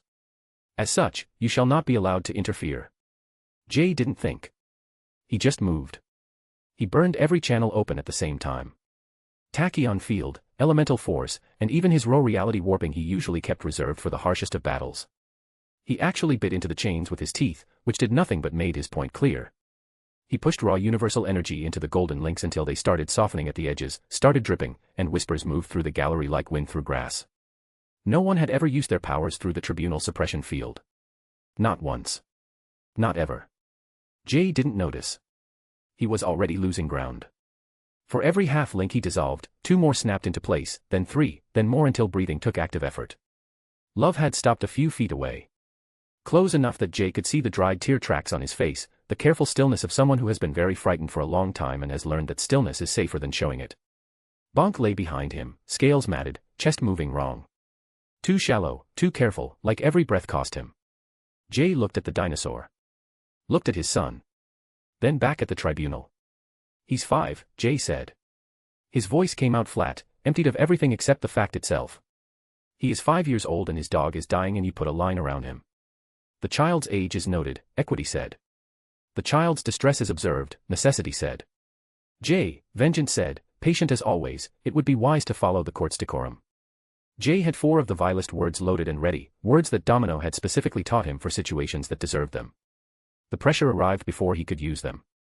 Gravity got personal. It pressed down through his shoulders and chest and into the floor. His knees hit the ground before he understood it was happening. I always find it amusing, said a voice behind him, rough and deliberate, like someone who had rehearsed this. How these outsiders come to our world and make themselves at home in our affairs. They meddle with our abstracts, steal from our dead, breed with our inhabitants. And when their transgressions are brought to light, instead of having the decency to acknowledge their errors and accept the appropriate consequence, they raise their voices at us. At the rightful residents of this multiverse. A pause, timed perfectly. As though their entitlement has no ceiling. As though they built something here. As though they belong. Jay turned his head.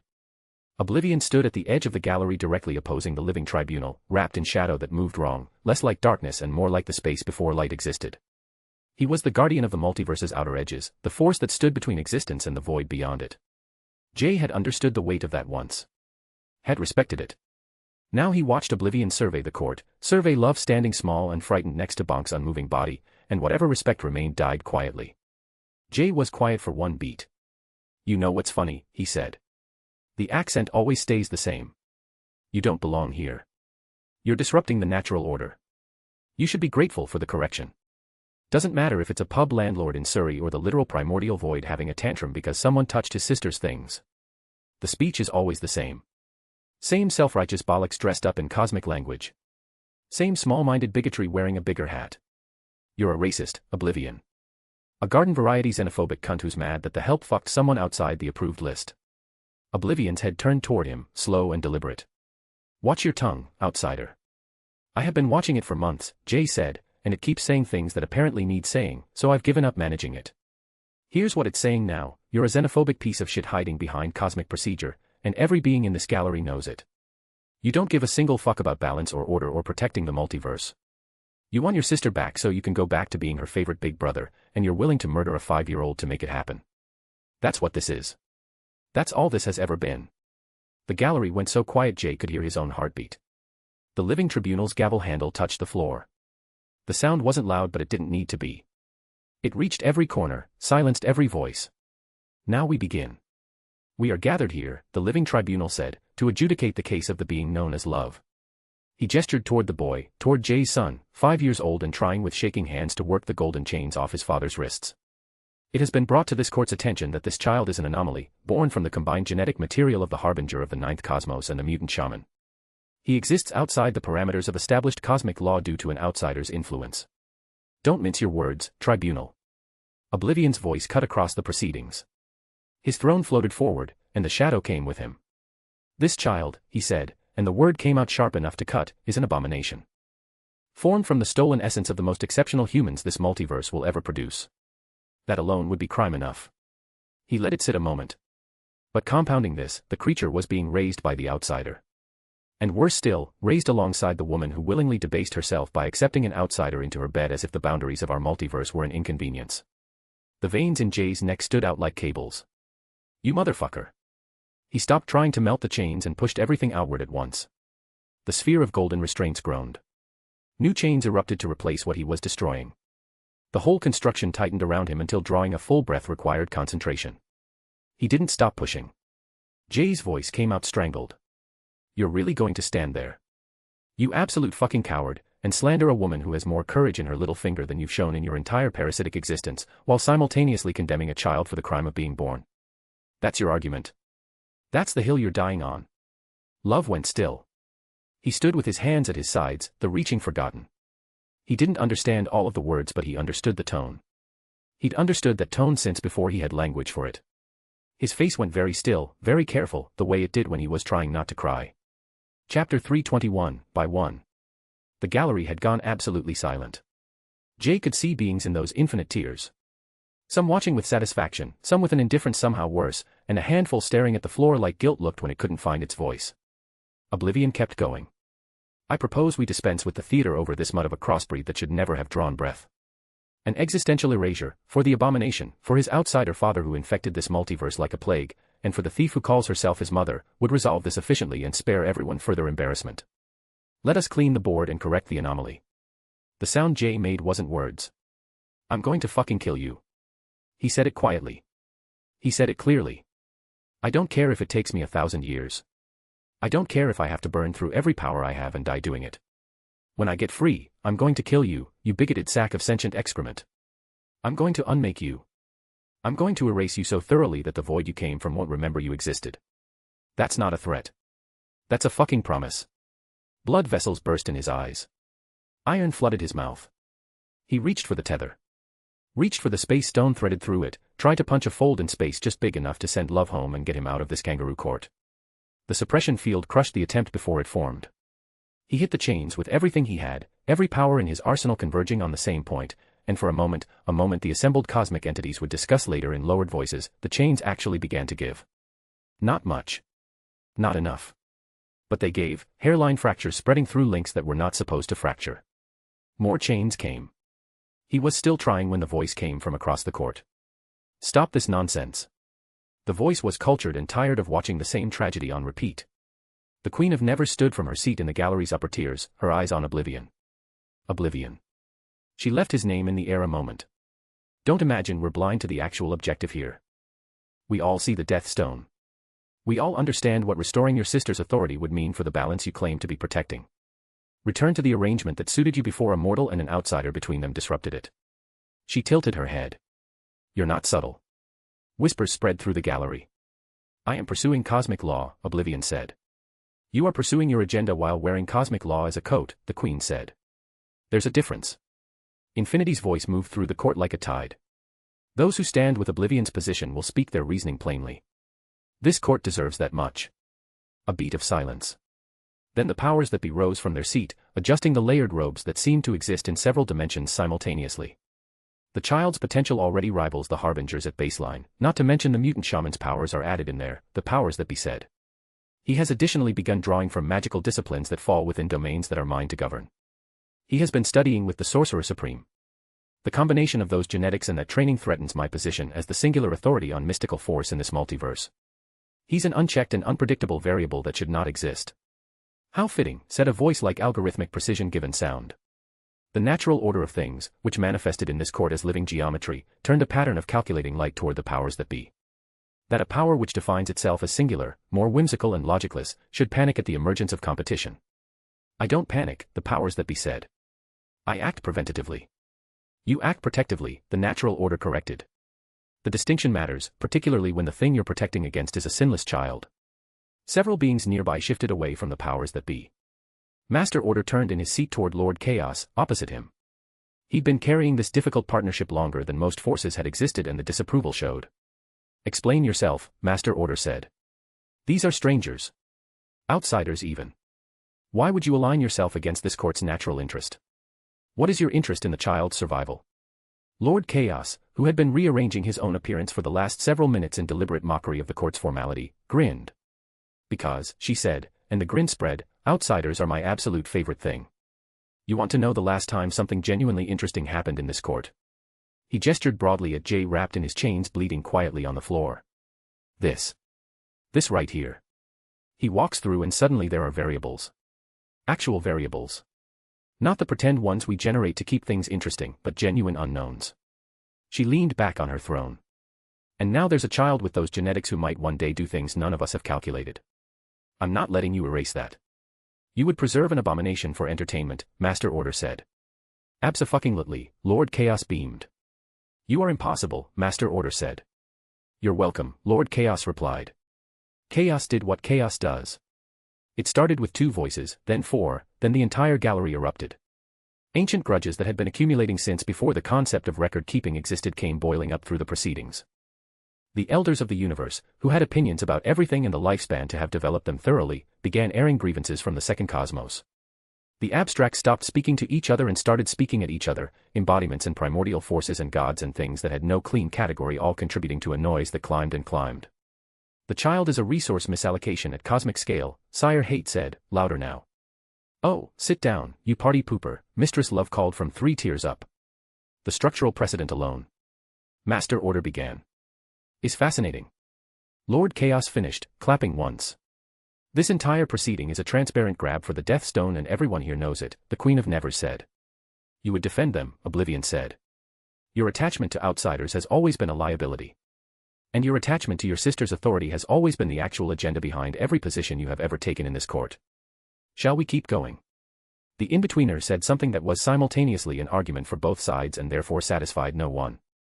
The King in Black said nothing. His silence was louder than most of what was being said. The kings in ivory drank their elixir, enjoying the show. Jay caught a glance at Love during a lull. His son had stopped listening. Just standing there, enduring. Something in Jay broke quietly. The living tribunal rose to his full height. His gavel handle came down once. The sound swallowed everything. When it finished there was only silence.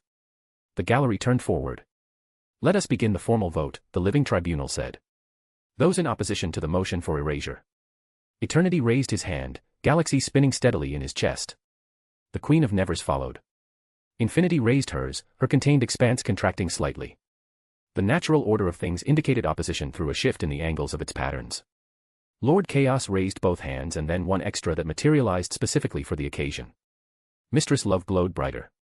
The Phoenix Force let a tongue of fire trace upward. 7. Jay counted them and allowed himself one breath. Those in support of the motion. Oblivion's hand rose first, unhurried. He'd counted these votes days ago. Sire Hate followed. Slow and deliberate. Master Order raised his with the expression of someone filing paperwork. The powers that be lifted theirs. Abraxas, from the far edge of the gallery where he'd been sitting silent as death, raised his without looking away from Love. He'd been staring at the boy since the proceedings started. The goblin force didn't exactly raise a hand. It shifted, and the shift registered as a vote. The griever at the end of all things raised hers slowly. And then, last, the Ivory Kings raised their glasses. Jay counted them. More hands than the other side. By 1. Chapter 322, New Death in Town. Jay counted them, wishing they were not real. More hands than the other side. By 1. A silence fell over him. Not the fighting, his body was still pulling at the chains, still burning, still running through every approach it knew. But deeper than that, a quiet settled in, the kind that comes when there's nothing left to do but accept what's happening. He looked at his son standing alone in the center of an infinite court, dried tear tracks on his face and Bonk's blood on his knees, and felt his soul crack. He needed Love closer. If he could get even the tips of his fingers on him, he could reach the blocks he'd placed on his son's powers month ago and deactivate them. He could then steal his powers into himself. He would deal with the morality of taking a child's abilities without consent later. Right now he just needed Love to move 3 steps. Love, he said, keeping his voice as level as he could manage. Come here. Just come to me. Love looked at him. And for the first time in his 4-month life, he didn't follow his father's instructions. His first rebellion, even if it hurt them both. I shouldn't have asked Mom to save me, he said. The words were barely a sound. But in a room with perfect acoustics and beings capable of hearing atoms, they landed everywhere. Jay went still. What? No. Fuck, love, that's not, Christ, just come here, okay. Just dash. Love's voice had gone calm and resigned, too calm for any 5-year-old to know. If I'd stayed quiet in that gray place. If I hadn't cried out and kept to myself, Mom wouldn't have come to save me. And then you wouldn't have to be like this. He looked at the chains digging into the flesh and the blood drying under his father's eyes. You wouldn't be like this because of me. The gallery, which had been noise and argument and ancient agendas, was completely silent now. Several of the beings present had existed since before the concept of time had anything to mark. They had watched entire civilizations run their course from first fire to last breath. A 5-year-old child reasoning himself out of existence to spare his family was not something any framework they possessed had been built to process. A few of them at least looked away. Jay pulled against the chains. He needed to reach his son because love, a 5-year-old child, had just concluded that his own survival was a mistake, and every instinct Jay possessed was screaming that he needed to console his child right now. Love. His voice came out very level because he knew if it broke, Love would hear it and it would make this worse. Son. Look at me. Right now. Love slowly looked at him. Asking for help is not the problem, Jay said. Asking for help is never the problem. None of this is your fault. You are my son, I love you more than my own goddamn life, and none of it is your fault. Do you understand me? None of it. Not one fucking second of it. Love didn't answer. He'd gone still, like a child who has heard something they want to believe but can't quite trust yet. The Queen of Nevers leaned toward Eternity and said something low and urgent. Love, you have to save Jay and little Love. That's what you promised him, didn't you? Eternity turned toward her and formed a closed fist out of frustration. Not now. Now's not the right time. The Queen of Nevers looked like she had more to say, but seeing Eternity's frustration stopped her in her tracks. The living tribunal settled back into his delivery. The vote stands 8-7. Love has been found guilty of existence. Since the outsider is protected by the one above all's mark, this court hereby moves to remove him and his mother from Exis-. This ruling is unjust. The voice came from the platform's edge. Boots on stone. Quick, purposeful steps from someone who had already decided what they were going to do. A figure stepped up onto the platform. Black jeans. Black tank top. The button-down jacket worn open. Long-barreled Colt hanging easy on one shoulder. Then the gallery saw the rest. Wide-brimmed hat tilted at the angle it always sat. An ankh necklace resting at her collarbone, and fitted into the loop of it like it had been made for exactly that setting. The death stone caught the light and threw it back at all of them. Nina Thurman scanned the room in one sweep. Her mouth had already started composing sentences that would have adequately communicated her assessment of this court and every being present who had voted the way they had. Then her eyes found Jay. He was wrapped in a cocoon of golden chains, half compressed, his eyes red with burst vessels from the strain of what he'd been attempting.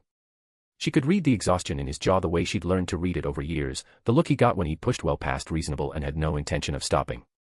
Her heart, which had been hammering since the moment she understood where she was and what was happening, went somewhere worse. Then she found Love.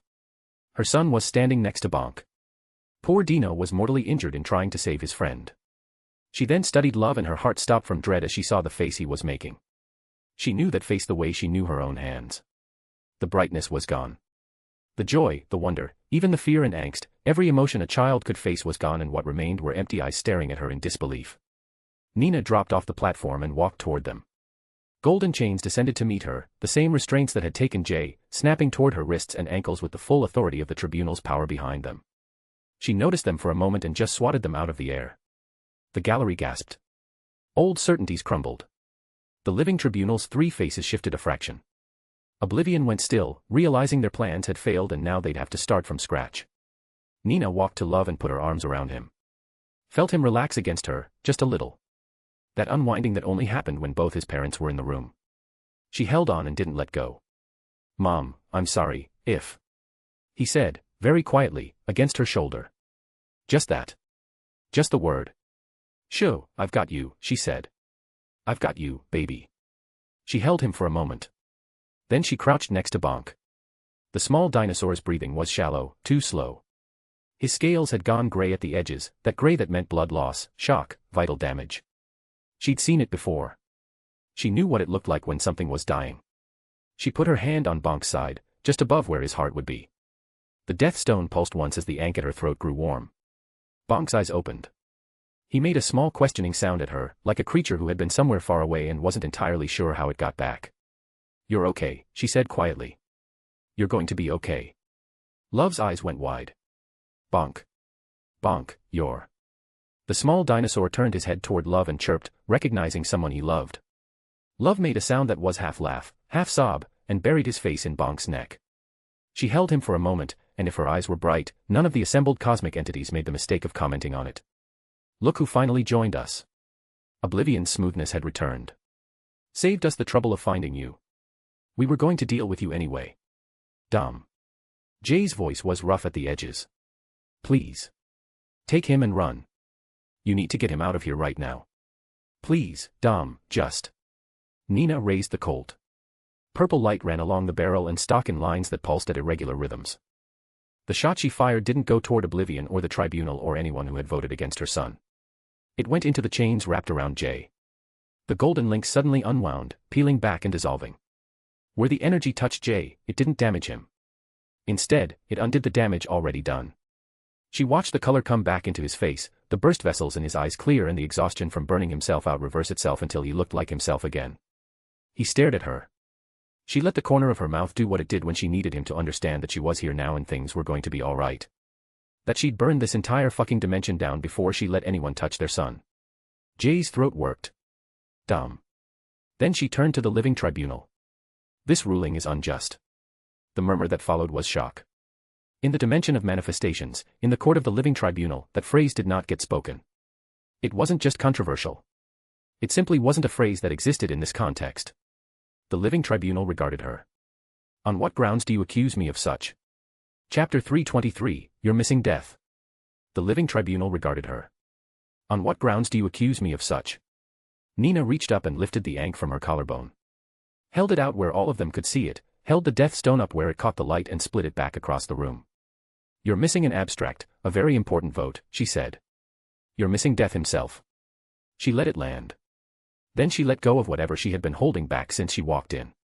The authority she carried moved outward from her in a wave that reached into every consciousness in the room and pressed against the part of them that understood what death was. But it was different from what they remembered. Nothing like the Lady Death they had known before, nothing of rot or cold finality or the dread of a door closing. This was the same truth with a completely different feeling. Renewal and rest. The pause between one thing and the next. Peace, when it was finally permitted to arrive. Every being in the gallery got to their feet. Some from shock and some from recognition. The ones who had spent ages quietly afraid of the previous death and had never quite put that fear down stood from a reckoning. They had known this was possible. The rumors had circulated. But knowing something and feeling it are separated by a distance that sometimes takes centuries to cross. Oblivion, across the court, was not at peace. You wretch. His voice had lost everything regal about it, there was raw pain underneath it now, pain that had been sitting there a long time waiting for exactly this wound to open it up. You stole from my sister. You lay with this outsider. You took in that abomination. And now you stand here and do this, you two-bit WH. A fist came from across the court before the word finished forming. Jay had been across the court. Then he was not. His fist was exactly where Oblivion's face was, stopped a centimeter from contact by the containment barrier that surrounded Oblivion, invisible and cosmically dense, built from the power drawn from the outer void. Jay didn't pull back. He pushed and kept pushing, a sustained load against a wall that had never needed to hold against anything like this, and held it there. Hairline fractures spread through it like ice cracking under weight. The entire gallery saw them. Watched a mortal crack a cosmic defense through sheer will, through nothing but the fact that someone had been about to call the woman he loved something unforgivable and his body had moved before his brain caught up. The living tribunal, with a wave of his hand, relocated Jay back to the platform.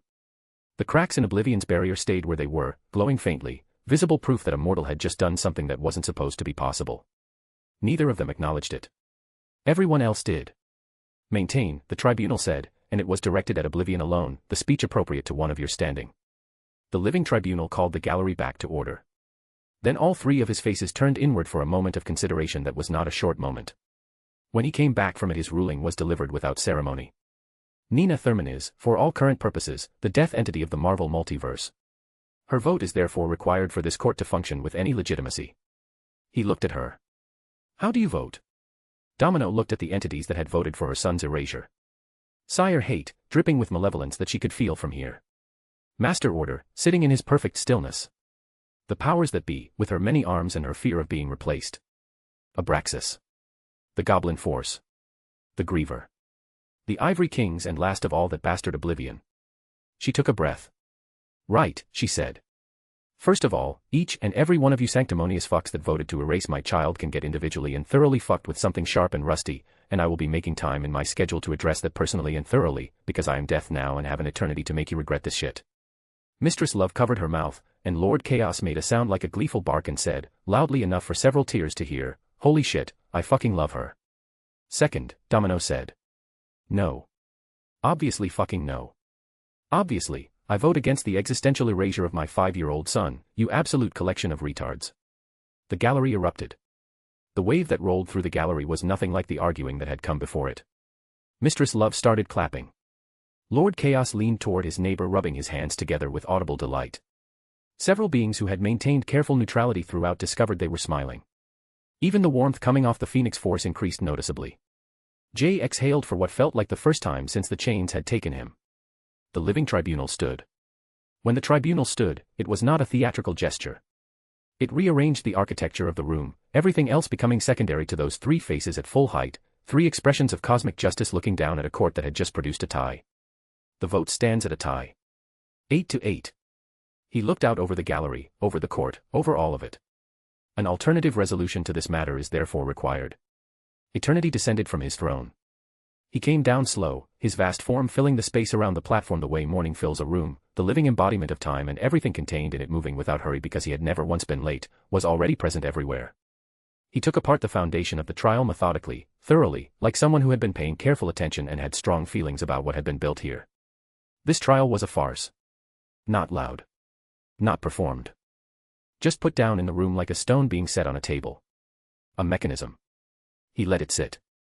Dressed in procedure because it couldn't survive being said plainly. So let's say it plainly. A path back to what was lost when a mortal stole a stone and a court found Lady Death in violation of cosmic law. He moved his eyes across the gallery, section by section, slow and deliberate, giving everyone present the chance to meet his gaze and disagree with him. Nobody took it. Most of you who voted for the motion did so not because you believe this child should be erased, but because you are afraid of what oblivion might do if you voted otherwise. Which tells you something about the state of this court. The powers that be in sire hate shifted. Eternity didn't even look at them. Lady Death is gone, he said. And I am going to say the thing that every being in this gallery has been carefully not saying in rooms with more than 2 people present. He turned his eyes to oblivion and left them there. You were glad. Most of you. Nearly all of you. You have not once, in all the time since, genuinely wanted her back.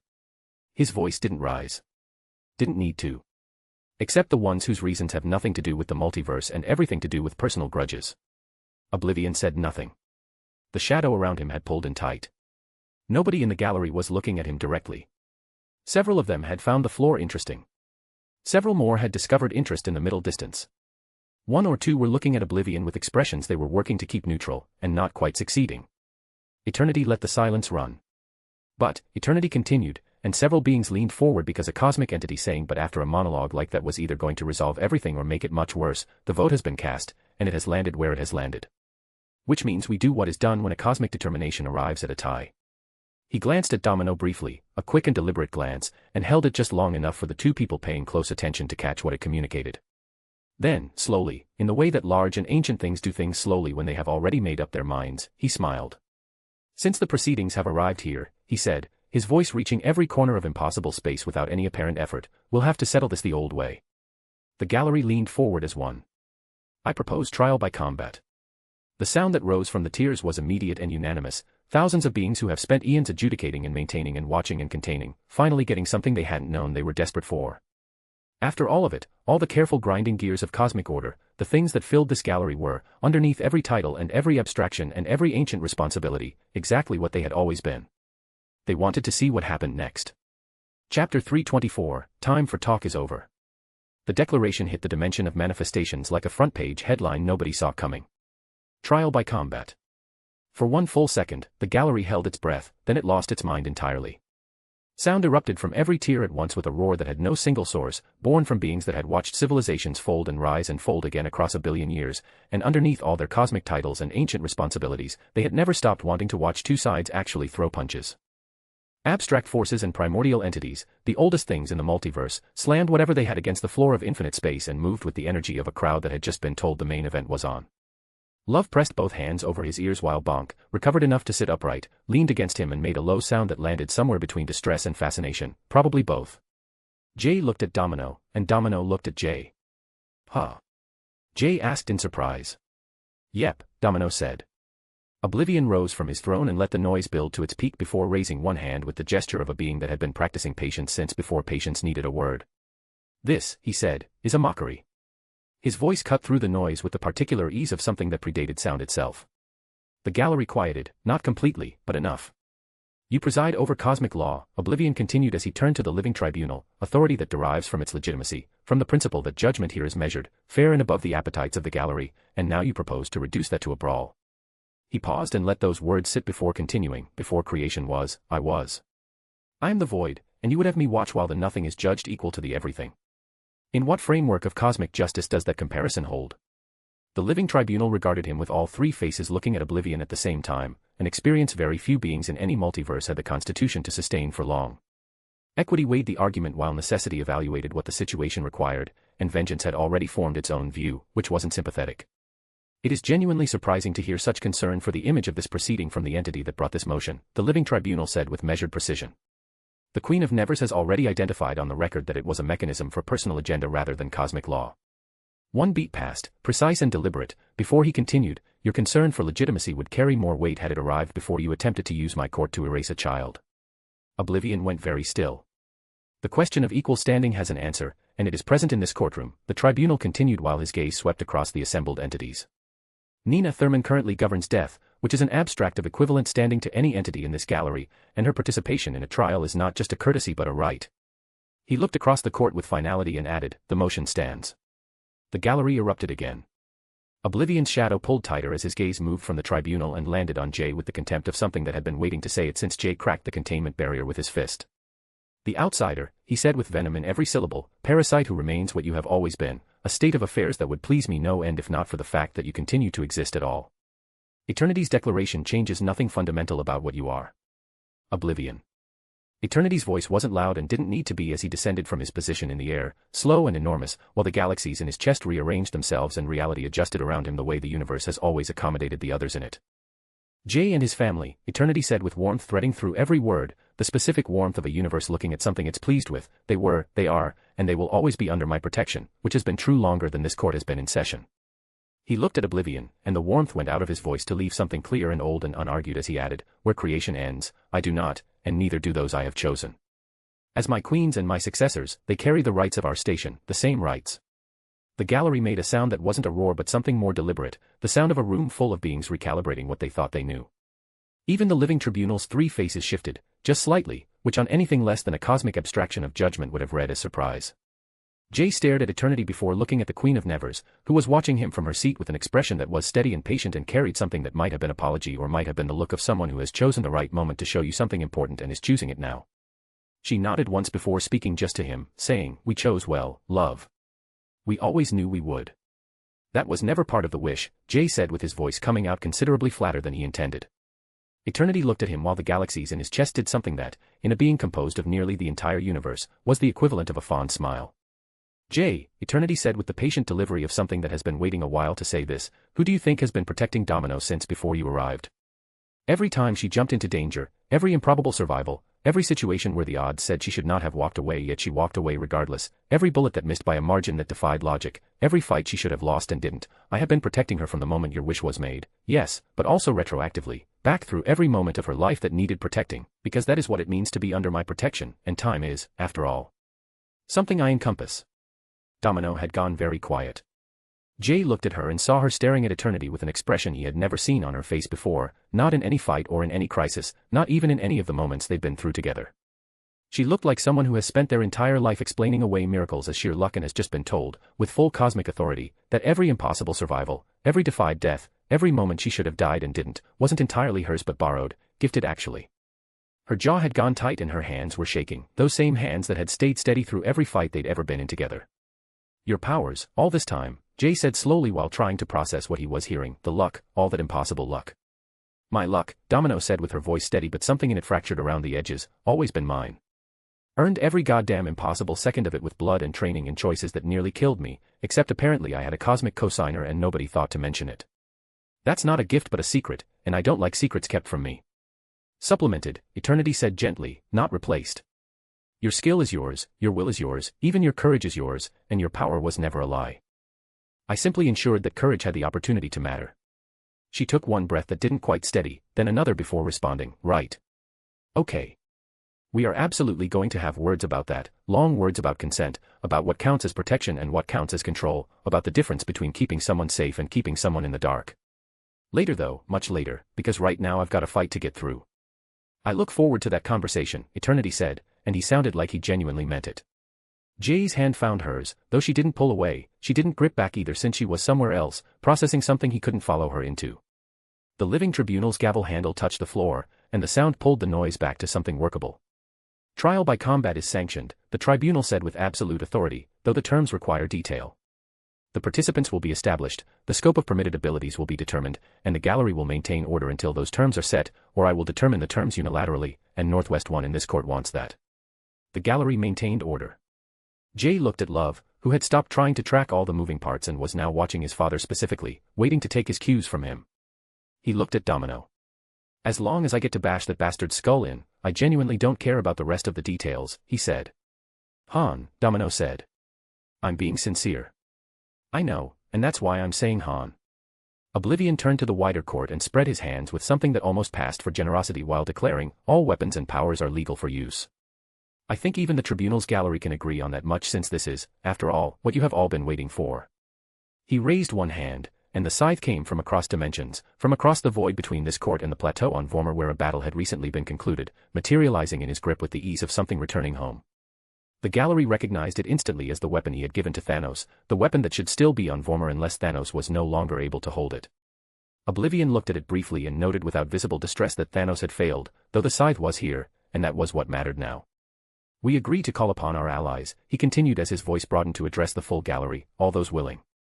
I imagine a great many of you have been sitting in those tears for some time now, waiting for a reason to stop merely watching. He gestured toward the assembled cosmic forces and added, give the boys a chance to stretch. The gallery's response was immediate and very loud. Oblivion looked at the numbers gathering to his cause, then at Jay's side, and his mouth did what, on the void made sentient, served as a smile, though it was not a pleasant expression. There was no cruelty in it, just the comfortable assessment of someone who has already done the arithmetic. The living tribunal brought his gavel down with a sound that was final and non-negotiable. The terms are set, and the participants have agreed. What happened to the court happened fast as the infinite tiers of the gallery folded outward and then inward while the architecture rearranged itself with the efficiency of something built to serve multiple purposes. The dais and thrones rose and widened and found new configurations at the perimeter while the floor between them became something else, boundless and flat and open in a way that made the space feel simultaneously enormous and intimate, a celestial arena with enough room in the middle for civilizations to end. Golden light radiated from the boundaries, warm and absolute, and as it settled into everyone present, it carried the pressure of cosmic equalization. Powers weren't taken but were leveled, adjusted, brought to a common ceiling the tribunal had set with the mathematical precision of something that had been balancing forces for longer than balance had required a word. Jay felt it arrive like a pressure moving through him like warm water, finding every channel of power he possessed and gently, firmly, capping it. The tachyon field, the elemental force, his reality warping, all of it still there, still his, just restrained to a common measure. On Oblivion's side, they assembled. Master Order came first, precise and inevitable, his stillness carrying the weight of every law ever written. The powers that be descended with all her arms and her fear of being replaced, the fear that had driven her to this vote and hadn't diminished with the arrival of a combat she hadn't initially planned for.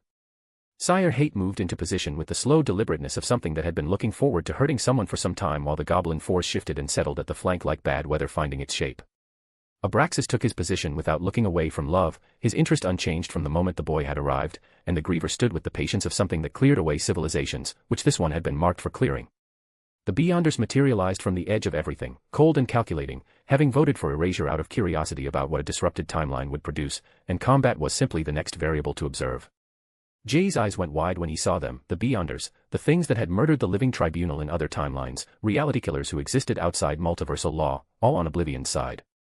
Fuck, he said very quietly. Then the Celestials arrived, not walking but simply present suddenly at the back of Oblivion's formation, their armor pulsing with power that could birth or destroy galaxies. Erishem the Judge, who had condemned the Earth, Exitar the Executioner, who had ended civilizations, and others whose names Jay didn't know but whose presence added sheer overwhelming scale to everything Oblivion had assembled. Jay looked at his side, then looked back at Oblivion's side. We are fucked, he amended. Then the elders came, dozens of them, each ancient beyond mortal reckoning. The collector with his white eyes fixed on love with the specific interest of something that wants to add a specimen to a collection, the grandmaster already grinning with the anticipation of the best game he'd been offered in eons, the gardener, the runner, the contemplator, all beings who had spent their entire incomprehensible lifespans obsessing over single passions and had long since run out of new things to acquire or experience. A combat trial involving an outsider who had disrupted the multiverse's established order was, for each of them, exactly what they'd been waiting for. Chapter 325, Heroes Assemble. Jay stood on his side of the arena and looked at all of it for a long time before looking at his side. Eternity stood there, boundless and galaxy-chested, a living universe taking a side. Infinity, vast and contained, the Queen of Nevers, steady and watching him with that expression she wore when she was waiting to see what he was going to do, the Phoenix Force with fire tracing patterns along whatever surface it rested on, the natural order of things, geometric and precise, Lord Chaos already vibrating with something that wasn't quite anticipation and not quite joy but held elements of both, and Mistress Love, warm in a way that pushed back against the weight of everything. Assembled against them. And Domino stood at his left, arms loose at her sides, the AK still slung across her shoulder while the Death Stone caught light from the golden equalization field and threw it back in violet. Her expression was the one she wore when she had already made her decisions and was now simply executing them, not afraid, not even particularly concerned, just ready. And Love stood behind them with Bonk pressed against his leg, 5 years old and watching everything with those blue eyes that had cried all the tears they had and were now simply open and taking it in. The brightness was starting to come back into his face, hesitant but real, the look of a child beginning to understand that the people he loves aren't giving up. Jay looked at Oblivion's side again, then looked at his side. Oblivion was smiling and not hiding it. Domino put her hand on Jay's shoulder, not gripping, not pulling him back, just there. Calm down, Han. I am calm. You're doing the jaw thing. What jaw thing? The jaw thing where you're calculating how hard you need to hit someone for them to feel it through whatever hole they came from. He breathed out through his nose before saying, we are significantly outnumbered. Yeah, but we've got incoming, she said in the way she said things when she already knew the answer and was watching him arrive at it. He looked at her, then looked up because she was looking up, and across the arena the air was changing. Portals opened, dozens at first, then more, then enough that the count stopped mattering and what remained was the impression of every doorway in existence deciding to deliver something at the same time. Wade Wilson came through sideways, immediately fell over, got up, and pointed at the assembled cosmic entities with both index fingers while in full suit with 2 katanas and a burrito he had apparently refused to put down for the transit, his mask already up at the nose so he could keep eating. Yeah baby. Wade announced to the assembled gallery of cosmic entities while gesturing broadly with the burrito. Okay, quick scan of the room. Big Shadow Void Guy, Three-Faced Judge, Ancient Celestials, Elders of the Universe, and what I can only describe as the abstract personification of things that should not be able to punch, which is fantastic, love it. Who gets chimichanged first? I vote the Big Shadow Guy since he's got the whole needs a hug, will receive violence instead energy and I volunteer to deliver. Also, if anyone's keeping score, yes, I did just come through a portal carrying a burrito, and no, I will not be explaining myself. Jay felt something in his chest do something complicated because Wade was here, Wade had come. Behind him came the Mercs for money with Gorilla Man dropping into a combat crouch, already in motion before his portal finished closing, Hitmonkey arriving with the specific silence of something that had identified 3 targets and was formulating approach angles, Machine Man's mechanical limbs extending to their full reach, and then Mossacre stepping through with his machetes already drawn, looking at the assembled forces of cosmic oblivion with the calm assessment of a former priest who had concluded long ago that the world deserved punishment. Esto es lo que es, Mossacre said while surveying the opposition with what could only be described as professional satisfaction. Hey mucho que necesita arreglarse aquí. Wade turned to Jay and translated, he says this is exactly what it is and there's a lot here that needs fixing, though in fairness, he says that about most situations since it's kind of his whole thing. Jay did the count, maybe 15 people so far while Oblivion had hundreds. Reed Richards stepped through with the posture of a man who had been running calculations for the last 20 minutes and was dissatisfied with the margin of error but had committed to the action anyway. Sue was half a step behind, already generating a force field that expanded to cover the immediate area. Johnny Storm came through hot with a trail of fire marking his entry, and then the floor cracked. Ben Grimm landed in the arena with a sound like a tenement building settling all at once before cracking his knuckles with the unhurried confidence of someone who has been waiting for the correct application of force for a very long time. What a revoltant development, Ben said while surveying Oblivion's assembled forces with the expression of a man who has seen worse and is not impressed. Gray aliens, celestials, elders and some kind of foul creature that looks like it's never been punched in its whole existence. He rolled his massive shoulders and added, well, there's a first time for everything. It's clobbering time. Ben, Reed said quietly. Yeah, I know, Reed. Save th big speech. Ben flexed his rocky fists and grinned under all that orange before declaring, "I've been sayin' that since day 2, and it ain't stopped bein' true yet." 30 people, maybe 40 with the mercs, still outnumbered 10 to 1. Scott Lang came through in full Ant-Man gear, shrinking and expanding rapidly in the way that meant he was anxious but channeling it into motion while Hope was right behind him, and Hank Pym came last of the family and moved in a way that suggested a man who had been waiting for an appropriate target for a very specific kind of anger. The Ancient One stepped through a sling ring portal of her own making with Wong at her shoulder, and behind them came every master she had assembled at Camartage. Jay's throat went tight at the sight of the sorcerers, the people who had kept Love safe, who had trained with him, who had taught him magic while his parents were gone, and they were furious. He could see it in how they moved, combat-ready and carrying the rage of people who have had their student taken from their protection. Mordo was among them and looked at Jay with the expression of a man who had complicated feelings about many things and had decided, for the next few hours, to set all of them aside. 60, maybe 70 total, though the numbers weren't moving fast enough. Then came the Golden Heroes with Yagfood coming through already filming, because of course he was. Behind him came a schoolteacher from Tokyo with 6 arms she now knew how to use, a nurse from Manchester whose hands still carried warmth from healing work, a firefighter from London who had grown wings once, briefly, and had been ready since for the next time, all ordinary people from the Golden Light broadcasts who had accepted borrowed power in the moment of someone else's need, who had felt what it was like to be strong enough to help, and had answered the call again. Rachel Morrison came through in her broadcasting blazer as the woman who had helped coordinate the Titan rescue, who had seen what Jay and Domino were trying to build and decided it was worth protecting. Jay counted maybe 120 now, still badly outnumbered. He heard a familiar sound and turned to see Bobby there with Max and the rest, looking simultaneously terrified and absolutely determined. Bobby gave Jay a look that communicated several things at once, the primary one being, "You didn't think we were going to sit this out, did you?" Jay opened his mouth, then closed it while his eyes burned, though he refused to let it show, but Bobby saw it anyway and nodded once, which was enough. More portals opened. Heroes. The call came from multiple voices at once as Reed's tactical baritone and Scott Lang's determined shout overlapped into something that sounded like a battle cry that had been waiting for the right moment. Captain America came through first with his shield on his arm and his jaw set in the particular way that meant he had already run the ethical calculus and arrived at a conclusion. Natasha was right behind him with Clint and Sam Wilson with his wings already spread, while Bucky Barnes looked at the Celestials with the expression of a man who had fought Nazis and decided cosmic entities weren't fundamentally different. More Avengers came, more heroes from teams Jay half recognized and some he didn't, all spreading across his side of the arena. Assemble.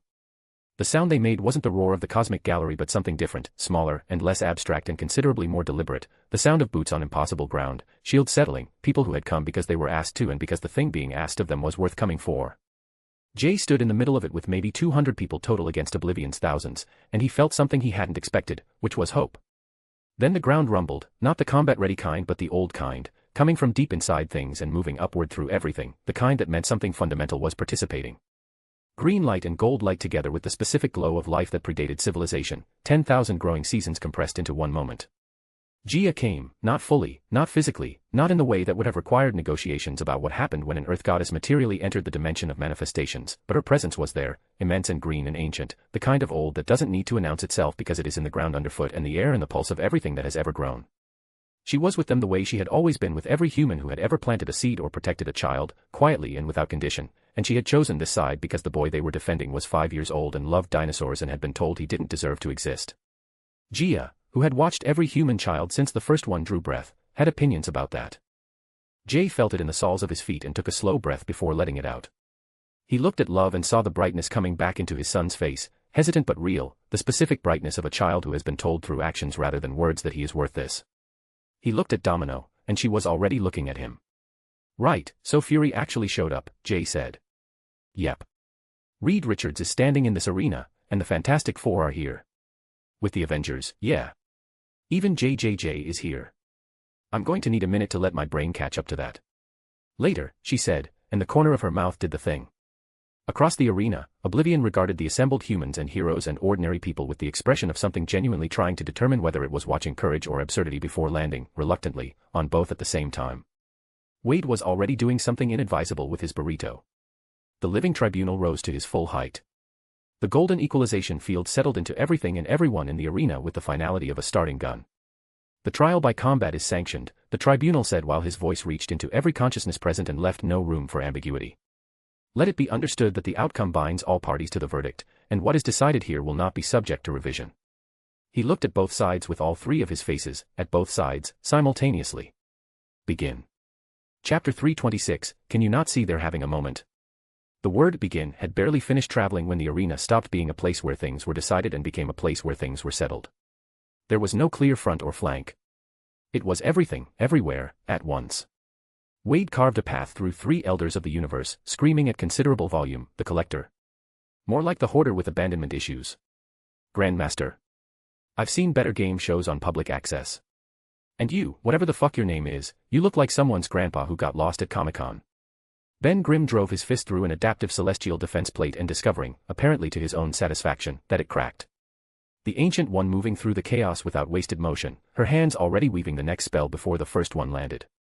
Captain America's shield leaving his arm and returning in a clean arc that had been practiced 10,000 times, and that still, somehow, caught a watcher across the side of its head. The noise was chaos-given sound. Everything a fight could be at once, the crunch of Gorilla Man catching a Beyonder's projection on his knuckles, the shriek of Phoenix Force fire burning through a gap in the Griever's defense, the soundless efficiency of Hitmonkey working, which was essentially no sound at all except for the results. Jay was not watching any of it. He had moved the moment the tribunal said begin. He moved toward oblivion. He'd made a promise and it was time to deliver. He got maybe 40 feet. Then the scythe came around in a flat arc that was not particularly fast and was not meant to be, because oblivion was not a being that needed speed. He was the void. He was the thing that existed before light had something to fall on. The scythe moved and the space it moved through was simply lesser than the space on either side of it, and that was enough. Jay deflected rather than blocked, fed the energy sideways into his force, and used the momentum to roll rather than absorb. He came up on his feet 14 feet away and took 2 steps back toward oblivion before his brain sent a clear signal about what he'd just done and how well it had worked. He landed back where Domino and Love were standing. He landed on his feet, which was something, but the landing communicated several things about the exchange. Domino looked at him. She didn't say I told you so, but her expression was doing the work. You're letting him get in your head, she said. She reached down and took his arm, a hand on his elbow, pulling him back upright to his full height. You've been building up for that punch, babe. And that's exactly the problem. You're not thinking. You're reacting. Jay exhaled through his nose. He knew she was right before she finished the sentence. He was furious and he was broadcasting it, and Oblivion, who had been predating everything including the concept of anger, was reading it perfectly. Right, he said. He forced his shoulders back, reset his stance. Right. Okay. Something tugged at his trouser leg. He looked down. Love stood there with both hands cupped together, holding something. He looked up at Jay with those blue eyes that had been full of tears for the better part of the day and were currently full of purposeful. Mom said to give these to you, Love said. He opened his hands. Jay stared at what was sitting in his son's small palms for a full 2 seconds. 6 stones of 6 different colors, each one pulsing with the light that contained more than any physical object should be able to contain. The Mind Stone's gold. The Time Stone's emerald. The blue of the Space Stone from Tether, somehow. The amber of the Soul Stone. The red of reality. The purple of power. All 6 infinity stones. In his 5-year-old son's hands. He looked at Domino. She nodded once, and the corner of her mouth did the thing that meant she was pleased with herself and had been sitting on this for a while. Jay looked back at Love. He felt something shift in his chest, something that had nothing to do with power and everything to do with the specific quality of this moment. His son, in the middle of a cosmic arena, in the middle of the biggest fight either of them had ever been in, handing him the thing he needed with the calm trust of a child who has never once doubted that his father would know what to do with it. He went down on one knee to be at Love's level, and just as he started to say something, the Celestial came out of nowhere.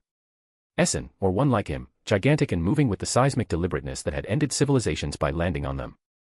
The dome of its helmet was dropping toward the 3 of them with the patience of a being that has done this before and found it efficient. Domino turned without looking.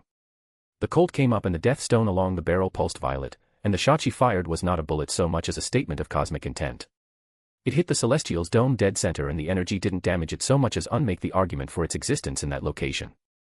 The armor dissolved from the point of impact outward, matter becoming the memory of matter, until there was nothing above them except the arena ceiling and a scattering of dust that had been, 2 seconds ago, something capable of cracking a moon. The arena went slightly quieter in their immediate area. Every being within range, cosmic or otherwise, processed what they'd just seen, and several of them quietly revised their operational approach. Hey, Domehead.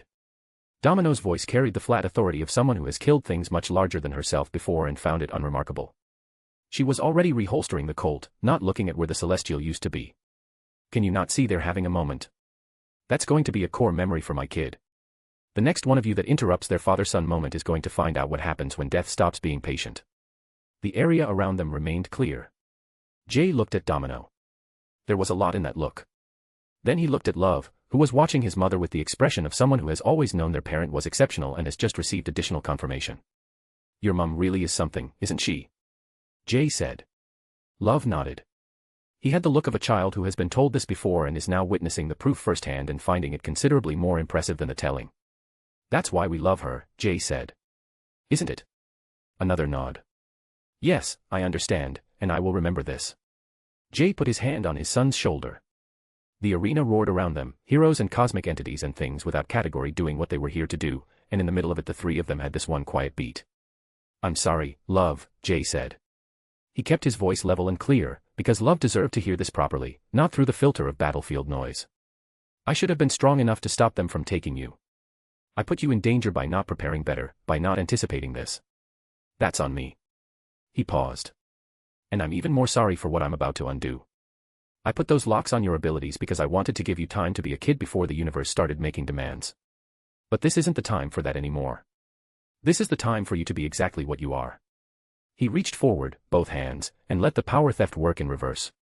Not stealing. Releasing. Every suppression he had placed on Love's abilities over the past months, every carefully constructed null field and dampening layer, came apart like knots being pulled free from both ends at once. Go all out, Jay said. Your mom and I are right behind you. The light that came off Love was like a bloom, blue-white and expanding, like light finding room it hadn't known it had. The floor of the arena lit up under his feet. Every cosmic entity in the gallery that had a survival instinct felt the pressure of a new register of power announcing itself, and that pressure was coming from a small boy in black and white overalls who was currently glowing like a small star and looking extremely surprised about it. Love looked at his hands. Then up at Jay. That's a lot, he said, in a very small voice. You get used to it, Jay said. Go. Chapter 327, Royal Rumble. Jay stood up, turned, and looked at Bonk. The Pachycephalosaurus had been sitting behind them through all of it, patient, dignified and ready. His scales were still carrying the marks of what had happened in the court, the pale gray at the edges where he'd nearly not made it back. One eye tracked Jay with the attention that didn't need language for the things that mattered most. Jay sat down on his heels in front of the dinosaur. He put one hand on Bonk's domed skull, the same skull that had launched itself at a teleportation spell because Love was inside it and that was simply where Bonk went. Thank you, Jay said. He said it the way you say things to someone who has done something for you that you cannot fully account for and would not know how to repay and are not going to try. Just the words, plain and clear, with everything behind them. You are such a pure thing. The best of us, really. I don't know what we did to deserve you. Bonk made a low, thoughtful chirp from somewhere in his chest. The sound he made when he was being sincerely addressed and was taking it seriously. I want to give you something, Jay said. The first power I ever genuinely loved. The one that made me understand what it meant to help people.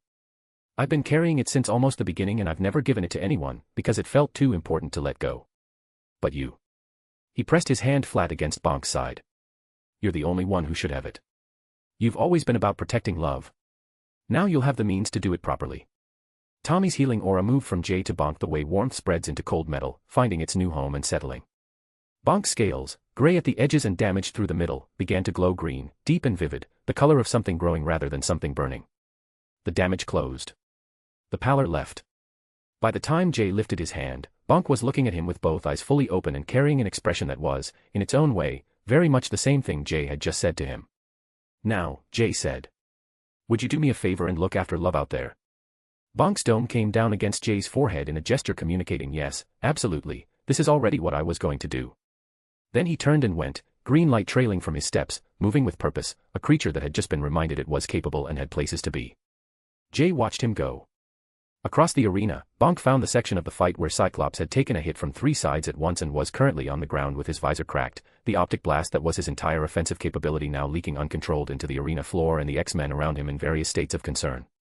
Bonk lowered his dome and nudged Scott firmly in the stomach. Scott went airborne, rolled, hit the ground, and then lay still for a moment before sitting up with the expression of a man who expected to be significantly more injured than he currently was. The X-Men stared at the glowing green dinosaur. Storm's expression went through several phases. Is that, she started. A glowing dinosaur. That just healed Scott by headbutting him. Scott flexed both hands and found that his ribs had stopped being cracked. I think the dinosaur just healed me, he said. Bonk had already moved on. He and Love were cutting through the arena together, the boy running with blue light trailing from his hands and the dinosaur running beside him with green, and what they were doing was finding the people on their side who needed it most and fixing them, because that was what they were for, and they had been given the tools, and they were using them. Of course, one of the X-Men said, watching them go. Of course it's one of Jay's. Jay and Domino stood where they were for a moment, watching their son and his best friend work their way through the casualties on their side. Something was happening in both of them that the arena and the chaos around them didn't have room for, and that they were carrying anyway. Watching your child do something extraordinary and understanding that you built the conditions for it and that the child did the rest. Jay reached over and took Domino's hand. She let him. Nobody came near them. This was partly because Domino had recently dissolved a celestial and several of the remaining entities on Oblivion's side were still working out the implications. And partly because there are moments that even cosmic forces recognize as private. He's going to be okay, Jay said. He was always going to be okay, Domino said. We just had to get through this part first. Jay looked at his watch. The 6 Infinity Stone housings sat in their allocated positions around the face, the Space Stone at 12, the others waiting where Eitri had built the spaces for them. He had the stones now. All of them. Domino had somehow collected them while he'd been in the trial, probably during her ascension on Vormir, maybe with Dee Dee's help or Eternity's intervention or just through sheer bloody-minded determination to have the tools ready when he needed them. That was Domino. That had always been Domino. He looked at Domino. At the ankh at her collarbone with the Death Stone latched into it, violet light catching and dispersing in the arena's chaos. At the way she stood, which was the same way she had always stood, weight forward, ready, nothing wasted. You know what's funny, he said. While these stones were a great gift, they're nowhere near the surprise you gave me. As he pointed at her Death Stone and the ankh. Right. That was Dee Dee's idea, Domino said. The whole surprise entrance. She said you'd appreciate it. We really need to have a talk about that. She almost smiled and changed the topic. So. You going to use those stones or are we standing here appreciating the accessories all day? One more second, Jay said. He looked at the watch. He looked at the 6 stones sitting in his palm, transferred from Love's hands and waiting. He thought about the Infinity Watch. About the standard approach, about channeling 6 stones through a single point of external control, about the power ceilings that came with that configuration and the ceiling he was going to hit. But at the last moment, he changed his mind as he took the first stone. Mind Stone was glowing gold and sharp, and swallowed it. Every being who had a hint of what those stones were went quiet. But the beings in the higher tiers who had been watching, who understood what those stones were and what they did to biological matter and what the upper limit of human tissue was in relation to the kind of energy a single stone contained, went quiet in a different way. The quiet of creatures watching something they expect to go badly. Jay swallowed the Time Stone. Then the Soul Stone. Then reality, then power, then the Space Stone from the watch's housing, and by that point, the gallery had stopped making sound entirely because there was no framework available for what they were watching. The living tribunal's 3 faces, equity and necessity and vengeance, produced an expression that was a mix of cosmic shock as his elbow slipped off his throne's handle. Domino took one step back. Both from shock and surprise at his audacity. The light that came was a color that existed at the intersection of 6 fundamental forces, finding a single host and reaching equilibrium. It lasted approximately 4 seconds. When it cleared, Jay was standing in white. The suit had gone white the way it went white when he had pushed past the level where the clothing had opinions about what it was containing. His hair had done the same. He'd been in this form before, that highest register of himself that he'd only ever touched at the outer edge of his ability, and this time it felt different. It felt like arriving rather than reaching. The rainbow light came last, rising from the ground around him in slow columns and dispersing at shoulder height, quiet and continuous, 6 Infinity Stone resonances finding a shared frequency inside human tissue and deciding, apparently, that they were comfortable there. He looked at his hands. Opened and closed them. Right, Jay said. That's different. He looked up. Across the arena, Oblivion had registered the change before it was visible, through some older sense.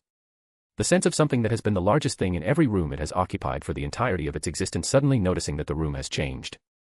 Every entity on Oblivion's side turned to look. The Beyonders. The Griever. The Goblin Force, which didn't have eyes but had something worse. Sire Hate, who had been thoroughly occupied with the Phoenix Force and was now less occupied because even Sire Hate, the living embodiment of loathing, found its attention pulled by what was standing in the middle of this arena. Master Order turned to Lord Chaos. Lord Chaos, who had been having the time of her existence, looked at Jay and went slightly still for the first time since the trial began. Huh, Lord Chaos said, which was a remarkable thing for the embodiment of chaos to say, because it implied that something had surprised her. Jay looked at Oblivion. Oblivion looked at Jay. The scythe was still in Oblivion's grip. The shadow was still around him, the void-born darkness of a being that had preceded existence. Jay raised one hand, palm out, and the rainbow light shifted and focused, and the arena floor between them cracked clean through from the pressure of what was preparing to happen. "Right," Jay said, and his voice carried across the arena in a way that voices did not normally carry without amplification, because 6 infinity stone resonances inside a human body tend to have opinions about acoustics. He was looking at Oblivion, but the words landed everywhere. "You bigoted piece of primordial shit. You tried to erase my son. You called the woman I love a whore. You stood in a cosmic courtroom and spewed hatred like it was cosmic law." He raised both hands. 6 colors of light began to spiral around his forearms. "Let's finish this." Chapter 328, Back from the Dead. 3 months earlier, Doomstadt, Christmas morning.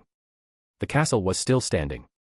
That was the first thing Victor Von Doom registered when he came back to himself. The throne room floor was cold as hell against his face, biting through the torn plating where his armor had been breached in 17 goddamn places. His mask had cracked along the left side, a hairline fracture running from temple to jaw like a split in reality itself. The ritual circle was destroyed, his people were out there with their illnesses reversed and their fields restored, a nation healed by the power he'd spent months accumulating for himself. The broadcast had reached every screen in Latveria and most of Europe, and he'd watched through one working optical sensor in the mask, watched the feed show him kneeling in the ruins of his own ambition, a broken man in torn clothing drawing symbols in his own blood. That bastard had done this. And then, as the last of the ritual's energy dispersed into the cold air, as the church bells of Doomstadt began ringing Christmas morning across a nation that believed the miracle had been a gift from God rather than stolen from their ruler, Victor Von Doom understood that he wasn't dead. He wasn't dead, and that meant the outsider had fucked up. You do not leave Victor Von Doom breathing. What followed wasn't recovery, because recovery implied passivity, a body repairing itself while the mind waited, and what Doom did was methodical reconstruction conducted with the same precision he brought to everything. There was no other way he knew how to be. He catalogued the damage first, 23 fractures across the spine alone and the nerves in the right hand completely shot, his left knee beneath the armor shattered by the energy feedback and healed crooked in the 3 hours he lay unconscious on the throne room floor. He reset it himself without anesthetic, because pain was for lesser men and Doom was not a lesser man. The machines came next, his backup laboratories untouched by the battle because the broker hadn't known where they were, and they contained the tools he needed. Months of solitary work followed, in the deep levels of the castle where no staff remained and no cameras reached, and he rebuilt the body piece by piece. As each component came together he modified it, because the original design of flesh had failed and Doom did not repeat failures. He added things, rune-enhanced plating with dark inscriptions drawn from texts that the Sorcerer Supreme would have called inadvisable, texts that called on forces older than the deal with Mephisto, and neural integration that went further than the previous iteration had, nerve-welded connections that removed the distinction between the armor and the body piloting it. By the end of the year, the distinction between Victor Von Doom and Dr. Doom had become basically meaningless. He'd replaced what the broker had broken, and he'd replaced it with something that didn't break in the same way because it wasn't entirely flesh anymore. He wasn't a cyborg, that was a reductive term for what he'd done, and Doom did not deal in reductions. He'd simply accepted that the weakness of flesh was a liability he could no longer afford, and he'd addressed it the only way that made sense. The runes running beneath the new plating weren't decoration, they were load-bearing, woven into the metal and into what remained of his nervous system in patterns that made the armor not something he wore but something he inhabited. He was better than he'd been. He was angrier. Both conditions seemed sustainable. Doom had been humiliated, reduced to spectacle in front of his people, made to serve the very masses he ruled, forced to heal them with power meant for his own ascension. The rage from that hadn't diminished during his reconstruction, it had refined itself, become architectural. Every rune he inscribed carried that fury. Every nerve connection he welded held that grudge. He wasn't rebuilding to return to what he'd been, he was rebuilding to become what would be necessary to unmake the men who'd done this to him. And then, a few months later, the announcement of a cosmic trial against the broker and Oblivion's summons to fight against the broker reached Doomstadt, and Victor Von Doom recognized an opportunity. The arena. The thing that entered the arena from a dimensional fold of its own making wasn't the Dr. Doom most of the heroes on Jay's side recognized. The silhouette was correct, the green cloak and the iron mask and the hulking frame, but it moved differently. Where Doom had always walked with the deliberate theatricality of a man conscious of his own presence, this version moved with the flat efficiency of something that had removed from its programming any consideration that wasn't functional. The runes along the armor's edges pulsed in sequence, dark light running the tracework like a circuit board displaying its own power draw. He'd timed his entrance for maximum effect, or rather he'd timed it for maximum effect on the one person he wanted to face, which was why he positioned himself directly in front of Jay's new form and let the arena register him before he spoke. Doom has returned, he said, and his voice carried the reverberation of the armor's new speaker system, calibrated to resonate just so. What you thought you ended on Christmas Eve was not an ending. It was a forge. Doom does not fall, Doom is remade. You left Doom breathing, broker, and that was your gravest miscalculation. Every nerve rebuilt, every rune inscribed in fury, every piece of this form constructed from the knowledge of what you did to him and what he intends to do to you in return. Doom has come to collect. He raised one gauntlet and dark energy crackled along the runes. Doom answers you with his will. Now come, broker. Face Doom, and learn what a king who survives his supposed defeat becomes. Jay looked at him. Just looked, for a moment, with the expression of someone mildly annoyed that a thing they dealt with has come back to annoy them at this particular time. Then he turned his attention back toward Oblivion, who was regrouping on the far side of the arena following their first exchange, and Jay raised his hand in Doom's direction without looking at him and swatted him sideways with the back of it. Elsewhere in the arena. The arena, in the minutes since begin, had become operational, had become the kind of fight that only made sense in snapshots. Ben Grimm had found something worth punching in Abraxas and was making a project of it with the uncomplicated satisfaction of a man who'd been waiting for a correct application of force. The Ancient One was moving through the Goblin Force's outer edge with the efficiency of someone who'd been studying this type of hostile energy for decades and had strong opinions about how to address it. Johnny Storm was doing what Johnny Storm did, which was generating enough heat to make even the Beyonders recalculate their operational parameters, because fire was fire regardless of what tier of reality you operated from. Love and Bonk were somewhere in the middle distance, green and blue light marking their progress through the field, healing what needed healing and not getting stepped on, which in an arena this size required active management. Then 3 Beyonders broke formation. They moved toward Love with the flat efficiency of beings who'd voted for his erasure out of curiosity about the timeline disruption it would cause and hadn't substantially revised the position just because the vote had been overruled. They were kings in ivory, existing at the boundary of the multiverse proper, and they approached a 5-year-old boy and his glowing dinosaur with the same expression they brought to disassembling failing cosmoses, patient and thorough and entirely detached from any consideration that the thing being disassembled might have preferences about it. They didn't reach Love. The shadow caught them first. It came from a direction the arena didn't technically have, from the angle that only symbiote constructs could navigate because they understood space as something to move through rather than a fixed coordinate system. 3 tendrils, thick as structural columns, intercepted the Beyonders at the edge of their approach and held, and the things that had survived at the multiverse's outer boundary since before the concept of a boundary had a name found, for the first time in considerable experience, something that was simply holding them in place with no apparent interest in argument. Domino had been moving toward Love the moment the Beyonders broke formation, and she pulled up short when the shadow got there first. She looked at it. The shadow looked back. Then it receded from the face of the being wearing it, pulling back from the black mask to reveal something unexpected, which was a human face, tired around the eyes with the tiredness of someone who'd been carrying something heavy for a long time and had learned to carry it without letting it show. Blonde. Jaw set. Eddie Brock said, "I know what this feels like." He wasn't looking at Domino, he was looking at Love, who'd stopped running and was watching the stranger with the wariness children deploy for adults who appear out of nowhere during a crisis. "I know what it is," Eddie said again, quieter, "to fight the entire world for the sake of your kid, to have everyone with a title and a throne and a cosmic mandate line up to tell you that your kid doesn't fit and never will and the universe would be better managed without him." His jaw moved, tightened just slightly. "Dylan and I went through something similar, different scale but same basic shape, and someone helped us." He looked at Domino. "Let me," he said. Domino held the look for a moment, and Jay had told her about Eddie Brock, about Null and the war in the symbiote hive, about how a former villain with a complicated relationship to the alien entity bonded to him had become king in black by defeating the god of the symbiotes and had carried the title with, by all accounts, more grace than anyone had expected. She had enough context to know what she was looking at. She nodded once.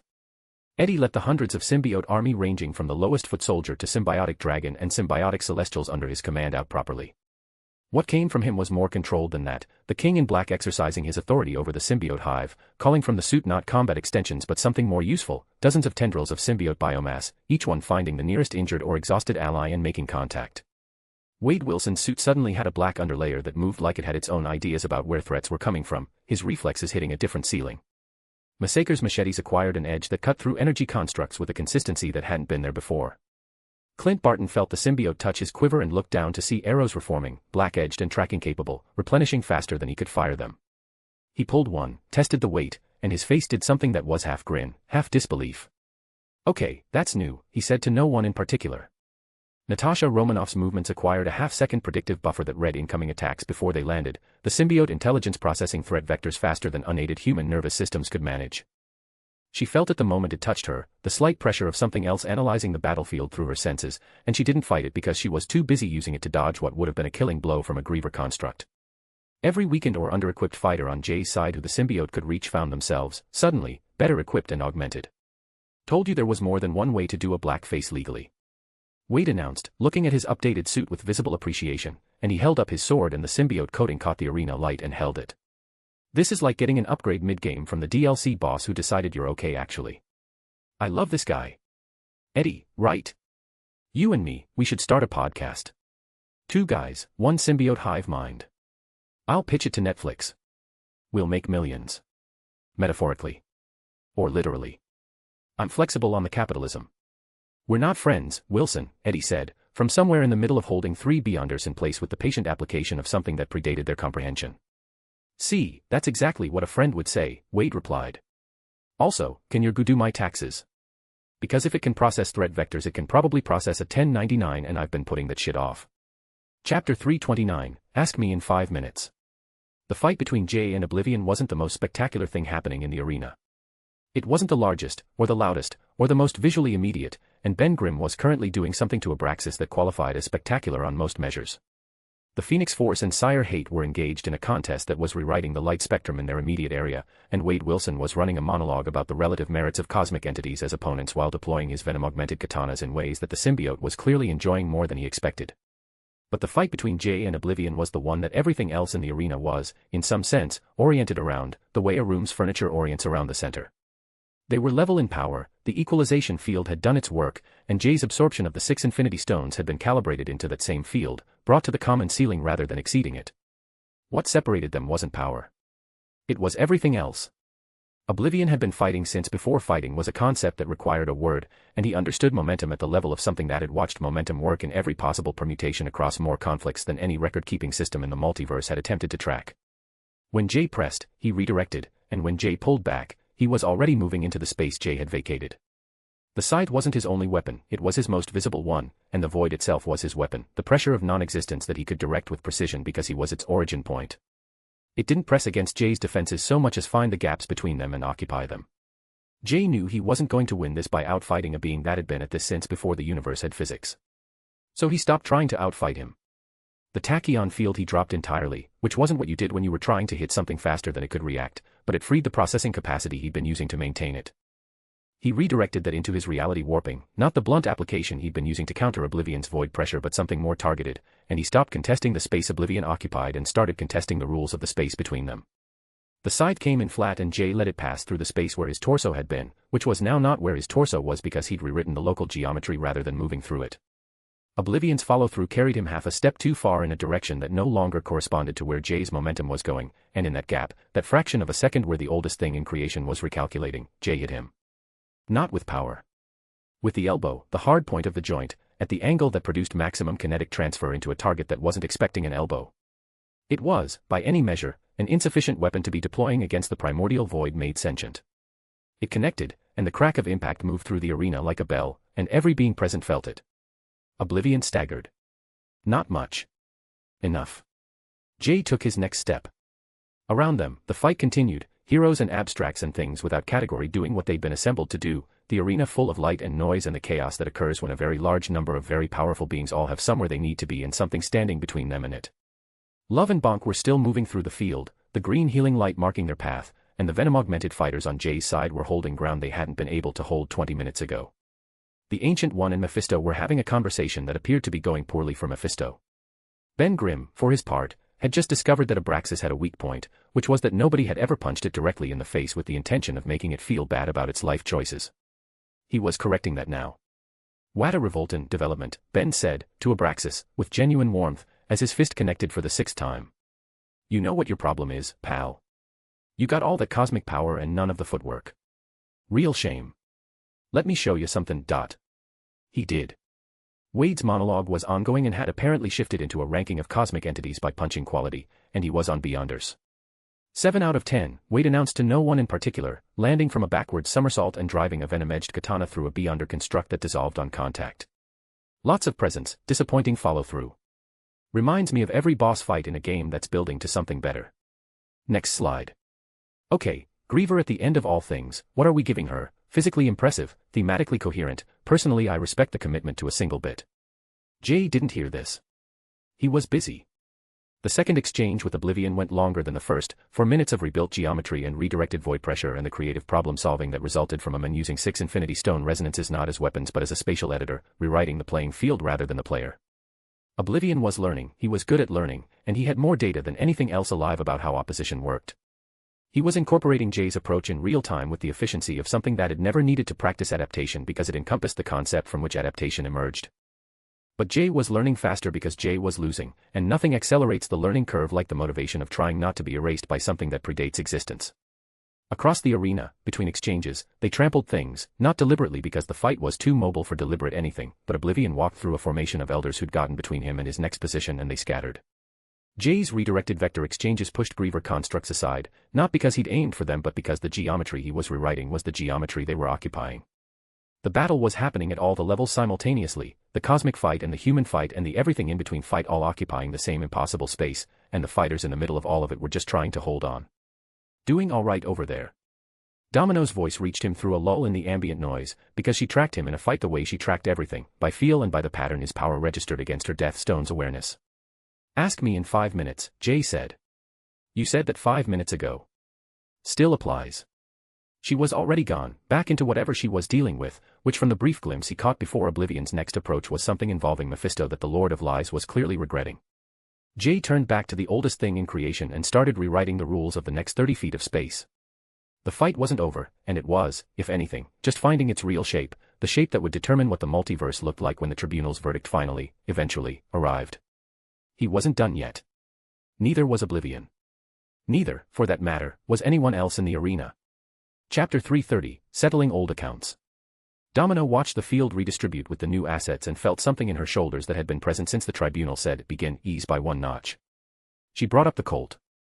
The Beyonder that had gotten past Eddie's initial sweep, the one that had been tracking Love from a secondary angle while its companions drew attention, took the shot in the center of what served as its chest.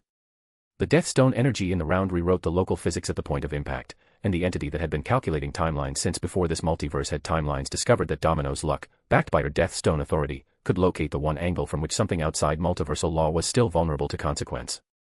It didn't pursue Love further. Domino was already turning.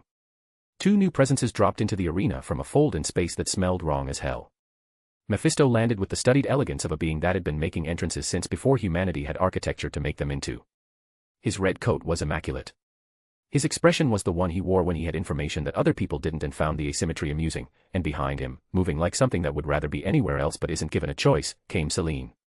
The Black Queen was still Selene, the bone structure was the same, the ancient power underneath was the same, the vampiric vitality that had sustained her for millennia was present and functional, but she moved on a hellfire chain that ran from Mephisto's wrist to a collar at her throat.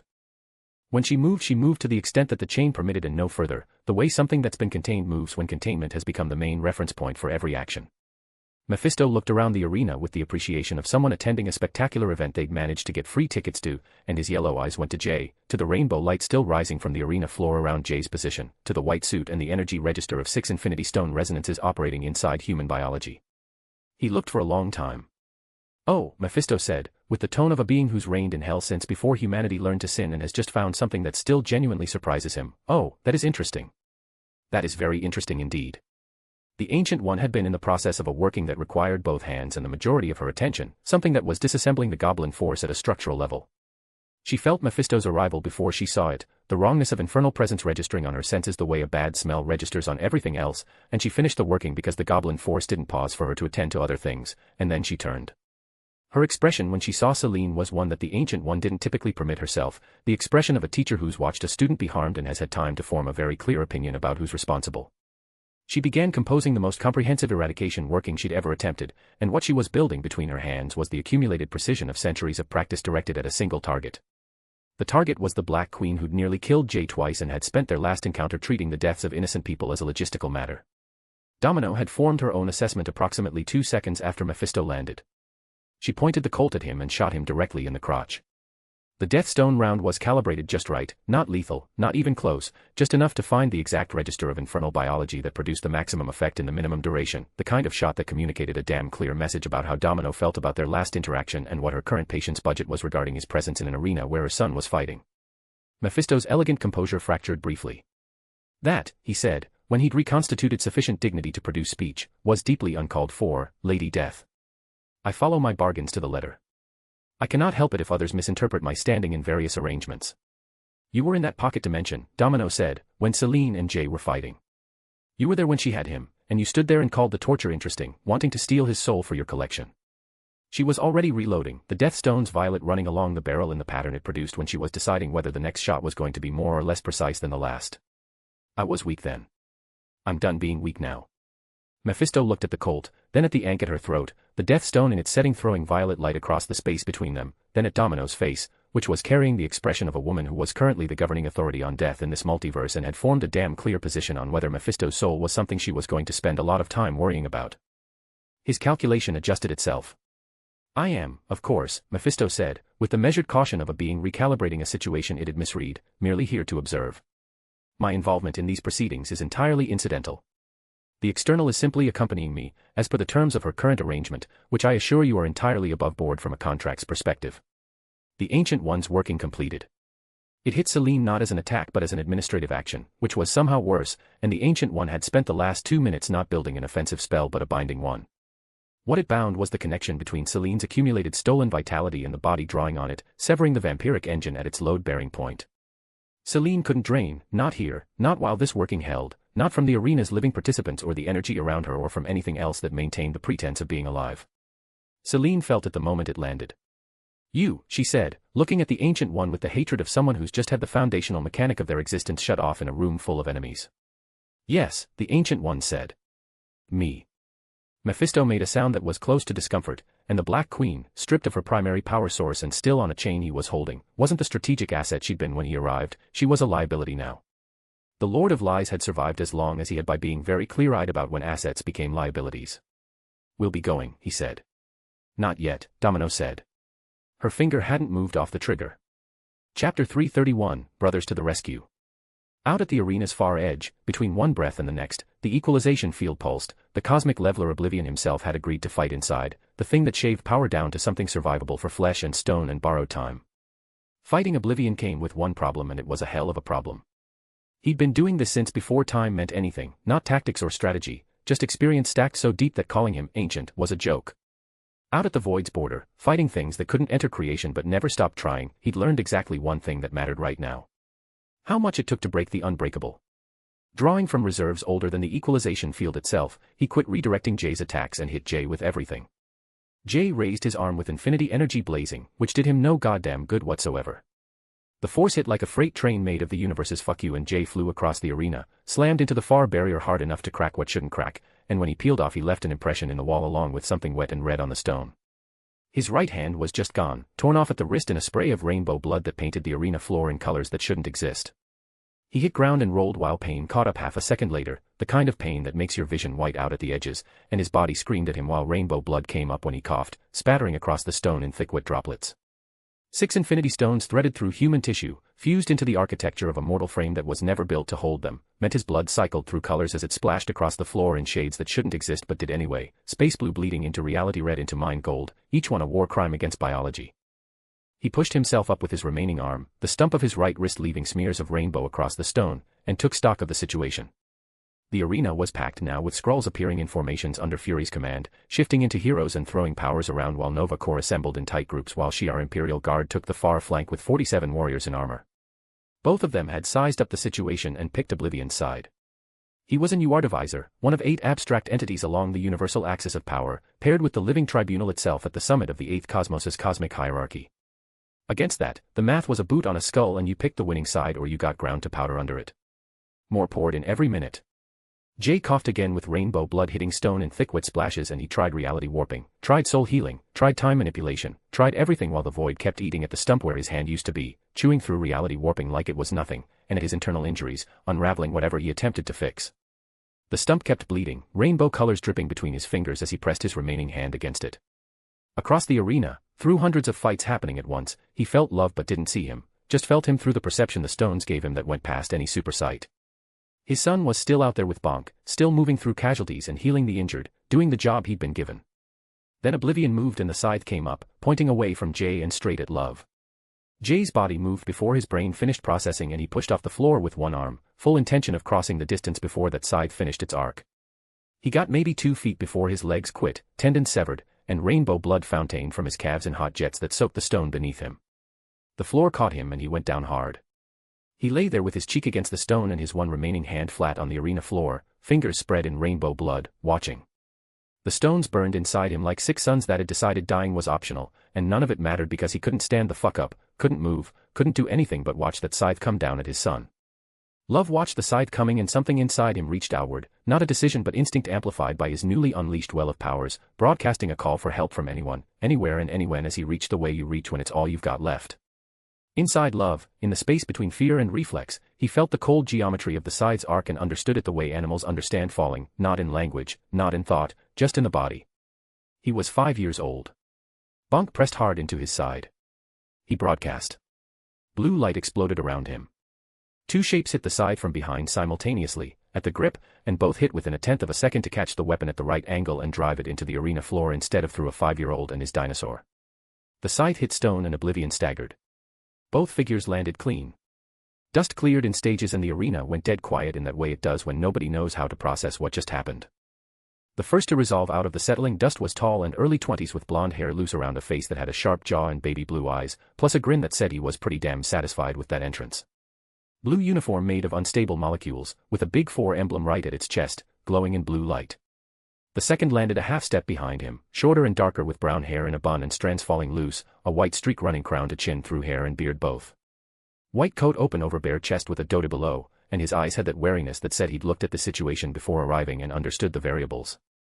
The white streak was the same one in the photographs Jean had shown Love the first time they met the babies, the one that marked Nate Gray like a brand from the Age of Apocalypse, the boy Mr. Sinister built out of Cyclops and Phoenix's bones to be the most dangerous psionic weapon ever manufactured, and who'd since outgrown every cage anyone ever tried to put him in. Both turned and looked at Love while Love looked back. The noise of the arena kept going all around them, bodies hitting bodies, powers detonating, the creak of stone under too much cosmic weight, and the 3 of them stood in the eye of it. Something passed between them that skipped words, just recognition and the frequency of people who belonged to each other, and all 3 felt it at once. The blonde one grinned first. "Oh, we are absolutely taking a photo of this the second we get back. Big baby brother in overalls, mate, we're framing it, putting it on the bloody wall. Franklin." The dark-haired one sounded exhausted the way you sound exhausted by something you've said 1,000 times and will say 1,000 more. He crouched in front of Bonk, who'd gone completely still the moment they arrived, and put both arms around the dinosaur's neck without hesitating. "I've missed you so much, Bonky." Bonk made that sound he made when reunited with someone he loved, the low rumbling chirp starting deep in his chest and coming out warm as he pressed his dome into Nate's shoulder with the certainty of a creature who knew family when he felt it.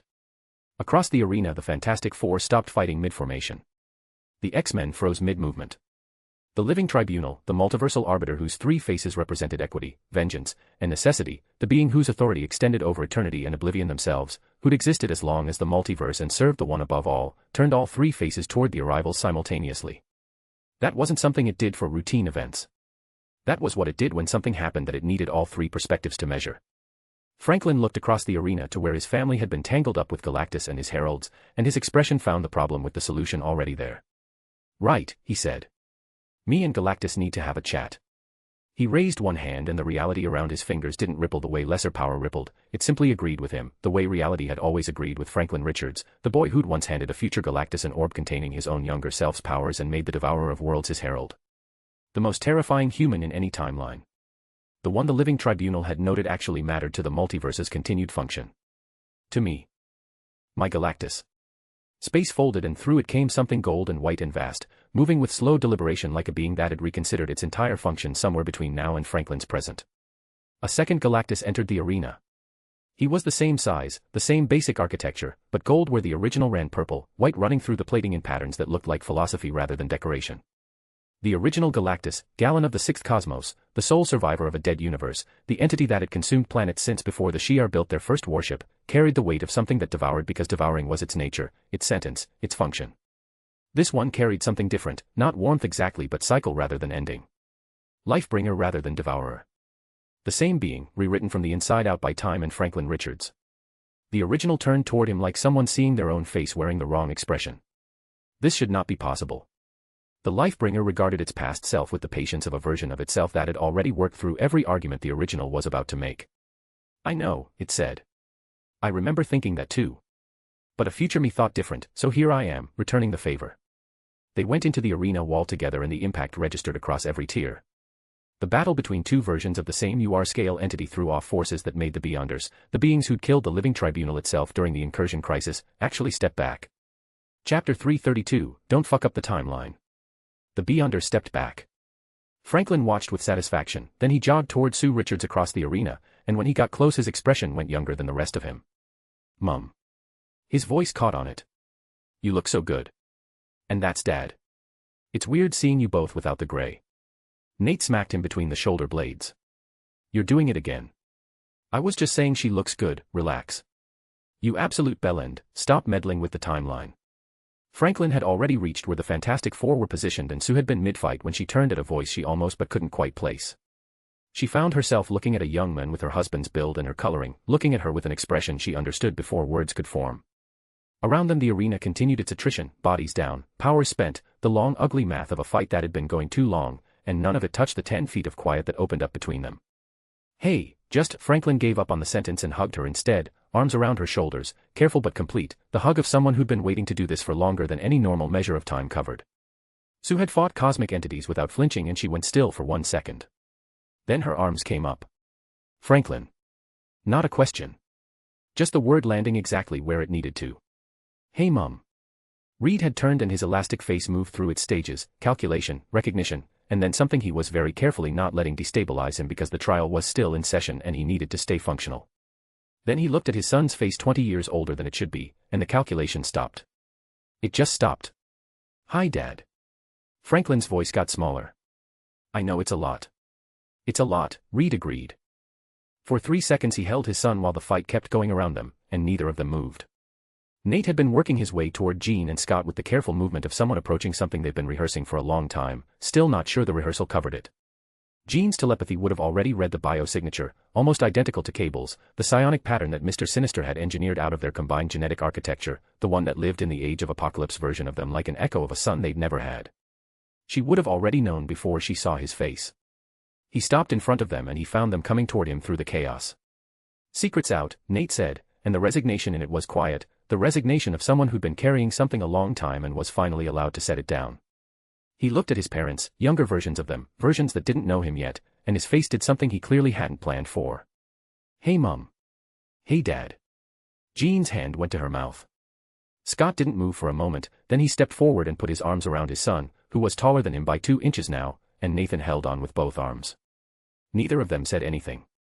The arena swallowed the sound around them. Both pairs of parents turned, because you turn when there's a child watching something this large with that particular quality of attention, the one that means they've already felt it and they're waiting for the adults to confirm what it means. Love was watching all of them with his eyes wide and his weight shifted forward onto his toes. Franklin crossed the space between them first, crouched to Love's level and his voice dropped to the register you use for someone you've known since they were new. Don't worry, big bro. His voice went warm. We're here to help. Been hearing about this fight for years, you never shut up about it, to be honest with you. Love's face did something complicated. Big brother. Yeah, Nate said, from behind Franklin. Simple. Final. The way you say something true. The situation with Mephisto had gone past the point where talking would fix anything about 4 minutes ago. Mephisto had been reigning in hell since before humanity had anything worth confessing. He'd been the Lord of Lies, the Dread Persuader, the Foul Pact Maker, the being who'd tortured the soul of Cynthia Von Doom for centuries as a trophy, who'd unmade Peter Parker's marriage, who'd manufactured Ghost Rider out of a desperate boy's grief and called it commerce. He'd been doing this since the Stone Age Avengers, since the first human being looked up at something larger than themselves and felt want. He wasn't a combatant, he was an institution, and you didn't fight Mephisto, you negotiated terms, and the terms were always his. He'd miscalculated Domino. What Domino did about it wasn't technically something with precedent, and the Death Stone gave her authority over transitions between states of being, the line between alive and not, between existing and being resolved into something else. She'd used it carefully until now, with full awareness of what it meant to be the one holding the door. Mephisto had pushed on that door one too many goddamn times. He'd stood in his pocket dimension calling Jay's suffering interesting, and angled for his soul with the patience of something that had done this 10,000 times and expected to do it 10,000 more. He'd leaned on the door like it was his door, like everything was his door, like the architecture of endings was just another territory to expand into. What she did was lethal and decisive, and the Death Stone could make shadows longer than the things casting them and could reach into the space between what a being was and what it chose to present as, then pull those two things apart until the gap was wide enough to climb into. She pulled Mephisto's own shadow and pinned him there, converting the Lord of the Splinter Realms, the Hell Lord who'd laughed at Eternity's petitions and made deals with Thanos himself, into a shadow slave. Full recognition of what he was doing, zero control over it, eternal awareness of every moment he spent in the shadow he now occupied, every battle happening around him that he couldn't touch, couldn't angle, couldn't work. The architect of corruption, preserved perfectly so he could watch everything he'd tried to take continue without him. Deposed in a war he'd assumed he couldn't lose to a woman he'd assumed was a piece on someone else's board. And the beautiful thing, the thing that made it perfect, was that he felt it all. Every second. Every loss. Every moment of helplessness as the universe moved on without him, and he couldn't do a goddamn thing about it except watch.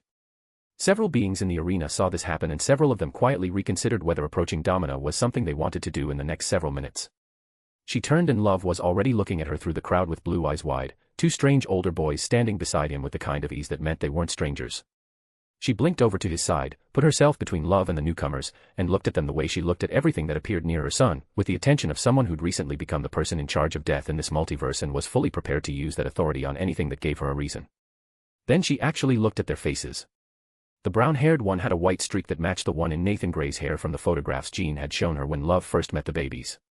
The blonde had Sue's cheekbones and Reed's height and was looking at her with recognition and an emotion he was barely keeping below the surface, the kind you feel when you've been waiting to see someone for longer than you'd like to admit. She looked at Love and he was looking at these two young men with that expression kids get when they felt something important and are waiting for the adults to confirm what it means. Aunt Dom. Franklin got it out before Nate could physically stop him, which Nate had clearly been attempting to do for the last several seconds. It's been so long. It's been ages since Uncle Jay took you and little Za. Nate's elbow connected with Franklin's ribs. Hard. Aunt Dom. Domino repeated.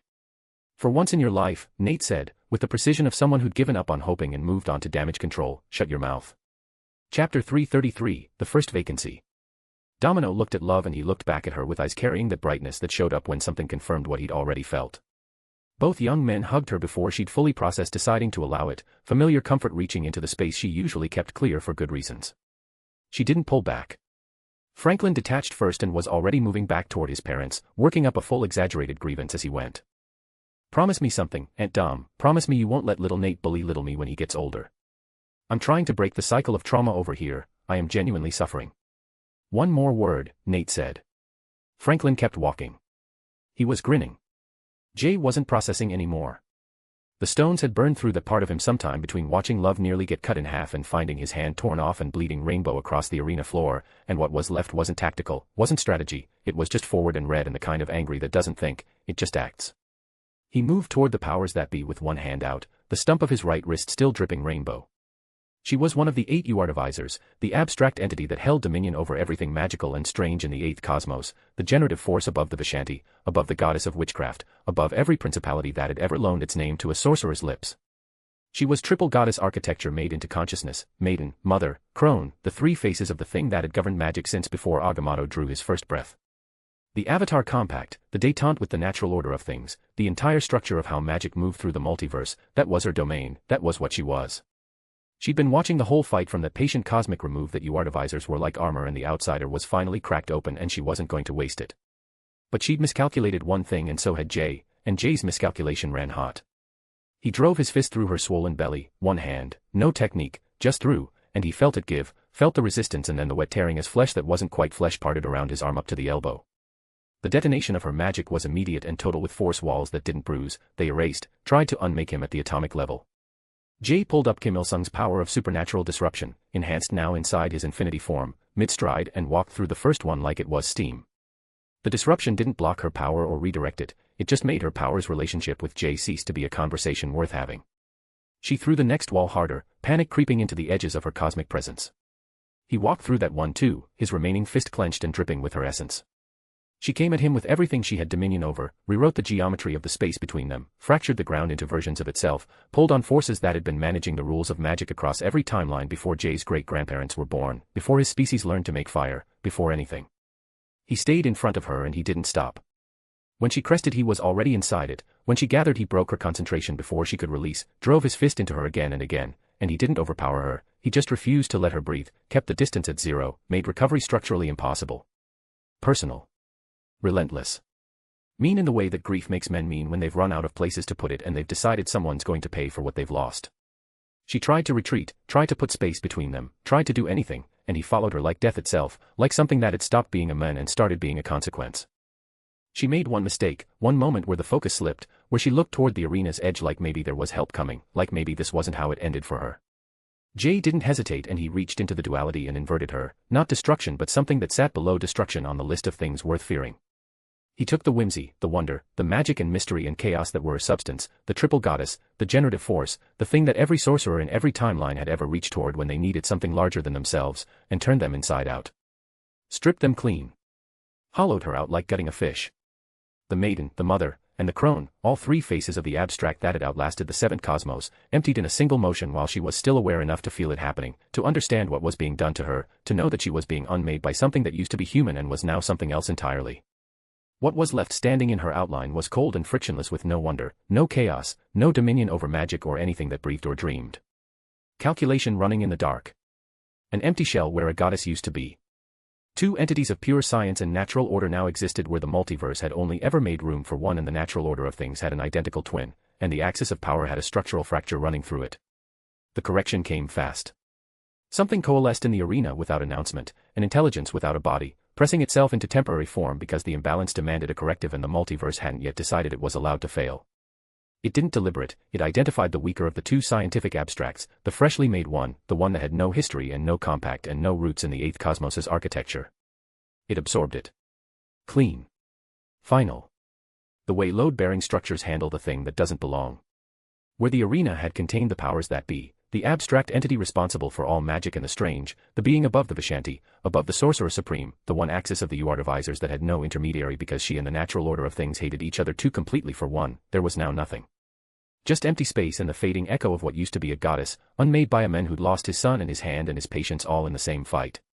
The first entity vacancy in the history of the multiverse opened up. The living tribunal's three faces, equity, vengeance, necessity, all turned toward the absence at once, which wasn't something it did for routine events.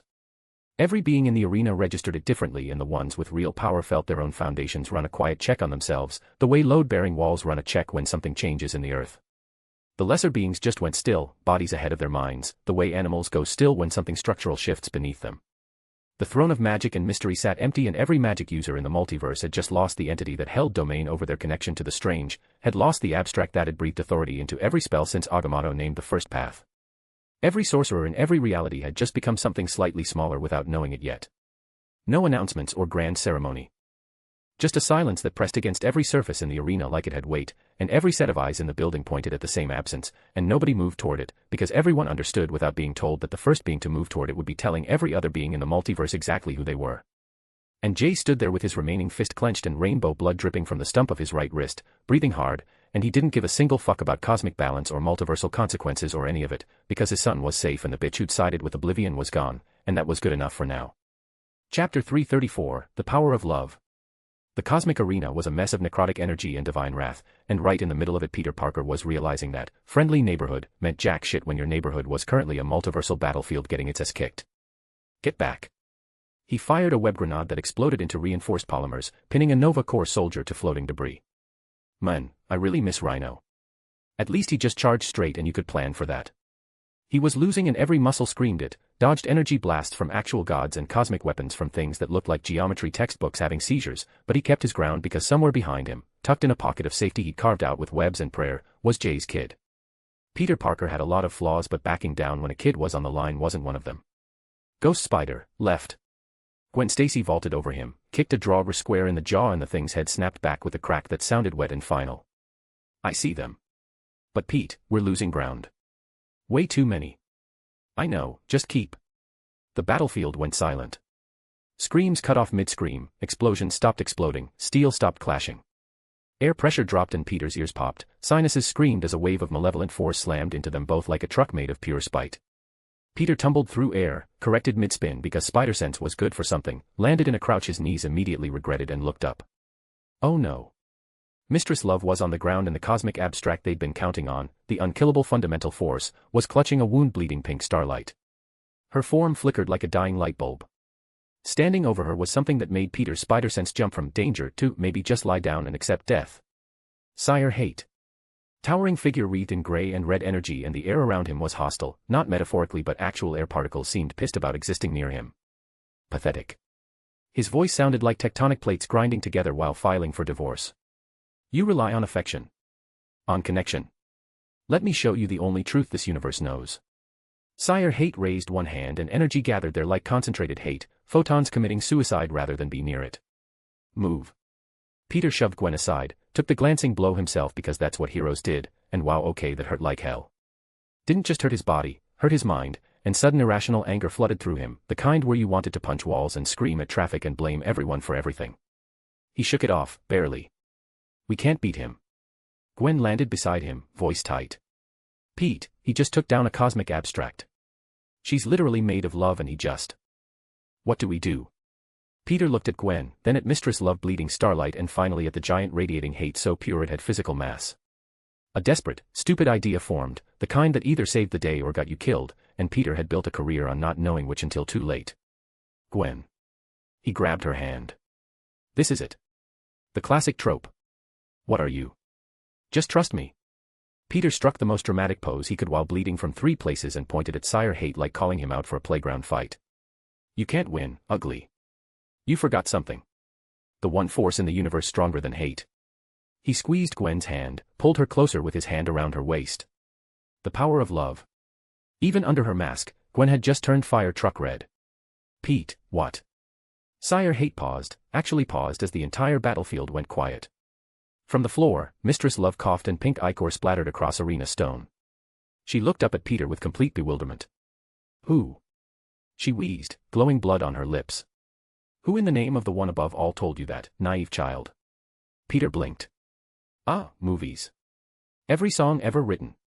Basic storytelling. The power of love always wins, right? That's the whole thing. That is a logical fallacy. Mistress Love sat up with effort so painful it looked like she shouldn't be sitting up and she spoke with a dead serious voice. Child, you cannot hug hate into submission. Love does not cancel hate in direct confrontation. That is not how the cosmic axis works. Peter and Gwen stared. It's not, they said together. No. The only thing that can defeat a hater. Mistress Love coughed again, more pink blood sprayed out.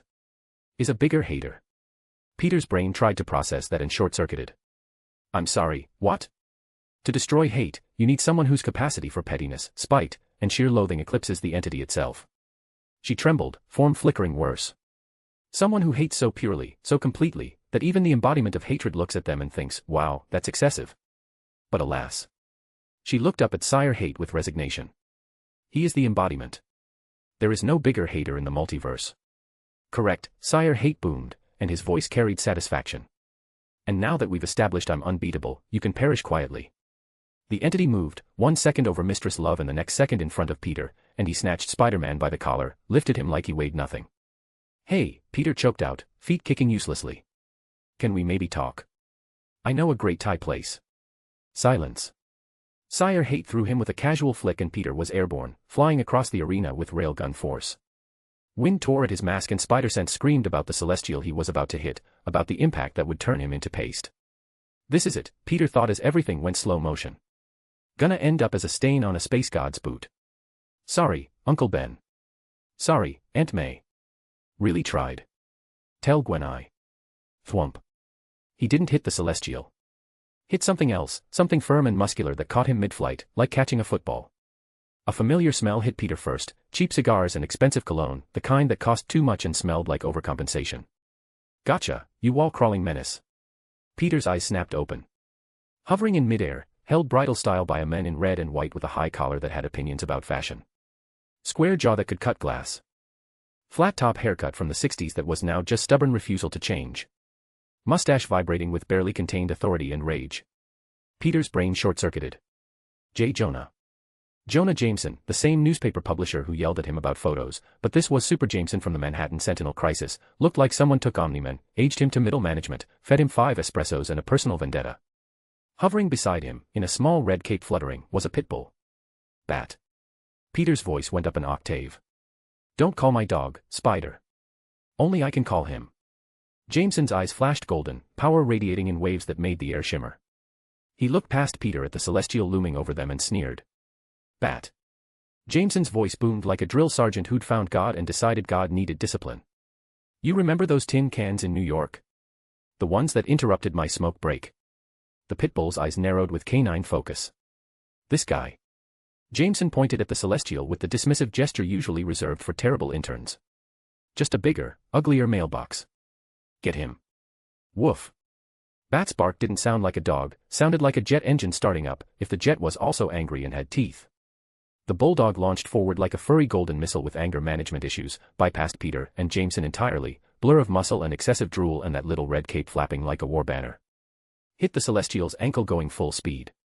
Jaws clamped down on cosmic armor forged in the heart of a planet, armor that had withstood planetary explosions, that had survived things that would make even Odin nervous.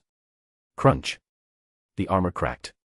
The Celestial, existing since before most galaxies learned to spiral, actually stumbled and looked down at its ankle where a pitbull was treating it like the world's most aggressive chew toy. What? What is happening? This is not in the protocol. Chapter 335, The World's Greatest Hater. Meanwhile, Jameson looked down at Spider-Man still in his arms like a disappointed father at a report card full of CS, look at you. His voice dripped with the Jameson contempt Peter had been hearing for years.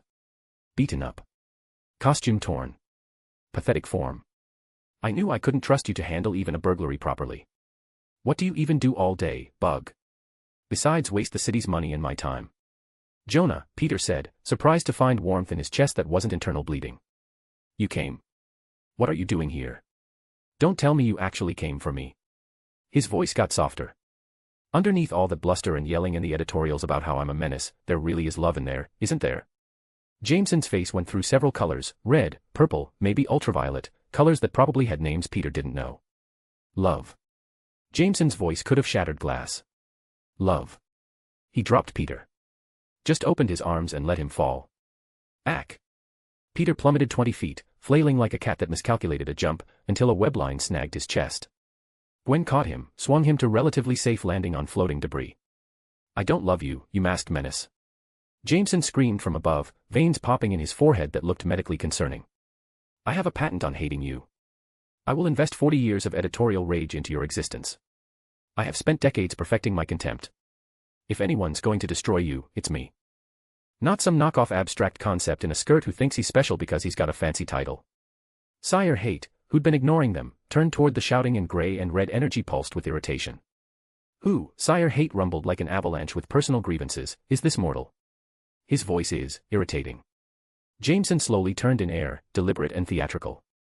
He cracked his knuckles, which sounded like a gunshot even in the war arena. Hey, ugly. Jameson pointed at Sire Hate like calling him out for a parking violation. I don't know who you are, don't care what concept you embody, but you're stepping on my turf. Nobody hates Spider-Man except Jonah Jameson. It's in my contract. My mission statement. I have trademarked my loathing. I am Sire Hate, the entity boomed, gray energy channeling into his fists like dark lightning.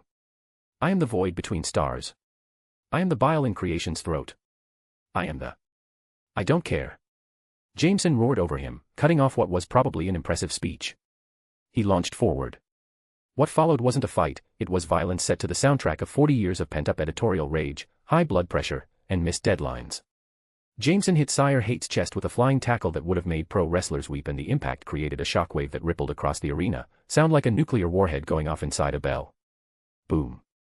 Sire Hate stumbled backward, actually stumbled, feet carving trenches in arena floor, and his eyes widened behind gray energy.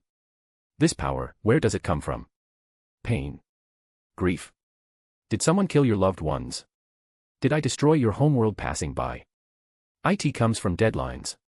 Jameson screamed, driving his fist into Sire Hate's jaw, and the punch connected with a crack like thunder splitting sky. IT comes from incompetent freelancers. Another punch, to the ribs, and Sire Hate's armor cracked with a sound like reality giving up. IT comes from city council meetings that run 3 hours long. Third punch and a tooth flew out, size of a minivan, trailing gray energy like a comet. IT comes from Parker being absent when he needs to be here taking pictures. Again. Mistress Love had dragged herself over to where Peter and Gwen stood, mouth hanging open, clutching Peter's arm with glowing fingers, watching with the horrified fascination usually reserved for natural disasters. By the one above all, she whispered, voice trembling. I've never seen such hate, so pure and focused, like staring into a furnace of spite burning since the Big Bang. She turned to Peter, eyes wide. What has this human endured? What unspoken tragedy forged this? Peter's facepalm sounded loud even over the battle. He runs a newspaper, ma'am. Peter's voice was muffled by his hand. And he really hates that I wear a mask instead of giving him photo credit. A newspaper. Mistress Love's voice went up. This hatred comes from journalism. Also, I'm sometimes late with photos, Peter added weakly. Sometimes. Gwen stared at him. In the sky, Sire Hate tried to regain control, grabbed Jameson's head with both hands, gray energy pouring from palms directly into Jameson's skull and his eyes glowed red with power that could unravel minds. Fool. Sire Hate's voice shook the arena. I am hate itself. I will drain you dry. Give me your malice, your spite, your loathing. I'll consume it all and become. Jameson laughed. Terrifying and manic, the laugh of a man who'd spent decades building up resentment about everything from parking meters to bagel prices and was finally getting to share. You want my hate? Jameson's grin was unhinged, mustache bristling with glee.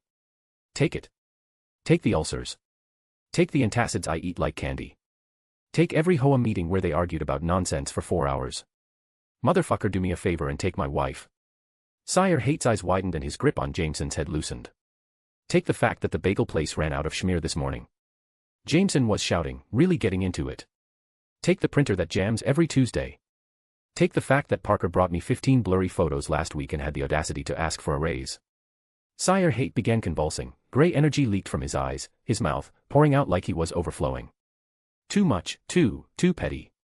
Too specific. How can you hate so many small things this intensely? Because I'm Jonah Jameson. The man's voice could have powered a city.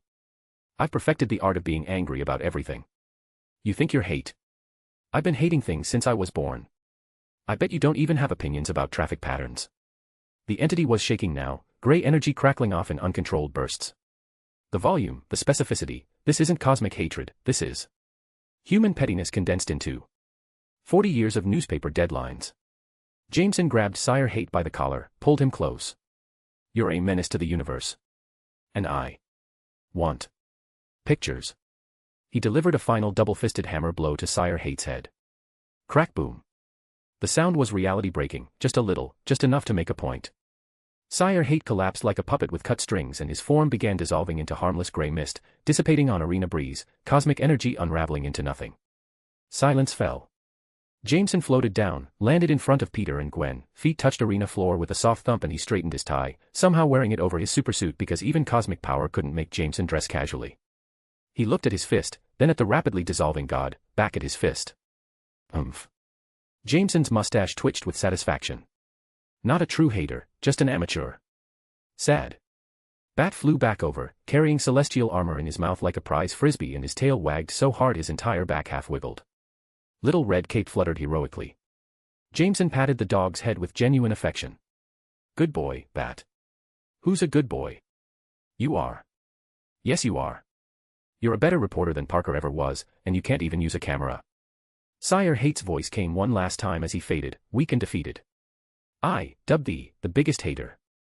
Jameson ignored him completely, already zipping through air toward Peter, who had half a second to brace before Jameson was hovering inches from his face. Don't think this changes anything, wall crawler. Jameson jabbed a finger into Peter's chest hard enough to hurt through the suit. I saved you so I can blame you for this. And I'm charging you for airfare to this dimension. Expect the invoice Monday. With interest. You're done. You hear me, wall crawler? Done. He flew off before Peter could respond, cape billowing dramatically, and Bat followed, still carrying his celestial armor trophy, leaving Peter and Gwen standing in the aftermath. Peter watched Jameson grab a frost giant and suplex it into arena floor with technique that suggested he'd been watching WWE. We won, Peter said weakly, slumping against Gwen. But at what cost? I think. Gwen chuckled, helping him stay upright. I think he actually likes you. In his own weird, deeply unhealthy way. No. Peter watched Jameson deliver a flying elbow drop to a demon. No, Gwen. He doesn't like me. He just hates everyone else slightly more, and I'm gonna have nightmares about tomorrow's headlines. Oh, I can see it now. Gwen was laughing. Spider-Man too lazy to fight God, forces senior citizen to do it for him. Peter groaned, long and suffering. Please don't give him ideas. He's got enough already. Somewhere across the arena, Jameson was telling Shi'ar warriors their formation was terrible and they should be ashamed. Bat was peeing on a defeated Celestial's leg. And Peter Parker, friendly neighborhood Spider-Man, decided some battles you just couldn't win. This was one of them. Chapter 336, Duality. Jay got back to his feet after several tries and a level of commitment that anyone reasonable would have called suicidal considering how much rainbow blood he produced getting there, but he was standing with the arena floor behind him and 6 stone resonances doing what they did when the body they inhabited got damaged, keeping things running as hard as the equalization field let them. He had one hand sealing the gaping wound on his elbow, and the other hand was somewhere behind him on the floor, but he hadn't looked back because there were more immediate concerns. One of them was the powers that be. She'd manifested at the edge of his vision the way cosmic abstracts did, not there one moment and there the next, multiple arms holding artifacts that pulsed with elder magic, pregnant belly swollen with potential. The abstract entity that held dominion over everything magical and strange in the 8th cosmos. She'd been waiting, Jay understood now, for exactly this moment when he was reduced and damaged and thrown across the arena by Oblivion's move while new arrivals pulled everyone's attention in different directions. She tried to seal the magic, his magic. But for the oblivious entity, Jay had a self-imposed curse drawback, no arcane, since he arrived in this multiverse, completely out of her dominion. When he turned to look at her, the understanding arrived crystal clear. She took love from Camartage, showed up at a place he trusted and tore it apart, hurt the Ancient One, nearly killed the woman closest to him that he considered a mother, stripped away the people protecting his son and dragged that son here to stand trial. The 6 stones had been juggling a lot simultaneously, keeping his biology functional, calibrating perception, processing the Oblivion fight, tracking love and bonk across the arena. When Jay's understanding clicked into place, all of that stopped for about 1 second and everything the stones had been using processing capacity for redirected to a single point. Not thought or strategy. Just rage. Pure, crystallized, 6 Infinity Stone amplified fury that had been building since he arrived here and had finally found its target. Across the arena, Domino felt it through whatever connection 6 Infinity Stones and the Death Stone created between them, and she turned from the shadow that used to be Mephisto, saw Jay's expression, saw the rainbow light starting to leak from his eyes and mouth. No, she whispered. Jay, don't lose your control over. But he was too far away to hear her, and the stones had already decided what happened next. The powers that be raised one of her arms and red magic runes started gathering as she spoke with the calm authority of something that had governed mystical force since before the birth of this cosmos. Outsider. Your interference in the cosmic order ends now.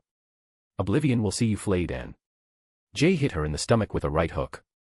The sound of impact echoed across the arena like a gunshot in a cathedral, and she made a sound that cosmic abstracts weren't supposed to make, a wet choking gasp that cut off mid-breath. For the first time in her existence she felt pain, actual genuine pain that made her insides twist and her vision white out at the edges. Near the Fantastic Four's position, Reed Richards stopped mid-elongation. Did Jay just punch the powers that be? Sue's force fields flickered, defending against an attack as she processed what she was seeing. Reed, that's a cosmic abstract. That's like punching gravity. You can't just. He's doing it anyway, Johnny said in awe. Ben Grimm watched Jay move forward through mystical barriers like they weren't there. Kids lost it. Completely lost it. The powers that be stumbled backward, all hands going to her belly, her face locked into expressions of shock and agony. You dare strike at the source of all mystical force. I who have governed magic since the one above all first spoke creation into being. Jay didn't answer, just moved forward like someone who'd stopped being a person and become a consequence with fists. She threw up a barrier, red and black mystical energy weaving into circles that rewrote physics in the space between them. Jay walked through it like it wasn't there. The X-Men had stopped fighting, drawn by the sudden shift in the arena's atmosphere. Scott, Jean said quietly, her telepathy picking up the edges of what Jay was feeling. We need to, oh God, we need to stop him. How? Cyclops asked, watching Jay move through mystical defenses that should have been absolute. Jean, look at him. The stones have him. He's not there anymore. Storm's eyes were white with power but her voice was shaken. This is wrong. What she did was wrong, yes, but this is murder of the mystic source. This is justice, a voice said from behind them. They turned to find the Ancient One, supported by Wong and Mordo, with the 3 Vishanti manifested around her. Agamotto's single eye was locked on the scene. She came to Camartage, stripped the Ancient One of her power and took the child from her sanctuary. We know that, Jean's voice was sharp. But it's not worth losing your. He's not, Oster interrupted gently. He's a soldier in a cosmic trial, and what you're watching is not execution. It's consequence. Across the arena, Jay hit the powers that be again, this time directly in the face. Her head snapped back and the maiden's face flickered, red ichor leaked from where her lip had split, dripping down her chin in thick wet drops that sizzled when they hit the arena floor. She'd never been hit before, not like this, not by something that could actually hurt her. The panic that flashed across all 3 of her faces was raw and immediate and somehow deeply human despite the cosmic nature of what was happening. This is impossible, she whispered, all 3 voices overlapping. I am the powers that be. I am the 5th goddess. the source from which all mystical practitioners draw. Near love, Domino had made her way through the chaos and she knelt beside her son, saw him watching Jay with wide blue eyes that were trying to process what his father was doing. "Don't look, baby," Domino said, pulling Love against her and covering his eyes with her hand. "Don't look at Daddy right now." "But Mom, he's hurt," Love said, his voice small. "Daddy's hurt and angry and I can feel it and it's scary." Franklin and Nate stood on either side of them and Franklin's usual grin was gone, replaced by an expression that carried the weight of someone who'd seen his Uncle Jay in the future and knew how this moment would follow him. "He's not himself right now," Nate said quietly. "The stones are, they're pushing him past where he should go." "Should we?" Franklin started. "No." Nate's voice was firm. "This is between him and her. We interfere, we make it worse." Domino held Love tighter as Jay grabbed one of the powers that be 6 arms and twisted. The crack echoed like breaking reality, bone that wasn't quite bone shattering in ways that shouldn't be possible. The scream that followed rippled through the mystical realms themselves and every magic user from the lowest apprentice to the masters and even dimensional lords felt their connection flicker because their source was screaming. The powers that be was sobbing now, all 3 eyes streaming with tears, and the mystical mother was begging with desperation that made her sound like a child who'd just realized the monster under the bed was real. "Please. Please stop. I'll give anything. I'll restore your master fully. I'll breathe life back into every connection I severed. I'll never touch your son again. I'll grant you dominion over." Jay grabbed her by the throat with his remaining hand and lifted her off the ground, and her feet kicked uselessly in the air while she clawed at his grip. In the galleries, the cosmic entities watching went still. The elders who'd been placing bets on the outcome stopped mid-gesture. The Celestials' usually impassive forms seemed to lean forward slightly, drawn by something they'd never witnessed before, the murder of one of their own tier. Eternity and Infinity, the twin abstracts representing all space and time, turned their attention fully to what was happening below. "Is he actually?" Infinity's voice rippled across dimensions. "He is," Eternity confirmed, and there was something in his tone that might have been horror or fascination or both. The Avengers watched in silence. The X-Men stood frozen. Even the Fantastic Four couldn't look away. "You know what the funny thing is?" Jay's voice came out distorted, rainbow light leaking from his eyes with each word. "I don't have any magic. Never did. It's a curse I chose for myself, and I can't thank ROB enough for giving me the choice." She clawed at his hand, mystical energy sparking uselessly against his grip. "Which means you have exactly 0 authority over me." "Not one bit." He smiled, and it was the smile of someone who'd found the exact right way to hurt something and was going to enjoy it. "So all that power you've been bleeding off me wasn't mine to begin with.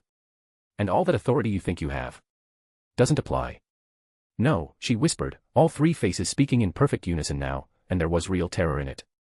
"No, you can't. If you do what I think you're about to do." The Ancient One watched from her position with the Vishanti and her face was carefully neutral but her hands were clenched tight enough that her knuckles were white. Wong stood beside her, his usual composure cracked.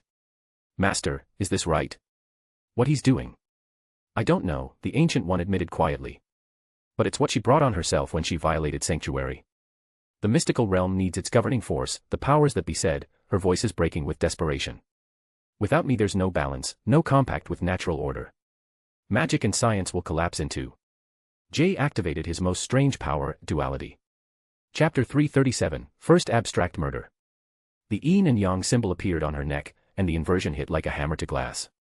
Everything that made her what she was, everything mystical and chaotic and impossible and wonderful about magic itself, inverted and turned inside out, stripped away and replaced with cold logic and systematic rationality, replacing the innocence of magic.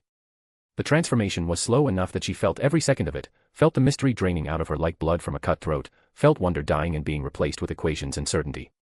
Her 3 eyes merged into one expressionless mask and her 6 arms became rigid and mechanical, the pregnant belly that represented generative potential flattening into the certainty of a logical absolute. She looked down at herself with dawning horror, and in that moment she wasn't a cosmic abstract anymore, she was just someone understanding for the first time ever that they were about to die. In the galleries, several of the watching entities actually flinched. The stranger, who'd witnessed the birth and death of countless civilizations, turned away. The gardener's face, usually serene, twisted with something that looked like nausea. "No," she whispered, and her voice was small now, terrified, utterly human in its fear. "No, this isn't. I am magic. I am mystery. I've existed since the demiurge spoke. I've seen the birth and death of entire cosmos. I am. I was." Jay agreed, and dropped her. She hit the arena floor hard enough to crack the stone beneath her and tried to gather power, tried to pull on her domain, tried to be what she'd been. Nothing happened. The natural order of things processed what it was seeing, two entities of systematic order in the same tier, and the multiverse didn't allow such redundancies. The correction automatically began. She felt it start, felt the natural order beginning to absorb her, and the sound she made was purely, heartbreakingly mortal, a wail of terror that echoed across the arena and made hardened warriors wince. No. The word echoed across the arena, carried not by cosmic authority but by raw terror. No. Please. I've existed since the first sorcerer called on forces beyond.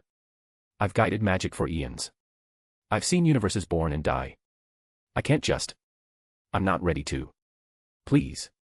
Her form started breaking down, dissolving into energies that the natural order pulled into itself, and she could feel it happening, could feel herself being erased piece by piece. The powers that be reached out with hands that were becoming translucent, reaching toward the Vishanti, toward anyone, toward anything. Agamotto. Ashtar. Hagath. Please. I gave you everything. Your authority. Your purpose. You owe me. I'm begging you. Don't let me. The three Vishanti stood with the Ancient One, and none of them moved. You chose this, Agamotto said, and his single eye was wet with tears. When you attacked the Sorcerer Supreme. When you violated the sanctuary. When you forgot what you were supposed to be. We will not interfere, they said together, and there was grief in it but also conviction. She was dissolving faster now, chunks of her existence being pulled into the natural order's coherence, and she could feel each piece go, feel herself becoming less with every passing second. Sue Storm had her hand over her mouth, tears streaming down her face. Reed, what do we? I know she's our enemy but this is so cruel. Reed was just shaking his head, unable to speak, and his face had gone pale. Johnny had turned away, unable to watch. In the galleries, reactions rippled through the cosmic entities. The living tribunal's three faces were locked on the scene, all three expressing something that might have been judgment or might have been horror. Death, usually impassive about her domain, had gone very still. I've seen everything die, she said quietly to eternity. Stars, gods, universes, concepts. But I've never seen something beg like this. Never seen an abstract reduced to this. The powers that be was barely coherent now, her form mostly transparent, but she was still trying to speak, still trying to beg, and her voice had devolved into broken sobs. Please. I'll do anything, reverse it. I'll give everything back. I don't want to die. I've existed for so long.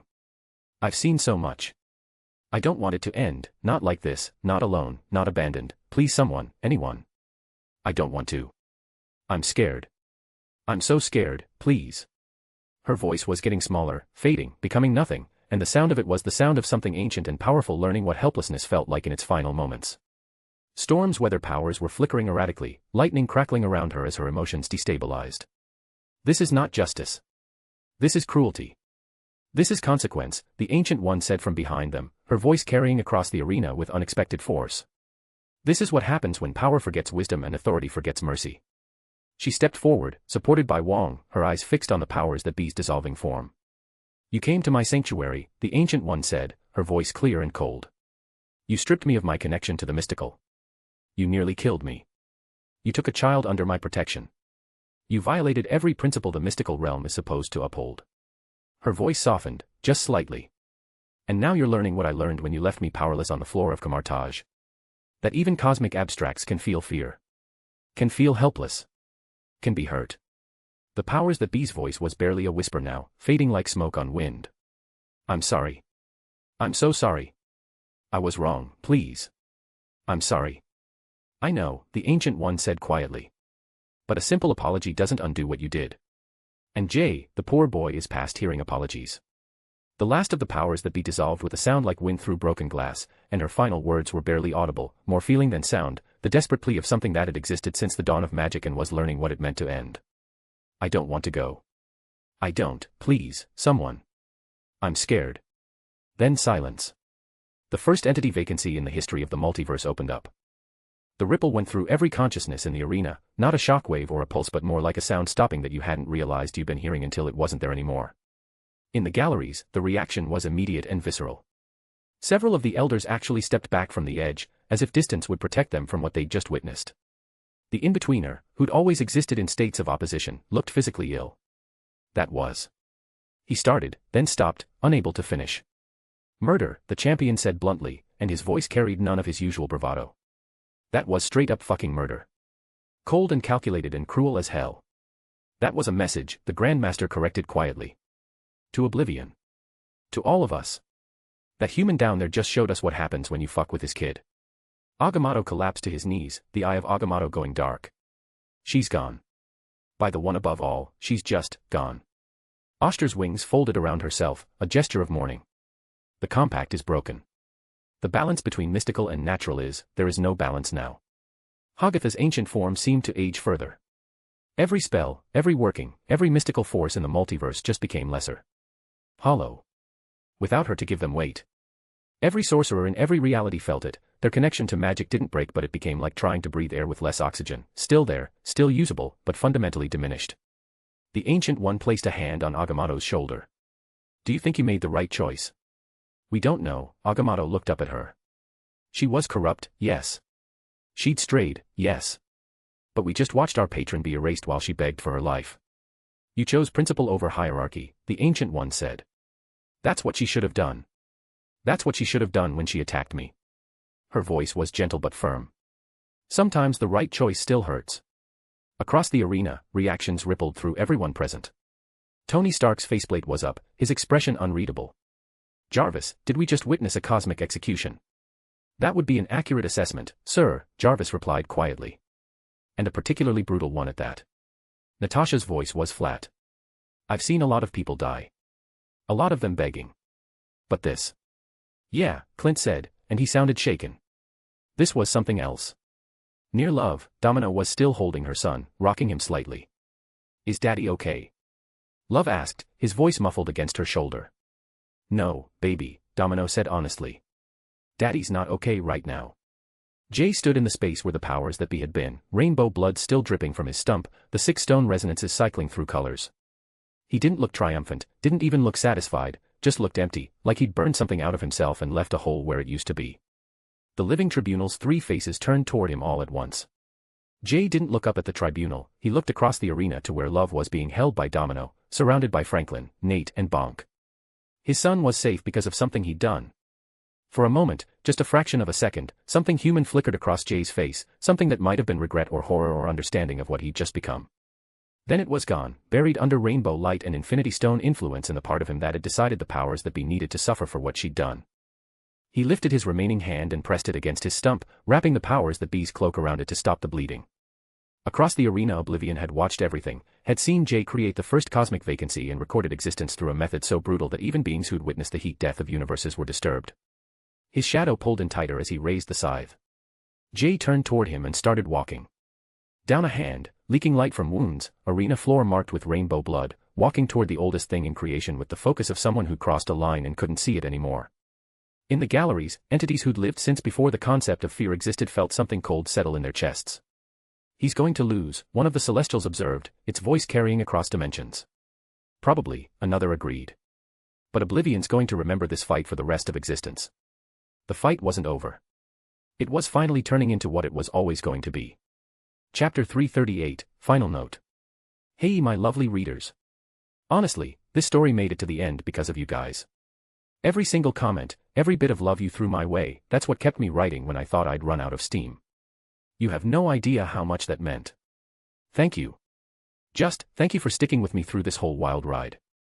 We actually made it to the end together and that feels pretty damn special. Yellowheart. Chapter 339, I Stole. They walked toward each other slowly at first. Oblivion across the cracked arena floor, scythe loose in one hand, his shadow pulling inward like a held breath. Jay from where he'd left the space that used to contain the powers that be, one functional arm while the other hung by threads of tethered cloak and sheer bloody-minded refusal to fall off, rainbow blood tracking every step in color-cycling arcs that looked like someone had spilled a paint store across cosmic stone. The equalization field above them was making sounds it wasn't supposed to make. Hairline fractures had spread through the golden boundary since the moment Jay swallowed the 6th stone, and the running detonations of the last few hours had turned those hairlines into proper cracks you could see from anywhere in the arena. Nobody acknowledged the cracks out loud, and that was the tell. When a structure is failing, beings inside it either panic or go very still. They'd gone very still. The Beyonders, the Celestials, the entities who'd survived the heat death of previous cosmoses, all holding the quiet that meant they'd noticed and were choosing not to name it, because naming structural failure in a contained space is the same as accelerating it. They started walking, calm and controlled. Then their steps grew faster, heavier, like something inside them had finally stopped holding back. And in that quiet understanding that there was no other way this could end, no words left to say, no peace left to offer, they broke into a run. They hit each other in the middle of the arena. The crack of their fists meeting wasn't a sound so much as an event. The arena floor split outward from the point of impact in concentric fractures, sections dropping several inches before the equalization field caught them. The gallery above lurched. The Beyonders, who'd survived the end of multiple cosmoses, grabbed for purchase. Gia's presence shuddered through the souls of every fighter who still had feet on stone. The equalization field barely held, screaming like cosmically overtaxed architecture while the two of them threw the second punch.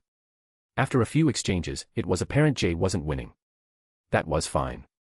He'd stopped trying to win this the proper way sometime around the second minute of trading blows in the arena center, because winning against the primordial void on its own terms wasn't a realistic scenario for a man who'd existed for a fraction of what Oblivion had experienced. What Jay was doing instead was pushing, staying present, occupying every second of Oblivion's attention so his friends and family would be safe from this monster. The rage was doing a lot of the work. He knew that. The part of his brain still running analysis knew he was operating from a compromised emotional state, that grief and fury and sick stones cycling through damaged tissue and soul were producing output that no baseline version of himself would have been able to safely hold. He knew it and he didn't particularly give a damn, because the powers that be had abducted his son and he'd finally done something about it, and God if that didn't feel fucking good.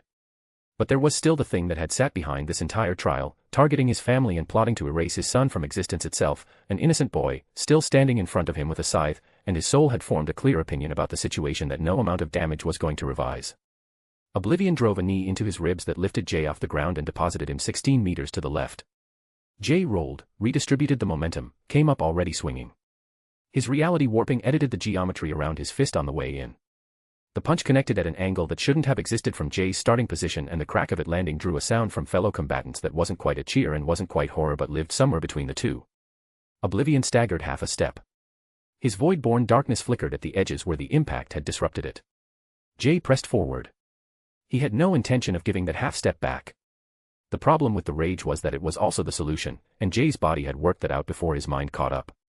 Pure reactive instinct is a different thing from tactics. It doesn't plan. It just reads the room at a level below language and responds. And what his instinct had been reading for the last several minutes was simple: the gallery was full of them. The most powerful beings in the multiverse. A significant number on Oblivion's side of the arena.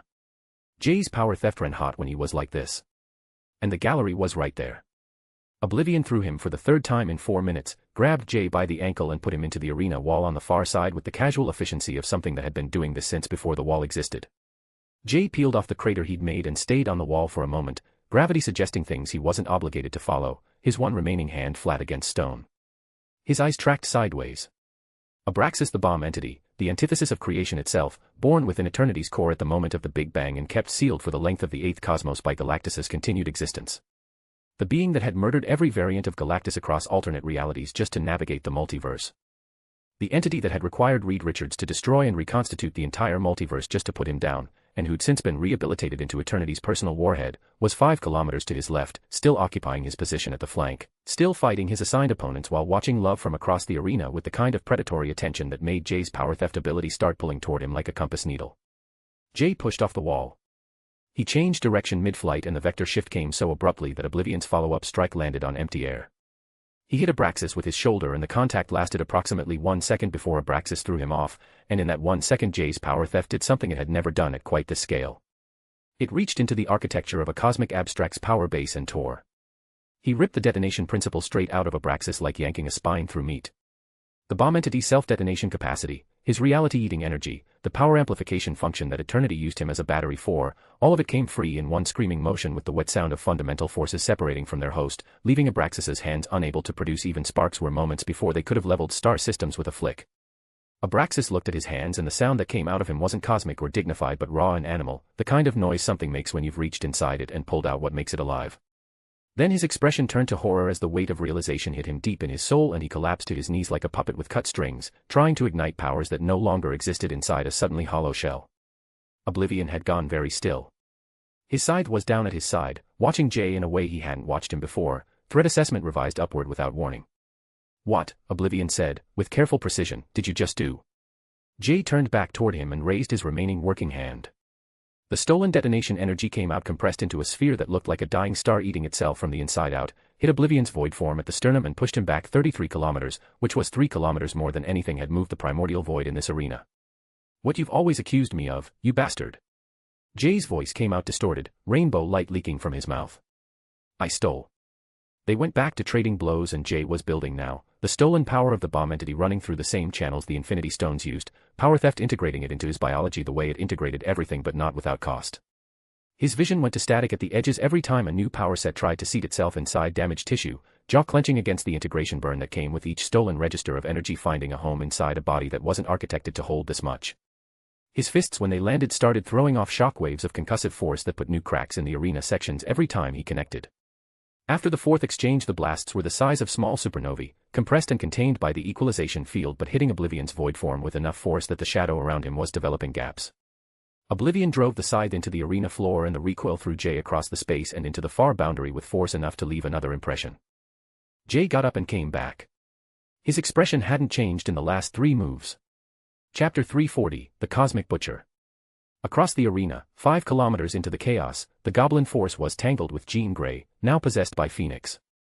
The Goblin Force, born at the same Big Bang that created the Phoenix, its polar opposite and ancient enemy, the entity that had devoured whole galaxies before the fifth host of Celestials contained it, that had once consumed the Phoenix Force itself and brought Galactus to his knees before being sealed away, was throwing decay energy in patterns that made the cosmic architecture flicker. Jean was holding it at a stalemate, but barely. She was a human woman, even ascended, even cosmic, even Phoenix. It was a fundamental force of the universe. It would exhaust her before it exhausted itself. Jean going down in this arena wasn't a variable Jay's brain would accept. Jay changed directions again. He drove himself into the edge of the Goblin Force's manifestation like a wedge driven into rotting wood, both hands now because power theft had given him back a functional approximation of the one he'd lost, rainbow blood trailing where the stump had been wrapped and the stones were running enough biology that the arm was moving whether or not it was technically still attached. The Goblin Force turned from Jean to deal with the intrusion, and in the half-second it took for its attention to shift, Jay's power theft did its work. He tore the decay principle straight out of it with the violence of something being unmade at the molecular level. Reached past the Goblin Force's psionic nexus, past the insatiable hunger, down to the entropy engine running beneath the manifestation, the specific principle that made the Goblin Force the feared entity it was, the thing that had let it consume Phoenix and Galactus both, and peeled it clean away like stripping flesh from bone with his bare hands. The concept of rot forgetting its own definition while the thing that embodied rot screamed in frequencies that made cosmic beings cover their ears. The Goblin Force reached for what it ran on and found a hollow where the hollow wasn't supposed to be, and the realization hit it the way prey realizes it's already dead. Its form wobbled, disintegration waves it had been throwing flickering and dying mid-arc, psionic nexus stuttering like a transmitter that lost its signal while something that had devoured galaxies suddenly couldn't remember how to devour anything at all. Jean's eyes blazed brighter. She understood what had just happened before the Goblin Force did. The Phoenix Force came forward in full, and what it did to the Goblin Force in the next 4 minutes looked less like a fight and more like an execution, fire burning through something that had forgotten how to resist, cosmic predator reduced to cosmic prey in the time it took Jay to get its foundation. It ended with silence where there'd been clash, and Jean landing in a crouch with her hair smoking at the edges and her expression carrying the look of having finished something very final. The eternal enemy of Phoenix Force removed straight off the map of the multiverse because Jay had reached inside it and pulled out everything that made it dangerous, leaving behind only the screaming. The third entity vacancy in the history of the multiverse opened up. The arena felt it as a pressure drop, the equalization fields cracked surface shuddering, and every being whose function intersected with entropy or decay ran an involuntary check on their own foundations and found them strengthened and overflowing, now free to take concepts from Goblin Force. Jay, like a man possessed and running on nothing but rage and rainbow blood, was already moving. He'd taken the decay principle and channeled it forward, compressed it into a lance of entropic force that looked like the end of everything given physical form and sent it into Oblivion's chest from 15 kilometers out. The sound of it connecting was the sound of something that had never once in its long existence encountered the concept of things falling apart, meeting that concept for the first time at close range and without warning, like teaching entropy to the concept of void itself. Oblivion's legs cut trenches in the arena floor, 3 kilometers backward before his shadow caught him. He recovered and straightened. But the quality of attention he turned back toward Jay had changed again. The bloodbath had a shape of its own, even if Jay was too far inside it to see the shape clearly. He went for Sire Hate next, like a hunter who tasted blood and wanted more. Sire Hate, who'd been dissolving into gray mist not 20 kilometers away, who was in the process of being reassembled and was therefore in the specific vulnerable condition of something between states. Power theft needed contact, but it didn't need the entity to be functional, and Jay got one hand on the reforming mass and pulled the loathing principle before reassembly was complete, tearing it out the way you tear organs from a body cavity. Hate without a vessel is just an energy signature, and an energy signature was something Jay could choke down and weaponize. He hit oblivion with timeless, concentrated Jonah Jameson refined misanthropic fury transmuted through 6 infinity stones into a fundamental force that tasted like blood and felt like murder. The rage amplified the stones, which in turn amplified his rage again, forming an infinite loop of hatred and power that fed on itself like a wound that wouldn't stop bleeding. The detonation was visible from edge to edge of the arena and looked like the universe learning what it meant to hate. Meanwhile, Eternity, the most regal entity and voice of the universe itself, whose authority was surpassed only by the living tribunal, who'd stood against the Infinity Gauntlet and against Abraxas and against every force that had ever tried to overwrite the multiverse, moved to intercept the Griever at the end of all things while Jay had Oblivion's attention occupied. The Griever was Oblivion's cleanup mechanism, the force that cleared civilizations when their time came, and without her primary host Abraxas to coordinate with, she was operating at reduced capacity. Eternity was not. Flanked by his sister Infinity, who was to space what Eternity was to time, and by the Queen of Nevers, who'd once been the fourth cosmos itself, the personification of possibility, who fought with the controlled fury of someone who'd been managing the indignity of this trial since its first session and was done managing it. They moved in brutal 3-to-1 beatdown with the kind of coordinated violence that comes from cosmic beings who've decided someone needs to stop existing, the Queen particularly devoted to her attacks, remembering what nonsense she'd faced in the Shem court. And when the Griever was on the verge of erasure, broken and bleeding concept energy from wounds that shouldn't exist in abstract entities, they threw her body in Jay's path like feeding meat to a grinder. He didn't hesitate. Used power theft to steal away whatever was left in Griever's essence, reaching into her dying form and pulling out everything that made her the Griever, leaving behind only the screaming absence of what she used to be. Just like that, the fourth entity vacancy opened and somewhere in the multiverse something that had been waiting to die finally got permission. In the observation tier above the gallery, the watchers had stopped watching the fight. They were watching the multiverse. Watu stood at the front of his kin, his vast white form completely motionless. Across the observation tier the other watchers held the same posture, Aaron, Eki, every one of them, their great eyes open and focused not on the arena below but on the living map of the multiverse that each carried in their awareness at all times. The map that told them the state of everything. It was changing. Where the powers that be had governed the domain of magic and the strange, there was now an absence the watchers could see burning in the multiverse's structure like a hole torn in cloth. Every reality that drew on the mystical axis, and there were more realities than there were stars in any single universe, and nearly all of them drew on the mystical axis in some form, was running a process that had nowhere to report to. The compact that had kept the wild and the rational in working relationship across the eighth cosmos had no counterpart on one side. The watchers could see this the way you can see a wound on skin, not metaphorically but in the actual architecture of the thing they'd sworn to observe without intervening in. The elders of the universe, the Grandmaster, the Gardener, the Runner, the Champion, more such beings who were the last surviving beings of their species and being cursed by the previous Lady Death to never enter her realm, had all but the recently incapacitated collector gathered at the far end of the observation tier. They weren't fighting. They'd made a unanimous and immediate decision not to be involved in whatever this was, because the elders had survived this long by being very good at identifying which wars they couldn't win and being somewhere else for the duration. They were watching the living tribunal. The living tribunal floated above the center of the arena, equidistant from every combatant, his three faces, equity, vengeance, necessity, all in motion, rotating through their functions the way they always did. He hadn't moved from that position since the fight between Jay and Oblivion began. Hadn't spoken. Hadn't intervened. He was watching. The Grandmaster crossed the observation tier and stopped at the living tribunal's elevation. This has to stop.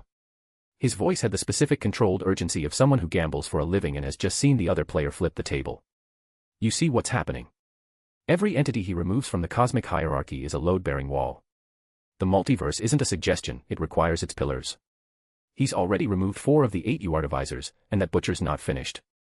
You have the authority to end this. Use it. The living tribunal's 3 faces continued their rotation. Equity faced the Grandmaster for a moment. Then vengeance. Then necessity. He said nothing. He turned back to watch Jay and Oblivion. Chapter 341, Feral Animal. Lord Chaos, across the arena, had been doing something curious since the first vacancy appeared and she'd positioned herself between Master Order and the combat, and when Master Order moved to press toward Jay's position she was simply there, expression that wasn't threatening or deferential. Move, Master Order said. No, darling.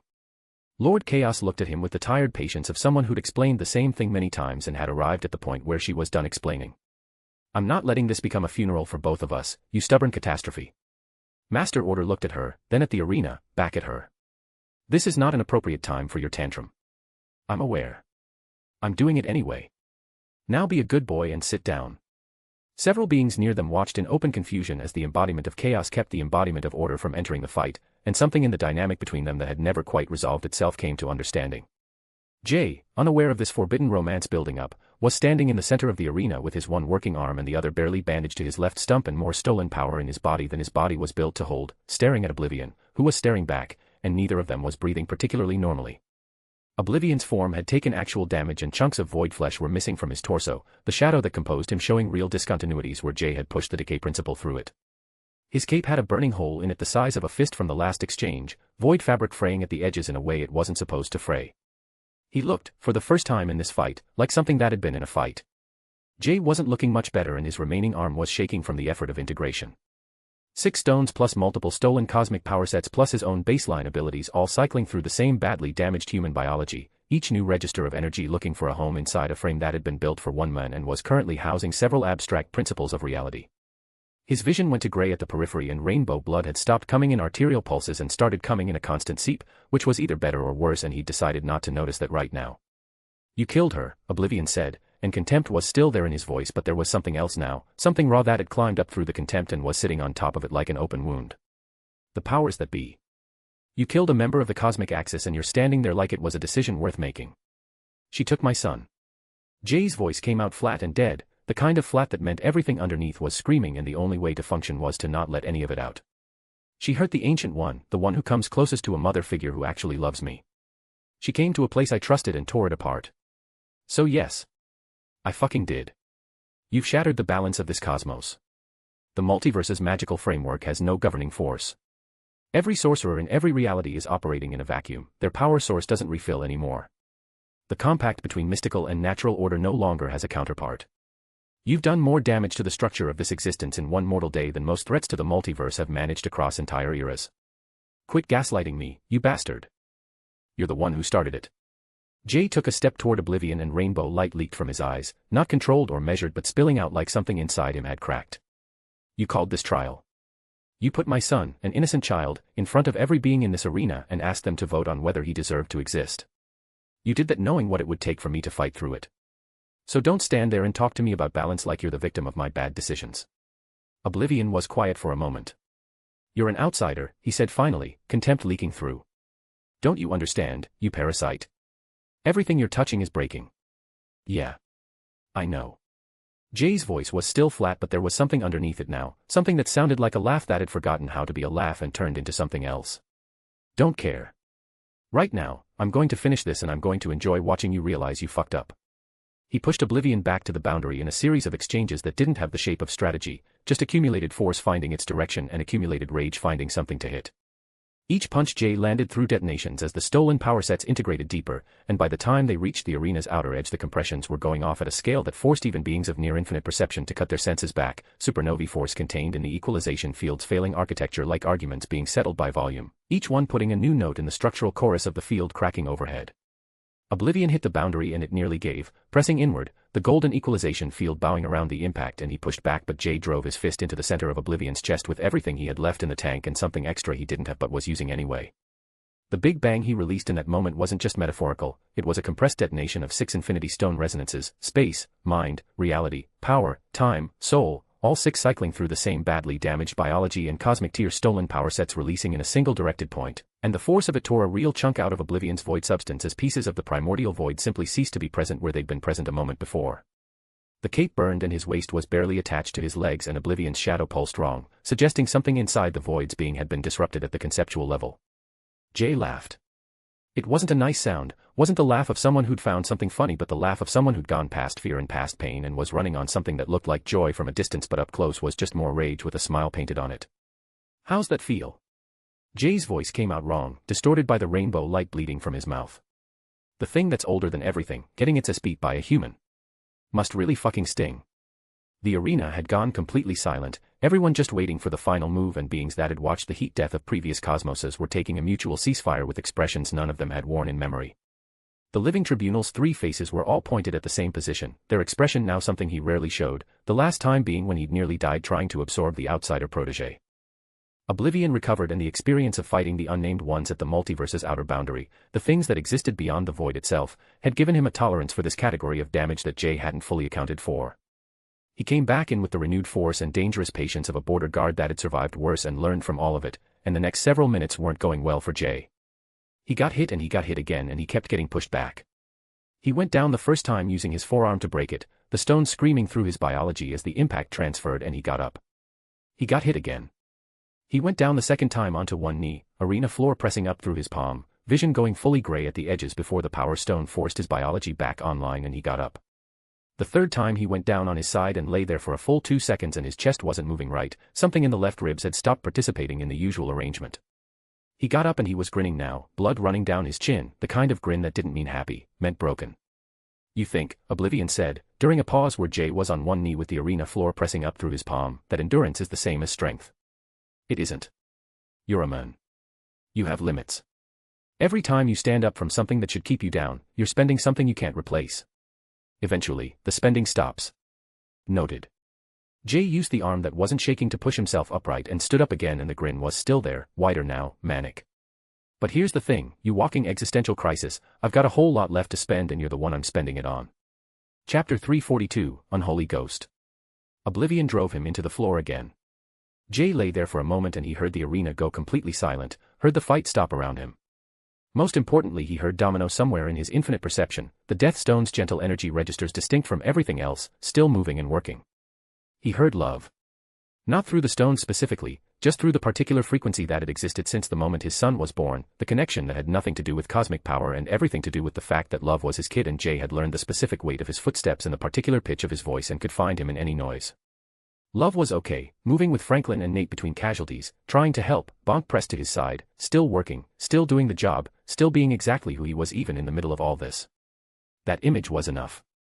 Jay's seventh stand-up was the same as the others in every way that mattered and completely different in one. He got up for the 8th time and he was laughing again, that wrong sound that made people watching flinch because it was the sound of something inside a person snapping and deciding it liked being broken. The scythe came from outside his danger sense, and that was the tell. Everything about the arena registered in Jay's extended awareness, every power output, every movement, every incoming threat vector, and the danger sense had been running continuously since the trial started, a background process that kept him fractionally ahead of things that should have killed him. A weapon coming from outside his danger sense was a weapon coming from outside the arena's logic. The arc took his left arm. Again. Jay turned and he'd been wrong about the direction it came from twice already because the arc had curved, and he tracked it back to the source and his brain went still with recognition landing wrong, the way recognition lands when you place something familiar in a context that has no right to contain it. The scythe was made of bone and a golden chain worked into the blade, the chains from the court, the chains that had held Lady Death herself. He was placing it now, and the placing of it was a cold thing that moved through him separate from the rest of the fight's heat. She was standing there, 30 meters to his right, on the edge of the arena's south boundary where the equalization field had cracked worst, where golden light came through in damaged columns. Positioned, Jay understood, so that if he turned to face Oblivion he'd be facing away from her, which was exactly how the scythe had found a vector outside his danger sense. Lady Death, not the new principal but the old one, just a frail skeleton now, her form stripped back to the fundamental structure, golden chains still wound around her wrists, ankles, and throat from however long she'd been in confinement. She'd taken what was left of herself and made a weapon out of it instead of seeking redemption, and her spine had been worked into the scythe shaft and her ribs were the blade. Her empty sockets were looking at Jay with the same gaze as a gambler down to their last penny, staking everything and going all in. She was already swinging again. A shot came from his left before any of them could sense it, one round with the Death Stone's violet pulsing along the barrel, and it went through the left eye socket of Lady Death's skull with a crack that sent chunks of bone scattering across the arena floor. The scythe dropped and the skeletal form crumpled, and the ancient principle of death that had governed this multiverse before Domino had lost her final bet. Domino was at Jay's side before he finished turning, and her hand went to his shoulder first, taking his weight, and then she saw his face, the missing arm, what the last 40 minutes had done to the rest of him. She didn't say anything, couldn't, and she was checking his injuries with the experience of someone who'd learned battlefield triage from first-hand accounts, and everything she found made her jaw tighter. His right eye was seeping rainbow blood and the chest had lacerations running in lattice patterns where void touches had found purchase. There were chunks of tissue that were simply not present where they should have been, places where Oblivion had hit him with something that took what it touched rather than damaging it. The remaining arm was functional in the loosest sense, the stones running enough biological scaffolding to maintain movement. "Jay," she said, one word with everything in it. "I know." He was looking at Lady Death's crumpled form, at the scythe lying on arena stone, and his mind was already running the calculation about what power theft could do with what remained in that form, the ancient death principle in its exhausted and hollowed state, what he could extract from it, what he could invert and weaponize, what he could do to Oblivion with the original death concept as a blunt instrument. His body was already moving to close the distance to the fallen form, and the grin was back, that manic broken thing that had replaced his smile somewhere in the last hour. Domino put her arms around him from behind, pulling him back. She wasn't restraining him, she was just there, Her weight against his back, her arms around his ribs where the lacerations ran, and the sob she'd been carrying for the last 10 minutes came out against his shoulder, quiet and completely devastating. "Please stop. Look at Love," she said, and her voice was steady but it cost her something to keep it that way. "Jay. Look at your son." He didn't want to look. He wanted to go get that scythe, wanted to tear whatever was left out of Lady Death's corpse, wanted to use it to carve Oblivion apart piece by piece until there was nothing left but void dust and regret, wanted to make the bastard understand what it felt like to have someone you love put in danger by forces you couldn't control. He wanted to finish this. But Domino's arms were around him and her voice was breaking and she was asking him to look at his son. He turned. Love was 30 feet away, held between Franklin and Nate who'd both put themselves between him and the combat, and Bonk was pressed against his side. Love was looking at Jay. That expression, what was on Love's face was the one expression no parent ever wants to see aimed at them and the poor boy's chest was heaving, his blue eyes wide and wet and fixed on Jay, showing him a face they didn't know the person they loved possessed. The expression of absolute terror, the terror of a 5-year-old looking at a stranger wearing his father's skin. Love had been through a lot in the span of a few hours, he'd been abducted, he'd stood in the center of the cosmic court while beings older than time voted on his right to existence, he'd watched his father wrapped in chains like a caged animal, he'd seen Bonk, his best friend, nearly die. But none of it had produced this expression. This expression was new. And it was aimed at Jay. The manic fire inside Jay went out in an instant, snuffed like someone had dumped cold water on it, and the grin fell off his face and left something hollow behind. He looked down at his hands, at the dried multicolored blood, at the lacerations on his chest and the stumps where his arms ended, at the violet stone light coming off the arena floor where Lady Death had fallen. He looked at all of it with the eyes of someone who hadn't been fully inside his own body for the last stretch of this fight and was now back, standing in the wreckage, taking inventory of what his hands had done. He'd killed cosmic entities today and he'd cracked the structural axis of the multiverse's power balance, he'd carved a path through Oblivion's side of the arena that left vacancies in the cosmic hierarchy where there'd been none in recorded history, and he'd done it with his own hands, 6 infinity stones and powers stolen from beings that had existed before the word ancient applied to anything. He'd done it while laughing, while grinning, while something inside him that was supposed to keep him human had shut off and let him become something else. He didn't regret the what, he regretted the how, regretted that his son who'd always looked at him with trust and safety was now looking at him with that expression, regretted that the face Love was afraid of was his face, regretted that he'd put it there. The worst part was knowing that somewhere in the last 40 minutes he'd enjoyed it, had felt that manic joy at making gods bleed and watching cosmic principles beg, had laughed while doing things that should have horrified him. And his son had seen it all. He opened his mouth to console his son, to say something that would fix this, that would make Love understand that it was still him, that he was still Dad, that the monster Love had just watched tear through the cosmic hierarchy was just a thing he'd had to become for a little while. "Love, son, this is not." A roar came from across the arena before he could produce the next word and it cut through everything, through the silence in the moment and the fragile attempt at connection Jay was trying to make with his terrified son. Chapter 343, Of course it's a drill. The roar completed itself. Oblivion came across the arena with nothing held back, void energy pouring from him in waves that made the equalization field scream, not tactical anymore, not measured, just grief and fury given form. Jay raised his remaining arm but Domino was already there, the death stone blazing violet, probability manipulation carving safe vectors through the assault. "Get Love out!" Jay shouted. "Not without you." And then another figure stepped between them and Oblivion. Lady Death, skeletal and chained, the confinement restraints still binding her wrists and throat. She'd broken free. She'd come here. "Brother," she said. "Stop this." Oblivion's strike, meant for Jay, caught her instead. The void energy that should have passed through her metaphysical form instead shattered it and the chains binding her, already weakened, fragmented. Her bones scattered across the arena floor. Oblivion stopped. Stared. Went down on one knee beside what remained. The tear that came down Oblivion's face was singular and immediate, the first tear the borders air of the multiverse ever shed, and it caught the arena light and threw it back in gray and gold. "Why did you come here?" His voice was barely above a murmur, which was somehow worse than the booming voice full of pride he'd been using all this time, and his hand was on her skull, carefully touching it, afraid to break what was already broken. "You were safe in confinement. You were contained and protected. I had arrangements. Why did you leave? Why would you come into this arena? Why would you throw yourself at him? Why would you do this for a brother who couldn't even protect his sister?" The arena went quiet in a different register than it had gone quiet before. Several beings who'd spent the last several hours watching the primordial void argue for the erasure of a 5-year-old, who'd listened to his contempt, his cosmic authority and his self-righteous bigotry delivered with the confidence of never being checked, were now watching the same being crouch over his sister's remains and come apart. It didn't make him sympathetic exactly, but it made him comprehensible, and comprehensible was its own kind of uncomfortable. The murmur that went through the gallery was the sound of recalibration, of beings who'd assumed they fully understood the shape of this and were discovering the shape had more dimensions than they'd accounted for. And then the single tear became fury. This new rage that came out of oblivion wasn't the bigotry and authority rage he'd shown Jay all day, that had been performance over control, the rage of a being who decided it was acceptable to feel this way and was expressing it correctly. This was the other kind, uncontrolled and unstructured, coming from somewhere the void didn't usually permit access to, grief converting to fury at a speed that left no room for the formal contempt he'd been deploying. He rose from beside his sister's bones and turned toward Jay, and what was in his expression had nothing of the composed cosmic entity in it, just devastation expressing itself as aggression because devastation had nowhere else to go. The scythe reformed in his hand from shadow and void substance mixed with his sister's remains, no longer just a weapon from before but raw, pulled from the deepest part of mania oblivion was drawing from. You, he said. It's been you all along. Everything. Every single arrangement. Every well-thought-out compact. Every necessary framework I had. You walked in here and you broke all of it with your dirty hands, ripping them apart. All of this for one boy. For one abomination who should never have been born. And she was silenced for it. She came here to defend her failure of a brother and she is gone. Look carefully, that is what you made. His voice wasn't the void's authority anymore, it was just the sound a man makes when what cannot be taken has been taken anyway. I am going to erase you, Oblivion said. I don't care for this trial or this court anymore. Just me and you, right here, right now. I am going to reach into the fabric of the multiverse and I am going to pull you out of it thread by thread until your patron eternity himself forgets you were ever here.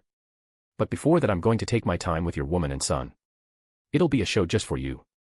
The void energy that came off him wasn't the equalized version the field had been containing, this was outside the field's ceiling, what Oblivion had been holding back just to keep the trial's integrity intact, and now he'd foregone the thought and the field's architecture above them groaned with structural stress. Jay stood where he was, swaying, and rainbow blood leaked from his right eye socket where Oblivion's earlier strike had carved through flesh and bone. His right arm was gone at the shoulder, the stump weeping the same impossible chromatic fluid in thick rivulets that hissed and steamed where they hit the arena floor. Each drop left tiny fractures in reality itself, hairline cracks that glowed with six-colored light. The infinity stones embedded in his biology were killing him and he could feel it. Darwin's reactive adaptation was screaming at maximum capacity just to keep his heart beating, his lungs inflating, his brain firing, and the integration that had seemed so triumphant moments ago was now a vice crushing him from the inside out. He looked at the new manic oblivion with his sister's carcass turned to scythe, and instead of the rage that had fueled him all fight, he felt another thing entirely. Shame. Deep, hollowing shame as he understood the face he'd been showing his son. He'd been running this fight on rage, pillaged powers, and the stubborn human refusal to stay down that had been his one consistent asset since he arrived in this multiverse, and he'd used everything in the tank. And now he was standing on the other side of all of it, more damaged than he'd been in any fight before this, missing pieces he was never going to get back, looking at the oldest thing in creation having the worst moment of its existence and coming at him with everything it had been holding in reserve. Across the arena, Love was pressed against Bonk's side, small hands gripping the dinosaur's scales, watching his daddy bleed colors that shouldn't exist, and the 5-year-old's face was pale, eyes too wide, chest heaving with the kind of fear that comes when the person who's supposed to keep you safe looks like they're breaking apart. And Jay saw himself reflected in Oblivion's grief-twisted face, saw the rage, the loss of control, the willingness to destroy everything because the precious had been taken, saw what Love had been watching for the past several minutes of combat. The stranger fear in his son's eyes suddenly made perfect sense. Oblivion was already moving and the scythe came around in an arc meant to remove Jay's head from his shoulders. Domino stepped between them, the death stone blazing so bright it cast violet shadows across the arena floor, and the scythe struck her barrier and stopped, void energy meeting death authority in a collision that sent hairline fractures spreading through the equalization field overhead. You want him? Domino said, and her voice was very calm. You go through me first. Gladly, Oblivion said, and swung again. Jay watched his wife hold the line, watched her probability manipulation twist the scythe's trajectory just enough, watched the Death Stone's authority push back against void energy that should have overwhelmed any mortal wielder, and she was buying him time, time to recover, time to think, time to find another way. But Oblivion wasn't stopping and each strike came faster, harder, more desperate, and the grief-mad void was throwing everything at her and Domino's defenses were starting to crack. Mom. Love's voice cut across the arena. Jay's head snapped toward his son and Love had pushed away from Bonk, was taking steps toward the fight, small hands outstretched. And Oblivion saw him. The void's eyes tracked to the 5-year-old and the scythe in his hand shifted direction mid-swing, no longer aimed at Domino but past her, toward the small figure 30 feet beyond.